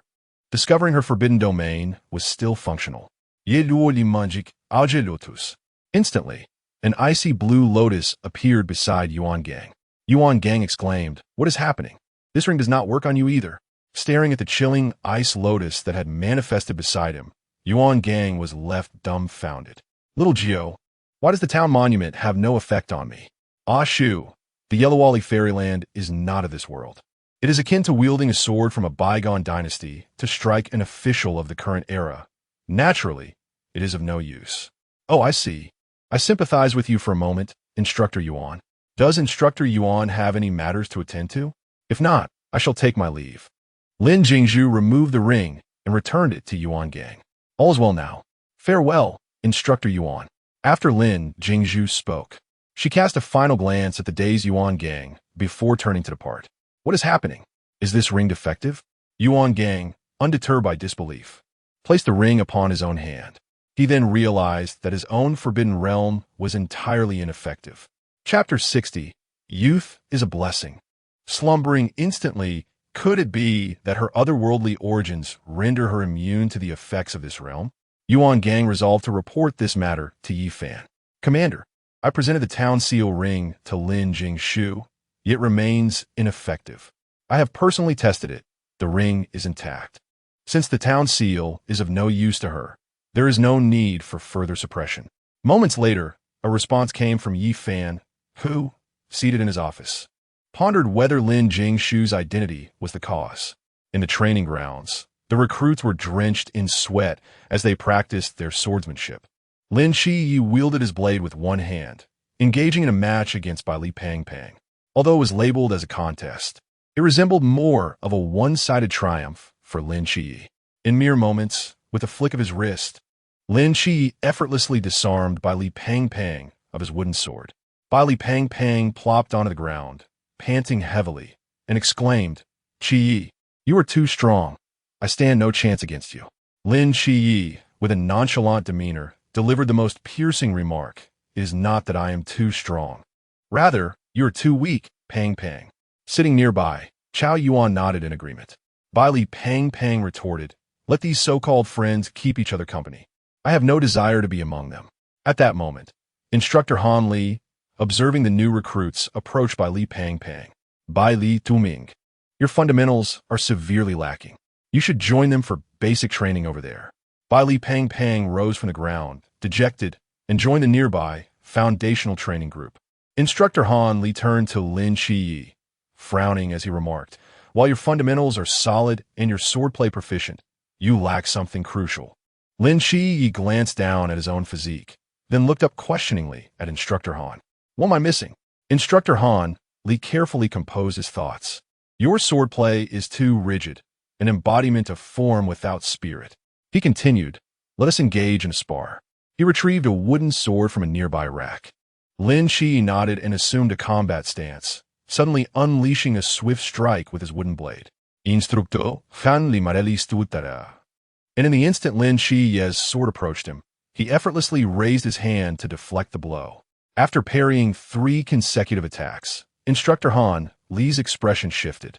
The wooden sword in his hand, as if imbued with a spirit, swiftly struck towards Lin Qi, catching him off guard. Before he could react, the wooden sword struck his wrist, causing it to slip from his grasp and fall to the ground. Staring at the fallen wooden sword, Lin Qi was taken aback. Unlike their previous practice on the training platform, Instructor Han Li's technique was remarkably fluid, devoid of any discernible pattern. The wooden sword danced in his hand with the agility of an extension of his own arm. In contrast, Lin Qi's swordplay appeared exceedingly stiff, each move as if chiseled from a mold. "Do you sense it?" Instructor Han Li stepped forward to retrieve the fallen wooden sword. Lin Ji nodded. "But how can I train to eliminate this rigidity?" In truth, it is not merely about overcoming rigidity, but rather about discovering one's own path. Each individual possesses unique habits, and within the realm of blade techniques, there exists a myriad of interpretations. 100 individuals yield 100 understandings. Ultimately, it hinges upon your personal comprehension and choices. Gazing at the somewhat bewildered Lin Qi, Instructor Han spoke once more, emphasizing that the most crucial task for him now is to uncover a path that is more suited to his individuality. "A path that truly resonates with me," Lin Qi murmured. Instructor Han patted Lin Qi on the shoulder before turning to approach another group of recruits. Meanwhile, on the opposite side of the training ground, Lin Jingshu and Molly represented an entirely contrasting presence. "No more fighting, no more. Molly, you are inherently from the Mo clan's knife school. How could I possibly compete with you?" After enduring a thorough thrashing from Molly, Lin Jingshu tossed her knife aside and collapsed onto the ground, gasping for breath. "Jingshu, your knife skills are quite commendable. Against ordinary individuals, you would fare well. However, should you encounter someone trained in weaponry or someone like me, who has practiced since childhood, you would find yourself at a complete disadvantage. I'm aware of that. Yet, I simply cannot grasp it. I cannot fathom why Lin Qi is able to draw inspiration while sparring with our captain, but when I endure blows, all I feel is pain, no enlightenment whatsoever. Must I continue to wield a knife? I am a mage, after all. I had anticipated that coming to the training camp would alleviate the pressure of being battered by the captain. Yet here I am, still subject to such treatment." Lin Jingshu felt that her future year was shrouded in darkness. Even the presence of a handsome fellow could not salvage it, unless perhaps there were two. At that moment, Instructor Han approached, observing Lin Jingshu's despondent demeanor sprawled on the ground. Though you are a mage, you lack the ability to protect yourself. You must persist in your training. Lin Jingshu rose once more to rejoin the sparring session. After enduring a grueling day of training, the remaining days became considerably more bearable. The cafeteria meals returned to normalcy, and the instructors ceased their excessive and punitive measures towards the recruits. Aware of Lin Jingshu's slight cardiac issues, Instructor Hong took precautions by assigning an additional medic specifically for her during the recruit drills. Should Lin Jingshu faint from pain or exhaustion, the medic would be on hand to provide immediate care. Thankfully, after a long day of training, Lin Jingshu did not lose consciousness. Yet her state resembled that of a living corpse. Why on earth did I join the Night Watch? What was I thinking? Why did I choose to become a part of the Night Watch? Lin Jingshu mumbled to herself, her body rigid and her steps unsteady as she made her way towards the dormitory. From a distance, her silhouette appeared somewhat eerie. If one were to observe closely, they might mistake her for a zombie emerging from a grave, leisurely making her way towards the dormitory. In stark contrast to the training objectives established with Chun Mai, the intensity of the training in the camp was astonishing. By the end of the day, Lin Jingshu felt as though her body had been thoroughly drained, every muscle protesting against the exertion. After the training, Lin Jingshu felt as though both her soul and body had undergone a profound transformation. At that moment, she sensed a shadow beside her. Upon looking up, she discovered it was the increasingly eccentric Lin Qiye. Lin Jingshu recognized that Lin Qiye was currently engulfed in confusion regarding which weapon to wield. However, she had no time to concern herself with him, as she was on the verge of exhaustion. Just then, Instructor Hong appeared, obstructing Lin Jingshu's path. In that moment, Lin Jingshu resembled a zombie from the Game Plants Versus. Zombies, her head rigidly lifted, her gaze vacantly fixed on Instructor Hong before her. Chapter 61. Clotho, is there something amiss, Instructor Hong? The commander has instructed me to summon the fairy from the training camp. Hong Hao disregarded Lin Jingshu's current state and directly conveyed the order bestowed upon him by Yuan Gang. Oh, indeed. Today is the day for the Spirit Princess to leave the training camp. Spirit Princess, you shall accompany Instructor Hong out of the training camp shortly. The Spirit Princess nodded in understanding. After giving her instructions, Lin Jingshu turned to Instructor Hong. Is everything all right? May I return? I feel as though if I stay any longer, I shall fall asleep right here. The Spirit Princess, observing Lin Jingshu's faint aura, couldn't help but smile. Ye luoli magic, the essence of life, the heart of the soul, I bestow upon you the vitality of the spirit.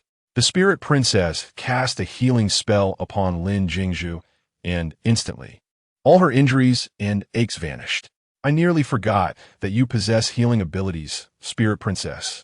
Well then, I shall trouble you for a moment later. Lin Jingshu hesitated, a hint of bashfulness on her face. Seeing her demeanor, the Spirit Princess comprehended immediately. Understand. Go back and rest. Though the magic has healed your pains, rest is still essential.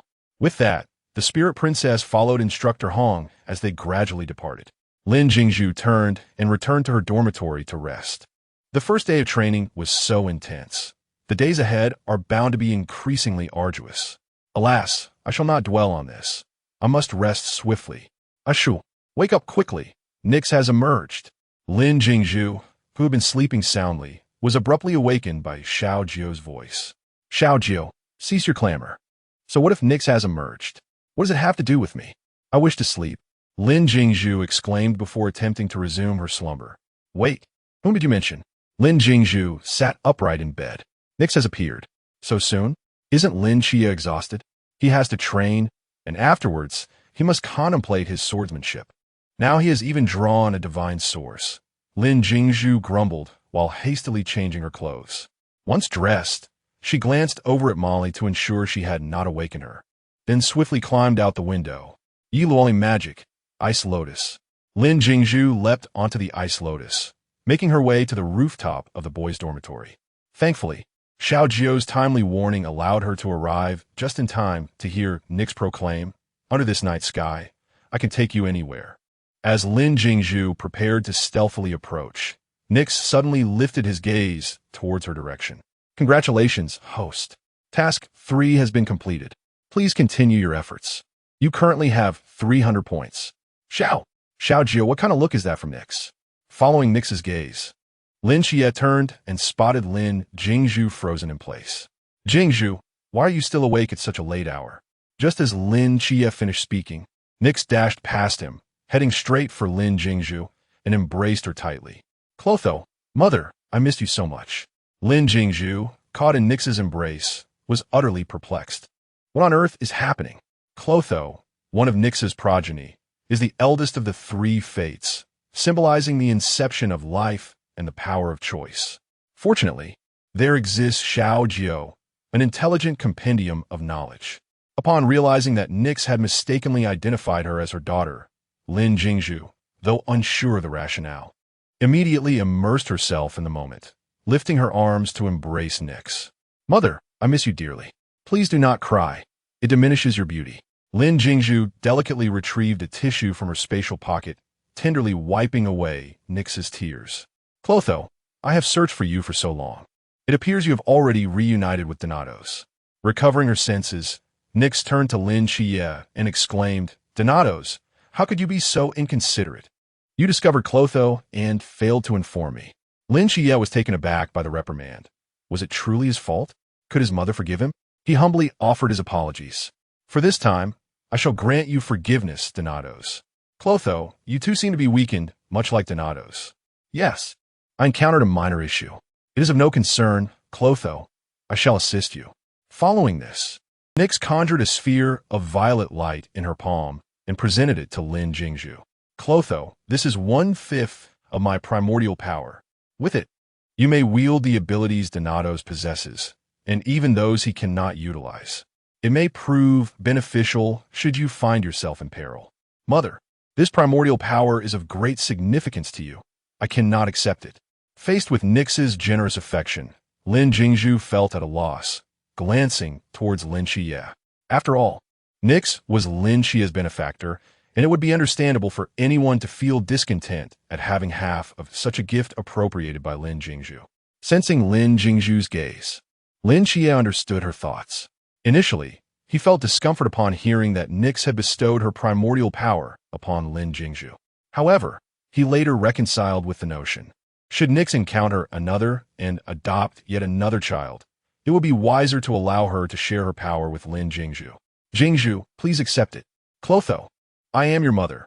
It is my duty to protect you both. Take it. Xiao Jiao, if I accept this, can I return to Nix later? Indeed, you can temporarily isolate Nix's abilities, preventing them from merging with you. When needed, you may easily retrieve and return it. Moreover, you can use the primordial power as a medium to temporarily access some of Nix's divine abilities without depleting the source, though it will require substantial mental energy. Will this alert Nix to your presence? No, it will not. Then I shall accept it. Thank you, Mother. Lin Jingshu took the luminous sphere. At that moment, Lin Xie approached Lin Jingshu, struggling to articulate, Jingshu, regarding matters concerning our mother. Lin Jingshu preemptively responded, Che, everyone harbors their own secrets. I shall not pry. Thank you, Jingshu.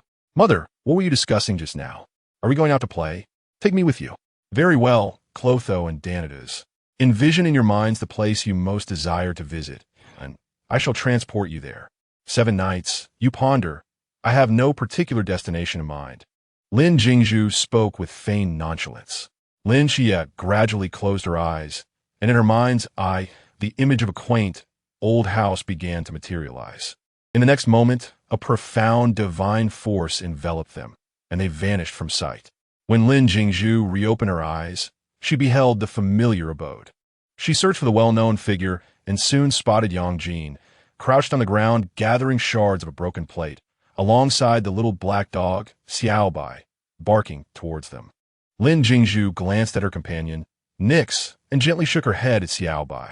Upon perceiving Lin Jingshu's intent, Xiaobai ceased his barking, yet his gaze remained intensely fixed on Nix's location, as if ready to spring forth and tear into Nix at the slightest hint of trouble.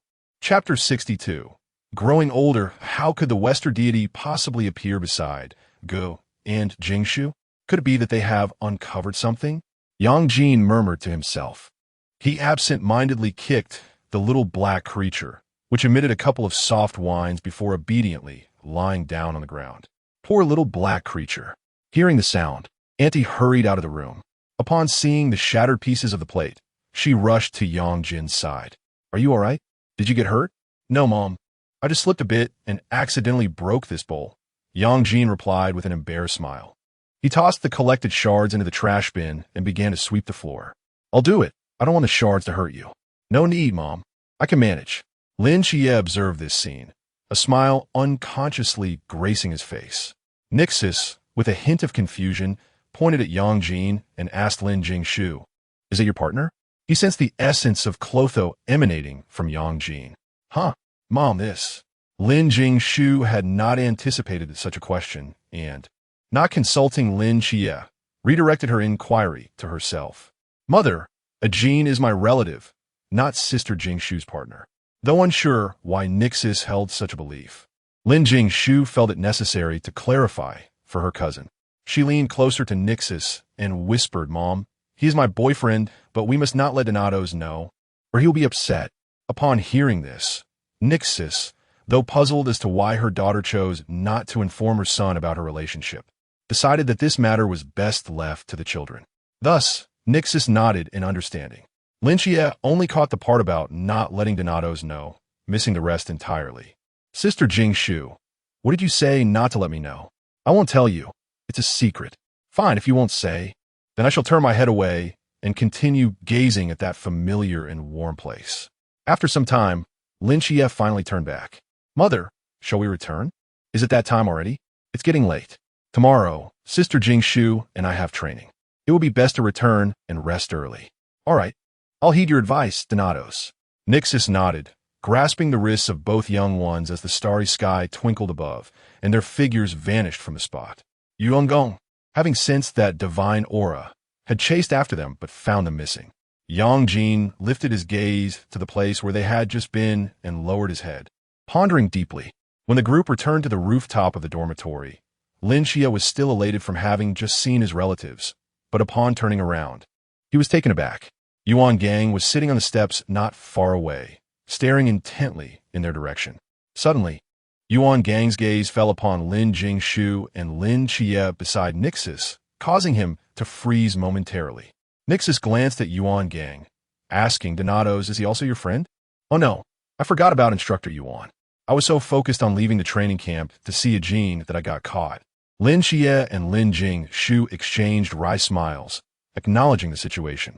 Yuan Gang took a deep breath and slowly rose to his feet. The formidable mental presence of a being from the infinite realm washed over him. He approached Nikes with measured steps, addressing him earnestly. I am Yuan Gang, the vice captain of the night watch stationed in the capital of the Great Xia. May I inquire your esteemed name? Nikes, came the response. Nike stood there, exuding a commanding aura that effortlessly overshadowed Yuan Gang, despite not applying any divine pressure. He gazed intently at Yuan Gang, embodying the essence of an authoritative figure. Ah, it is the esteemed lady of the night. I wonder, what brings you to our Great Xia? Yuan Gang posed a pertinent question. Nikes pondered for a moment and replied, I have come to seek my son and daughter. Yuan Gang felt his mind falter momentarily. Son and daughter? Who might they be? Lin Jingshu and Lin Jingshu? Lin Jingshu subtly gestured to Lin Jingshu, urging him to speak. Receiving the signal, Lin Jingshu's mind raced, and after clearing his throat, he added, what she means is to find the agents. Upon hearing this, Yuan Gang's eyes flickered with understanding. I see. You are here to locate the agents. Have you found them? Lin Jingshu hastily interjected before Nikes could respond. Of course we have. Where are they? Nikes inquired. With me and Sister Jingshu, Lin Jingshu replied earnestly. Both Lin Jingshu and Lin Jingshu exchanged incredulous glances at him. Yuan Gang felt the weight of his years, questioning whether he had misheard, for the response was utterly bewildering. You selected 2 divine agents? Indeed, Lin Jingshu confirmed. But, are you not the agent of the Seraph? Yuan Gang remarked, realizing the implications of such a situation. Congratulations, host. Task 4 has been completed. Please continue your efforts. You currently have 315 points, echoed a voice in Lin Jie's mind. Lin Jie shot Lin Jingshu an exasperated glance. Although he intended to voice that sentiment, it seemed oddly out of place when it came from her. After several deep breaths, Yuan Gang turned his attention back to Nikes. Your Grace, what have my children said? What my children say is the truth, Nikes replied.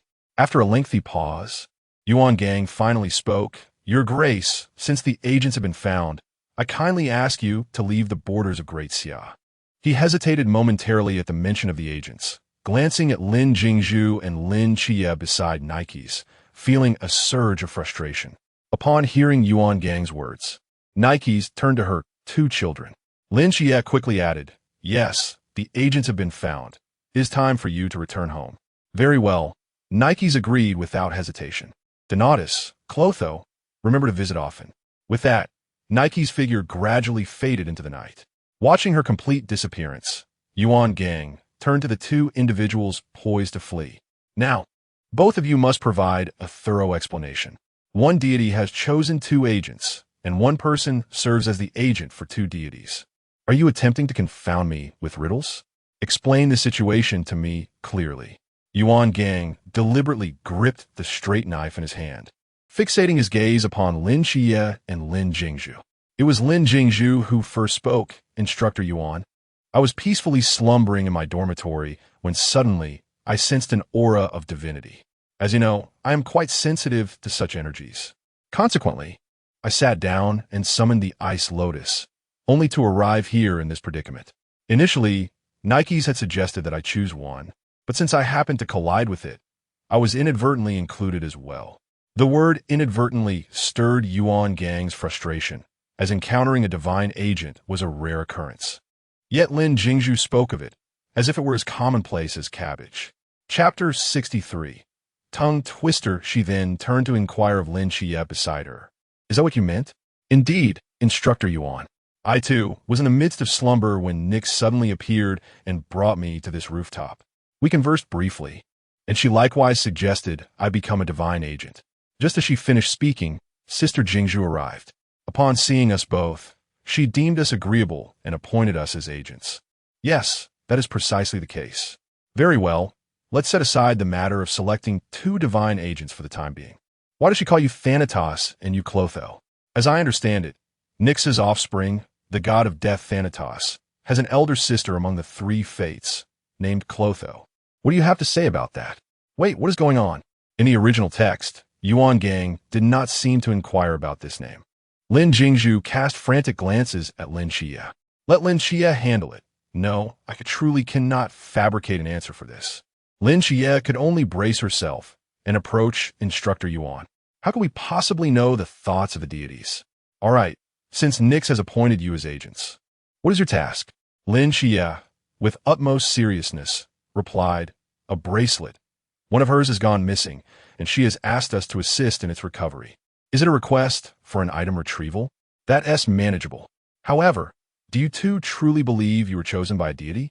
Yuan Gang remained skeptical. This has never occurred in the annals of Daxia history. Well, is it not happening now? Enough. You two should hurry back and rest. I shall handle the remainder. Yuan Gang observed Lin Jingshu, who had yawned several times and ultimately decided to let them return. Yi Luoli Magic, Ice Lotus. Upon hearing Instructor Yuan's decree to return and rest, Lin Jingshu promptly prepared herself. After leaping onto the Ice Lotus, she turned to the still-standing Yuan Gang and Lin Jie. All right, Instructor Yuan, I shall take my leave now. Good night, Jie. Good night, Instructor Yuan. Finally completed. This night has been quite the harrowing experience. Upon returning to her bed, Lin Jingshu lay flat and succumbed to sleep. Meanwhile, Lin Jie addressed Yuan Gang. Instructor, I shall return as well. Quickly, be on your way. After receiving Yuan Gang's response, Lin Jie turned and departed the rooftop, heading back to her room to prepare for sleep. Once Lin Jie and Lin Jingshu had left, Yuan Gang resumed his seat on the steps of the dormitory rooftop, taking a drag from his cigarette while dialing a number. Hello, how goes it on your end? What is the situation? Xiaopinga answered immediately. The crisis has been averted. Allow that human marvel to return. Damn, Facing a deity head-on for the first time was an experience I do not wish to undergo again. Yuan Gang rubbed his nose bridge as he spoke. Did you confront her directly? Was it favorable or not? At present, it appears to be favorable. It was the goddess of night, Nyx. Moreover, she has already selected her agents. Our divine agents, so easily chosen, like cabbages and radishes. This year we have one Lin Chia, and now another? Lin Chia and Lin Jingshu, Yuan Gang replied in the most mundane tone. After Yuan Gang finished speaking, the other end of the phone fell into silence. A few seconds later, Xiaoping's tone was filled with disbelief as he asked, "Is it really the Lin Jingshu and Lin Chia that I know?"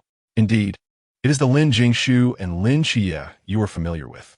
Isn't Lin Chia the agent of the seraph? How can he also serve as the agent of the goddess of night?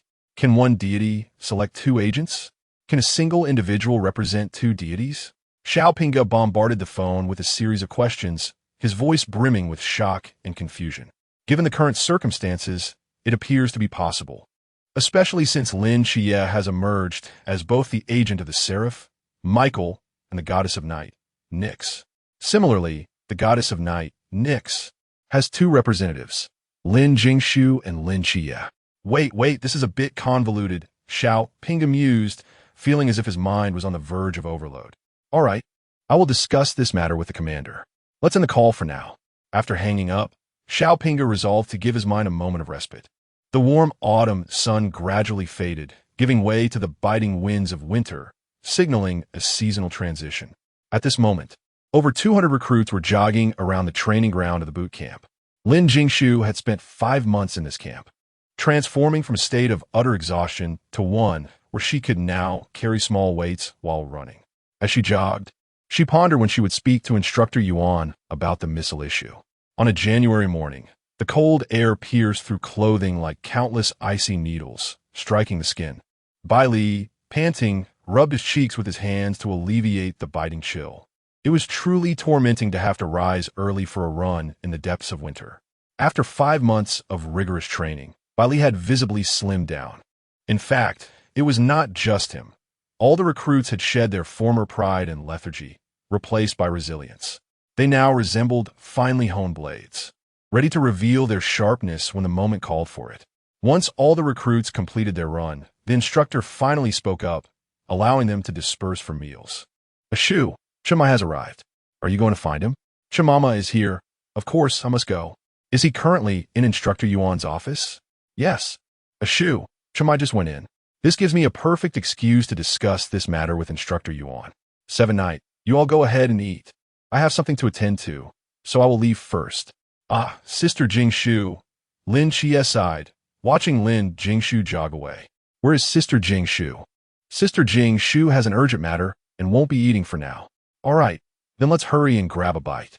After some time training, not only had their spirits improved, but so had their appetites. As Lin Jingshu approached the door of Instructor Yuan's office, she spotted Hong Ying leaning against the wall. "Sister Hong Ying, what brings you to the boot camp?" "Little Jingshu, aren't you supposed to be training? I just came over for a moment. We have concluded our training, and just as we began our meal, a significant matter from earlier suddenly came to mind, prompting me to seek out Instructor Yuan." "Hong Ying, what about you? Why are you outside? Is Instructor Yuan not present?" "The captain has come to discuss matters with Instructor Yuan." "The captain is here too. How intriguing." I was in. Before Lin Jingshu could finish her sentence, Instructor Yuan's voice resonated from within. "Jingshu, come in." Upon hearing the call, Lin Jingshu momentarily froze, then quickly responded, "Hong Ying, I shall enter now." She adjusted her attire at the doorway before opening it and stepping inside, casually shutting the door behind her. Chapter 64. Missile Base number 39. As the scene unfolded, I leapt forward, sprinting directly into Chun Mai's embrace. "Mom, how I long for you. You have no idea of the hardships I've endured at the training camp. They relentlessly target me. Congratulations, host. Task 4 has been completed. Please continue your efforts. You currently have 500 points. How quickly I've reached 500. Ashu, after enduring 5 months of torment, I have finally amassed 500 points. What do you mean? This is not torment. This is simply a task. Yes, indeed, it's a task. Initially, the atmosphere between Yuan Gang and Chun Mai was tense, But Lin Jingshu's arrival disrupted that tension. Upon hearing that his child was being bullied, Chun Mai, while comforting Lin Jingshu in his arms, glared at Yuan Gang, completely forgetting the purpose of their training. At that moment, Yuan Gang was still processing Lin Jingshu's exuberant entrance when he received a disdainful glance from Chun Mai. What is the matter? This is a training camp. Isn't it normal for me to train them? Indeed, it is normal. Although the instructor shows no concern for my heart condition, even if I faint, it merely prompts the medics to hasten their assistance, and then I am immediately back to training. Lin Jingshu quietly reported the incident. Chun Mai was most worried about Lin Jingshu. Her usual vivacity often overshadowed the hidden injury she sustained while rescuing old Zhao. Now, hearing her complain, he could not let Yuan Gang off the hook so easily. I am genuinely intrigued by Instructor Yuan's training methods. Perhaps he could offer me some guidance as well. Hey, no. Chun Mai, don't come any closer. Don't think I want to fight you. I am the Boundless Realm. Observing Chun Mai standing up for her and Yuan Gang retreating in fright, Lin Jingshu struggled to suppress a smile. Hurrying forward, she grasped Chun Mai's arm. All right, Captain. Initially, I found it challenging, but now I've mastered it with ease. I have come to consult Instructor Yuan regarding something of great importance. Lin Jingshu led Chun Mai to a chair and then turned to face Yuan Gang earnestly. Instructor Yuan, I have something significant to discuss with you. Yuan Gang straightened himself in his chair, smoothing his attire and taming his disheveled hair from hiding. Speak, what is it? In our great Xia, is there a missile launch base number 39? Yuan Gang looked at Lin Jingshu in surprise. Yes, there is, and it is not far from Sangnan. Why do you ask? Then I implore you, Instructor Yuan, to send someone to missile launch base number 39. Otherwise, the situation will be dire. What do you mean? Just a moment ago, Yuan Gang had been finalizing plans for new recruits to leave the camp, and now Lin Jingshu claimed that the nearest missile launch base would face calamity, leaving him with an unsettling feeling. Last night, while I was sleeping in the dormitory, I dreamt of a missile base. The scene was filled with shattered statues and bloodshed, with serpentine eyes painted in blood or some red pigment. In the final moment of my dream, I saw the name of that base, Missile Launch Base number 39. That is why I've come to inform you. As for the reason, I dare to seek you out for the sake of a mere dream. It stems from a passive ability I possessed in my original world. In that realm, most of the prophecies I encountered concern natural disasters. After arriving in this world, I ceased experiencing such dreams and gradually forgot about this prophetic skill. It was not until that fateful night when I dreamt of the missile launch facility number 39 that I recalled my latent ability to foresee events. Upon hearing Lin Jingshu's words, both Yuan Gang and Chun Mai's expressions darkened. If Lin Jingshu's dream was indeed a premonition, then the news regarding the new recruits' leave must have originated from someone within the training camp. Aside from the three instructors Lin Jingshu initially apprehended, there could be others affiliated with the ancient God Society. Jingshu, she continued, you mentioned seeing serpent eyes and a stone statue in your dream. That must refer to the recently inducted Medusa agent from the ancient God Society. Only Medusa's powers can transmute individuals into stone and could potentially obliterate a military base in a short span of time. Observing Yuan Gang and Chun Mai, who were lost in thought, Lin Jingshu boldly declared, now that we are aware of their scheme, let's turn the tables on them. Instructor Yuan, you can preemptively deploy around missile launch facility number 39. The new recruits will proceed as usual. If any undercover agents dare to leak information, I am confident that you will unmask the traitor. If the instructors cannot spare personnel, I can lend assistance. Among the 3 fairies I currently possess, the Fire Lord boasts the most formidable offensive capabilities. Not only does he wield powerful fire-based attacks, but he can also ensnare individuals in illusions temporarily.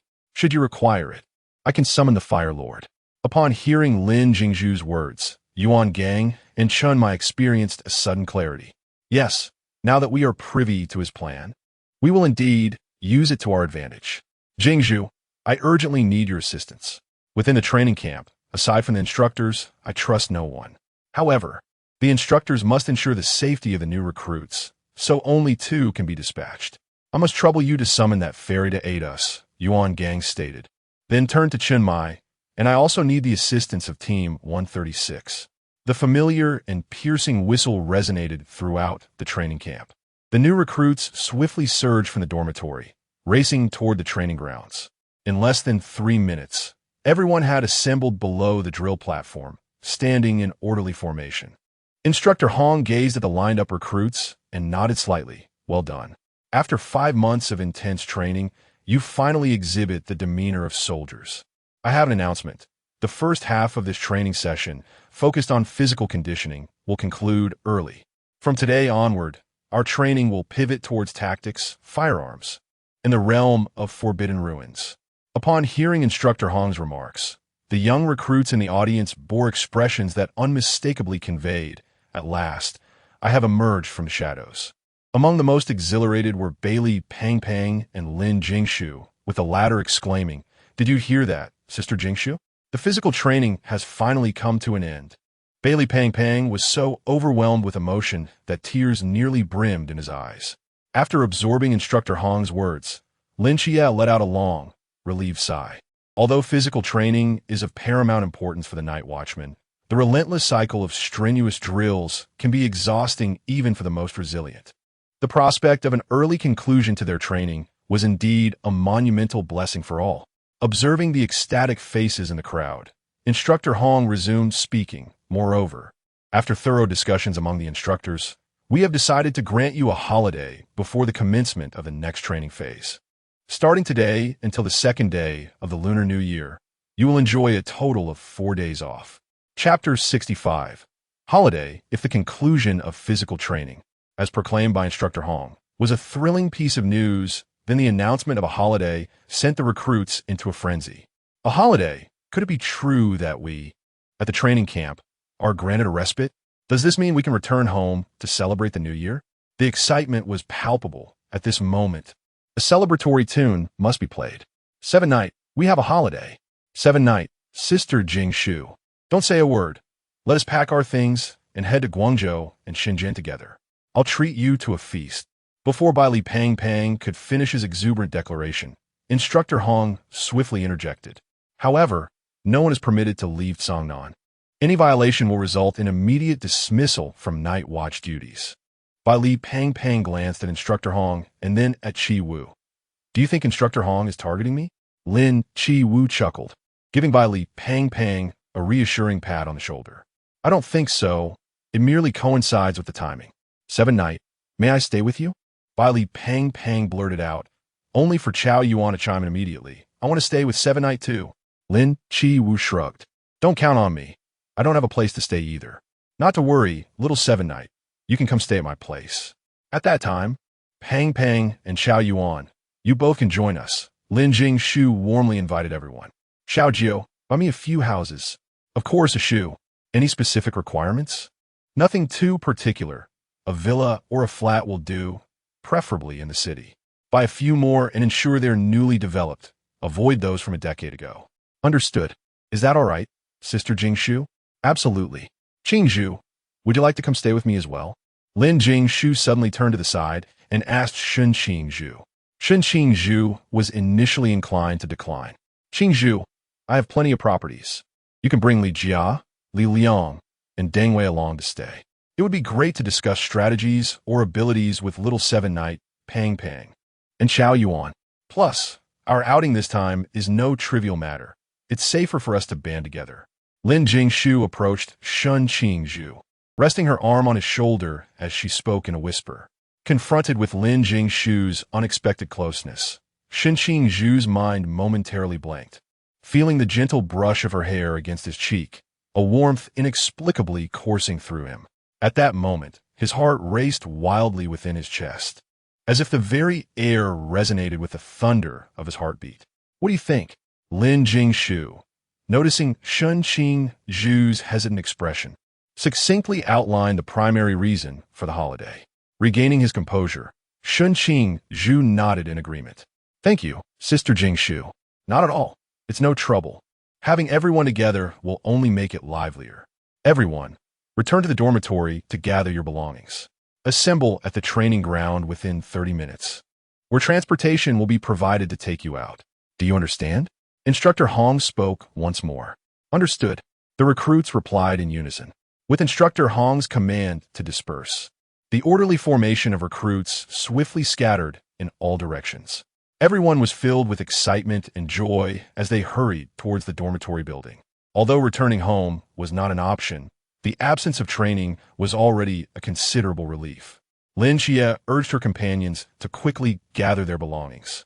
Baili Pang could hardly contain his eagerness to exit the training camp. Pang, you go ahead and pack. I'll join you shortly, Lin Xie said, striding towards Lin Jingshu. Sister Jingshu, this holiday might not be as simple as it seems, right? Little Xie displayed a keen insight. Indeed, this break was anything but ordinary. Yet, rest assured, it is merely another ploy by the ancient God Church, a trivial matter in your sister Jingshu's realm. Lin Jingshu replied with a light-hearted demeanor. Is it because of me? Lin Xie, astute as ever, recognized that being the agent of the Seraphim Michael had drawn the attention of the ancient God Church, especially now that she was a dual deity's representative. Not entirely. Baili Tuming, as the young master of the Baili family, holds far greater value in the black market than you do. Caught off guard by the mention of Baili Tuming, Lin Xie took a moment to process who he was. Seeing Lin Xie's serious expression, Lin Jingshu stepped closer and affectionately ruffled her hair. Don't overthink it. Even if the sky were to fall, there would be someone tall enough to hold it up. Worrying too much won't help you grow. With that, Lin Jingshu returned to her dormitory to tidy up her belongings. Lin Xie helplessly smoothed her tousled hair, murmuring to herself, I'm already 8 meters tall. That's not short. Whether it was the excellent food at the training camp or Lin Xie's growth spurts, 5 months had indeed seen her stature increase significantly. As Lin Jingshu packed her luggage, she thought of Chun Mai. Finally, I can enjoy the meals prepared by Chen's mother again. Knowing that there would be a break in the middle of the training camp, she had spared no expense on her meals. The dishes prepared by Chun Mai had almost been entirely consumed over those brief 5 months. Lin Jingshu glanced at Molly, who was also packing her bags. Molly, would you like to join us? No, Hingfu, Leah, Zhongling, and I have already made plans. Leah has a place in Sangnan, so we'll just give it a quick clean before moving in. After a brief packing session, Lin Jingshu and Molly headed downstairs to assemble at the training ground. When Lin Xie finally finished gathering her belongings and arrived at the training ground, she noticed Baili Pang had also made it, yet his hands were conspicuously empty. Pang, where's your luggage? I don't have any. What about your clothes and personal items? I'll just buy them later. But you just said you were in a hurry to pack. I got so excited about the holiday that I forgot I could just purchase everything again. Chia, don't dwell on the details. Once all the new recruits arrived at the training ground, they were greeted by several large buses. Curiously, however, they were surrounded by stacks of black long boxes. Having previously collaborated with Team 136 in a mysterious operation, Lin Xie knew exactly what these long boxes contained. Although Chao Yuan was unaware of the situation, he could tell from the sight of those boxes that this holiday would be anything but typical. Gazing at the assembled recruits, Instructor Hong stood before them. This time, all new soldiers were to carry the starry blade, yet it was strictly forbidden to wield it except in dire circumstances. Do you understand? Good. Now, let us proceed to collect our blades. The recruits formed a neat line, orderly retrieving their long sheaths from the ground before boarding the vehicle. Chi, are you excited to meet the captain soon? Lin Xie observed the exuberant Lin Jingshu beside him and shook his head helplessly. Sister Jingshu, do you realize what you resemble at this moment? Lin Jingshu, who had been eagerly gazing out the window, turned her head in response to Lin Xie's question. Chapter 66. Entering the pool realm, it felt akin to the long-awaited freedom experienced by high school students during their vacation. Seventh night, I must say, your description of Sister Jingshu is quite fitting, remarked by Li, who was met with agreement. Beside them, Chao Yuan, as usual, began to tease Sister Jingshu relentlessly, while the rest of us felt similarly. Only Seventh night remained composed. So what? If we resemble students, we resemble students. What was that saying? When not in school, the weather feels refreshing. I now feel that when not in training, the entire world is beautiful. As several buses exited the training camp's confines, all the new soldiers, except for Lin Jingshu, felt as though a heavy burden had suddenly lifted from their bodies. Before anyone could fully comprehend the sensation, A collective shiver coursed through them, leaving them with an extraordinary clarity and relaxation. Congratulations to little Seventh Knight for reaching the pool realm. Lin Jingshu paused for a moment. Then a smile illuminated her face. Sister Jingshu, I have also entered the pool realm this time. As Lin Jingshu's words fell, the bus erupted with excitement. I actually broke through. I am in the pool realm too. Finally reached the pool realm. Such exclamations echoed throughout the bus. Once the fervor subsided, everyone turned in unison toward Lin Jingshu. Sister Jingshu, once we arrive, let us have a sparring match. Yes, Sister Jingshu. Let us have a little bout. Now that we're all in the pool realm, we appreciate your guidance. Indeed, we cannot afford to become complacent after leaving the training camp. Please, Sister Jingshu, share your insights. Surprisingly, the first thing the new recruits sought after achieving the pool realm was to challenge Lin Jingshu to a fight. After all, throughout these 5 months, she had often relied on her superior physique and mental strength to tease or play pranks on her comrades. Even Xiao Yuan had been tricked by Lin Jingshu multiple times, becoming the Black King more than once. Wait, it was all little Jio's idea. I was merely following orders, he protested. Ah Shu, although it was my task, you seemed to enjoy it when you carried it out. What? Do you think that having reached the pool realm allows you to exact revenge on me? Let me tell you, don't even think about it. Lin Jingshu released her aura. Although still within the pool realm, she had already reached its pinnacle, just a step away from entering the river realm. Sister Jingshu, you're already half a step into the river realm. Sister Jingshu, are you even human? Why are you always a cut above us? Who was it that wanted to fight Sister Jingshu just now? Certainly not me. Sister, after such a long journey, you must be thirsty. I haven't opened this bottle of cola. Here, Sister Jingshu, quench your thirst. Lin Jingshu returned the bottle of cola, saying, I've realized that these 5 months at the training camp have not only honed your physical abilities, but also sharpened your wit. Cursing without any foul language. Just wait. Once we disembark, we shall have a competition. Though aware that everyone was jesting, Lin Jingshu still issued a mild threat. No, Sister Jingshu. We were wrong this time. We shall let you off the hook. With that, Lin Jingshu turned away, choosing to gaze out the window and ignore her mischievous companions. Staring at the sky outside, she began to hum a tune out of boredom.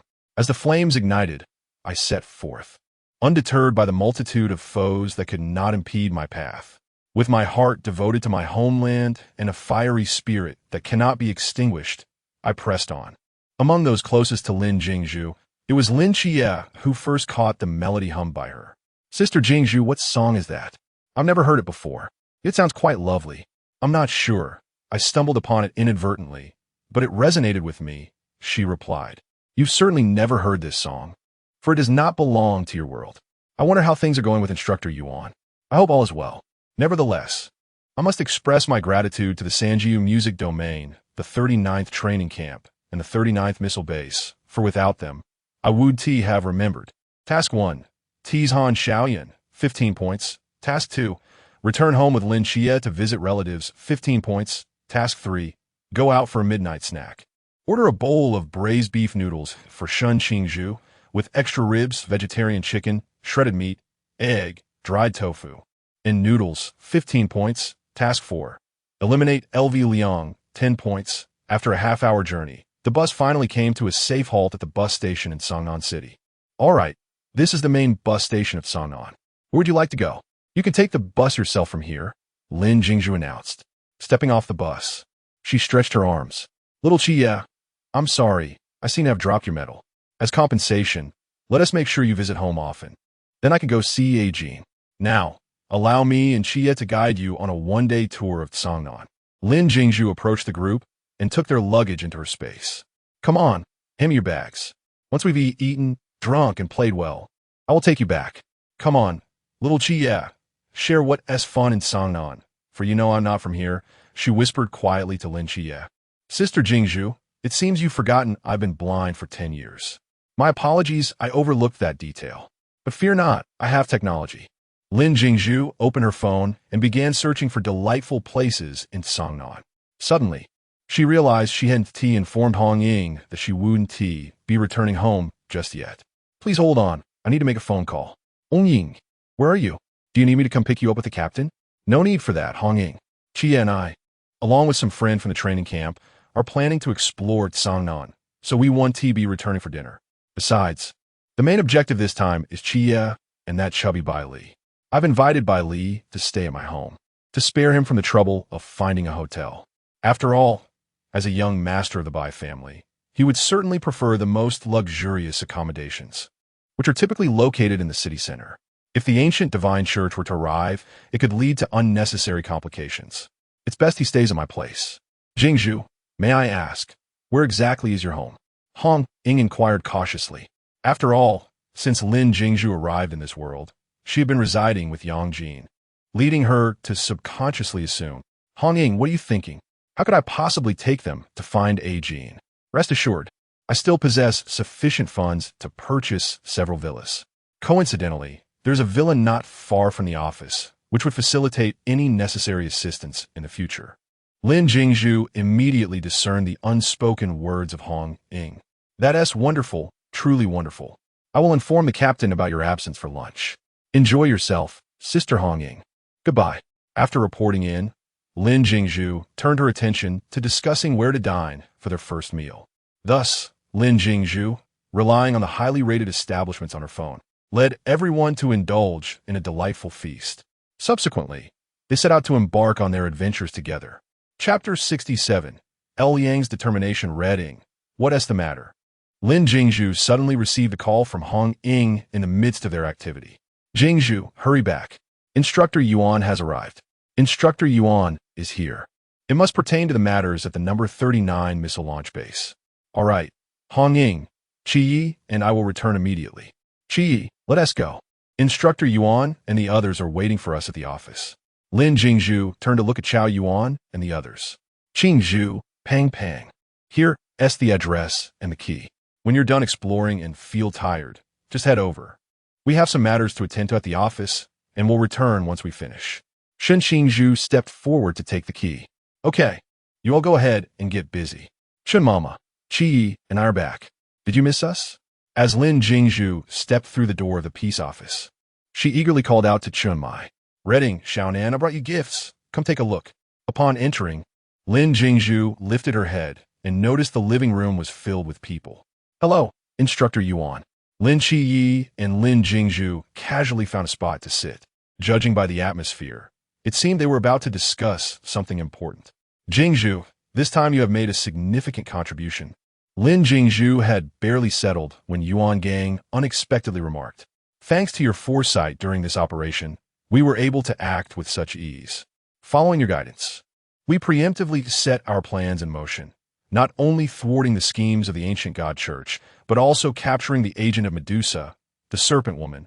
Moreover, we safeguarded the lives of all the soldiers at base number 39. Jingshu, I wish to express my gratitude to you as a soldier.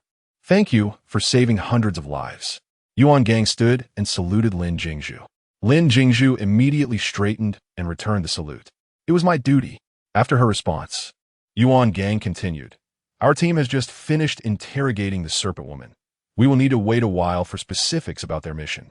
As of now, we know that the ancient god church dispatched followers with the intention of targeting Lin Qi and Lin Jingshu, seeking to recruit them or eliminate them on the spot. As for Bai Li Pang Pang, it appears to be a matter of commission. Captain, what do you need me to do? Lin Qi asked seriously. Your next task is to serve as bait. What? Bait? Indeed. Bai Li Pang Pang will have instructors keeping watch. As the representative of the Seraphim, you have already caught the attention of the ancient god church during the training at Jinan Mountain. Now, as the representative of the goddess of night, you are uniquely valuable in the eyes of the ancient god church, far more so than Bai Li Tuming. Therefore, you will need to go outside and act as bait while we instructors provide you with support from behind. Yuan Gang sat across from Lin Qi, analyzing the situation earnestly. And what about me? Lin Jingshu inquired, realizing her absence from the current plan. You will act alongside Qi, Yuan Gang replied, observing the overly excited girl before him. Initially, he had not intended for Lin Jingshu to participate, but now. Just then, Yuan Gang's phone rang. The captured agent Medusa, known as the Serpent Woman, has confessed. She revealed that their original plan was to seize Missile Base 39 in order to launch missiles into the training camp. However, they did not anticipate being apprehended. According to the Serpent Woman, if the missile operation failed, they would resort to a secondary method. Other followers who had infiltrated Songnan would be dispatched to assassinate Lin Jingshu, Lin Xie, and Bailey Pangpang. To her knowledge, 2 followers from the Guanhai realm had come this time, but she was uncertain about others from the Chuan realm. Aside from El Liang, Yuan Gang shared all the information he had just acquired with Team 136, ensuring that everyone was prepared for the unexpected. El Liang? But wasn't he severely injured by my flames? Lin Jingshu exclaimed. So it was you who burned him, the Serpent Woman revealed. After the 2 of you vanished, El Liang suddenly ignited spontaneously. But fortunately, he was saved by other followers, albeit sustaining grave injuries in the process. Even with such severe wounds, he still dares to come after us. Is it a testament to his unwavering faith in the ancient God Church, or is the Church itself inherently malevolent? Lin Jingshu lamented, then turned to Lin Xie, saying, "We must avoid that place. Even injured, they are forced to work." In that moment, it was difficult to discern whether this was a cult or merely a heartless factory of exploitation. 2 individuals from the Sea Realm. One is Han Xiaoyan, and the other is the one sent to kill Bailey Pangpang. Thankfully, the difficulty of the plot hasn't escalated, Yuan Gang mused, feeling his mouth twitch uncontrollably. He had indeed sustained severe injuries, but after months of recuperation, he was on the mend. El Liang now harbored an obsession with the 2 of you. Although he was unaware of who had burned him, he grew suspicious of you, the 2 strangers who had appeared.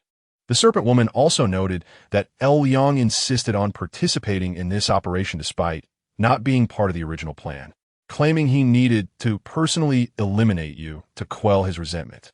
Lin Jingshu pondered, why is he so sensitive? I merely singed him. I didn't kill him. Why take it so seriously? At that moment, everyone in the Peace Affairs office stared at Lin Jingshu in disbelief.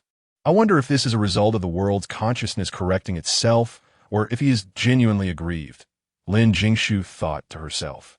No witties. El Liang and I have clashed before. His abilities are fairly average. His forbidden domain power allows him to control plants. It's fine, if it comes to it. I can handle him again. If I burned him once, I can certainly do it a second time. Yuan, do we know anything about those 2 from the Sea Realm? Specifically, what are their forbidden domain abilities? Yuan Gang replied. One of them is Han Xiaoyan, the 13th seat among the followers, formerly the captain of the Gusa team. How could the team captain become a follower? Lin Xie questioned. We are not privy to how Han Xiaoyan became a follower. What we do know is that 5 years ago, the Gusa team encountered a dire situation with a whispering, resulting in 3 deaths, 3 severe injuries, and 1 member left with a lifelong disability. After that incident, Captain Han Xiaoyan went missing, only to re-emerge 2 years later as a follower. But is Han Xiaoyan a true follower or a false one? Chen Mai posed the most critical question. Yuan Gang, with a grave expression, remarked that they must be true believers. As the vice captain of the Shangjing team, I had never heard of any night watchman infiltrating the ranks of the faithful. It is said that their soul pact instills an unwavering loyalty, rendering any thoughts of rebellion inconceivable. Princess Ling, is there any possibility for you to erase such a soul pact? He mentioned that he had never encountered such a soul pact before. I must truly experience it to ascertain whether it can be undone. Very well, then I shall stay close to Han Xiaoyan when the time comes. Jingshu, why do you wish to save Han Xiaoyan? Chapter 68. My superficiality because he is handsome. When I watch anime, I feel that his name, his persona, and even his appearance should not be relegated to that of a mere supporting character. Regardless, it is a trivial matter. If I can save him, that would be splendid. If not, so be it. It merely indicates that his fate is sealed, and I shall not impose my will upon it. Regarding Han Xiaoyan, his ability is classified under the Forbidden Sequence 079, Great Wind Calamity. The power of the Great Wind Calamity is formidable, should a risk materialize. The tempestuous winds could raze half a city to the ground. However, he possesses a critical flaw. The formation of the eye of the storm requires considerable time. If one can disrupt this process or thwart Han Xiaoyan during that interval, the calamity can be averted. Simple enough, Instructor Yuan. A minor great wind calamity can be easily managed, Lin Jingshu stated calmly. Simple? Do you have any notion of how challenging it is to prevent Han Xiaoyan from forming the Eye of the Storm? Not to mention that Han Xiaoyan is currently at the Sea Realm. The entire 136 squad combined may not stand a chance against him. Instructor Yuan, do not be so rigid. Everything in existence is interconnected. With the presence of the great wind calamity, there must surely be a means to counter it. Jingshu, are you suggesting Qimin? Lin Qia's mind sparked with understanding. Precisely. Shun Qingzhu's forbidden sequence is classified as 068, Qimin, and her ability is to deplete the surrounding air. Without air, the Eye of the Storm cannot form, rendering Han Xiaoyun inconsequential. What a professional match. Yuan Gang also recognized Shun Qingzhu's ability and could not help but admire the ingenuity of the youth. If that is the case, we shall have Captain Shun lead the 136 squad along with Shun Qingzhu to handle Han Xiaoyan, while we instructors will deal with the remaining Sea Realm adversary. Once Yuan Gang solidified the forthcoming plan, he refrained from further interrupting Chen Mai and the others, rising to depart from the Peace Affairs office. After Yuan Gang's departure, Lin Jingshu regained her spirited energy. Gazing at the solemn faces around her, she remarked, "Well, as they say, when the soldiers come, we shall meet them. When the waters rise, we shall build our walls. For every member of the ancient God Church that comes, I shall take down one. For two, I shall dispatch two, perfectly serving as experience for me and little Chia. Captain, Uncle Zhao, Deputy, have you all eaten?" Noticing the still, somber expressions on Chen Mai and the others, Lin Jingshu sought to shift the conversation. "We have already dined. As Jingshu mentioned, when adversaries arrive, we shall confront them. When challenges arise, we shall overcome. Let us not dwell on worries," Chen Mai replied, understanding Lin Jingshu's intentions and following her lead. "By the way, Chia, tomorrow night is New Year's Eve. Do you have any plans?" Lin Chia paused for a moment, his eyes briefly lighting up before dimming once more. He understood Chen Mai's implication. He wished for him to return home for a visit. Just as he was about to decline, Lin Jingshu interjected, "Little Chia, why not go home for a visit? Just say you are on leave from the military to see your family." "But Jingshu now," Lin Chia hesitated. "Actually, returning home for a meal is also a form of protection for them." "Protection for them? Is someone intending to harm my aunt and the others?" Lin Chia immediately tensed at the thought. "I am uncertain, yet the likelihood is quite substantial. After all, they are far from being honorable individuals." Lin Jingshu remarked with a hint of sarcasm. "It just so happens that you will return home to celebrate the New Year on New Year's Eve. I can accompany you as your guardian." "Jingshu, that is not feasible. It would be exceedingly unfair to you." Lin Chia could not help but envision the dismal scene of himself celebrating New Year's Eve at home while Lin Jingshu stood vigil outside. Inside, he basked in warmth and comfort, while outside, Lin Jingshu faced a cold and solitary night. Observing the sympathy etched on Lin Chia's face, Lin Jingshu raised her fist and playfully struck him. "What are you thinking? I can accompany you as a colleague on your journey home. Should anything arise outside, it will be more convenient for me to act while you dine at home. If an unexpected situation arises, I can handle it while you continue your meal. It is not as lamentable as you envision. Dispel those pitiable images from your mind." Lin Chia rubbed his head where she had struck him. "Jingshu, I admit my error. I believe your method is quite sound. You and Jingshu can return home together for the new year, allowing you both to look out for each other." Chen Mai was well aware of Lin Jingshu's capabilities. Unless the Sea Realm intervenes, Jingshu's prowess should suffice, and she has not seen her family in quite some time. "Chia, we, the night watchmen, seldom have the opportunity to return home after training camp. Look at you. Your home is not far. Seize the chance to return on New Year's Eve," he urged. "Little Chia, New Year's Eve is about reunion and joy. You're so close to home. Do not squander this inherent advantage." After finishing her remarks, Lin Jingshu turned away, leaving Lin Chia to ponder. She then approached Chen Mai. "Captain, tomorrow is New Year's Eve. Will I be able to indulge in delicious food? I long for braised pork, sweet and sour ribs, and cola chicken wings," she expressed. "I shall prepare them all. I will personally cook on New Year's Eve." "Hooray! Long live the captain!" she cheered. However, Jingshu, have you finished those 130 dishes? 130 dishes. Lin Jingshu feigned confusion. Weren't you the one who bested Chia in the 30 dishes? Shun Mai casually mentioned. Captain, how could you think so poorly of me? I did indeed win against Chia, but I am not so cruel. I never intended to claim his 30 dishes. I merely wished to tease him. I had no intention of actually taking his food. Thus, Lin Chia and Lin Jingshu lingered a while longer at the office, engaging in light conversation before departing. Upon opening the door, they discovered that apart from Shun Qingzhu, Chao Yuan, and Bai Li Pangang, several others were seated in the living room, engrossed in the television. It is quite late, and you're still awake? This sudden break from training feels rather unusual. I find it difficult to sleep. Since we are all awake, let us discuss matters. Lin Jingshu suggested as she and Lin Chia found a place to sit in the living room. Our break this time is primarily due to the old god sect stirring trouble once again. Their main targets this time are Chia, Pangang, and me. However, due to my modest abilities, I have managed to capture several key individuals among them, and the instructor is already aware of the pertinent information.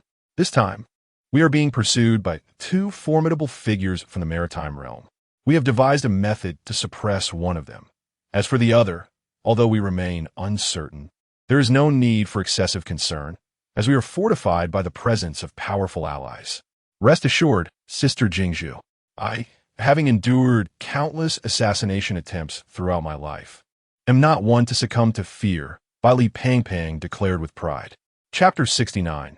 Bai Lisin is truly unworthy if Bai Lisin genuinely regarded you as his own child. How could he allow you to suffer assassination attempts throughout your life? Bai Lisin, you truly deserve to die. At this moment, Lin Jingshu felt a surge of compassion for the plump figure beside her. I've already dealt with the masked team. Why should I fear their ancient cult? Should they dare to approach, I shall ensure their return is void. Shen Qingzhu lounged on the sofa, speaking nonchalantly. Ba, let me serve as the Buddha to guide them, he added, prompting involuntary twitches at the corners of everyone's mouths.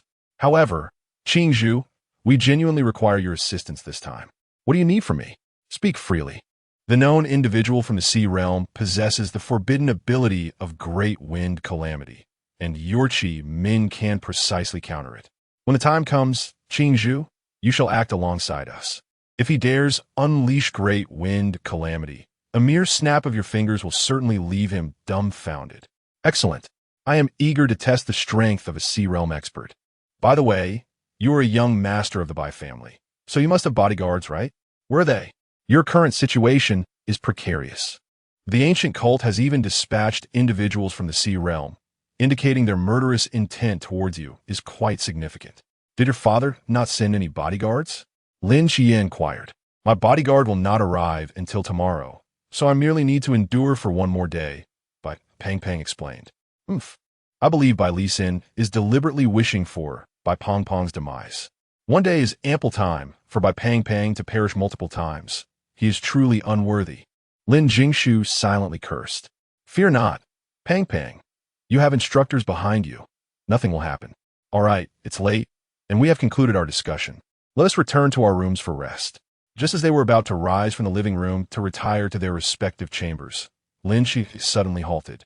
Wait a moment. What is it, Chia? Noticing Lin Xie's reaction, Lin Jingshu immediately realized that someone was approaching. Shen Qingzhu and the others understood the gravity of the situation upon witnessing Lin Jingshu and Lin Xie's demeanor. Li Jia and Li Liang are still asleep. We should lure them outside. Otherwise, engaging in battle here could easily endanger them. I, too, wish to observe the capabilities of this ancient cult, Lin Jingshu declared, swiftly climbing out of the villa window. Upon landing, Lin Jingshu noticed a burly man and another man carrying 3 swords approaching with malevolent expressions. What do you want? Lin Jingshu inquired, only to realize that the surroundings were eerily silent. A sudden thought struck her. These individuals seemed to have the ability to traverse the boundless void. From whence do you possess the boundless void? The muscular man spoke first. You need not concern yourself with the origins of our boundless void. Merely know that tonight, you shall become a soul beneath my blade. With that, the man gazed at Lin Jingshu with a lecherous glint in his eyes. You are rather striking. It would be a pity to see you perish. Perhaps if you kneel and plead for mercy, I might be in a good mood and spare your life." At that moment, Lin Xie and Lin Jingshu emerged from the villa, overhearing the man's words. "You seek death." With that, Lin Xie and Lin Jingshu engaged in a fierce confrontation with the two men. Upon seeing Lin Xie charging towards him, the burly man suddenly let out a low growl. His muscles began to writhe violently, and he transformed into a diminutive figure, standing only 1 meter tall. Could he truly alter his size? Could he even change his gender? Bailey Pang Pang, cast aside those nonsensical thoughts. This is the Forbidden Ruins Sequence 214, muscle restructuring, which allows one to freely compress their own muscles. Do not be deceived by his small stature. Once he launches an attack, his speed and strength can reach terrifying levels. Chao Yuan observed Lin Xie with a grave expression. The man, now restructured, appeared as though forged from steel. He regarded Lin Xie, who was rushing at him with a knife, with a stoic demeanor, a slight smirk curling at the corners of his mouth, exuding a contemptuous sneer that seemed to mock Lin Xie's recklessness. In an instant, the man propelled himself off the ground, akin to an arrow released from a bow, racing towards Lin Xie with astounding speed. Each step resonated like a drumbeat, echoing ominously. Within the blink of an eye, he stood before Lin Xie, his fist rocketing towards him like a cannonball, accompanied by a piercing sound as it sliced through the air. The force of this punch was formidable. Had Lin Xie not reacted swiftly with a backflip to evade it, he would have been driven into the ground, unable to extricate himself. However, the man was evidently not inclined to relent. Upon witnessing Lin Xie dodge his punch, he immediately followed up with a vicious roundhouse kick aimed at Lin Xie. This kick was as swift as lightning, its power astonishing. Faced with such ferocious onslaught, Lin Xie dared not exhibit even the slightest hesitation. He hastily raised his knife, positioning it horizontally in front of him as a makeshift shield. The clash resounded with a sharp clang as the man's kick struck the blade, the force compelling Lin Xie to slide back several steps. Fortunately, under the cover of night, Lin Xie's speed and strength received a significant boost. Coupled with his profound understanding of swordplay, he managed to hold his ground against the man, trading blows without being utterly overwhelmed. Meanwhile, on the other side, Lin Jingshu confronted the man burdened with 3 knives. Aware of his relative weakness and strength, he knew that a direct confrontation would likely lead to his defeat. Thus, he cleverly employed tactical maneuvers, maintaining a safe distance from his opponent to avoid direct contact. However, despite avoiding a head-on clash, his Qi Min proved immensely effective, each release disorienting the man with the 3 knives. After enduring several of these relentless assaults, the man could no longer contain his frustration. He bellowed into the distance, "Aren't you going to make your move? If this continues, we shall all perish here." As the man's words faded, an arrow pierced the tranquil night sky, hurtling towards Lin Jingshu with astonishing speed. "How audacious to slay my friend before my very eyes. It seems you have truly reached the end of your days." With a flourish, Yi Luoli conjured a fiery shield, which materialized above Lin Jingshu's left shoulder. The incoming arrow was instantly consumed by the flames. "Fatty, you and Chao Yuan stay here. If anything befalls Qi Yi and Jingshu, you shall assist them. I shall deal with the one who loosed that treacherous arrow." Lin Jingshu summoned an ice lotus, racing towards the origin of the arrow.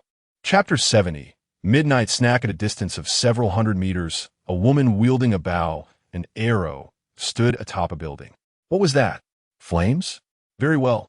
You ignite an arrow of mine, and I shall unleash a volley in return. Let us see whether your flames outpace the speed of my arrows. In a swift motion, she drew 3 arrows from her quiver and, with a flick of her arm, sent them soaring like shooting stars. However, before her arrows could travel far, they were intercepted by the wall of fire conjured by Lin Jingshu. In an instant, those seemingly formidable arrows were reduced to ashes upon striking the fiery barrier, dissipating into the air. You are as insufferable as a rat lurking in the sewers, merely hiding in the shadows to launch surprise attacks. Why not face me directly? Lin Jingshu appeared on the rooftop, her gaze filled with murderous intent as she confronted the female archer. The archer, though clearly taken aback by Lin Jingshu's wrath, feigned composure, and retorted with a sneer, "Humph, spare me your grandstanding. If you possess the courage, do not hide behind that wall of flames." A smirk curled at the corners of Lin Jingshu's lips as she replied, "What was that you just said? Is it my flames that are swift, or the speed of your arrows? Let's put to the test. Let's see how long you can endure in my fire." With a flourish, she invoked the Leaf Fairy's magic, forging a massive fire dragon that surged forth, clawing and snapping toward the female archer. Upon witnessing this, the archer's expression shifted dramatically, and she hurriedly turned to flee. Yet, she was a heartbeat too slow. The fire dragon pursued relentlessly, ensnaring her in its fiery embrace. In an instant, flames raged, engulfing the archer completely. She struggled desperately within the inferno, issuing piercing cries of agony, but her efforts were in vain. Within mere seconds, her cries faded into a haunting silence, completely vanishing. When Lin Jingshu retracted the flames, only a scattering of ashes remained on the ground. Convinced that the female archer was irrevocably defeated, Lin Jingshu mounted her ice lotus and departed the scene. "Jingshu, the power of this forbidden area is indeed terrifying," remarked Lung Xian, who had been observing the entire event from a nearby high-rise, a faint smile lingering on his lips. "Xiao Jiao, can you locate the guardian of the unbound void?" "Of course, Ah Shu," came the reply after a brief pause. "Ah Shu, I have found him. Just follow my guidance." Lin Jingshu directed her ice lotus towards the eastern side of her villa. Moments later, she spotted an elderly man guarding a signboard not far off. "Ah Shu, that old man is the final guardian." "Thank you, Xiao Jiao."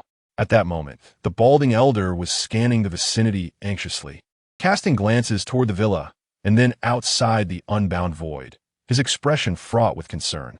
"Hey, old man, who are you waiting for? Are you expecting those three within the unbound void, or the one being obstructed by the instructors outside?" With a wave of her hand, Lin Jingshu conjured the magic of the fire serpent.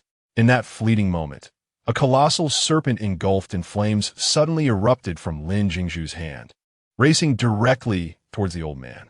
This fiery serpent writhed with ferocity, its flames swirling violently, igniting the very air around it, which crackled ominously with power. Yet, astonishingly, the old man merely waved his hand dismissively, as if this were an inconsequential matter.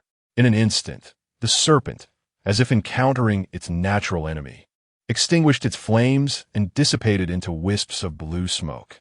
"Was it you who ignited this fire, Liang?" the old man inquired, his expression as somber as a stormy sea. Lin Jingshu was taken aback by the ease with which he neutralized her attack. "So you are the one who saved Liang," she realized, gazing at the old man with newfound understanding. "Though I do not know your identity, your skill is undeniably formidable." The old man's lips curled into a slight smirk, a hint of disdain flickering across his features. "Alas, your fortune has run dry. You have encountered me. My ability to manipulate the void of water precisely counters your flames. How will you respond now?"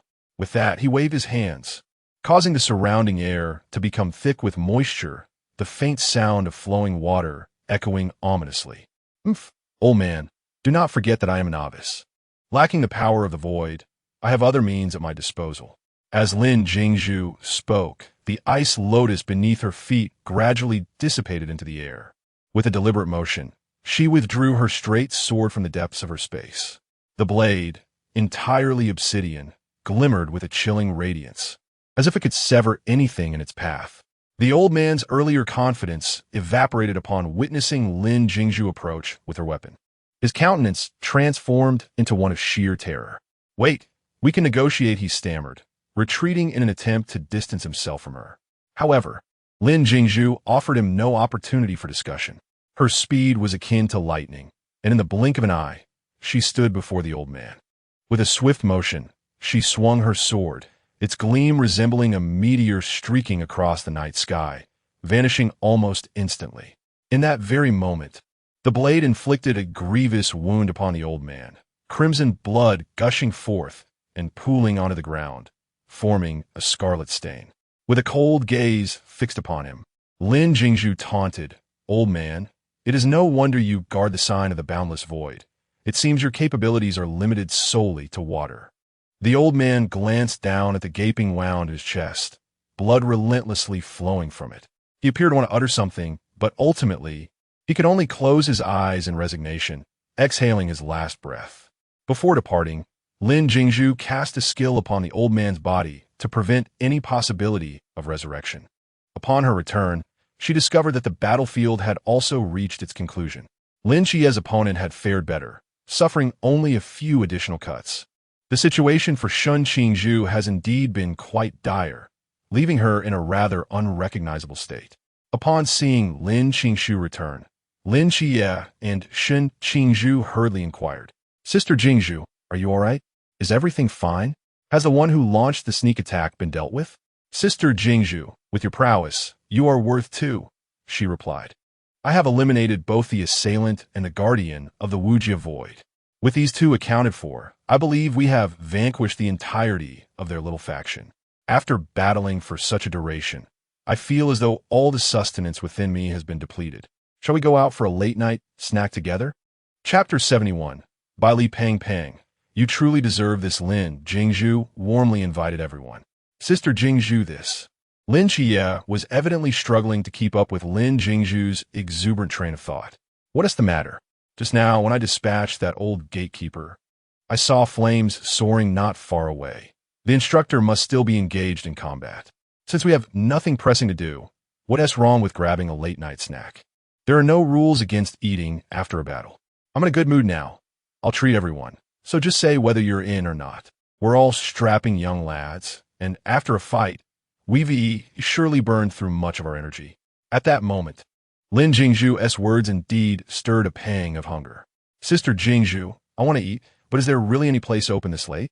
By Li Pang inquired, rubbing his somewhat empty stomach. "Some restaurants are indeed closed at this hour, but I know a noodle shop that serves delicious and affordable noodles, and I'm certain it's still open. Shall we go?" A few of them quickly reached a consensus and decided to set off for a late-night snack. They entered a noodle shop. "What would you like to eat?" "Order for yourselves," Lin Jingshu suggested. "I'll have a bowl of shredded pork noodles." "I'll take a bowl of pork chop noodles." "I'd like a bowl of braised beef noodles with extra pork chop, vegetarian chicken, shredded meat, an egg, dried tofu, and noodles." "I'll have a bowl of shredded pork noodles." Compared to Lin Xie, Chow Yuan, and the most extravagant by Li Pang. Shun Qingzhu paused for a few seconds before softly saying, "Just a bowl of plain soup noodles." Lin Jingshu glanced at Shun Qingzhu, understanding that he was financially constrained. "Qingzhu, how can you only have a bowl of plain soup noodles?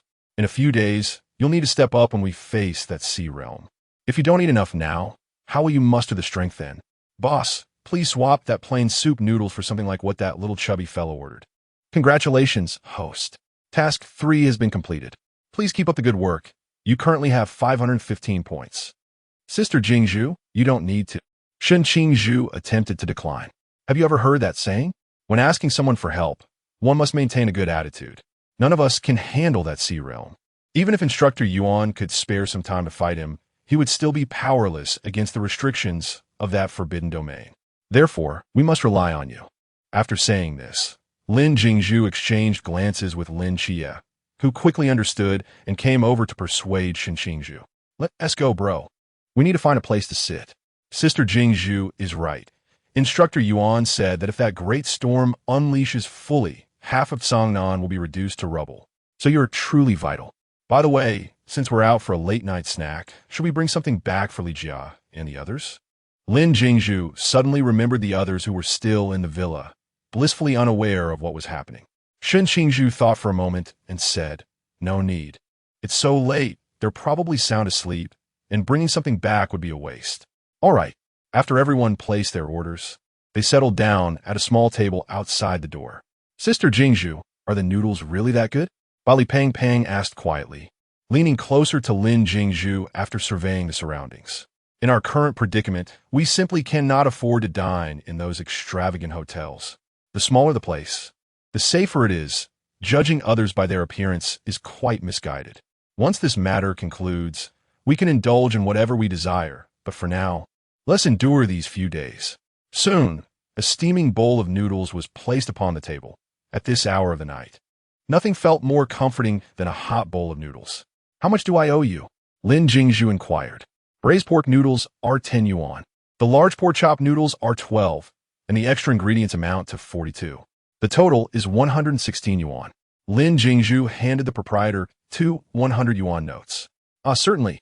Here's your change, the owner said, returning to the kitchen after handing her the change. The group began to focus intently on their noodles. Jingshu, why don't we check into a hotel later? It's rather perilous here. What if they find your villa and blow it up? Wiley Pang Pang suggested. It's fine. If it gets blown up, I'll just acquire another. I'm not short on funds, Lin Jingshu replied. Staying at a hotel could be even more dangerous for you. Our collective resistance is stronger if you all stay alone at a hotel.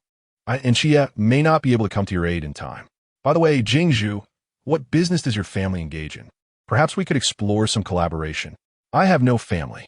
After uttering this, Lin Jingshu fell silent, her gaze fixed on her noodles. Wiley Pang Pang felt he had inadvertently touched a sensitive subject and was instantly enveloped in embarrassment.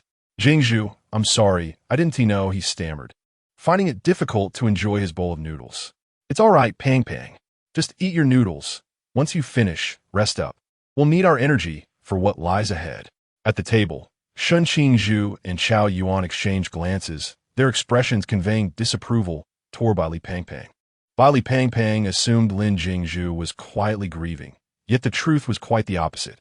She found the noodles delightful and resolved to pack several portions to take back to the training camp. Meanwhile, Lin Xie, who was aware of Lin Jingshu's true identity, concentrated on his noodles to mask the smile creeping upon his lips. Having finished her noodles first, Lin Jingshu looked at the others still eating. You continue. I'll fetch a few more. With that, she walked toward the kitchen. Chia, has Jingshu's appetite grown lately? I sense she isn't eating for herself, but rather to bring some back to the training camp, Chao Yuan remarked. Honestly, that is quite plausible, came the reply. Everyone knew Lin Jingshu's character. She truly believed that food was paramount to life. Once Lin Xie and the others finished their noodles, Lin Jingshu emerged from the kitchen.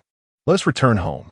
On the way back, delicate snowflakes began to fall from the sky. It's snowing, Chia. After we finish tomorrow, let us build a snowman, Lin Jingshu said. All right, Jingshu. Good night. Good night. After exchanging good nights, they returned to their respective rooms to rest. Outside the villa, the snowflakes danced lightly like fairies, silently blanketing the earth. Not far from the villa, on a rooftop, Long Xian, Chun Mai, and Wu Xiangnan were engaged in conversation. Suddenly, a sound emerged from behind, prompting Chun Mai to turn around and discover Lin Jingshu. Jingshu, why are you still awake at such a late hour? Chun Mai inquired, his brow furrowed. If you all are not resting, how can I? Lin Jingshu replied, producing a food container from her hands. I understand that you wish to protect us, but how can one guard without a full stomach? It is quite cold tonight. Come and enjoy some noodles. Rest assured, before I left, I specifically ensured that the Fire Lord remained in the villa. Should anything arise, he will alert me. Now come and eat. Cold Xian. It is a perfect opportunity for you to stretch your legs as well. Wu Xiangnan and Chun Mai exchanged knowing glances, a resigned smile gracing their lips. This time, the rooftop was not adorned with 3 snowmen, but instead enveloped in warmth and tranquility. Chapter 72. You are the one who is ill at this moment. Lin Xie found himself immersed in the asylum of the gods. Danes, you have returned to see me, Nyx exclaimed, her face radiant as she gazed at Lin Xie, who was clad in a white lab coat. Mother, I have come back, Lin Xie replied with a smile as he stepped forward. Danes, where's Clotho? Why has she not accompanied you back? Nyx inquired, glancing at Lin Xie's side. Clotho has some matters to attend to and cannot return for the time being. She will be back once she has finished her tasks, Lin Xie awkwardly explained. Mother, how have you been feeling during this time? I am well, quite well indeed. With my grandson by my side, there is little to trouble me, though I sometimes think of you and Clotho, Nyx responded. Though Clotho cannot come in for now. I will visit you often, Mother. Please enjoy yourself for the time being. I must attend to some matters, Lin Xie said after a brief chat with Nyx, leading Li Yifei towards a room. Who is Clotho? Li Yifei asked, following Lin Xie. Lately, my grandmother has been mentioning her, saying I have gained an aunt, yet I had no knowledge of this. Xie, do you have a sister or another sibling? Clotho is actually Sister Jingshu. The last time I took Mother out, For some unknown reason, she insisted that Sister Jingshu was her daughter, so, well, given my grandmother's current condition, I can understand, Li Yifei responded. What of having an additional aunt? I now have an extra grandmother as well. So, Chia, are you about to open the door? But isn't it's supposed to be unopenable? Li Yifei questioned, looking puzzled at the direction Lin Chia was heading. That was in the past. If I am not mistaken, each door corresponds to a different realm. I have now reached the pool realm, and I should be able to open this door.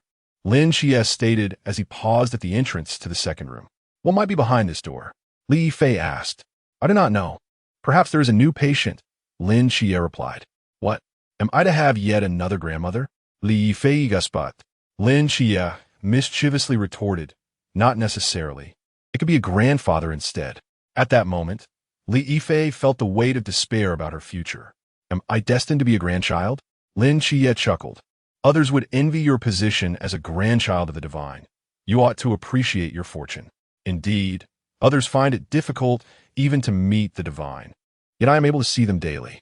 It is rather delightful, Li Yifei conceded, though she sensed something amiss with Lin Chia's words, but could not pinpoint what was wrong.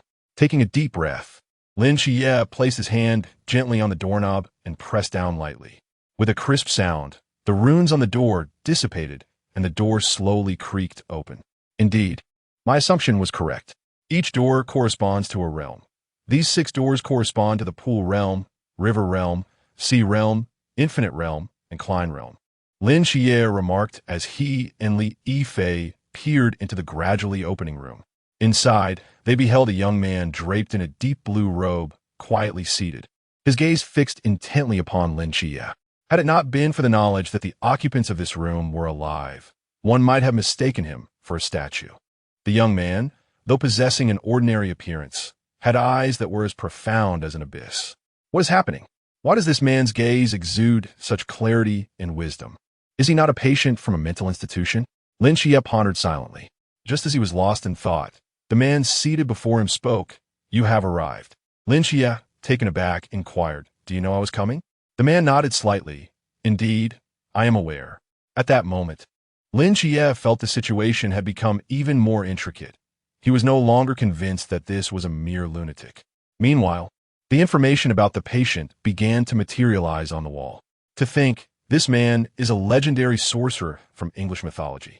Yet, he appears nothing like a person afflicted by madness. Li Yifei, witnessing the unfolding scene, couldn't help but murmur, well, it seems Xie has truly summoned a grandfather. It's quite an honor to be a grandson to a deity. If Lin Jingshu were present, she would likely admonish him, Li Yifei, you have been pooed by Lin Xie. In the dimly lit room, Lin Xie and Merlin exchanged silent glances until Merlin broke the stillness. You're Lin Xie? You know me? I foretold a decade ago that you would open this door. Then, what does my future hold? I cannot say. Are you not a seer? As soon as you opened the door, I attempted to glimpse your fate, but your past and future are enshrouded in obscurity. Only the present offers a glimpse. Merlin explained slowly. Then, I beseech you, Lord Merlin, enlighten me about my current state. Lin Xie thought of the assassination by the ancient God Society. It's just the right moment to inquire of Merlin. Perhaps there is a breakthrough to be found. You should have been ensnared in a perilous vortex, where one misstep could lead to utter destruction, potentially even implicating those around you. However, your destiny has shifted due to the emergence of a certain individual. I foresee that your forthcoming fate will be smooth, perhaps even joyous. Upon hearing Merlin's words, Lin Xie instantly grasped the situation. It must be because of Sister Jingshu. After all, her prior prophecy allowed her to evade this encounter with the ancient God Society. I feel reassured with Sister Jingshu by my side. Yet, similarly, I cannot discern the fate of that individual. If only my crystal ball were here, I might be able to try again. Crystal ball? Have you lost your crystal ball? Lin Xie inquired. Indeed, 10 years ago, a young girl came to this room and challenged me to a game. She declared that if I won, I could leave. If she won, she would take my crystal ball. Was that girl about 12 or 13 years old, with long black hair and a peculiar mark on her hand? Lin Xie recalled the girl who had won the Nyx bracelet. Yes. Now, Lin Xie found himself increasingly intrigued by the memory of that person. Gazing upon the wise eyes of Merlin before him, Lin Xia momentarily wondered if there had been some error at the psychiatric institution, for such a person bore no resemblance to a madman. After much hesitation, Lin Xia finally spoke. "My lord Merlin, what ails you?" Merlin cast a glance at Lin Xia and slowly replied, "You are the one who is ill." Lin Xia countered, "Ill? How could you reside here then?" "I do not know," Merlin answered. "I am merely a scholar striving to uncover the true nature of the world." "The true nature of the world? What do you perceive the world to be? And what are we? To the fish in the deep sea, the salt water and abyss constitute their entire existence. They remain oblivious to the land beyond the ocean, and even more so to the beings that inhabit that land, so utterly different from themselves." Chapter 73. SpongeBob. Shall we go jellyfishing? In a similar vein, what about us? Is the world we perceive the true reality? Is there another realm beyond our own? As Merlin spoke, his gaze gradually ignited with fervor. Under the influence of Merlin's compelling words, both Lin Xia and Li Yifei began to harbor doubts about the authenticity of their world. "So, you question whether the world we inhabit is genuinely real? Indeed, if you assert that this world is not real, as a scholar in search of the true realm, have you found it?" Upon hearing Lin Xia's inquiry, excitement and brilliance sparkled in Merlin's eyes. "I have. Some time ago, I communicated with a mysterious dimension through magic. Although I cannot pinpoint its exact location, I have a vague sense that it must indeed be the true world." Gazing at Merlin, whose words were filled with conviction, Lin Xia couldn't help but wonder what that world might be like.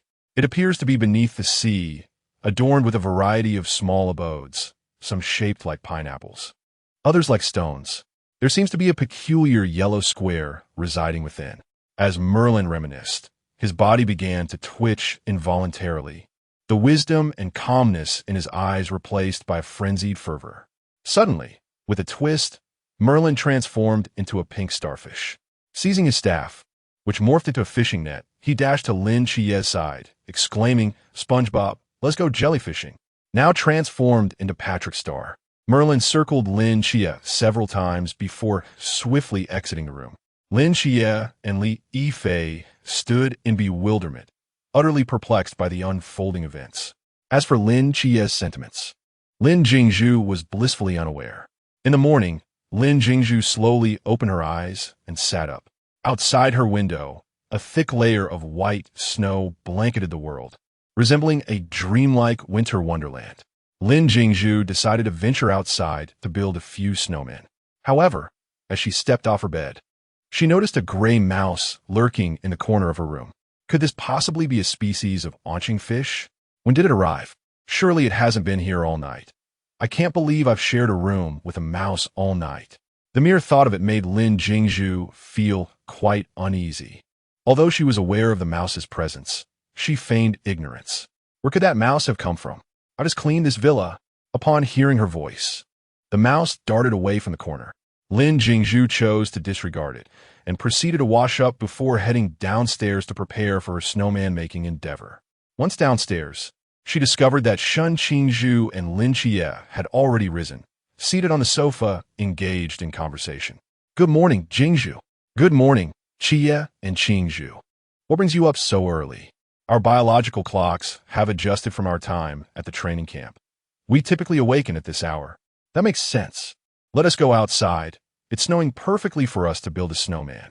Beneath the winter sun, the snowman sparkled with a crystalline brilliance, its smile seemingly conveying the message that although winter is cold, our hearts are warmed by the joy of building snowmen.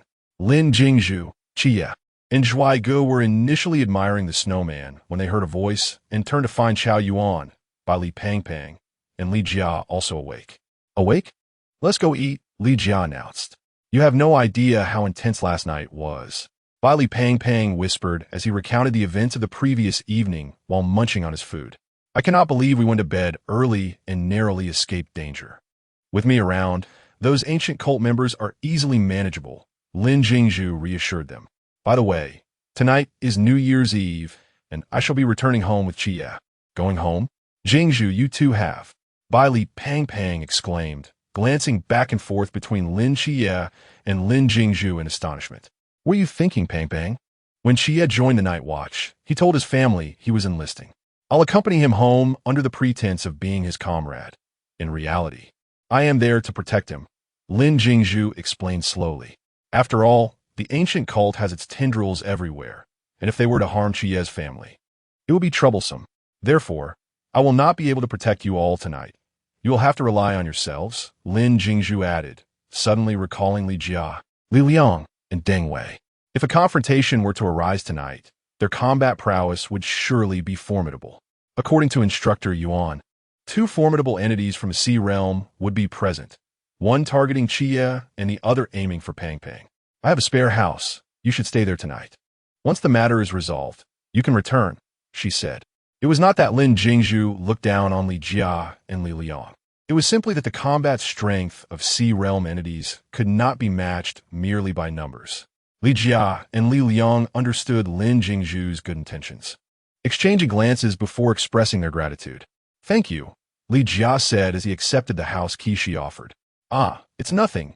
We are good friends, Shun Qingzhu remarked, gazing at the radiant smile of the girl before her, feeling a surge of warmth in her heart. As the group laughed and chatted on their way back, a shadow suddenly streaked through the air like lightning, hurtling directly towards Lin Jingshu. The shadow moved with such swiftness that it caught everyone off guard. However, at that moment, Lin Jie, possessing the realm of the mundane, displayed his extraordinary reflexes. Before the shadow could reach Lin Jingshu, he swiftly pulled her back a step. With a sharp whoosh, the shadow brushed past Lin Jingshu, creating a gust of wind. As the others focused their gaze, they realized that it was a metal arrow. Although small in size, it flew with lightning speed. Upon striking the ground, it emitted a crisp sound before bouncing back and landing in its original position. Upon noticing the situation, Shun Qingzhu and Li Pang Pang instinctively turned their gazes towards the opposite side. There, atop a towering building, stood a figure cloaked in black. Enveloped entirely by the dark garment, his features remained obscured, revealing only the faint outline of a crossbow in his grasp. As soon as he realized he had been spotted, he swiftly concealed the weapon and dashed towards the far side of the building, vanishing from sight in the blink of an eye. Is he seeking death? Shun Qingzhu exclaimed, ready to give chase. Wait, he is not one of the ancient deities, Lin Jingshu remarked, picking up an arrow from the ground. Sister Jingshu, do not touch that. What if it is an explosive or tainted with poison? Lin Xie urgently interjected. Chapter 74. Catching mice, do not worry. Xiao Qi. I am acquainted with that individual. Lin Jingshu carefully unfurled a slender piece of parchment extracted from the tip of her sword. Sister Jingshu, what does it say? Inweedit, Lin Jie. It states that the ancient God Society is lying in ambush at your doorstep. All right, Pang Pang, the rest is up to you. Qi and I must proceed to catch the mice. What? Auntie and A. Jean. Lin Qi was taken aback, realizing that the ancient God Society had discovered his residence. Rest assured, Captain has affixed the Weiyang talisman before every teammate's family door. Although Weiyang is an artificially crafted forbidden object, its abilities are formidable. Should anyone dare to attack, Weiyang will instantaneously activate its power to transport to a secure location, which happens to be our underground base at the office. Lin Jingshu reassured Lin Qi. Let's go. I understand your concerns. We shall head over at once. Before departing, Lin Jingshu left a few medicinal pills with Li Pang Pang. Pang Pang. These pills will restore one's mental strength and heal wounds. If the ancient God Society arrives before the instructors, you must hold your ground. When injured, consume this. If all else fails, flee. With that, Lin Jingshu and Lin Qi took their leave, turning to dash in another direction. The snowflakes, which had ceased falling, began to dance in the air once more. Lin Qi and Lin Jingshu's figures swiftly traversed the empty streets. Qi, running on 2 legs, is too slow. We shall take a taxi. Lin Jingshu interjected Lin Jie. Though taxis were fewer during the festival, they were not entirely absent. Leveraging her financial prowess, Lin Jingshu successfully hailed a vehicle. Inside the car, she took the opportunity to inform Chen Muyi. Meanwhile, Yang Jin was affixing couplets and the character for fortune with his aunt. Yang Jin sensed several presences lurking outside the corridor, but as the situation was not yet urgent, he refrained from taking action. All right, A. Jin, place the remaining 2 couplets at the doors of your in your brother's rooms. Understood, Mom? Yang Jin replied. Upon entering his room, Yang Jin began to affix the auspicious characters within. His aunt donned an apron and commenced preparing the New Year's Eve feast. Your brother. Why doesn't he even call home during the New Year? He is likely busy in the army, Yang Jin remarked, smoothing the couplet he had placed at Lin Chie's door, stepping back to admire his handiwork. At this moment, Lin Jingshu and Lin Yi had arrived nearby. Yi, the ground is yours to handle. I shall take care of those two snipers. Yellow Wally Magic, Ice Princess. Bing, you go to that rooftop. I will head to the other side. Before Lin Yi could fully comprehend, Ice Princess and Lin Jingshu swiftly departed from his sight. How did Sister Jingshu know there were snipers? Lin Yi pondered, as his mundane divine realm failed to detect the presence of any nearby snipers. Nor did he anticipate their existence. Never mind, now is not the time for such thoughts. Lin Yi had discerned through the mundane realm that a man was seated within the black minivan. He had never encountered this individual before. On this festive occasion, the sudden appearance of a peculiar stranger rendered his identity unmistakable. Lin Yi approached, dual scabbards in hand. As he neared the minivan, he overheard the final words spoken within, believer. Thus, the identity was confirmed. After Lin Yi's declaration, the man inside the minivan abruptly turned his head. Following the elimination of two snipers, Lin Jingshu and Princess Bing converged. Meanwhile, Long Xian, lying in wait not far off, observed with a smirk as his target met their demise. Why do I feel utterly ineffectual? Long Xian murmured to himself. Lin Jingshu, accompanied by Princess Bing, advanced toward Lin Yi. Lin Yi kicked aside the scorpion-like creature at his feet. Sister Jingshu, I've already inquired. They are under the command of L.V. Liang, and we are surrounded by several individuals. Fear not. We shall slay one if they send one, and two if they send two. They are merely mercenaries, inconsequential in the eyes of those of us who possess the forbidden abyss. Bing, please take your position at the entrance for defense, Lin Jingshu instructed Princess Bing. Princess Bing surveyed the encroaching figures and nodded slightly before vanishing from sight. Those cunning members of the ancient god church, what if they attempt a clandestine assault from behind? I have tasked Bing with guarding our home. Yellow Wally Magic, frost to the core. A formidable chill surged forth like a tempest. In an instant, the entire street seemed enveloped by an invisible frost, the temperature plummeting sharply. Even Lin Yi, standing beside Lin Jingshu, could not withstand the intense cold, instinctively rubbing his hands together in an effort to generate warmth. Sister Jingshu, your ability is rather frigid, isn't it? Lin Jingshu shrugged. Isn't that advantageous? You're cold. How much worse for those ordinary folks? Lin Yi refrained from disputing her statement, for he realized that the few individuals surrounding Lin Jingshu were instantly frozen in place the moment she unleashed her spell. What is happening? Scorpion 4 inquired of Scorpion 5 nearby. I too am perplexed. It can't be that the weather is so frigid it has immobilized us, Scorpion 5 replied. What? Has the cold frozen your wits? Scorpion 4 retorted angrily. Your insults are futile. Can your words free me? Scorpion 5 shot back. Enough of your bickering. This is not due to the weather. Among the new recruits, one possesses the forbidden abyss that summons fairies, and their magic is of the ice element. This is undoubtedly their doing, Scorpion 2 explained to the others.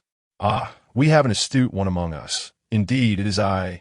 Lin Jingshu declared as she and Lin Yi stepped forth from beside the vehicle. Enough of your prattle. Whether you wish to kill or maim, do as you please. One of the men shouted angrily. Now you speak with bravado. You few dare to lay hands on defenseless women and children, and you believe you are worthy of my attention? Seven Knight, shall you take the stage, or shall I? Lin Jingshu turned her head to inquire of Lin Yi beside her. Allow me, Sister Jingshu, they wish to harm my loved ones, and I shall personally escort them to their demise. Lin Yi's gaze was resolute as he approached the assailants, gripping his blade firmly. Very well. I entrust this matter to you. Lin Jingshu languidly leaned against the vehicle, observing the scene with quiet interest. Where has Scorpion 1 gone? In the original, he emerged on his own. Little 9, please navigate and locate that individual. Understood, Aju. Aju. No need to search. Scorpion 1 has revealed himself. Lin Jingshu looked up, realizing that while she was lost in thought, Lin Xie had already dispatched the remaining adversaries. Chapter 75. A Jest of Fate. No wonder, he mused. With all this blood around, it would be peculiar if he did not emerge. Lin Xie took a step back. Although he was perplexed, he complied obediently. At that moment, he sensed the sudden presence of another individual within his mental reach. Sister Jingshu, who is that person? Lin Xie inquired, turning his head. Scorpion 1. He is the leader of this band of mercenaries. There are 9 of them in total, aside from the 2 snipers, one of whom is in the vehicle, and the few I have just immobilized, only this last one remains. Isn't it too late for him to show himself now? Lin Xie remarked, glancing at the others he had already dispatched. If he dared to appear at this juncture, it was indicative that he possessed something capable of altering the course of events.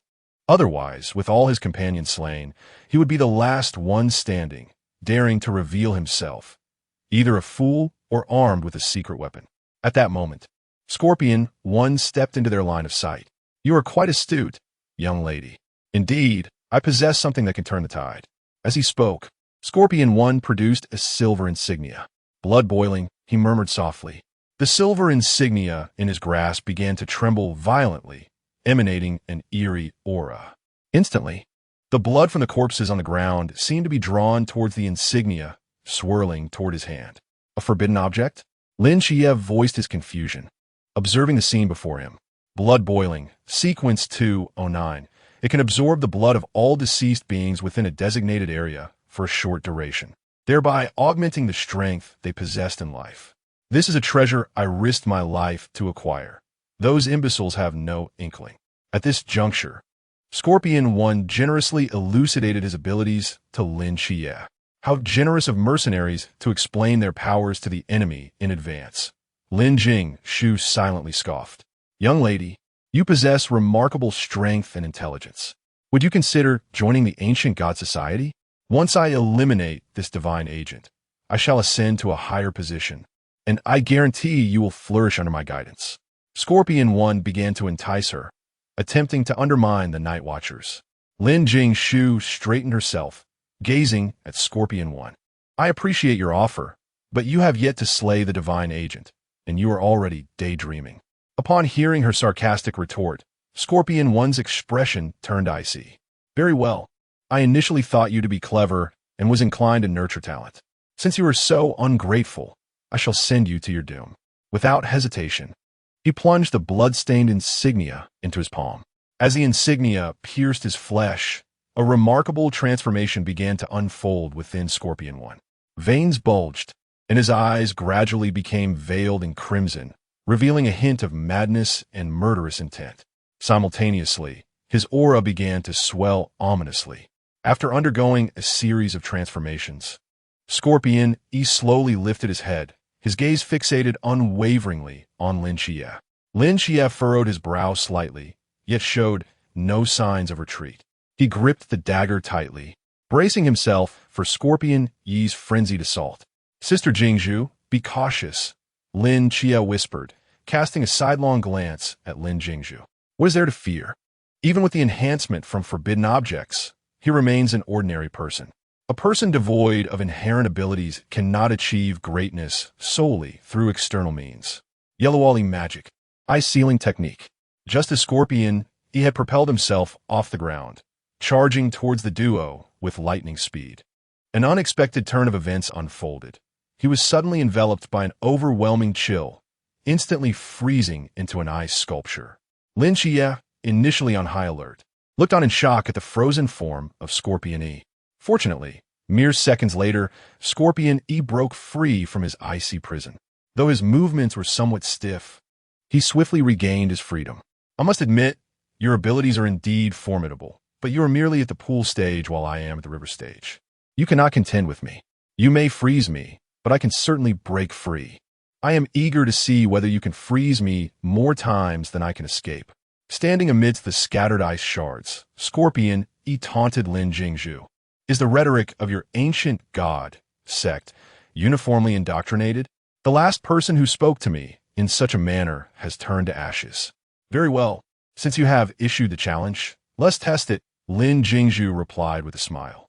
You have voiced your desire, and it would be remiss of me not to fulfill it. Yellow-Wally magic, sacred fire rose. A flame, shaped like a rose, surged towards Scorpion E. Initially expecting another mundane ice sealing technique, a smirk of disdain crept across Scorpion Yi's lips. However, as he focused, he was startled to realize that this time the attack was not an ice spell, but a blazing inferno.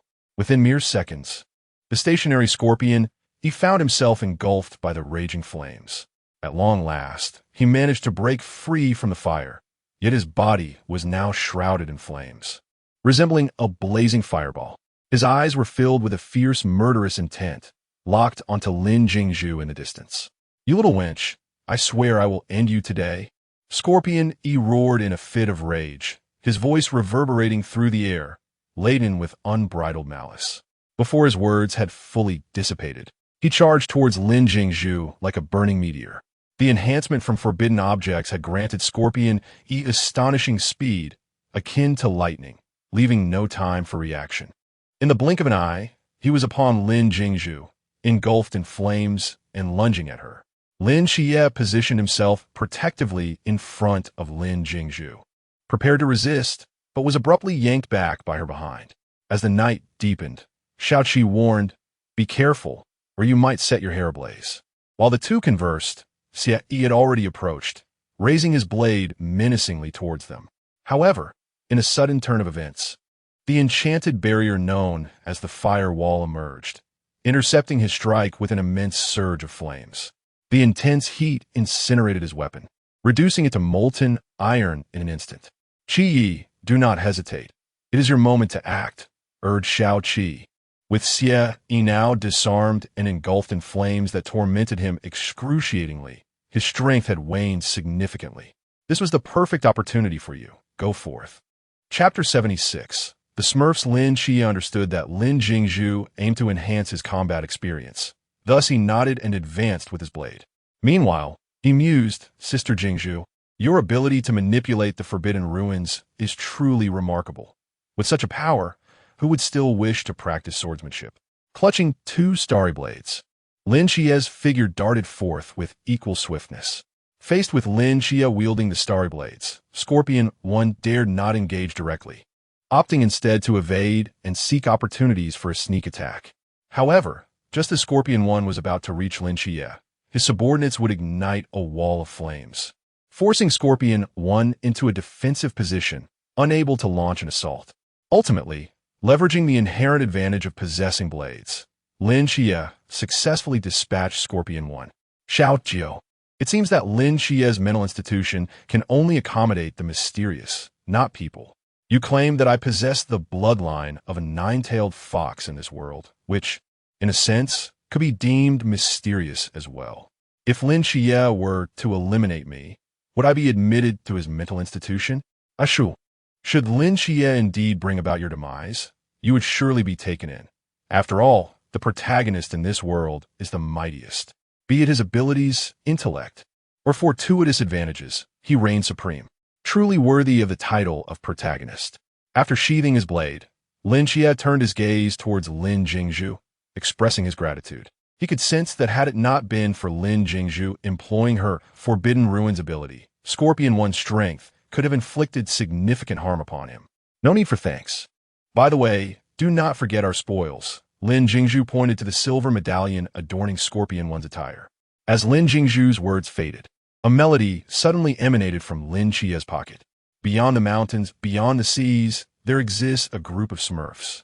Xiao Qi, your ringtone possesses a certain whimsical charm. At that moment, Lin Jingshu's mind drifted to the Tianjin version of the Smurfs from a previous world. Lin Xie retrieved his phone, gazing tenderly at the name displayed on the screen. It was an incoming call from his aunt. Quick, answer it. She must be missing you. Auntie, it's Xiao Qi. With the new year approaching, Lin Jingshu stood quietly beside him, listening to Lin Xie engage in a lengthy phone conversation. By the way, Xiao Jio, how is things with the Bing? Now, Lin Jingshu had ascended to the peak of the Pool Realm, while Princess Ice and her companions had reached the pinnacle of the River Realm, effectively standing at the threshold of the Sea Realm. more than capable of handling Lu Yang. Ashu, Princess Ice has already reached a stalemate with Lu Yang. Chia, you should return home first. I have one more matter to attend to before I return. Lin Chia held the phone away. Is it Lu Yang? Sister Jingshu, do you require my assistance? No need. I am now at the peak of the pool realm, and the spirits I summon are also at the threshold of the sea realm, on par with Lu Yang. Were it not for the fear of Princess Ice and Lord Fire engaging in further conflict, I would have summoned them both to overwhelm Lu Yang already. Later, when you speak to Andy, tell her I am your comrade who has returned for the holiday, but my father has urgent matters to attend to, leaving me alone at home on New Year's Eve. You and I share a close relationship, hence you invited me to join you for the New Year's Eve dinner. Lin Jingshu conveyed her premeditated reasons to Lin Chia to avoid any potential slip-ups later. All right, I will message you upon my return. I'm off now, she said. And with that, she turned and headed in a specific direction. Wait, how did they manage to run so far? Lin Jingshu felt as though she was traversing nearly half of Songnan. LV Liang's ability to manipulate the Forbidden Realm is linked to plants, granting him a greater advantage in areas abundant with flora. Meanwhile, the Ice Princess is cautious of harming innocents, leading both of them to engage in a tactical retreat towards the forested mountains. Lin Jingshu found a secluded spot to summon the Ice Lotus and flew towards the location indicated by Xiao Zhou's navigation. Upon her arrival, she discovered the two engaged in an intense back-and-forth battle. Had one of them not been a villain, the confrontation would have been quite thrilling. The Ice Princess unleashed a frigid blast, attempting to freeze everything around LV Liang, who countered by summoning plants to shield himself from the cold. Both sides exchanged blows, neither yielding. The forces of ice and flora clashed continuously. At that moment, the Ice Princess caught sight of Lin Jingshu not far away. Just as she was about to speak, Lin Jingshu shook her head towards the Ice Princess and glanced at LV Liang, who immediately understood and discreetly retracted her icy assault. LV Liang, unaware of the sudden warmth enveloping the area, attributed it to the plants before him. Your abilities are indeed formidable, yet regrettably, our strengths are evenly matched. Instead of exhausting ourselves, why not each take a step back? You spare me, and I shall do the same for you. What do you say? LV Liang pondered. Without the Ice Princess's support, those two insignificant pool realm warriors would surely be easily subdued by that band of mercenaries. Ialu li magique. Flama sarpin. Linajushu whisperat. In an instant, a searing flame materialized in her palm. With a gentle sweep of her hand, the flame surged towards LV Liang, expanding mid-air into a colossal fire serpent. The serpent burned with an intense fire, warping the air around it with scorching heat. At that moment, LV Liang, still prattling on, suddenly felt a wave of heat wash over him from behind and quickly turn around. But it was too late. All of LV Liang's abilities had been deployed to fend off the Ice Princess, leaving him oblivious to Lin Jingshu's arrival or the initiation of her fiery attack. LV Liang's body was scorched by the intense heat, causing him immense pain, having exhausted his mental energy from the earlier skirmish with the Ice Princess. He found himself unable to break free from the flames. Fire, it is you. You have caused me this grievous injury. With that furious cry, his life came to a definitive end. Congratulations, host, on completing Task 4. Please continue your efforts. You currently have 525 points. After resolving the situation with LV Liang, Lin Jingshu approached the Ice Princess. Thank you for your efforts, Abing. The reason Lin Jingshu, a mere pool realm warrior, could defeat the most formidable opponent of the river realm in a single move was primarily due to the Ice Princess depleting his mental energy beforehand. Otherwise, it would have been an impossible feat. It's nothing, she replied. Ashu, having completed her task, decided to return. With that, the figure of the Ice Princess gradually faded away. Lin Jingshu stretched languidly, boarding the Ice Lotus to return to the city. Ashu, why did you choose to come to the supermarket instead of visiting Lin Chiye's house? During the festive season, it will be quite impolite to arrive empty-handed, she replied. Moreover, I have a few small items to purchase as gift for others. Lin Jingshu emerged from the supermarket, carrying a large bag filled with various items and several boxes intended for gifting. She found a secluded corner to temporarily set down the gifts she held. Chapter 77. New Year's Eve Dinner Xiao Jiao. Navigate to a restaurant that is still open. Thus, Lin Jingshu made another trip to the restaurant, collecting a selection of home-cooked dishes. Shu, you buy gift to give them away, but why do you purchase these dishes? Is it for the training camp as a precaution? The hermit has his own clever schemes. Xiao Jiao, guide me to Enchanted house. Understood? Shu. Carrying 2 hefty bags, Lin Jingshu arrived at Enchanted doorstep. The load was quite heavy. She placed the bags down and rubbed her reddened hands. Taking out her phone, she began to send a WeChat message. Xiao Qingyu, the person who sent me a message today was you, right? Yes, it was I. You mentioned we both have WeChat. Yet you sent me an arrow feather. Do you think this is ancient times? I merely thought it would have a certain charm. Don't you think it adds an air of mystery? Lin Jingshu glanced up and noticed a gray mouse standing not far from the stairs, watching her intently. Oh, and Qingyu's informant has arrived. Not bad. All right, open the door. After Lin Jingshu sent her message, the door opened promptly. And Qingyu had known she was at his door long before. He was simply curious about her purpose for visiting, to lend a hand and bring the items inside. Lin Jingshu naturally began instructing him to carry the heavy bags. Although Qingyu was unsure of Lin Jingshu's intentions, he obediently complied, bringing the items into the house. Lin Jingshu followed his lead into the room. I thought you would engage with me a bit more before asking me to guess. And Qingyu placed the bags on the coffee table. I wished to converse further, but when I looked up, I spotted your camera. What more was there to discuss? You knew this was mine? And Qingyu adjusted his glasses.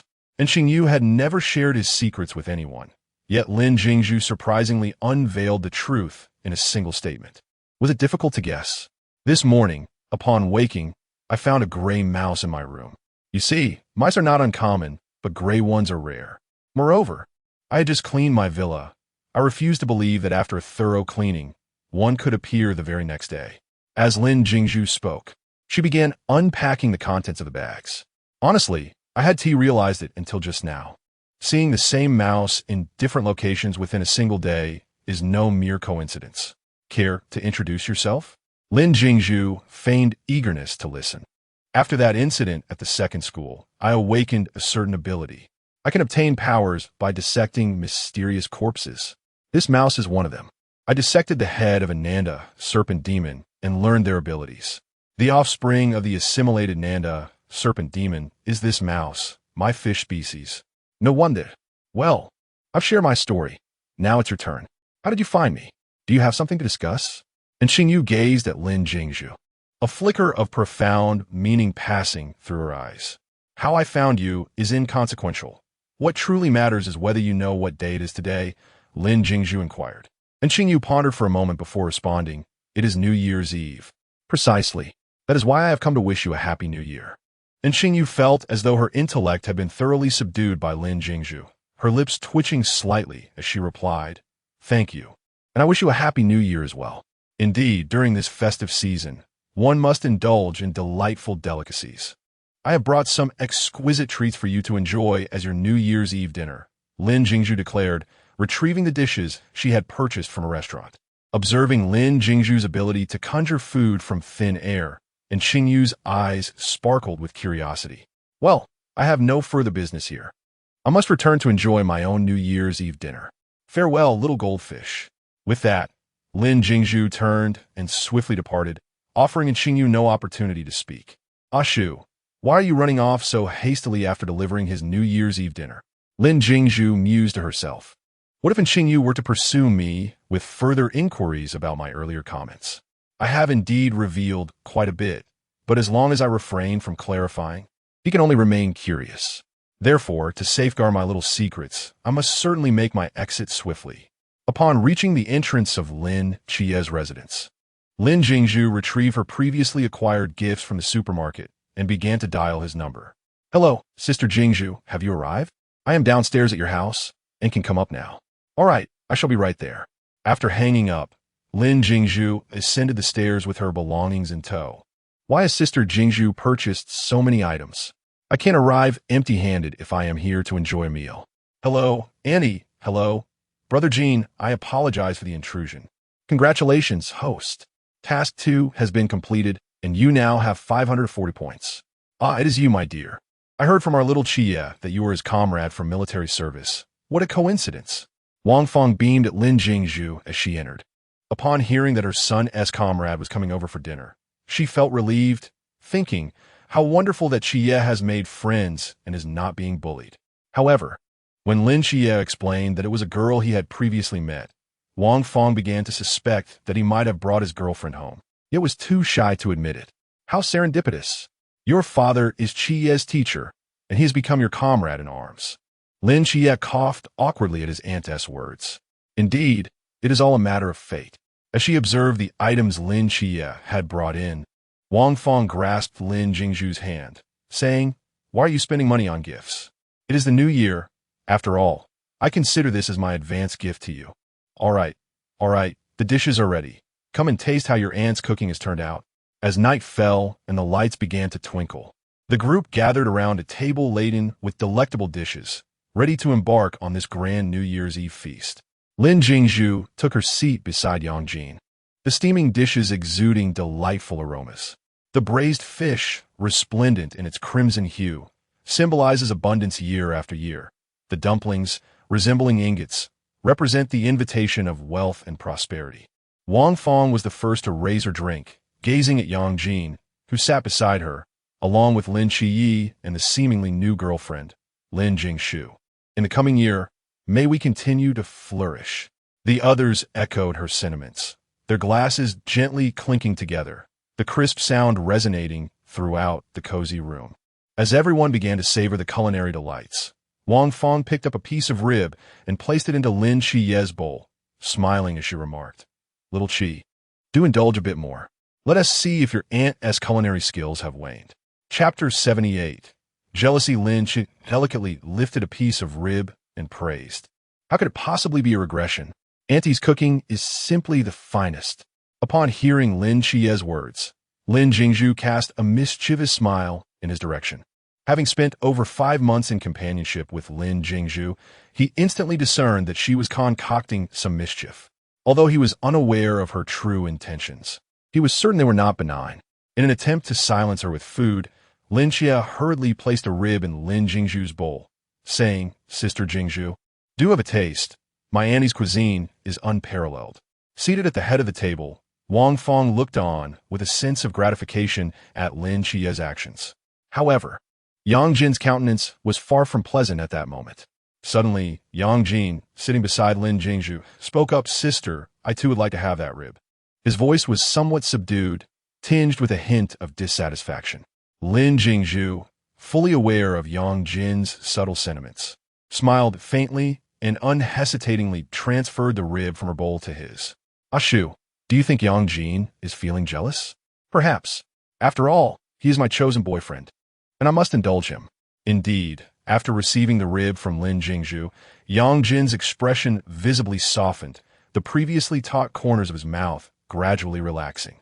However, oblivious to the underlying emotions, Lin Qiyi assumed Yang Jin merely desired the rib and promptly placed another piece in his bowl, saying, "Ah Jin, if you like it. Do indulge yourself." As the New Year's dinner concluded, everyone migrated to the living room, sharing snippets of the past 6 months filled with laughter and heartfelt moments. Outside, fireworks burst forth, while warmth enveloped the interior. Thus, time slipped away unnoticed. "Auntie, I shall take my leave now. It's quite late. Xiao Qiyi, please see the young lady off." "Daughter, next time if your father is too busy with work, do come to Auntie's for a meal. My cooking may not be the finest, but I assure you it will fill you up," Wang Feng said, grasping Lin Jingshu's hand. "All right, thank you, Auntie.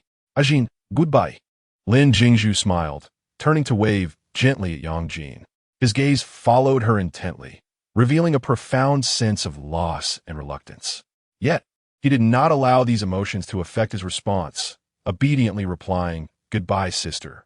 Lin Jingshu gazed at Yang Jin, noticing his somewhat aggrieved expression. Her heart ached with reluctance. However, before Lin Qiyi and the others, she endeavored to suppress her feelings, concealing her true emotions. As Lin Jingshu and Lin Qiyi descended the stairs side by side, she remarked, "Sister Jingshu, Ah Jin seems quite fond of you. He is usually respectful to others but lacks a certain intimacy. Is that so?" What an honor it is. Ah Shu, is this not akin to what novels describe, as the young master has not smiled so happily in quite some time? Xiaojio, do not say that. It is indeed quite fitting. Sister Jingshu, what of El Liang? Rest assured, El Liang has been thoroughly dealt with. Upon hearing that El Liang had been resolved, Lin Xie felt a quiet sense of relief. By the way, Sister Jingshu, who was that man in black earlier? After all matters had been settled, Lin Xie recalled the mysterious figure who had previously tipped them off. Oh, you mean him? You actually know him. It's in Qingyu. Lin Jingshu clarified for Lin Xie. In Qingyu? But Shun Tihi, he has awakened the Forbidden Ruins. Initially, Lin Xie found it hard to believe. For Chun Mai had mentioned that after the eradication of mysterious incidents, a certain tranquil object will be employed to erase memories on a large scale. Yet, judging by Qingyu's demeanor, it was evident that he had not lost his memory. The only plausible explanation was that he too had awakened the Forbidden Ruins. Indeed, he has awakened the Forbidden Ruins. As for how we re-establish contact, I shall keep that to myself. His ability with the Forbidden Ruins requires dissection of the mysterious to acquire and enhance his skills. It is worth noting that he is of the same age as you. Despite his brilliance, he remains just a child. Medical instruments are notoriously expensive, and fortuitously, I possess the means. Thus, we struck a deal. I provide the funding, and he conducts the research. I requested him to examine some unfamiliar individuals entering Sangnan City and issue early warnings, if they are indeed malicious. He is to inform me in advance, allowing me to prepare accordingly. As it happens, he brought us news this time. Sister Jingshu, do you and he typically communicate in such a mysterious manner? Lin Xie recalled the arrow from earlier. Not at all. We actually use WeChat. However, this dashing young man has his own ideas. He believes that using arrows is more stylish. Lin Jingshu sighed, exasperation evident as she rubbed her temples. And Lin Xie was taken aback by this revelation. All right, Xie, you needn't see me off. I have a place near your home. I will stay there tonight. Should anything arise, just give me a call, and I shall be there promptly. Lin Jingshu was already brimming with anticipation, having not seen Lin Xie for 5 months. It was high time for some affectionate banter. Farewell. With that, Lin Jingshu departed swiftly. Watching her figure gradually fade from view, Lin Xie lingered for a few moments before heading back upstairs. Meanwhile, Lin Jingshu, concealed not far away, prepared to set her plan into motion once Lin Xie left. As night fell, a tranquil stillness enveloped the surroundings, the air seemingly suspended in time. The sky was draped in a dark shroud, with only the stars twinkling and the moonlight faintly illuminating the silence. The landscape blurred in the darkness, interrupted only by the occasional fireworks that burst in the sky, shattering the tranquility. Lin Jingshu had intended to seek out her Ajin immediately, but was surprised they could stay up so late. Sitting in the shadows downstairs, she nearly dozed off while Lin Xie's household lights finally extinguished, the time now deep into the night. Suddenly, a flash of red flitted quietly through the stillness, accompanied by a soft sound as a red fox alighted softly on the balcony. Ah Jin, have you missed me? Lin Jingshu looked up to find Yang Jin seated on the living room sofa, gazing in her direction. Yang Jin rose to his feet, uttering not a word, and directly carried Lin Jingshu back to the room. Why does this scene feel so familiar? She mused. Ah Jin, please don't grip me by the nape. It's quite uncomfortable. Meanwhile, not far from building, Ling Xian stood gazing intently. Does Jingshu usually transform into a fox to seek out Qi Yi's younger brother? Is he aware that Jingshu is human? It seems as though Jingshu is not merely pursuing a romantic relationship. It almost appears as if she is destined to become a cherished pet. Chapter 79. Sweetness indeed. Just moments ago, Lin Jingshu transformed into a fox, effortlessly leaping onto the balcony, only to be retrieved by Yang Jin, all of which was keenly observed by Lung Xian. Puzzled and bewildered, Lung Xian resolved to discuss this matter with the team, naturally excluding Lin Xie. Upon returning to the room, Yang Jin gently placed Lin Jingshu onto the bed. Jin, you still haven't answered my question. Have you missed me? Lin Jingshu, reverting to her original form, began to act coyly toward Yang Jin. Yang Jin replied with a soft, almost ethereal. What? Jean, what did you say? I didn't quite catch that. Lin Jingshu inquired, her curiosity piqued. Yang Jin hesitated for a moment, then raised his voice slightly, attempting to articulate. Though his words remained delicate, they were clearer than before. Had it not been for Lin Jingshu's keen hearing, she might have missed it entirely. Really? You say I've been at the training camp for 5 months. You didn't even have Princess Ling convey a word to me. Lin Jingshu playfully complained, her tone laced with jest. I suspect the true lord has completely forgotten that he has a girlfriend, she quipped, sitting back on the bed with a teasing demeanor. She had not forgotten the excitement that filled her every time Princess Ling returned from treating Neza and his companions, eagerly anticipating even the slightest word from Yang Jin, only to be met with disappointment. Upon hearing her words, Yang Jin gazed at her with tenderness. I fear I might distract you. All I desire is to know that you are safe and happy. He approached her side. How could I ever forget my girlfriend? Ah Shu, I have missed you dearly. Lin Jingshu, with a hint of pride, glanced back at him and noticed the change in Yang Jin, not in his demeanor, but in his physique and appearance. He had grown taller and stronger, his youthful features replaced by a more resolute visage. Ah Jin, your divine power has returned, she exclaimed, astonished, as she stood up to examine him closely.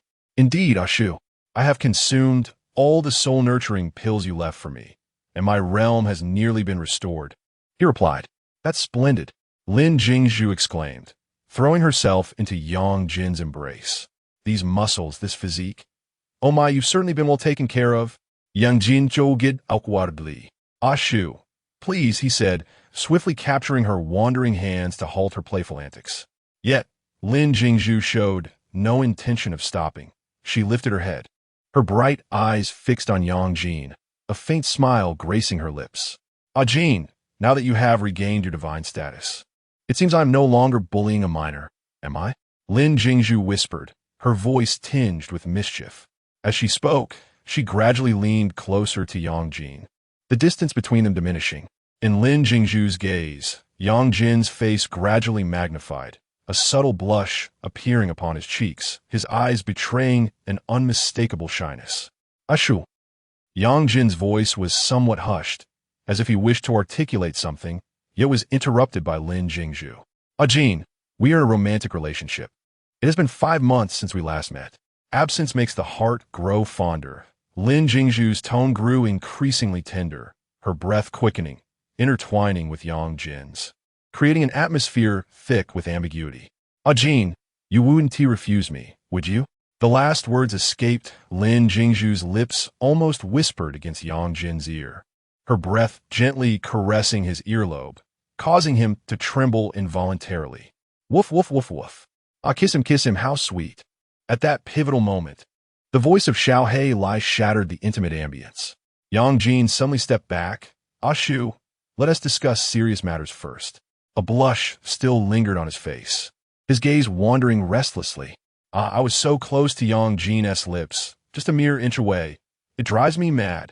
Lin Jingshu could only nod in disappointment before turning her attention to Xiao Lai on the ground. Xiao Lai, come here. I have something delightful for you. At that moment, Xiao Lai appeared terrified. Xiao Lai had no ill intentions. He was merely an onlooker, yet he inadvertently voiced his thoughts. Woof, woof, woof, woof. Hee, Jingshu, I'm sorry. I didn't mean it. You must believe me.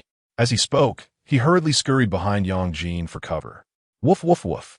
Master, save me. Following Xiao Lai's gaze, Lin Jingshu turned her eyes toward Yang Jin. Never mind, this shy brother is quite a rarity. It's fine. There will be ample opportunities in the future. All right, I shall not hold it against you. Lin Jingshu then reverted to her playful self and scampered back to the bed. Ah Jin, what is it? Yang Jin took a moment to steady his breath before slowly speaking. Ah Shu, have you been up to something recently? Why do you radiate such a sense of virtue?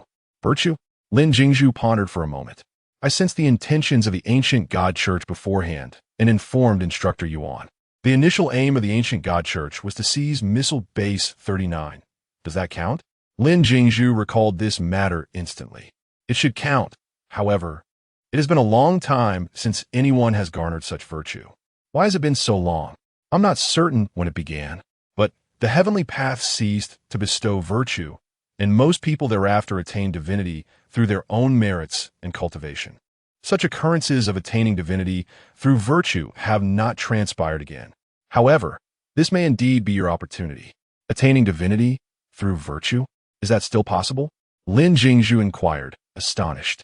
I do not know, but I have heard from the celestial sovereign that in those times, many achieved divinity through virtue.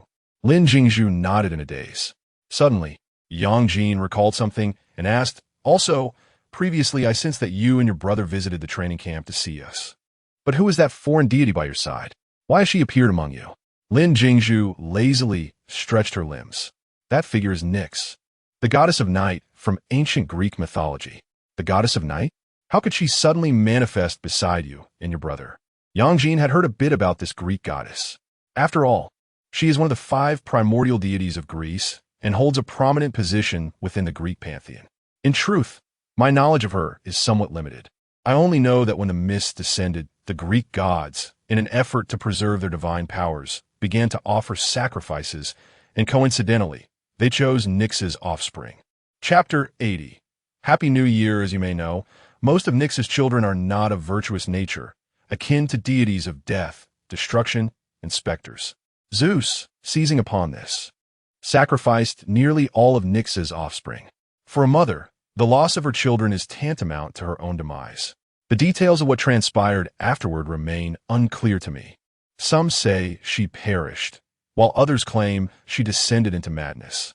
By the time I encountered her, she had already appeared beside Xiao Qiye. Lin Jingshu rested her 2 paws upon Yang Jin's legs.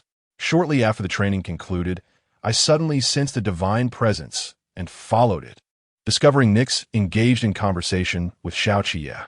However, it was evident that Nyx was somewhat unhinged. She mistook Xiao Qiye for the god of death, Thanatos, and me for Clotho, one of the 3 fates. At that moment, Xiao Qiye expressed her longing to return home. In response, Nyx used her dark essence to arrive here. How Nyx came to be here and how she recognized Xiao Qiye remains a mystery to me. After all, it pertains to your brother's fortune, and I felt it unwise to pry further. Observing Yang Jin deep in thought, Lin Jingshu added, however, I believe Nyx harbors no ill intent, at least not at present. When she mistook me for Clotho, she saw me merely as a fledgling and, fearing for my safety, willingly fragmented a 5th of her divine essence to grant me the ability to protect myself. Could it be that she is merely pretending? After all, how could such a formidable deity suffer from a mental affliction? Yang Jin Kontret. I see no necessity for such speculation.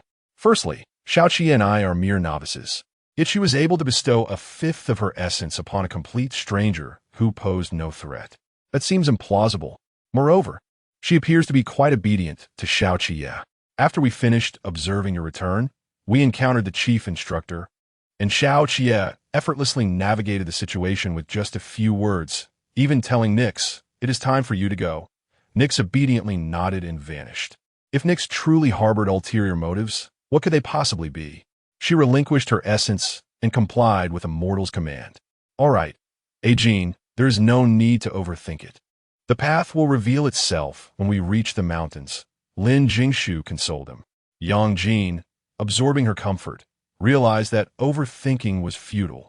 Instead of indulging in wild imaginings, it would be wiser to consult the celestial master when the time comes. At that moment, Lin Jingshu's phone rang. She hurried to answer it, discreetly retreating to a corner to avoid disturbing Lin Qiye and her aunt, who were already asleep. Hello, Jingshu, how are things on your end? Chun Mai's voice emanated from the receiver. Captain, rest assured, with me here, everything is under control. That is good to hear. Ashu. The captain prepared a plethora of delicious food, but unfortunately, you and Qiye will be missing out. By the way, does Qiye's brother know you are a fox spirit? Of course he does. Why do you ask? Lin Jingshu inquired, puzzled. Oh, nothing. How is your relationship with your future mother-in-law? Ashu. Hong Ying's tone was rife with curiosity. Lin Jingshu's cheeks flushed instantly, and Yang Jin, who had regained his senses, also felt a warmth creeping to his ears upon hearing her words. Red. Sister Hong. All right, no more of that, Hong Ying said, returning the phone to Chun Mai. By the way, Captain, please relay to Instructor Yuan that I've dispatched Lu Yang. The remaining members sent by the ancient deity church have all met their demise at the hands of Qie. Kindly request some medals for us from Instructor Yuan. Little Qie, I've given your new recruit medal to die, so I'll compensate you with something else, he reassured. Rest assured, you'll not be deprived. With the hour growing late, it was time to retire. All right, Captain, Happy New Year. Happy New Year. Lin Jingshu hung up the phone and gently patted her cheeks, allowing the crimson hue to fade. Those people, Ashu mused. What did Yang Jin's hesitance signify? I am not particularly concerned about those medals. And wasn't it ultimately Qie who dealt them their fatal blows? I have not erred. By the way, Jin, how is Neza recovering? Lin Jingshu recalled Neza, who had been receiving daily treatments from the Spirit Princess. He has regained 2/3 of his strength. In a little while, he will return to his divine position. Excellent. This way, our great Xia will have additional assurance. All right, enough of that. Get some rest. We've dealt with so many vermin from the ancient deity church today. I'm utterly exhausted. We likely have a tough battle ahead tomorrow with Qie. With that, Lin Jingshu nestled under the covers first. Good night, Ashu. Good night, Ajin. Lin Jingshu gently laid her head on Yang Jin's warm chest. Her breathing gradually steadied. Her eyelids slowly closed as she drifted into a deep slumber. In this tranquil moment, the night sky outside was illuminated by brilliant fireworks. The fireworks, akin to meteors in the dark sky, trailed long tails, carving beautiful arcs through the darkness, as if charting the path of dreams, guiding souls into a realm filled with wonder and miracles. The vibrant fireworks burst forth in a kaleidoscope of colors, intertwining and shimmering, painting a mesmerizing scene reminiscent of a dream. Each firework resembled a star in the night sky, twinkling with its unique radiance, infusing the night with endless romance and warmth. Meanwhile, Li Pangpang and Shun Qingzhu sat together, savoring delicious barbecued delicacies. They admired the splendid display of fireworks outside, their faces alight with happiness. At the climax of the fireworks, they raised their glasses in unison, exclaiming, "Happy New Year!" simultaneously. And Qingyu sat alone on the balcony, relishing the meal Lin Jingshu had brought and sipping the drink she had purchased. He gazed quietly at the resplendent fireworks, a gentle wave of emotion swelling within him. In this special moment, he softly whispered, "Happy New Year," though his words were as light as a feather. They carried his hopes and blessings for the coming year. The following morning, "Aunt, I have arrived. You may take your rest." The voice of Lin Qie echoed from outside the room. Lin Jingshu nestled her head deeper into Yang Jin's embrace. "Ajin, what time is it?" Yang Jin turned a glance at the clock on the table, which indicated it was nearly 8 o'clock. Has time passed so swiftly? Morning has arrived so soon. As she voiced her complaint, Lin Jingshu gradually emerged from the warmth of Yang Jin's bedding, shaking off the static cling that had accumulated on her skin during her slumber. Chapter 81, The Butterfly Effect. Ajin, I must take my leave. Otherwise, when Xiaoqi arrives looking for you, I will have no time to escape, Lin Jingshu declared, standing by the window, ready to leap. Why can't Ashu let my brother know? It's just that, Ajin, it's not as you perceive. If Qi discovers that I have whisked away his younger brother, he would undoubtedly come at me with a blade, intent on cleaving me in twain. After all, this current form of mine is that of a minor. Lin Jingshu did not afford Yang Jin the opportunity to finish. All right, I'm off. Farewell. Xiaoan, goodbye. With that, she leapt off, swiftly evading the confines of the old city. Let me see if there are any breakfast shops open. I'm quite famished this early in the day. Just as Lin Jingshu contemplated satisfying her hunger, the voice of Xiao Jiu echoed in her mind. Ashu, refrain from eating. There is trouble at Li Pangpang's location. This ancient cult arrives at the most inopportune moment. I haven't even had my meal. Despite her myriad of grievances, Lin Jingshu obediently summoned the Ice Lotus and soared towards her villa, simultaneously dialing a number. Xiao Qi, the ancient cult has commenced their actions. I am heading to assist Pangpang. Please contact the captain and have him support you. If possible, try to vacate the old city. Otherwise, innocent lives may be caught in the fray. Understood, Sister Jingshu. After ending the call, Lin Qi dialed Chenmu Yi. Captain, Sister Jingshu informed me that the ancient cult has begun their assault. She is providing support to Baile Pang Pang, and I shall be with you shortly. Rest assured, Chi, depart from your residence now. We are at the eastern entrance of the old city. All right, Captain. Xiao Qi, what SMS? Is there trouble on your end? At that moment, Auntie emerged from the kitchen, observing Lin Yi on the balcony engaged in a phone call, her eyes tinged with sorrow. Not all, Auntie. Wasn't Sister Jingshu here for dinner yesterday? I thought I might pay a visit to extend my New Year's greetings. I feared they might still be asleep, so I called first, Lin Qi explained. It is indeed time to convey your New Year's wishes. Here, take this money from your Auntie, and see which shop is still open to purchase something, Wang Fong said, rummaging through her pockets. Lin Yi hurriedly stepped forward to intercept. Auntie, there's no need. I have my salary. I'll procure something myself later. Let Ajin rest a little longer. It's a rare holiday. I will go alone. Very well then. I just spoke with Sister Jingshu. She mentioned she is already awake. I shall head out first, but I will return shortly. Go ahead. After descending the stairs, Lin Yi proceeded in the direction indicated by Chen Yi. This time, without Elvi Liang and with the serpent woman already captured, there shouldn't be any significant issues, should there? Lin Jingshu, manipulating the ice lotus, inwardly reveled in schadenfreude. Oh, ancient cult, your plans are rather well conceived.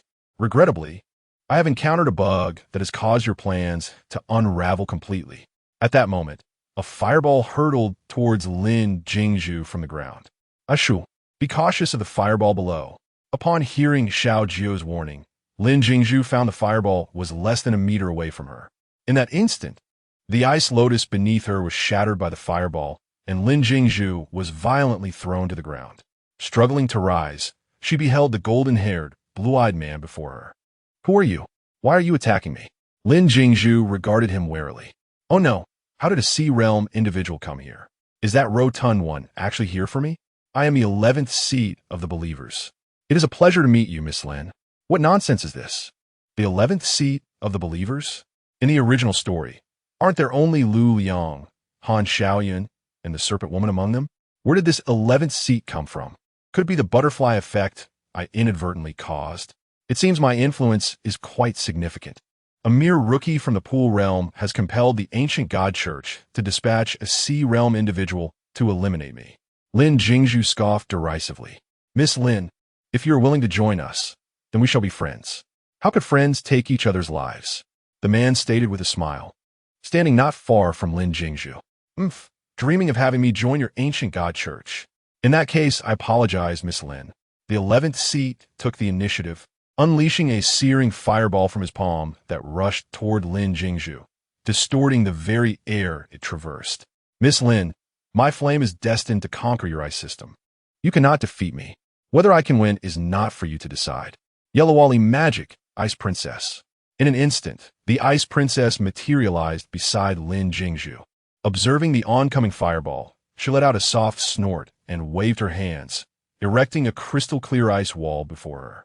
The fireball collided with the ice wall, erupting in a tremendous roar. Although the wall cracked, it did not shatter.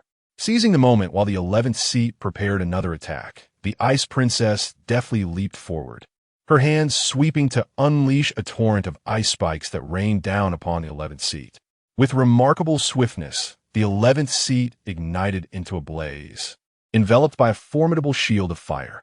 As the ice spear collided with the blazing barrier, it instantaneously vaporized into steam. Following this, the 11th seat bellowed with fervor, thrusting both hands forward as a surging wave of flames surged toward the two adversaries.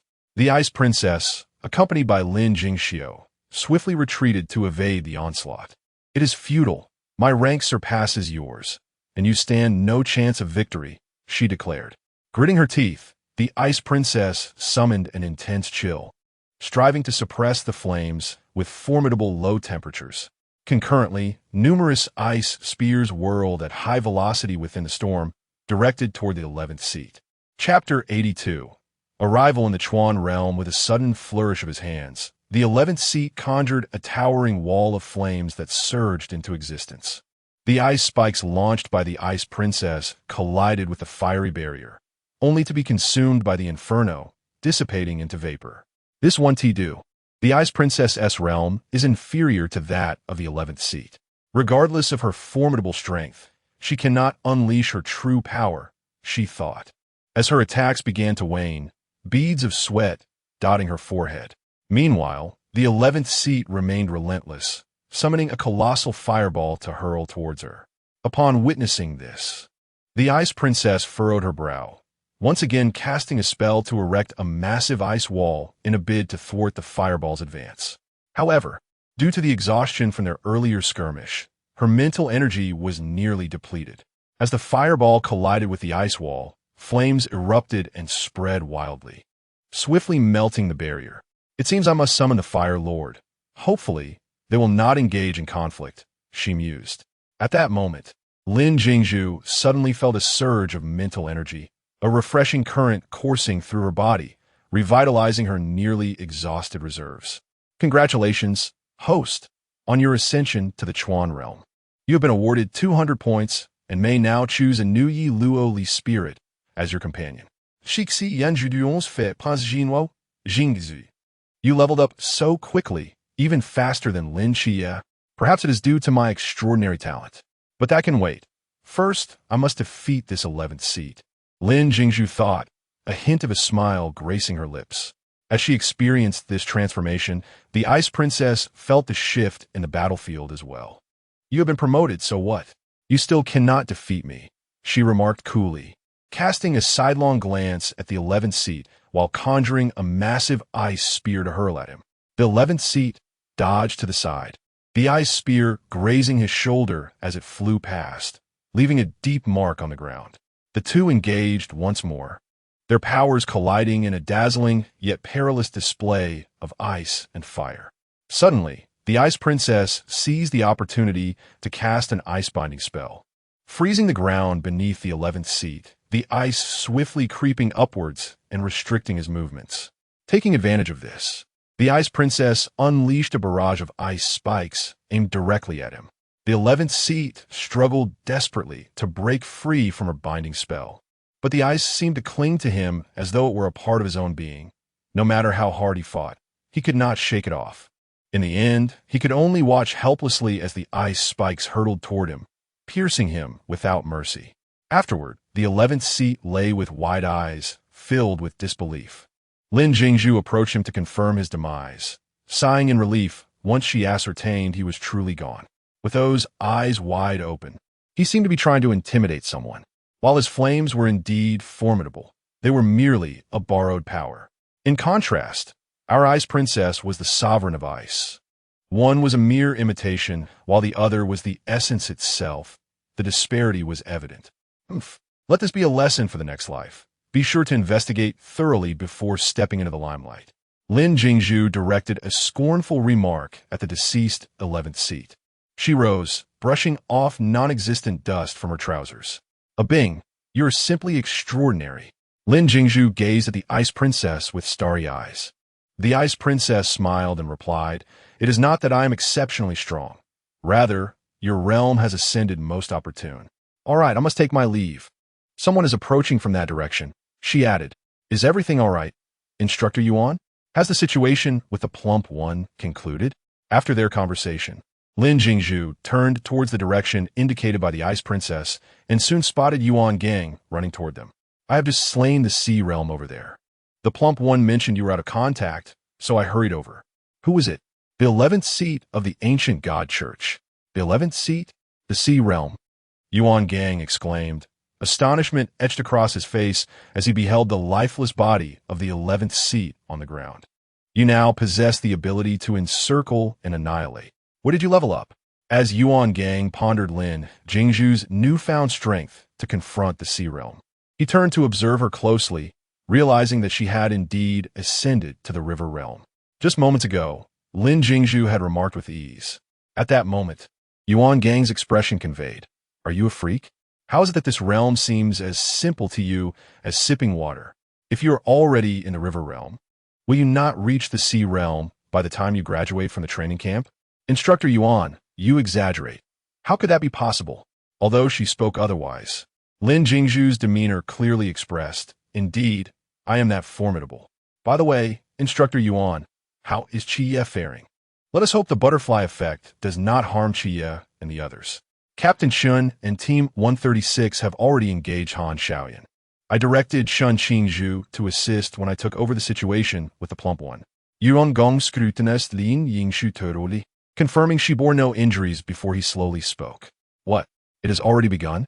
Goodness, do not let the handsome one meet his demise. With that, Lin Jingshu summoned the Ice Lotus to soar in search of Lin Jingshu. After flying a short distance, she realized she was unsure of Lin Jingshu's location and promptly returned. Instructor Yuan, why are you standing there? Hurry, lead the way. Where has Lin Jingshu gone? Yuan Gong, bewildered, watched Lin Jingshu depart, then found himself pulled onto the Ice Lotus and took flight. Over there, Yuan Gang pointed in a direction, prompting Lin Jingshu to swiftly navigate the Ice Lotus toward it. I hope we arrive in time. Fortunately, upon arrival, Lin Jingshu found Lin Jingshu just finishing a snap, staring in bewilderment at his hand. It truly is, as Sister Jingshu said, a perfect match for the profession, Lin Jingshu murmured. Lin Jingshu, descending with Yuan Gang, complimented impressive Jingshu. With just a snap, you rendered his void binding utterly ineffective. At that moment, Yuan Gang, having briefly steadied himself from his dizziness, took strides toward the heart of the battlefield. With a swift motion, he clenched his fist and struck Han Xiaoyan, sending him soaring through the air like a shooting star before crashing onto the road, whereupon thick clouds of dust billowed around him. Yuan Gang approached and pulled Han Xiaoyan from the deep pit, resuming his assault with a flurry of punches and kicks. After several minutes, Yuan Gang gradually ceased his onslaught and lifted Han Xiaoyan into the air. Once the captain of the Suzhou team and now the 13th seat of the Believers, Han Xiaoyan would spend the rest of his life in the penitentiary. Upon hearing Yuan Gang's final words, a fierce light ignited in Han Xiaoyan's previously dim eyes as he cast a pleading gaze toward Chen Mai, who stood not far away. Chen Mai understood Han Xiaoyan's silent plea and readied his weapon, preparing to advance. Chapter 83. Yuan Gang's ferocious beating of the melancholic god at that moment. Lin Jingshu raised her hand to halt the captain, saying, "Allow me." Although the reason for Lin Jingshu's intervention remained unclear, the child had voiced their intent, so it seemed fitting to let them exercise their skills. "Princess Ling, are you able to dissolve his soul contract?" Lin Jingshu inquired as she approached Han Xiaoyan. Initiating a mental dialogue with Princess Lin Jingshu, "I can indeed dissolve his soul contract," Princess Ling replied. "If this were during the Chuan realm, I might not have been able to guarantee a complete dissolution. However, having reached the high realm, I can undoubtedly remove the contract from the depths of his soul without alerting those who control him. And if he returns as an undercover agent after the contract is dissolved, will the other party be aware?" Lin Jingshu pressed. "Even if they scrutinize the depths of his soul's contract, they will notice no changes whatsoever. In their eyes, he remains a puppet under their control. That's splendid. What a shame it would be for such a handsome, melancholic god to perish. Once his soul contract is dissolved, we can send him back undercover. With my presence, Li Jia and Li Liang will undoubtedly remain safe, and with Han Xiaoyun as an undercover agent, the followers of the ancient God Church shall surely meet their demise." Lin Jingshu stood before Han Xiaoyan, gazing intently at him. "I told you the ancient God Church is no good. Look at how they have tormented this melancholic god. Here among the Night Watchers, we are blessed with an abundance of strikingly handsome individuals, both capable and pleasing to the eye. How fortunate we are," she exclaimed extravagantly. At that moment, Yuan Gang's lips twitched uncontrollably. "Yellowwally magic, Princess Ling." "I must trouble you," Yuan Gang said, though he remained oblivious to Lin Jingshu's intentions and instinctively tried to intervene. "Instructor Yuan, I am assisting you," Lin Jingshu insisted, pushing his hand away to avoid disturbing Princess Ling's spellcasting. A soft pink beam emanated from Princess Ling's hand and gradually enveloped Han Xiaoyan's body. The sound of shattered glass echoed alongside Princess Ling's melodious voice. Han Xiaoyan, who had been gazing at Lin Jingshu, suddenly widened his eyes in shock, staring at Princess Ling. "Princess Ling, could you please provide him with a healing touch? His current state is quite disconcerting to my eyes." "Ashu, did you not claim he was a melancholic god? How come now? You truly are a fickle woman," came the retort. "What do you know? No matter how handsome he is, being pummeled by Yuan Gang's colossal fist for so long would render anyone less than appealing. Princess Ling, clearly understanding Lin Jingshu's current sentiment, concealed a smile at the corner of her lips. Very well then, Yali magic, the essence of life, the heart of the soul. I bestow upon you the vitality of the spirit. Instantly, the visible wounds on Han Xiaoyun began to heal at an astonishing rate. Now that's more like it. Instructor Yuan, look at what a fine gentleman you have reduced to such a state. Now he is truly pleasing to behold, Lin Jingshu remarked, her face alight with admiration for Han Xiaoyun. Jingshu you, Instructor Yuan, let go. Princess Ling has already dissolved the contract within his soul. If you don't believe me, you may inquire with him. Yuan Gang turned to Han Xiaoyun, his expression a blend of skepticism and intrigue. Indeed, the soul contract that had plagued me with incessant whispers has vanished. Han Xiaoyun gazed at Lin Jingshu with palpable excitement. Yuan Gang released his grip on Han Xiaoyun's collar, staring in astonishment at Lin Jingshu. You possess such a remarkable ability? You can nullify the soul contract of the whispers? Jingshu, do enlighten me about what else you are capable of. Commander Yuan, let us maintain a semblance of modesty. Look at you, give you a glimmer of sunlight. And you bloom radiantly, she teased. Han Xiaoyun, even though the soul contract has dissipated, you are still destined to spend your next life in the abstinence chamber. The once animated Han Xiaoyun suddenly felt the light in his eyes extinguish. Ah, Commander Yuan, do not be so rigid. We must exercise flexibility. The ancient god sect can infiltrate us, so why can we not turn the tables? Turn the tables? You mean, Yuangong glanced at Han Xiaoyun beside Huyem. Yet, the soul contract had indeed been dissolved. Would the whispers not uncover this upon his return? Of course not. I have lifted the soul contract, but I have cast a thin veil of magic over him. Should the whispers attempt to scrutinize the soul contract, they will detect no alterations. Only by breaching that delicate layer of magic will they discover that the contract has long since vanished from his being.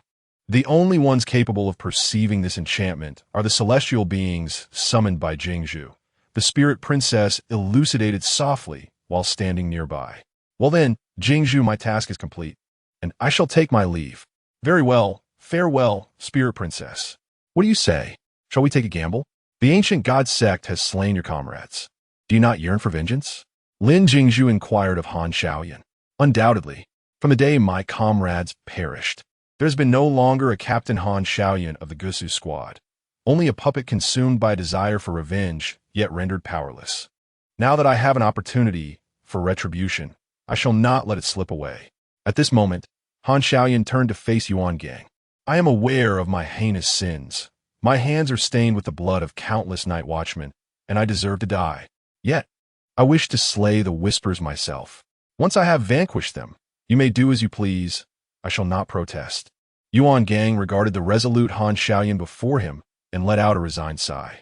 However, this is against the rules. Lin Jingshu turned to seek assistance from Chen Mai with her gaze, as if pleading, Chen Mama, he is bullying me. You must stand up for me. Receiving the signal from Lin Jingshu, Chen Mai stepped forward, positioning himself opposite Yuan Gang. Our Jingshu has painstakingly erased his soul contract. He should be allowed to continue utilizing his residual strengths. To confine him within the abstinence chamber under such favorable conditions would be a gross misuse of the contract's dissolution. As for your talk of rules, in Tsangnan, my rules are the law. Since you are now on my Tsangnan soil, you shall abide by my dictates, Chen Mai declared, leaving Yuan Gang momentarily speechless. Very well. I hereby grant my personal approval for this matter, Yuan Gang said with resignation. Hooray! Chen Mama is truly formidable. Lin Jingshu cheered. The plan to stifle Yuan Gang has been successfully executed. Captain Chen remarked, you have indeed raised a daughter. Yuan Gang teased as he observed Lin Jingshu cheering around Chen Mai. You cannot fathom the joy of having a daughter. Chen Mai shot Yuan Gang a sidelong glance. As if to imply, of course, a single person cannot understand the joys of having a daughter. Thank you. And thank you as well, Lin Jingshu. Han Xiaoyun turned to Lin Jingshu and said earnestly, no need for thanks. Chapter 84. The stunned crowd, if you wish to express gratitude, direct it towards yourself, for you have unwittingly conformed to my ideal type. Had you borne a resemblance to the less than pleasing Lu Liang, I would have offered you no assistance whatsoever. Congratulations, host. Task 1 has been completed. Kindly continue your endeavors. You currently possess 755 points. Task is refreshing. Han Xiaoyun caressed his own visage, contemplating the perks of being handsome. At that moment, Hong Ying, positioned behind Chen Mai, nudged Wen Qima with her shoulder. Is Jingshu teasing Han Xiaoyun? It seems so. I too sense this. To Han Xiaoyun, Jingshu is akin to a lifesaver. As the saying goes, one must repay a life-saving grace with their own body. Although Han Xiaoyun is somewhat older, he could easily take Jingshu under his wing. Huh. At this juncture, Si Xiaonan also joined the conversation. I believe it's quite favorable, handsome, and capable. Jingshu owes him a life debt. This buff is indeed stacked. Wait, have you all forgotten about that? We mustn't let Jingshu catch wind of this, or else she'll surely scold us, interjected Wen Qima softly from the side. Understood. We are merely indulging in gossip here. We would never genuinely approach him. After Han Xiaoyun and Yuan Gang ascertained certain matters, they prepared to depart. All right, the task has concluded. Let us return home, Chen Mai said with a smile, gazing at his teammates behind him. Hooray! Kin Mama, Kin Mama. Do you see any changes in me? Lin Jingshu twirled in front of Chen Mai, her eyes sparkling, as if urging him to notice something extraordinary. Chen Mai first affectionately ruffled Lin Jingshu's hair, then scrutinized her closely. To his astonishment, he exclaimed, Jingshu, you've reached the Chuan realm. What? Hold on, did I not resurrect my ears properly? Am I hallucinating? Wu Xiangnan skeptically pinched his ears. Hong Ying dashed over, circling Lin Jingshu. I'm now at the Qi realm. I can no longer decipher, Shu's level. You truly have ascended to the Chuan realm. Sister Jingshu, you are exceptionally formidable. It's clear that you are the protagonist of this world. If that's the case, my dear, you are now at the same tier as the captain. Indeed, I am quite impressive, Lin Jingshu declared, her head held high like a proud little fox. Sister Jingshu, at this pace, won't you be able to join a special team immediately after graduating from the training camp? Look at your strengths. You possess both ranged and defensive capabilities, along with healing skills. Your realm is indisputable. Does that mean our Group 136 will produce a member of special team? You can't deny it. With Jingshu's current abilities and realm, she is undoubtedly qualified. By the way, Sister Jingshu, what happened during your brief disappearance? Bai Li Pang Pang inquired from the side. Yes, Sister Jingshu, we were unable to reach you earlier. What transpired? This morning, I was on my way to support you. As I journeyed, I was unexpectedly halted by an individual from the Sea realm, who introduced himself as the 11th seed of the believers. At that moment, I was in the Pool realm, and the spirit I summoned was merely of the River realm. It seemed impossible to withstand the impending confrontation. In a critical moment, I leveled up my sister Jingshu, and yet a Sea realm adversary fell before you. Why is it so effortless for you? Those who had recently engaged with the Sea realm, such as Chen Mai and others, found themselves questioning their own inadequacies. Why is it so simple for Jingshu? Sister Jingshu, I always thought you were powerful, but I never anticipated you were this formidable. Both Chao Yuan and Shun Qingzhu nodded in agreement, their faces reflecting admiration. Sister Jingshu, have you considered discussing an early graduation with Instructor Yuan? Being with us feels like a significant disparity in strength. Bai Li Pang Pang, Gesta da Liberatelli. Alas, it seems that being exceedingly strong can also be a flaw, Lin Jingshu replied with feigned melodrama. Ah, Sister Jingshu, please refrain from such antics. Ashu, spare my eyes. She retorted. TCH, your lack of appreciation is disheartening, Lin Jingshu said, turning away to continue her conversation with Chen Mai. Captain, did you save me any food? I rushed to assist Pang Pang this morning without having the chance to eat, and on my way here, I encountered that Sea realm individual again. After all the places I've run to this morning, I'm on the verge of fainting from hunger. There aren't any leftovers. No worries, after the matter is settled. You can have a couple of bread rolls to tide you over while I prepare a meal, Chen Mai thoughtfully replied. Great, I'm looking forward to enjoying your cooking again. Captain, she exclaimed, visibly delighted. Meanwhile, Lin Jie and Shun Qingzhu were engaged in their own conversation. Chia, The ordeal has concluded, and my security team has arrived in Songnan. I plan to stay at a hotel since I've troubled Sister Jingshu too much these past few days. Indeed, you have inconvenienced her a great deal recently. I can relay that message to her later. Lin Xia nodded gently. The aroma of the captain's cooking is unparalleled. After sufficiently nourishing herself, Lin Jingshu settled comfortably on the sofa. All right, Xiaojiu, I am ready to select my spirits. Who will I choose this time? I choose Shirshi and the Poison Empress. Shirshi can manipulate time, and the Poison Empress adeptly wields poison, enabling discreet eliminations of our foes. Understood? Ashu. Xiaojiu. Will I be able to change forms when summoning my new spirits? Not this time. It took considerable effort for them to agree. Xiaojiu's proud voice responded. Lin Jingshu could almost envision Xiaojiu's adorableness just from the sound of her voice. Thank you, Xiaojiu. You are the best. Jingshu, now that you have ascended to the river realm, can you summon new spirits? Chunmai inquired while drying his still dripping hands as he approached Lin Jingshu. Yes. Every time I ascend a tier in my forbidden ruins, I am able to summon new spirits. Now that I am in the river realm, does that not mean I can summon new spirits once again? Indeed, this time, I can summon 2 new spirits, Yi Luoli Magic and Shirshi. Such a familiar scene. The figure of Shirshi gradually emerged before the crowd, her silver-gray hair cascading effortlessly down her shoulders. Dressed in a voluminous violet-gray princess gown and adorned with a jeweled crown, she wore a delicate pearl necklace around her neck, exuding an air of grandeur and authority. How wonderful! This time, I have not changed my attire. I shall not feel embarrassed at all. Xiaojiu, you are simply the best.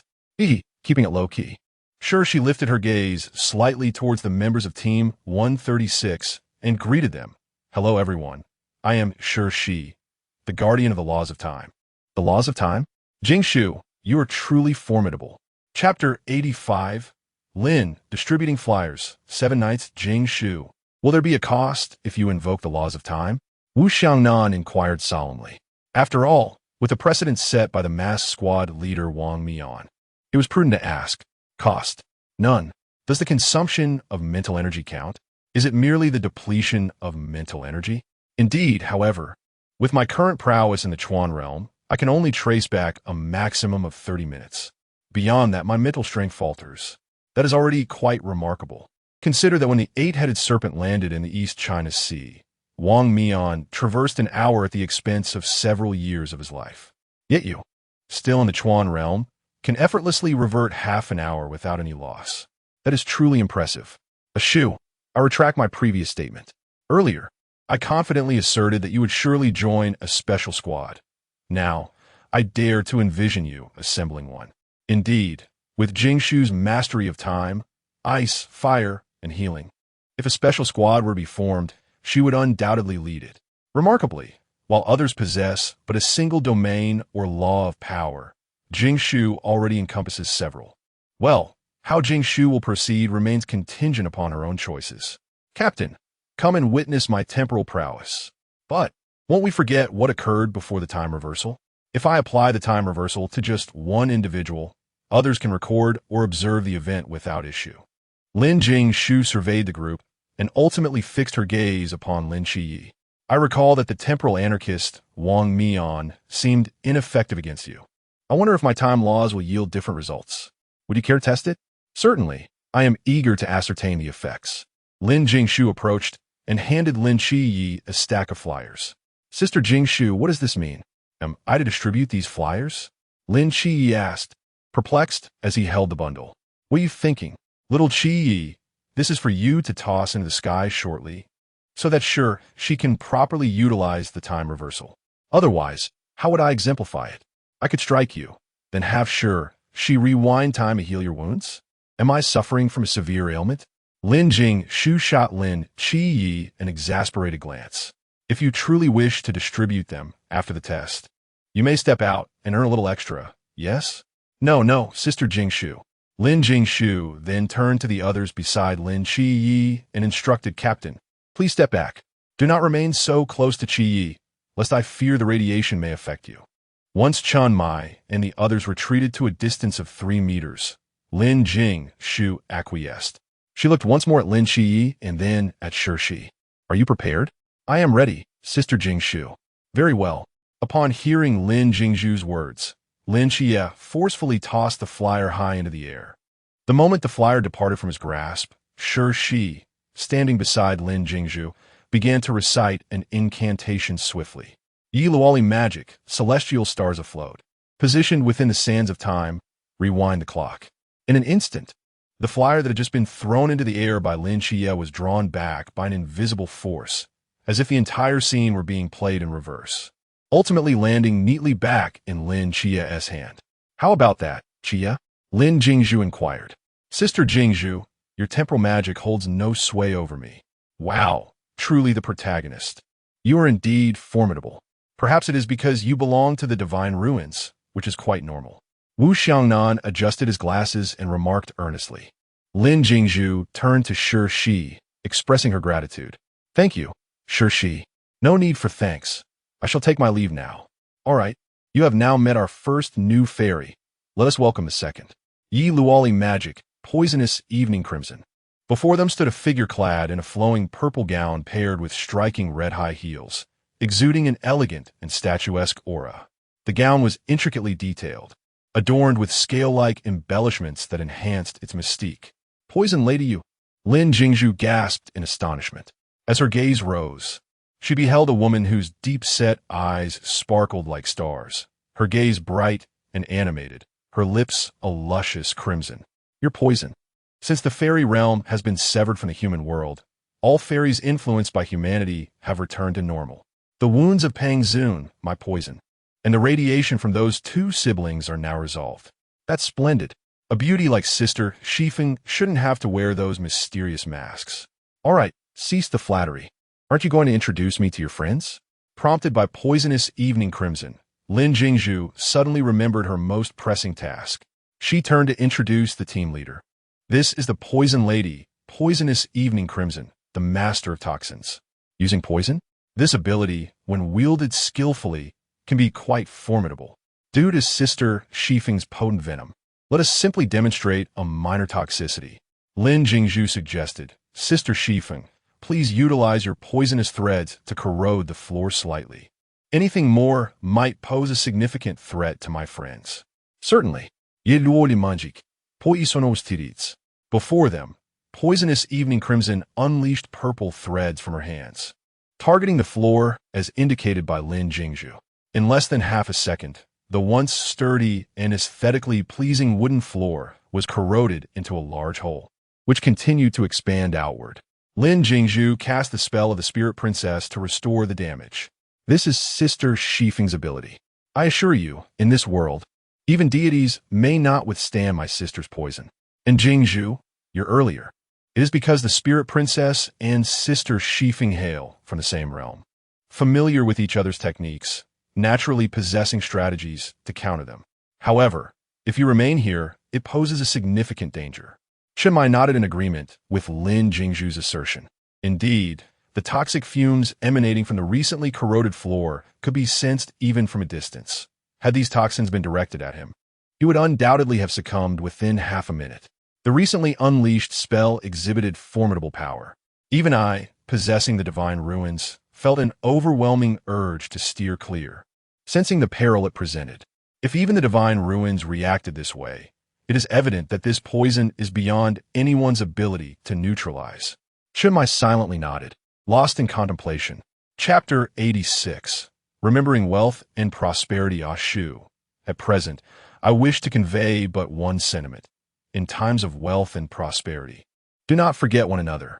Everyone has witnessed the formidable beings that Lin Jingshu can summon, each possessing exceptional strength. There is a profound envy in their hearts. Yet more so, there is joy for Lin Jingshu. Although she arrived here alone, her awakened forbidden ruins not only ensure her safety, but also promise a flourishing existence for her in this realm. The term envy has become wearisome to me. When shall I attain the prowess akin to that of Jingshu? It is truly remarkable. Previously, I believed that my combat capabilities within our small team were quite impressive. However, with Lao Zhao also awakening a highly dangerous forbidden ruins, I thought it was manageable. Yet, the emergence of this prodigy, Lin Jingshu, has left me feeling as though I am being cast into the dirt. Nay, Hong Ingjie, you are truly remarkable. I cannot be considered an ordinary person. At this moment, the others recalled that aside from her identity as a being from another world, Lin Jingshu is also a nine-tailed fox. Such is her prowess in the forbidden ruins that they momentarily overlooked her other identity. All right, Ashu, I shall take my leave for now. Do come and visit your sister. Okay, Defia. At that instant, Chun Mai suddenly remembered something and looked up at Lin Chiye and Lin Jingshu. How about inviting your few good friends over for dinner tomorrow?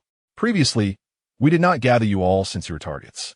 Now that those matters have passed, it is only fitting that you two, as hosts of Tsangnan, extend the invitation. Captain, did you prepare this dish? Lin Jingshu inquired as she rushed to Chun Mai's side. Of course, I made it. Wow, how fortunate are Pang Pang and Qing Zhu to taste the captain's cooking. Enough with the flattery, and there is another matter. Chun Mai gently nudged Lin Jingshu aside. What matter? Lin Xie asked, perplexed. Now that the affairs of the ancient God Church are settled, I cannot fathom what else might trouble Chun Mai. The Peace Bureau serves as the stronghold for the Night Watchers. Hence, aside from members of Team 136, others cannot typically. Wu Xiangnan interjected to explain on Chun Mai's behalf. That's simple. Just come to my house. It is spacious enough, certainly sufficient for all. My home is also quite large. Hong Ing chimed in. Let us gather at my place. It is seldom occupied, so even if we indulge in barbecues or hot pots with strong aromas, it will not disrupt daily life. Moreover, Pang Pang and Qing Zhu reside there, which eliminates the need for back-and-forth travel. Indeed, how could I forget you? The major benefactor of Team 136? When Shima teased. Very well, it is settled then. We shall convene at my villa. I shall inquire with them shortly. Lin Xie nodded. By the way, Jing Shu Jie, Pang Pang, and Zhuanggu have asked me to inform you that they intend to stay at a hotel. They mentioned that now that the ancient God Church matters have concluded, it would be inconvenient to trouble you further. Lin Xie suddenly recalled this matter and turned to Lin Jingshu. Well, since they wish to avoid troubling me, I shall not disregard their goodwill. Lin Jingshu acknowledged his sentiment. With the affairs of the ancient God Church concluded, she expressed her desire to retreat to the lounge for a brief respite, yawning as she spoke. Go ahead. There are only 2 days left of this holiday. Make sure to rest well and relax a bit. All right, Captain, Lin Jingshu replied, heading toward the office lounge, eager for a refreshing slumber. Xiaojiu, have you found that method to save Tsangnan that I asked you to look into earlier? After going to the training camp, I've been utterly exhausted and completely forgot about it. Finally, a break from it all, yet I still find myself entangled with the ancient God Church. Now that they have apprehended those they needed to and dealt with the deceased, I've finally remembered. So what is the outcome? Not yet, Jingshu. After all, resurrecting what even the gods cannot is exceedingly challenging. I've been revisiting the archives at the system headquarters these past few days. Grant me a little more time to continue my search. The system responded vaguely. Thank you, Xiaojiu. Lin Jingshu smiled, though a flicker of a different emotion passed through her eyes. No trouble at all. You rest first. I'll return to the headquarters to look further. Goodbye. Xiaojiu. After their conversation concluded, Lin Jingshu bowed her head in contemplation. After a few seconds, she sighed softly before lying down to catch up on her sleep. Father, is there truly no possibility other than sacrifice? What do you think it is? A city that even the seraphim Michael cannot save. How could a mere mortal succeed? And how? There are no options. Either perish or let the city vanish. Before departing, the heavenly path mentioned, do not disrupt my narrative. After the divine conflict, the complete disappearance of Tsangnan is also a crucial juncture for Lin Xie. Yet our mission is to rescue Yin Nanping, to alter their fated tragic destiny and conclusion. As the protagonist, Lin Xie has endured enough suffering. In his eyes, his aunt and cousin are his only family, and now he must be told that they are lost to him. Is that not a tragedy in itself? Isn't saving Tsangnan also a part of our mission? You need not argue with me. Lin Xie's life is fraught with hardship, yet ultimately he transcends, and in the end, he will revive all the victims of Tsangnan. So a few years of effort will not be in vain. I lay this before you. No matter how many times you inquire or how many ancient texts you peruse, there is only this method. There are no alternatives. I refuse to accept that. If you offer me no other options, I shall seek them myself. If they are not found in the ancient texts, I will consult other systems.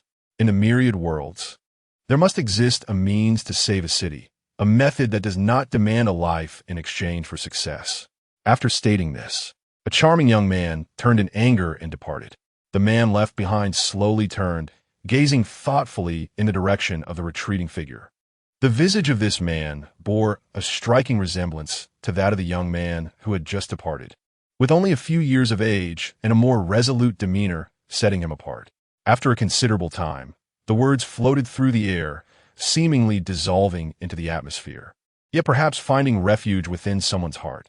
Child, I too am reluctant to act thus, but such is the decree of fate. Your heart is pure, thus it falls upon me to assume this role of the villain. I hope that young lady does not hold you in disdain, nor do I wish for her to sacrifice herself so willingly. Chapter 87. I want a vacation the next noon. Lin Jingshu found the passage of time on the sofa to be exceedingly swift. In just half a day, we must return to the camp. Sitting beside her, Lin Xie interjected, correcting her. Not half a day, but approximately 7 hours remaining. Little Xie, how rude of you, Lin Jingshu retorted, choosing to ignore this blunt individual. And Qingyu, you already possess the forbidden ruins. Would you care to join us for the training? Lin Jingshu proposed. And Qingyu replied, but you're already halfway through the training. Can one still join midway? I'm not sure. I could inquire. Who knows, it might just work out. Besides, your forbidden ruins are so unique. It isn't impossible that the higher-ups would make an exception for your exceptional abilities, Lin Jingshu suggested. Does your training camp have any mysterious corpses? And Qingyu inquired. Mysterious corpses? Not even a trace of mysterious dregs exists. If there were any mysterious corpses, the instructors would have no work left to do. Lin Jingshu laughed. Then I shall not go. My abilities rely on studying mysterious corpses to acquire their powers. Without them, my presence would be futile. I might as well research at home. And Qingyu concluded. Very well, Lin Jingshu acquiesced. Are you all preparing to return to camp? And Qingyu asked. Indeed, less than 7 hours remain. I feel just like those students reluctant to return to school after a vacation, Lin Jingshu expressed. Then I can only mourn for you silently for 3 seconds. And Qingyu quipped. Thank you, Lin Jingshu replied. You're welcome, and Qingyu said, at which point Lin Jingshu decided to disregard her once more. At that moment, Chunmai emerged from the activity room, addressing the two lounging on the sofa. I have gathered all the ingredients. We can set off now. Understood, Captain. I shall lead the way. Upon arriving at the villa, everyone began to prepare their respective tasks. Chia, Jingshu, you may go summon your friends. By the time they arrive, the dishes will nearly be ready, Chunmai instructed. Very well, Captain. All right, Captain. Half an hour later, the subsequent scene unfolded. So, you must be Captain Chun? Your demeanor is quite remarkable. Only my Rolex could possibly match your elegance. Please accept this. Brother Xiangnan, I rushed out this time without bringing anything distinguished. Please accept this green water ghost. Sister Hongying, you are exceedingly beautiful. However, your wrist appears somewhat bare. This Van Cleef Arpels piece is perfectly suited for your grace. Come, take it. Uncle Zhao, I am well aware of your heroic deeds. They are truly admirable. Please do not reject this Patek Philippe. Lin Jingshu and Lin Xie exchanged glances, both recognizing the shared embarrassment on each other's faces.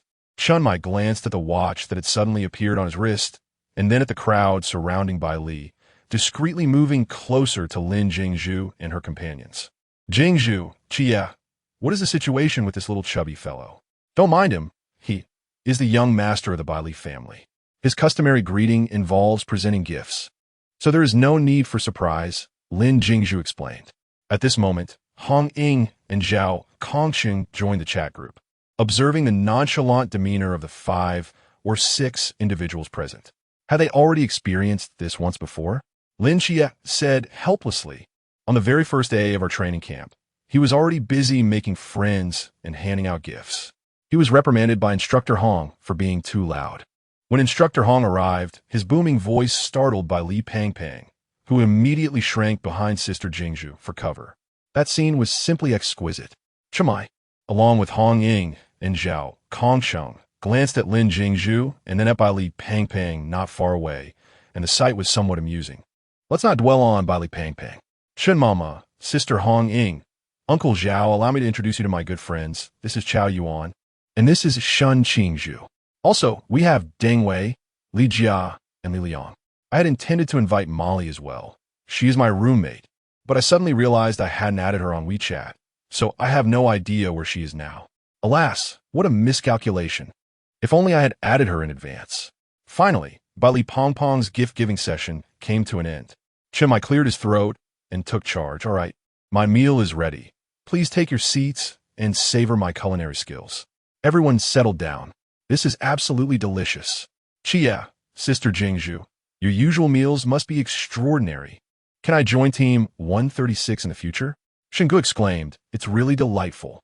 Yes, Shingu, do taste this. You all enjoy your meal. I can serve myself. Why was Xiao Yuan silent? Because he was already engrossed in his food. With Bai Li Pongpong's presence, the atmosphere at dinner was particularly harmonious. After everyone had their fill, Lin Xie and Lin Jingshu gathered their belongings and bid farewell to the group. We're leaving. The next time we return, we will be official team members. Remember to think of us. Of course, we will miss you. After a few brief exchanges, Lin Xie and Lin Jingshu headed to the designated boarding area with Shun Qingzhu and the others. Upon arrival, they saw several familiar black buses parked there. The group began to queue for boarding, handing over the starry blade they had brought along. As everyone gathered, the bus slowly set off, heading deep into Cangnan. Sister Jingshu, I can't shake the feeling that something's not quite right with you. If I had to describe it, it resembles a scene from an animated film, as if your soul is drifting out through your mouth. I don't want to go back. I want a vacation. Sister Jingshu, this makes you seem more like a student. Lin Xie couldn't help but chuckle first. Upon hearing Lin Xie's description, Shun Qingzhu and Bai Li Pangpang pressed their lips together, attempting to suppress their laughter. Hey. If you want to laugh, just let it out. I've already heard you. Why hold it in? And what's wrong with being like a student? Who doesn't enjoy a break? I'm not a beast of burden by nature. After speaking, Lin Jingshu turned her gaze towards the window. It seems that one can feign remaining in a state of vacation. Suddenly, a glimmer of light flickers from the distant buildings of the city. Isn't that Brother Long Xian? Though he is not one to express his sentiments verbally, his actions speak volumes, having already conveyed his intentions to us. Lin Jingshu whispered to Lin Xie, who sat beside her. Together, they gazed out of the car window and gently waved their hands. At that moment, atop the skyscraper, a figure clutching a sniper rifle couldn't help but smile at the sight of their small gesture, silently watching as they gradually receded into the distance. Chapter 88. The starry sea metal, the piercing yet familiar chime reverberated through the air, impossible to ignore. Lin Jingshu's body jolted as if struck by electricity, and she instinctively sat up in an instant. Her movements were swift and practiced. In the blink of an eye, she had donned her attire and, like a gust of wind, dashed out of the dormitory behind Molly. It was only upon arriving at the foot of the training platform that she paused to ponder. Wait, wasn't our physical training supposed to be over? What is happening? Was everything that transpired before merely a dream? Or do I possess an extra fragment of memory compared to you all?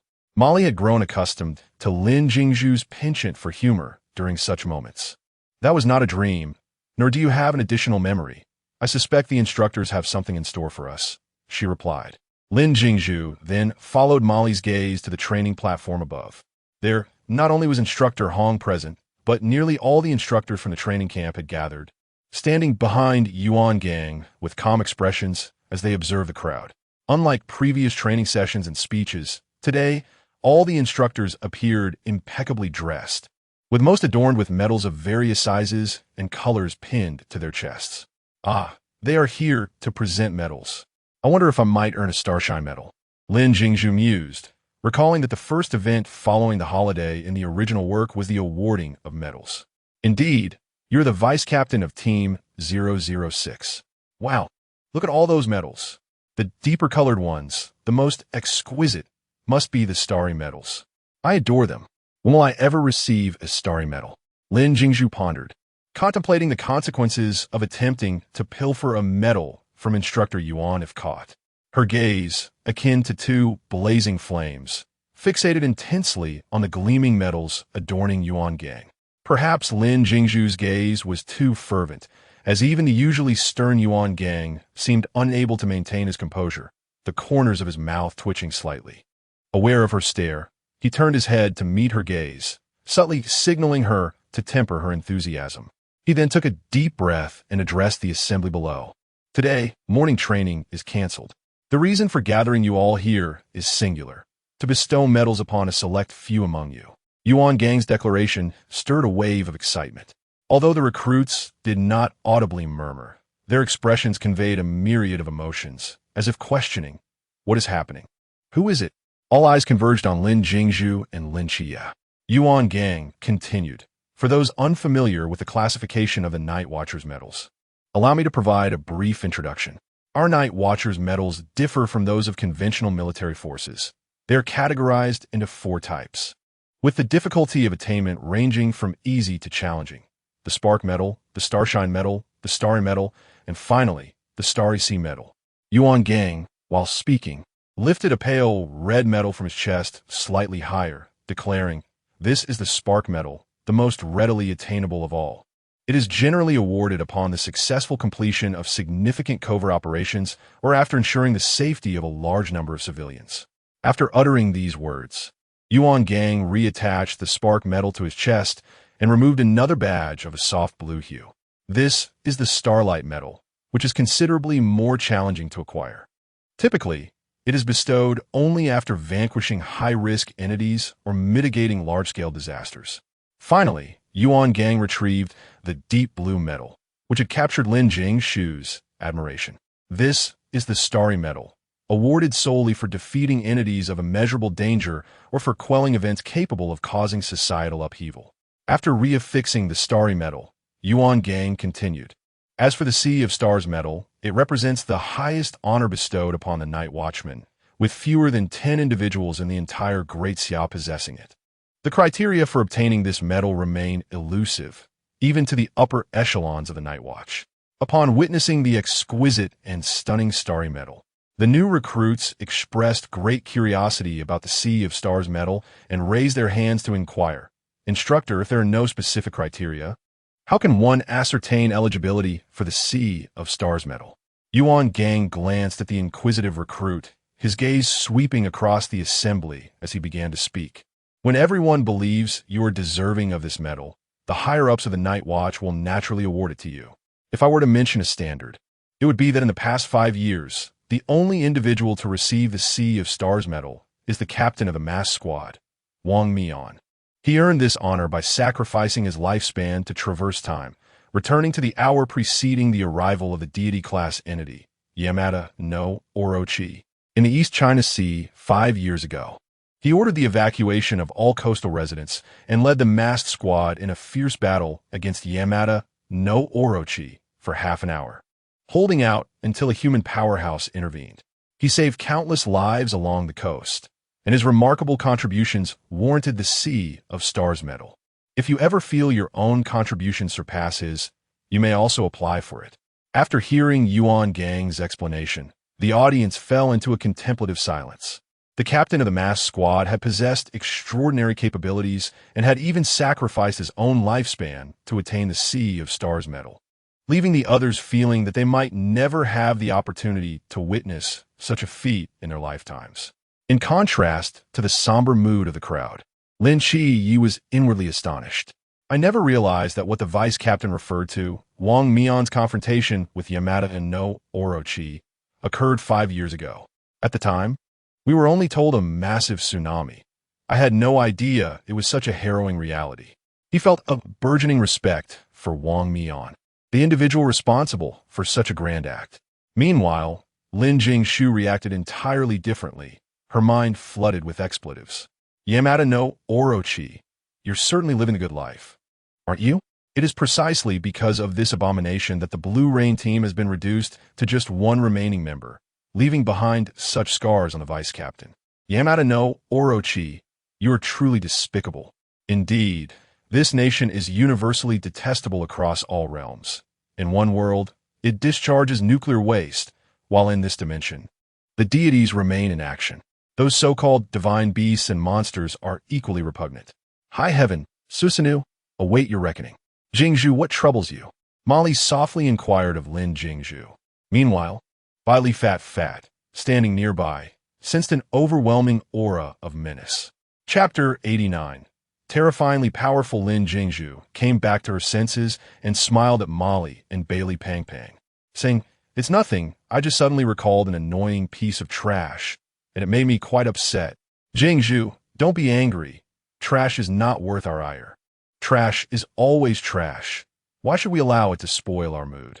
Getting upset will only harm our health, and that is hardly worth the cost," advised Bailey Pang. Indeed, Jingshu, Bailey Pang speaks wisely. Since it is merely trash, let it remain within the refuse pile. As she gazed at the crowd below, Yuan Gang received a black box from the instructor standing behind him.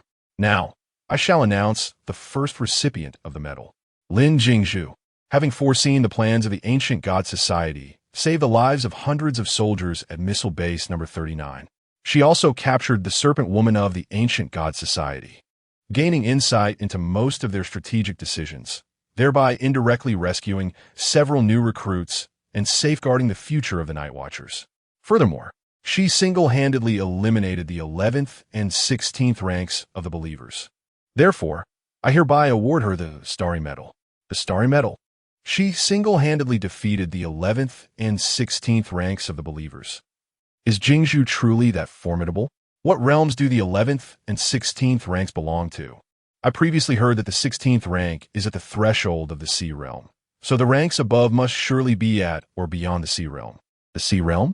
Jingshu single-handedly vanquished a half-step Sea Realm, and a Sea Realm, or even an unmeasurable realm individual. That is astonishing. Hey, didn't you hear what Instructor Yuan just said? She saved Missile Base number 39, and in doing so, indirectly saved several new recruits, which must refer to us, right? A quick-witted person in the crowd immediately grasped the crux of Yuan Gang's words. So, the original plan of the ancient God Society was to launch missiles to obliterate us?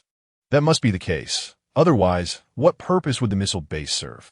Wow, your world and mine seem so different. While I've been indulging in leisure and merriment here in Songnan, you're telling me that Jingshu has been battling fiercely in our absence. Not only did she save us, but she also eliminated so many believers of the ancient God Society. Terrifying indeed. Even Molly, who stood beside Lin Jingshu, wore a look of astonishment. Jingshu, you are truly remarkable. What have you experienced these past few days? The others, who were aware of all Lin Jingshu's deeds, wore smiles, offering her heartfelt congratulations. Really, I am genuinely in awe of Jingshu receiving this Starry Medal. I even believe she deserves the Sea of Stars Medal. Can we not apply for that as well, just to see what it looks like? Stop joking around, or Instructor Yuan might make you run laps. At that moment, Lin Jingshu, hearing the whispers of the crowd, expressed, Yes, you are right. I am indeed that kind of person. I am that impressive. Admire me, please. However, based on Lin Jingshu's accomplishments, she was still not quite deserving of the Starry Medal. However, the few high-ranking individuals who were aware of Lin Jingshu's true identity believed that upon her arrival, she resolutely chose to join the Night Watch and pledged her allegiance to the Great Xia. Moreover, she presented them with a remarkably significant elixir and bestowed upon the captain of the mass squad, Wang Mian, a life-extending potion, which warranted a reward for Lin Jingshu. Yet, when she offered the elixir to the Night Watch, she stipulated the seemingly inconsequential condition of reclaiming Team 136. If this is not a testament to her sincerity towards the Great Xia, then it is likely that few possess such genuine loyalty. Thus, as all events converged, Lin Jingshu was honored with a Stellar Medal. Under the adoring gazes of the crowd, she gracefully ascended the martial platform. Yuan Gang approached her, unveiling a black box. Inside, nestled within dark satin, lay an exquisite deep blue medal. Yuan Gang solemnly lifted the medal and adorned Lin Jingshu's chest with it. No need to envy me, he said, patting her shoulder. Lin Jingshu glanced down at the radiant medal on her chest, a smile blossoming on her lips. and she raised her hand to salute Yuan Gang before gracefully descending the platform. How beautiful! This blue is so mysterious. If the stellar metal is already so stunning, just imagine how magnificent the sea of stars must be. Xiaojiu, do you think it would be possible for me to trade a potion with Wang Mian for a sea of stars metal? Ashu, I don't think that is feasible. After all, it is their metal and must hold significant value. The system gently dissuaded Lin Jingshu. Then could I not simply exchange a potion for a mere glimpse of the sea of stars metal? Besides, Wang Mian would not be at a loss. Jingshu, do you truly desire it so much? Of course.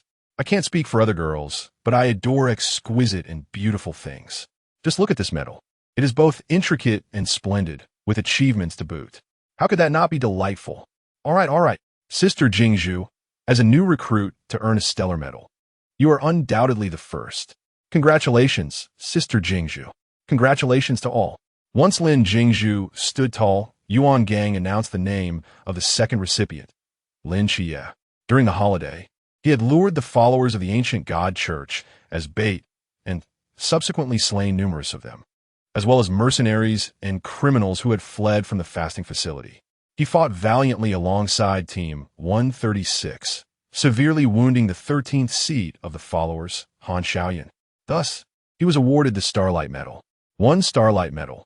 Their prowess was indeed astonishing. My apologies, Xie, for reducing what could have been your Stellar Medal to a Starlight Medal. Lin Jingshu silently murmured to herself. Lin Xie swiftly ascended the martial platform, and under the watchful eyes of the new recruits, Yuan Gang gently placed the prepared Starlight Medal upon Lin Xie's chest. Understanding the psychological impact this might have, Yuan Gang offered a few words of comfort. You have done exceptionally well. Do not feel pressured. Jingshu, that girl, is truly a prodigy among geniuses. It is perfectly natural that you cannot compare to her. Lin Xie also saluted Instructor Yuan with a standard military gesture. Rest assured, Instructor Yuan, I possess a fair degree of confidence in my own abilities. That is reassuring. Yuan Gang nodded in response. Only then did Lin Xie descend the steps and return to the ranks. Today was extraordinary, Lin Jingshu praised, giving Lin Xie a thumbs up. Xie, you were absolutely phenomenal. Subsequently, Yuan Gang spoke again. Shun Qingzhu, for the swift elimination of two malevolent, superpowered individuals, effectively mitigating the catastrophic risks posed by the Tempest, thus safeguarding half the city from destruction. You are hereby awarded the Starshine Medal. Chapter 90. Yang Jin's whining at that moment. Shun Qingzhu, standing nearby, was momentarily taken aback by Yuan Gang's words. Shun Qingzhu has also received a medal? Wait, who? Shun Qingzhu? Me? I receive a medal too? It was not only Shun Qingzhu who was incredulous. Even the other recruits wore expressions of disbelief. It was not that Shun Qingzhu was weak, but when compared to the likes of Lin Jingshu and Lin Xie, prodigies of an extraordinary caliber, Shun Qingzhu's abilities did seem somewhat inferior. Shun Qingzhu turned to gaze at Lin Jingshu, hoping to see a playful expression that suggested, this is just a joke. However, he found none. Stop staring and hurry up, he urged. Are you so overwhelmed that you've lost your wits? Although Lin Jingshu was unaware of Shun Qingzhu's reasoning for looking at her, she still encouraged him to ascend the stage to receive his award. Only after confirming that both Yuan Gang and Lin Jingshu were not jesting did Shun Qingzhu step cautiously onto the martial stage. Yuan Gang solemnly placed the starry medal upon Shun Qingzhu's chest. Well done, young man. Receiving a medal as a new recruit bodes well for your future. This was the first time Shun Qingzhu had heard Instructor Yuan speak to him in such a calm and even gentle tone, which left him feeling somewhat disoriented. He regarded Yuan Gang with an expression that seemed to say, Old Yuan, has your account been hacked? As the instructor who had mentored Shun Qingzhu for 5 months, Yuan Gang was well aware of his thoughts. However, the gravity of the situation precluded any physical reprimand, and he could only suppress the urge to deliver a well-deserved slap. Stop teasing me and be serious. This is the Yuan Gang I know, Shun Qingzhu remarked before saluting and stepping down to rejoin his comrades. After the awarding ceremony concluded, Yuan Gang commanded the assembly to disperse, and everyone began to eat, pack their belongings, and explore. Jingshu, let me see it. I couldn't see clearly from a distance. Wow, it's so beautiful. Truly, the metal lives up to its name, resembling a star. It's really stunning. I wonder how magnificent the sea of stars must be. Stop dreaming. Just seeing the stars is already quite splendid enough. A sea of stars? Dream on. Right, get ready for bed early. In dreams, anything is possible. Being generous with her fellow recruits with whom she had shared life and death bonds in the training camp, Lin Jingshu also offered her starry medal for them to admire. Meanwhile, on the other side, Brother Shun, you are incredible.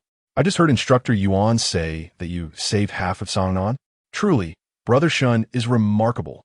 Surrounded by Li Jia and Li Liang, Shen Qingzhu felt somewhat awkward. He averted his gaze, cleared his throat, and replied with a feigned nonchalance. What's the big deal? Don't mention just the starry medal. I'll learn something even greater in the future. Brother Shun, you're so impressive. Their excitement drew the attention of Lin Jingshu's group. Lin Jingshu chimed in. Qingzhu, I believe in you.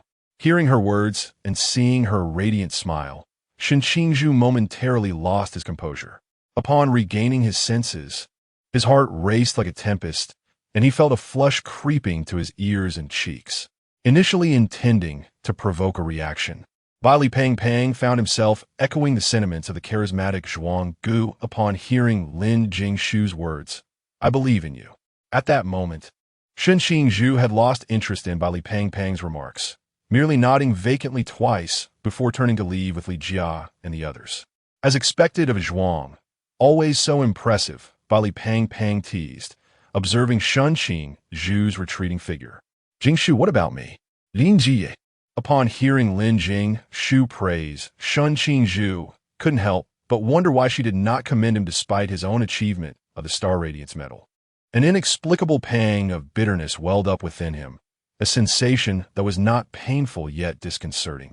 Noticing Lin Qiye's despondent expression, Lin Jingshu chose not to dwell on his thoughts. Of course, Xiao Qiyi is the best. Then why didn't Jingshu praise me first? Lin Jiye questioned it. A childish inquiry that slipped from his lips without forethought.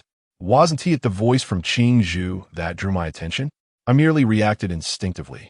Who would have anticipated that Lin Qiyi, typically so reserved in expressing emotions, would exhibit such a commendable demeanor for the first time?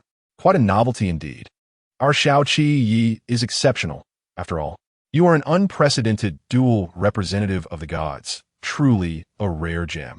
I can assure you that no one in this world could surpass your prowess. After all, I speak only the truth. Who in this world could rival the main character? Lin Jingshu was clearly indulging a child, listening to her gentle and melodious voice. Although Lin Qiyi verbally protested, the lingering bitterness within him dissipated. Unbeknownst to him, the corners of his mouth had curved upwards at some point. One must admit, it is a testament to the bond of cousins. That pitiful expression of yours evokes a sense of compassion. When will a Jin be able to display such expressions to me? Alas, I wonder if Qi Yi could teach his younger brother this charm. Lin Jingshu began to envision Lin Qiye's playful demeanor as that of Yang Jin's. All right, Qi Yi, I shall return to the dormitory to organize my belongings, including my medal, which is quite lovely and holds a special place in my heart. After everyone had completed their tour, she returned the medal to Lin Jingshu. Following her farewells with the group, Lin Jingshu and Mo Li headed back to their dormitory.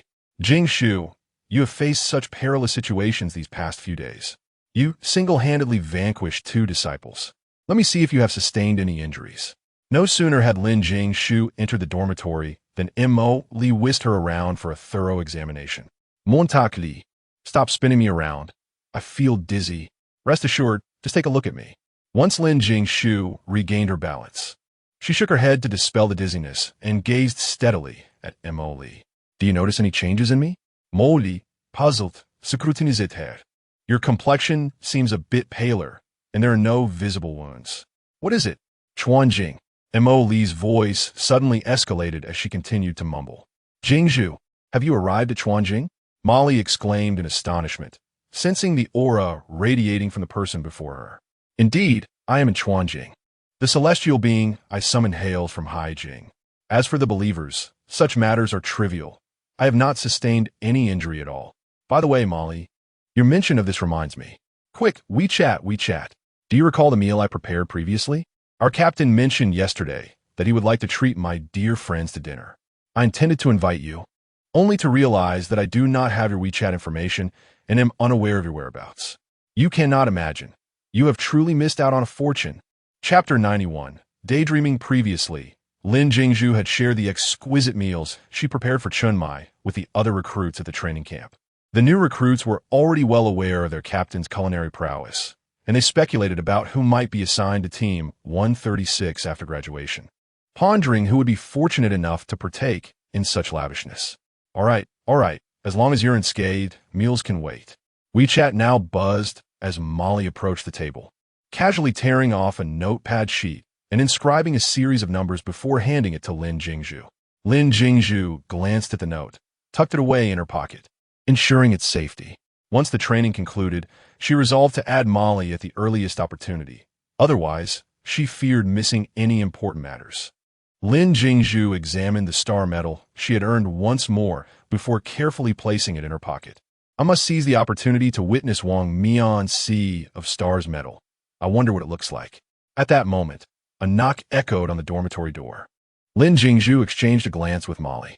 Molly spoke first, inviting the visitor in. A cute girl pushed the door open and entered. Xiao, what's the matter? Jingshu, Instructor Yuan said he needed to see you. He requested your presence in his office immediately. All right, I understand. Thank you, Xiao. Lin Jingshu turned back to Molly. I'm heading out now. Go ahead. Do you need me to bring you some food? Lin Jingshu pondered for a moment. I would love some soup dumplings. I haven't had the chance to enjoy San Lao's cooking these past few days, and I truly miss it. That would be a great help, Molly. Got it. Hurry along now. Lin Jingshu briskly departed the girls' dormitory, making her way to Yuan Gang's office. What could Instructor Yuan want with me? Surely, he isn't about to bestow another medal upon me? Ah, Shu, your imagination is a bit too fanciful. That is the star medal, and even Yuan Gang possesses only 3 of them. Being a new recruit, you are already doing quite well. Well then, is daydreaming not allowed? Thus, Lin Jingshu mused as she approached Yuan Gang's office. She straightened her attire and called out, "Report. Enter." Only then did Lin Jingshu push the door open, closing it behind her as she stepped inside. Approaching Yuan Gang, she inquired, "Instructor Yuan, did you need something from me?" Yuan Gang lifted his head from a pile of documents and gestured for her to take a seat. Once seated, Lin Jingshu gazed at the cluttered desk, thinking, is this what the original text described? The diligent Yuan Gang contrasted with the carefree Xiaopinga. Yuan Gang set aside the document he had been holding and began, "Jingshu, I called you here to discuss a matter." "What is it?" "Instructor Yuan, as long as it doesn't involve separating me from Sangnan and Xie, I am open to considering anything." "Jingshu, why not confide in me quietly? You would really have feelings for Xie, would you?" Yuan Gang's curiosity took precedence before he could address the main issue. "Instructor? No. Xie is my brother. How could I possibly harbor such thoughts?" "All right, let's get to the point. Do you recall the green elixirs you provided to Wang Mian and his companions?" Yuan Gang adjusted his attire, adopting a serious demeanor. "Elixirs? Ah, the pills infused with Princess Ling's compressed spiritual energy, correct?" "I am aware. What of it?" Lin Jingshu inquired. During a recent mission undertaken by the mass team, the report initially indicated an enigmatic entity of immeasurable realms. Yet unexpectedly, this enigma was elevated to the status of Klein. At that time, the frontline combatant, Vortex, was grievously injured. Had they not remembered the elixirs you provided and consumed one, the mass team would likely have lost a member. Vortex? Severely injured? Is this passage present in the original text? It seems not, does it? Or perhaps it is there, but merely lacks specific elaboration. It appears that Instructor Yuan summoned me regarding this elixir. Indeed, upon submission of their mission, members of the mass team reported that Vortex was on the brink of death. However, after consuming your elixir, his injuries nearly vanished, and even his mental acuity was restored to half its capacity. Following this revelation, the higher-ups inquired whether your elixir was available for purchase. I suspect that certain individuals among the upper echelons have already procured elixirs from the mass team, yet the team refuses to sell. Yuan Gang was taken aback by Lin Jingshu's astuteness and could only nod in resignation. Indeed, who would not desire a singular, potent restorative elixir. However, the mass team declined the upper management's request, citing the arduous nature of their special operations and the inherent dangers involved. It seems they have now turned their attention towards me. Lin Jingshu interjected, scoffing lightly. Truly, there exists a plethora of idle bureaucrats, regardless of location. Yuan Gang was surprised by Lin Jingshu's audacity, as she spoke so boldly in the presence of the vice captain of the Jing City 006 team and the high-ranking night watchman. I do possess such elixirs, but how do you intend to procure them? The night watchman's hierarchy intends to purchase one from you, to be sent back to their research department for analysis, with the hope of achieving mass production, Yuan Gang stated. That would likely disappoint those higher-ups. The elixir previously given to you was a remnant from my ancestors in a bygone world, and some were concocted by my own hand. Thus, the fundamental materials are somewhat consistent. However, the elixir I possess cannot be replicated through research. Is it due to Princess Ling? Precisely. The primary essence of this elixir derives from Princess Ling's healing powers, with a slight infusion of scientific technology for compression. Therefore, no substitute for her magical prowess can be found, even if one scours the entire world. It seems they shall be disappointed then. No, how could they be disappointed? If they wish to buy, I can certainly sell. After all, no one would refuse a financial gain, particularly at their expense. Moreover, my elixirs are not infallible. I am currently in the realm of Chuanjing, and the elixirs I produce can only heal injuries up to the boundless realm. Should one be of the Klein caliber or at the pinnacle of humanity, the restorative efficacy would be significantly diminished. However, in this world, how many individuals truly embody the Klein level or the utmost peak? So what are your conditions? Instructor Yuan appears to understand me well. My condition is to ascend to a senior position among the Night Watch. After all, the elixirs are mine, and I could easily choose to keep them for myself to forge friendships. If you desire the elixirs, then allow me to become one of your own. Only then will I be inclined to make sacrifices for my comrades. Though Lin Jingshu's lips curled into a smile, her eyes harbored a chilling coldness. Chapter 92. Sacrifice. This matter requires my report to the higher-ups. I'm unable to make any promises to you. Of course. However, I surmise they will likely agree. For as you, Instructor Yuan, have stated, who would not desire a pill capable of alleviating pain? Instructor Yuan, I shall take my leave now. Lin Jingshu, having spoken, paid no heed to Yuan Gang's reaction and turned to exit his office. Ah Shu, even if the other high-ranking members of the Night Watch acquiesce to your joining them, you may very well find yourself merely an honorary member, devoid of any actual power. I am well aware of this, yet if they can make an exception once, they can certainly do so again. If I can gain entry to the upper echelons as an ordinary individual, I shall eventually wield genuine authority. Moreover, many future events will necessitate the involvement of the higher-ups. My joining can be seen as paving the way for Shao Qiye and his companions, while concurrently assisting Commander Yi in rooting out traitors. That by Li Xin and Chen Lu. Precisely. In the future, Shao Qiye and his group will undoubtedly seek to eliminate Bai Li Xin. At that juncture, I can erase all traces of the incident under the guise of my position within the Night Watch. As for Chen Lu, he is the pivotal figure for the masked squad's infiltration into the fishing village. If I can eliminate him beforehand, it will prevent the squad from enduring unnecessary trials, thus averting the fate of 7 departing, 1 returning. But Ah Shu, are you truly confident they will permit you to ascend to the ranks of the Night Watch? Rest assured, they will certainly comply. Have you heard the adage, better to offend the petty than the physician? Though I'm not a physician. The pill in my possession holds significant value for them. Who among them can guarantee they will never face injury or that they will live to a ripe old age? As long as one harbors a desire for this pill, they will undoubtedly agree to my inclusion. Ah Shu, if you do join, will you truly relinquish the pill to them? I merely stated that joining the high ranks of the Night Watch would allow me to distribute the pill to my own.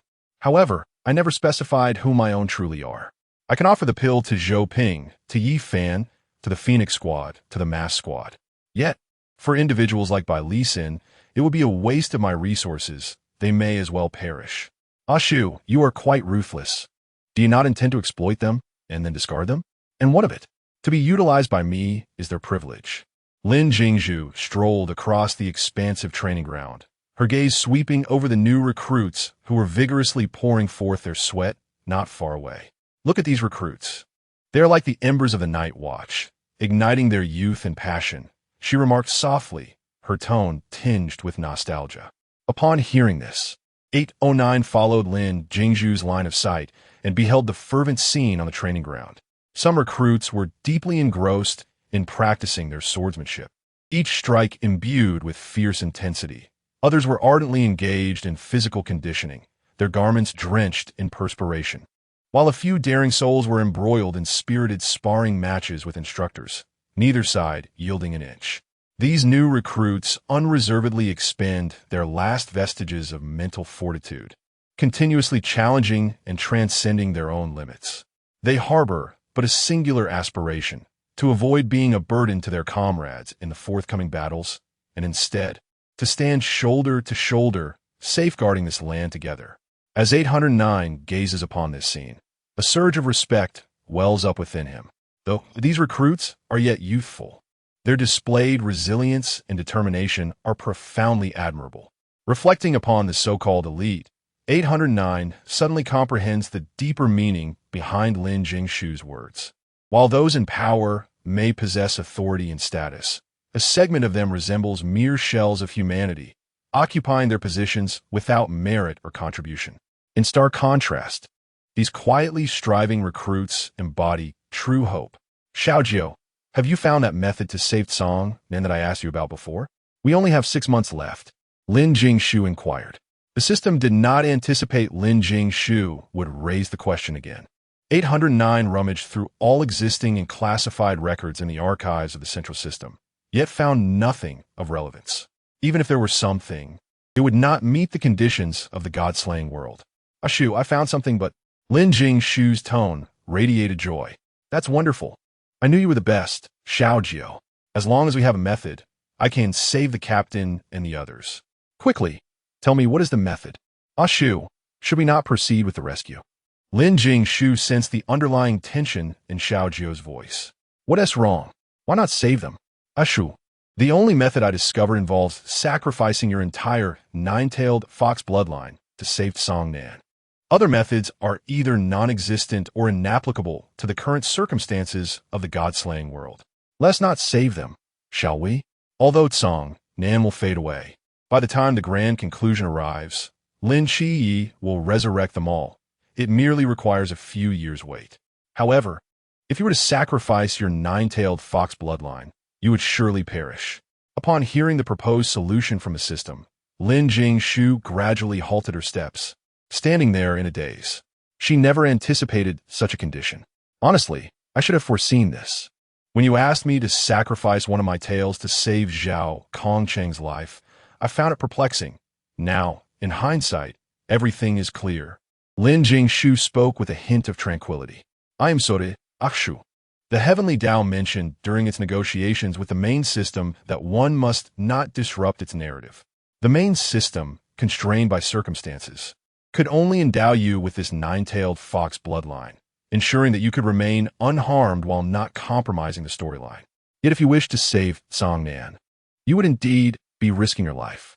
The nine-tailed fox bloodline has become entirely integrated with you. Without it, you would truly perish. So, my arrival here was orchestrated by you.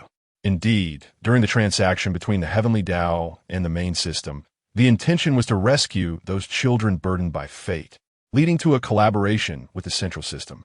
The hope was to find someone to navigate the god-slaying world to rectify the unresolved grievances. Due to my connections, my father serves as the head of the current system bureau. At that time, he believed the task was indeed quite simple, as rescuing those in distress merely involved using the system's points to exchange for items or enabling them to save others in their moments of impending doom. Consequently, I, as his connected offspring, was sent to your world to bind a host. Upon my arrival in that realm, the first person I encountered was you.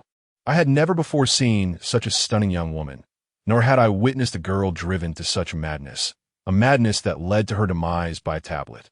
Chapter 93.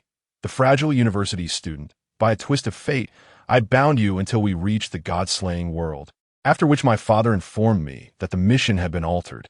The change was to adjust the emotional turmoil without altering the plot. What about the invader from that time? I staged it. The heavenly Tao permitted our entry to save, thus we would not be intercepted. However, the system headquarters required you to be infused with the bloodline of the nine-tailed fox, so I feigned an invasion to implant that bloodline within you. So, I truly was crushed to death. Lin Jingshu's words rendered the system speechless. Indeed, isn't it said that university students, though fragile, are hard to kill? How was I so easily slain?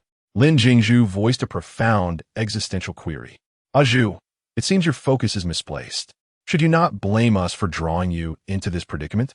Of course I will. Did you not also say that I was killed by tablet? Had it not been for you, I would likely be queuing in the underworld for Meng Po's soup right now. To have the fortune of visiting the anime world I adore and encountering my beloved characters is rather delightful. If that is the case, shall we abandon the notion of saving Songnan?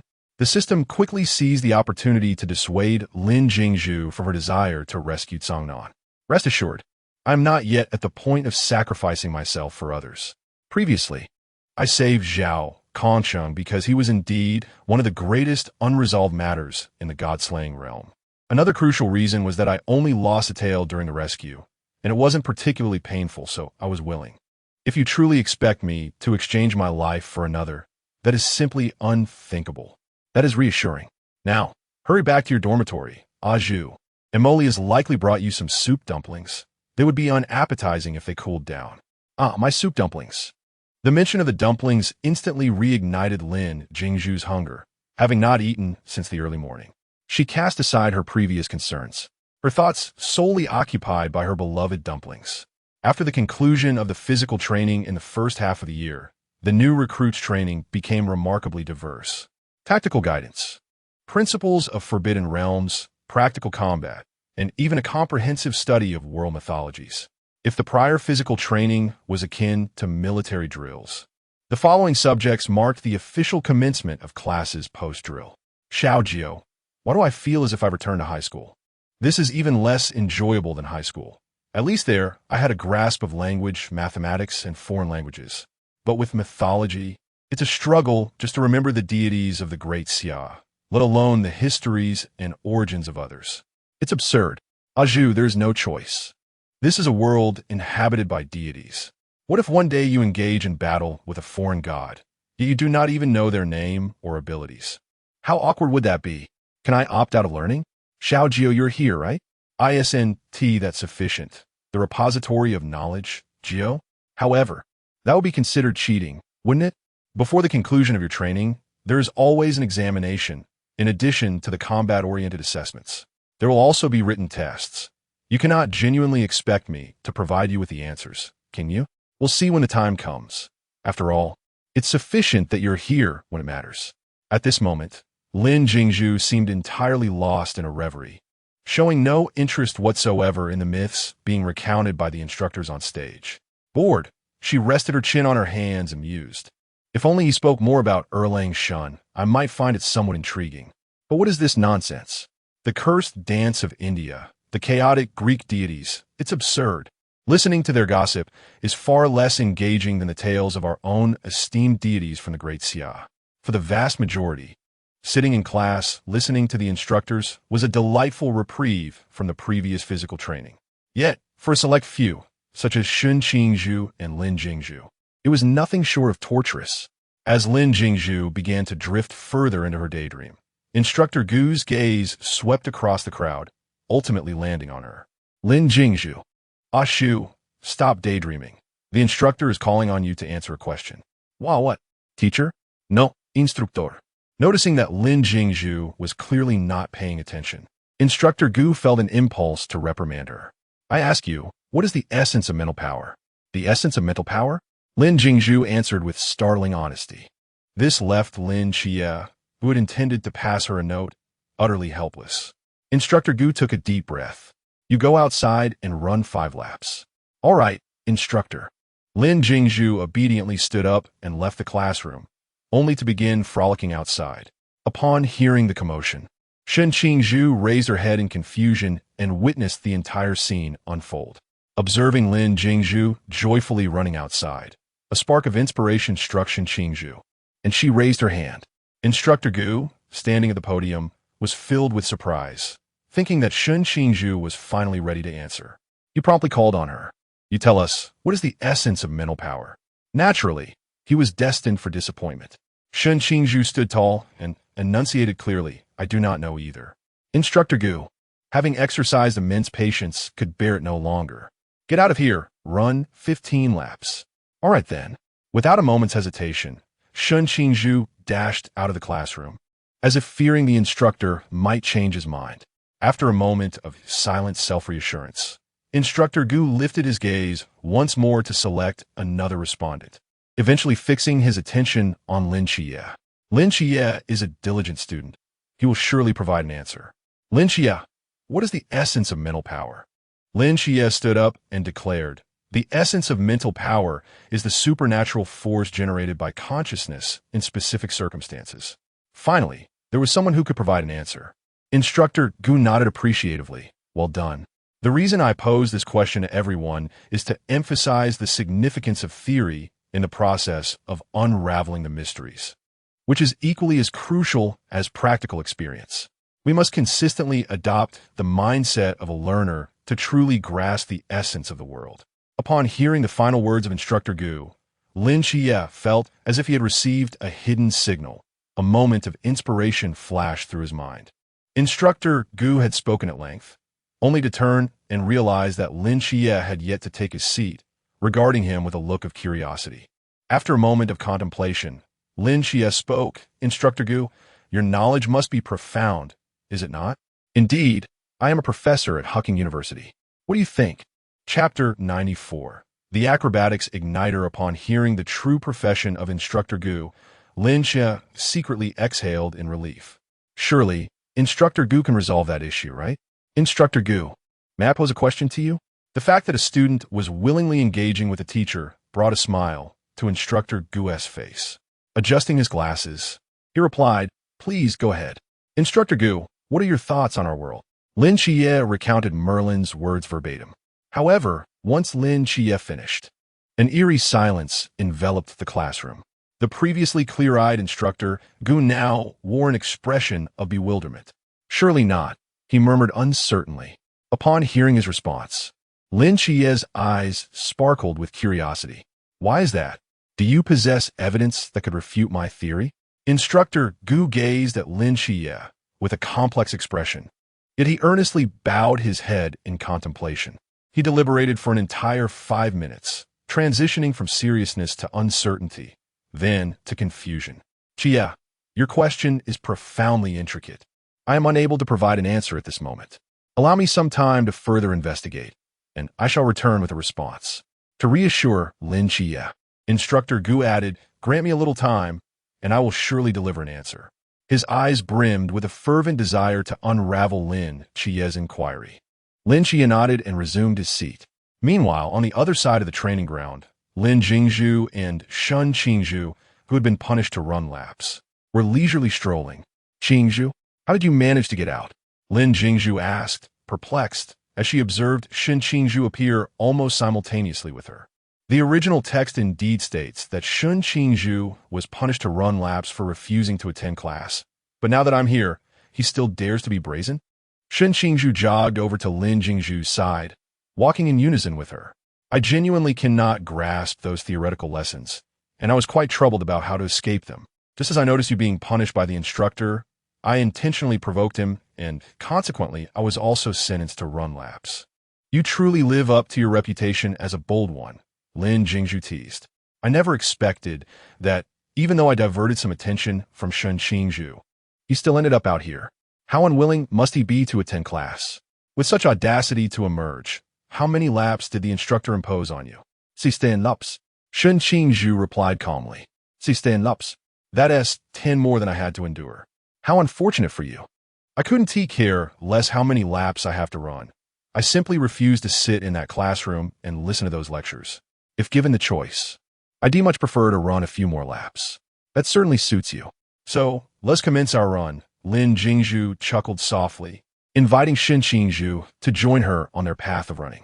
On the training ground, the instructors stood on the platform, introducing the forthcoming training session. In the course of utilizing the forbidden market, the most significant evaluative criteria can be categorized into three primary classes. The first class, the second class, and the third class pertains to the duration and scope of the forbidden market. In other words, it reflects the level of your mental strength and control, which is precisely the main objective of our training. After the instructors concluded their introduction, they retrieved two large boxes from behind them and extracted a silver wristwatch. This device is known as the ACE, also referred to as an acrobatic detonator. When worn on the wrist, it emits the continuous mental current for 24 hours. This current is non-lethal but will stimulate your muscles, prompting certain reactions. The instructor deliberately paused, casting a meaningful glance toward the new recruits below, leaving them shivering in apprehension. Seventh night, Sister Jingshu, why do I feel that this so-called acrobatic detonator is anything but benign? I feel the same. Can we opt not to wear it? Now that the instructor has produced it, how could we possibly evade it? The instructor continued, stating that your mission is to consistently employ your mental strength to resist this mental current for a full 24 hours, maintaining a state of equilibrium between your mental force and the current. Should your mental output be insufficient or excessive, the current will flow into your body, triggering corresponding stress responses. Will the stress response cause us to experience electric shock? I don't think it will be an electric shock, but it might just leave you a bit charred. Lin Jingshu teased as she leaned closer to Bai Li Pang Pang. Sister Jingshu, my body is mostly fat. It wouldn't taste good at all. Despite having slimmed down considerably over the past few months of training, Bai Li Pang Pang still bore a rotund belly, and the irregularity of his current output meant that he must constantly adapt his mental strength in response to the fluctuations of the current, even during sleep, meals, and training. In summary, you must cultivate the control of your mental strength into an instinctive response. This device will accompany you until the end of the training session. Do not attempt to dismantle it. The consequences of such an act are not something you would wish to experience. Now, in units of formation, step forward one by one to collect your wristwatches. Intrigued by the instructor's preambles, everyone was eager to discover the true nature of the ACE. Is this device truly as formidable as the instructors claim? I'm curious to see just how powerful this current is. Could it possibly electrocute me? Are you foolish? The instructors have stated that it is not lethal. It will merely leave you slightly singed. As the new recruits awaited their turn, each approached the stage to receive a silver wristwatch, subsequently bowing their heads to study it. Bai Li Pang Pang, upon receiving the watch, scrutinized it disdainfully, remarking on its unattractiveness, far inferior to a Rolex. Lin Xie looked at him in disbelief, while Lin Jingshu swiftly delivered a playful slap to his arm. Come here, fatty. Let me assist you personally, shall I? Lin Jingshu, who was aware of the unfolding narrative, remarked, who hasn't attempted something at least once. My apologies, fatty. All right, Sister Jingshu. Thank you, the unsuspecting Bai Li fatty naively handed over his watch, extending his hand before Lin Jingshu. Meanwhile, Chao Yuan silently adorned himself with the watch. What transpired next was nothing short of spectacular. As the timepiece seamlessly fitted onto his wrist, Chao Yuan executed a flawless backflip. Elena Bai Li Fati, and the other new recruits gazed at Chao Yuan in astonishment. Old Chao, you possess such remarkable agility, they exclaimed. If it were you, wouldn't you also perform a somersault? Chapter 95, the 39th Training Acrobatic Troupe. Welcome to the show. As Bai Li Pang Pang observed Chao Yuan's reaction, he instinctively envisioned what it would be like if he donned a watch. In a fleeting moment, he contemplated withdrawing his hand, but Lin Jingshu, not allowing him the luxury of escape, seized his chubby arm and swiftly adorned him with the wristwatch. Bai Li Pang Pang scarcely had time to resist, left merely to witness the watch clasping around his wrist. Congratulations, host. Task 4 has been completed. You currently possess 890 points. Please continue your efforts. Task 1. Assist Lin Qi in raising the price of restricted items, 10 points. Task 2.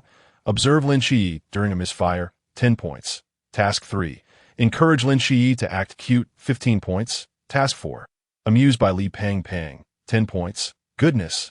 They're treating the protagonist like a Japanese character. By Li Pang Pang mused, still clinging to a sliver of hope. Surely not? With my physique, I can hardly manage a roll, let alone a backflip. But before he could complete his thought, a whoosh echoed through the air.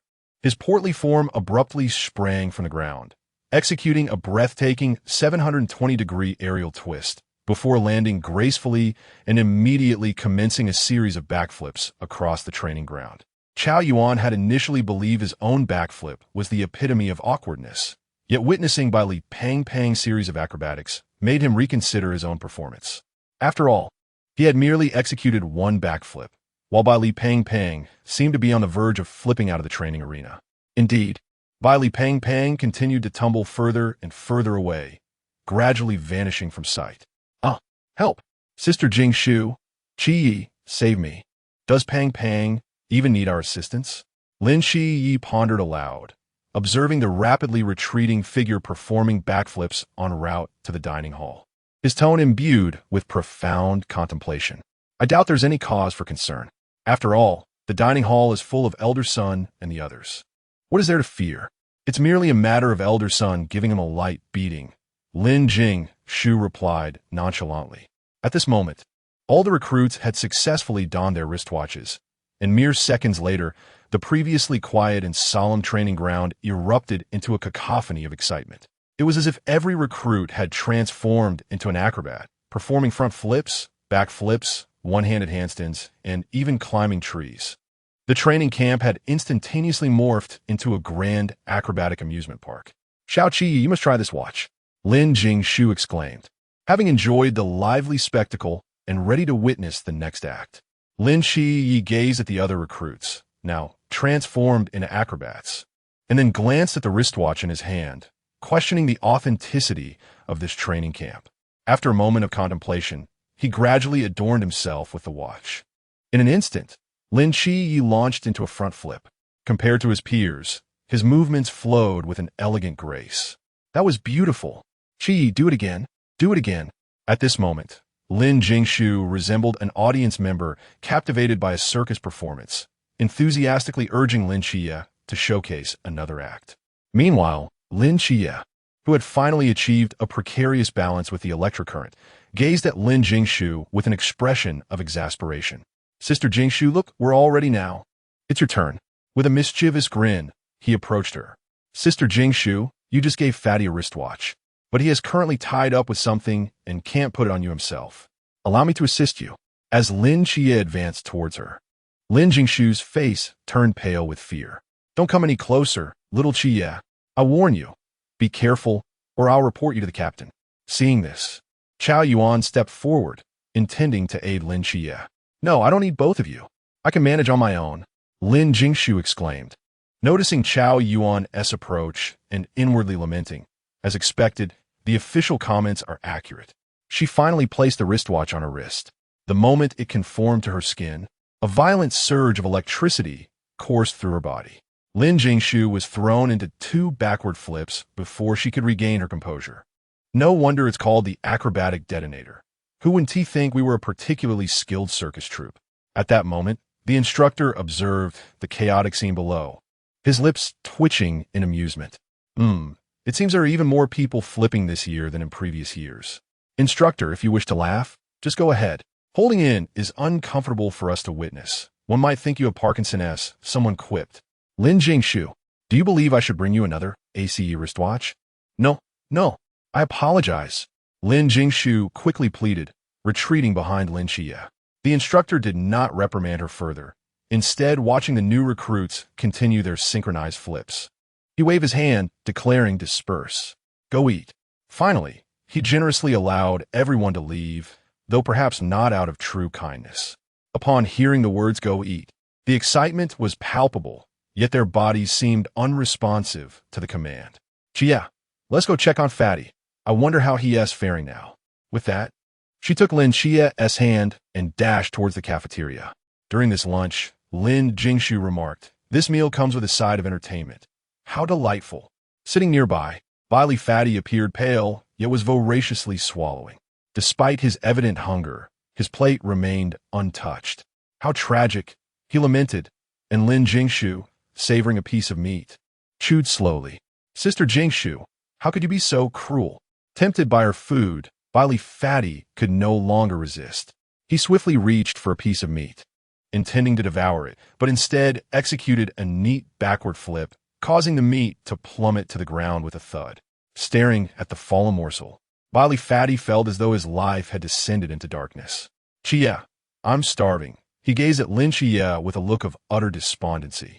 At that moment, a pair of chopsticks suddenly appeared before Bai Pang Pang, deftly holding a piece of fragrant meat that was swiftly thrust into his mouth. Eat, eat. Look at your pitiful state.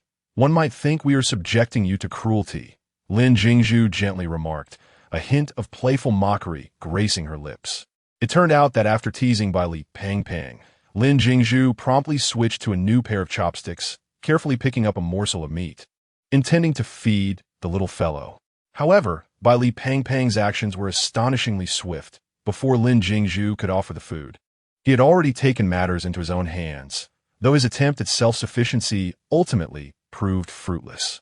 Chapter 96. The pitiful Shun Qingzhu. Sister Jingshu, you are truly wonderful, Bai Pang Pang mumbled through a mouthful of meat. However, before he could finish his words, Lin Jingshu swiftly offered another spoonful of food to his lips, unceremoniously shoving it into his mouth. Stop talking and eat quickly, she insisted, providing him no opportunity to respond, continuously feeding him as if to convey the notion that he would be fed to the brink of exhaustion. The food was delivered to Bai Pang Pang's mouth spoonful by spoonful. Eventually, Lin Jingshu began to feel fatigued. She paused her feeding, taking a breath, and then handed her chopsticks to Lin Xie beside her, saying, "You take over. I need a moment to rest." At this moment, the scene was not unique to the table occupied by Lin Xie and Lin Jingshu.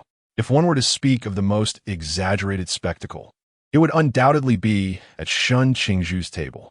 Shun Qingzhu stood beside the dining table, one hand pressed firmly against his forehead, a look of utter exasperation on his face. His gaze was fixed on the three individuals before him who were tumbling about, as if this absurdity had rendered him speechless. The trio, engaged in their antics, called out pitifully, "Brother Shun, I'm hungry. Brother Shun, I want to eat too." Their voices were a comical blend of frustration and amusement. Alas, what had he done? Shun Qingzhu was their elder brother. Taking a deep breath, Shun Qingzhu lifted the dishes from the table and approached the three, joining the ranks of the feeding brigade. "Chia, Shun Qingzhu's situation is rather dire. Here, we have two people feeding one, while he is feeding three on his own. Just look at how fast his hands are moving." At this point, Bai Pang Pang was nearly full. Upon hearing Lin Jingshu's words, Lin Xie turned to observe. There stood Shun Qingzhu, alone before the trio, his hands a flurry of movement, almost creating sparks as he served food. One moment he would feed Li Jia. The next he would pivot to Deng Wei, and then swiftly turn to offer food to Li Liang. At this juncture, concerns of hygiene or distaste were cast aside. This cycle of feeding continued, with Shun Qingzhu scarcely finding a moment to eat himself. All his energy was devoted to nourishing the three before him. "I feel as though Shun Qingzhu is physically present, but he has mentally departed some time ago," someone remarked. Indeed, having too many younger brothers can be quite exhausting for the elder brother. How delightful it is to have just one little brother like Pang Pang, Lin Jingshu mused, glancing at the well-fed and now resting Bai Pang Pang. "Sister Jingshu, the spoils we acquired from slaying the mercenaries are still with me. How do you intend to handle this forbidden item?" "Forbidden item? Isn't that something you obtained after taking a life? You can dispose of it as you see fit," she replied. "If it were just me alone, I wouldn't have managed to defeat them. If you hadn't been there that day, I would have been in great peril. This is not solely my acquisition. It is a shared trophy between the two of us," Lin Xie remarked earnestly as he gazed at Lin Jingshu. "Very well, it is indeed our joint spoils," Lin Jingshu replied soothingly. "As for this item, I must admit I have little interest in it, considering I already possess one," she added, gently shaking the bracelet adorning her wrist. "I share your sentiment. These forbidden objects offer us scant assistance. It would be wiser to surrender them to the Night Watchers in exchange for something more beneficial. I have no objections to that. He concurred. Perfect. Let us seek out Instructor Yuan now, so we can avoid any delays later. At that moment, Yuan Gang, who was diligently working in his office, was interrupted by an abrupt series of sneezes. Who dares to insult me? Surely it cannot be the captain? Unbeknownst to Yuan Gong. His two best students were en route to visit him. A knock reverberated through the office. Come in, Yuan Gang called, lifting his gaze to see Lin Jingshu and Lin Che entering the room. What brings you two here?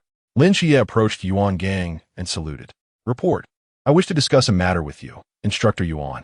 Chia, your actions make me appear foolish. Lin Jingshu interjected smoothly as she took a seat across from Yuan Gang. Observing Lin Xie's performance, she quipped, I suspect you are mimicking my demeanor, brother. Lin Xie had not anticipated that Lin Jingshu would conduct herself in such a manner in the presence of Instructor Yuan. All right, you may take a seat as well, Chia. Lin Jingshu gestured. Please take care not to deplete my remaining tea. What shall I drink if you consume it all? Yuan Gang turned to discover his tea was under siege. Instructor, this is merely a case of old being replaced by new. Allow me to assist in its depletion.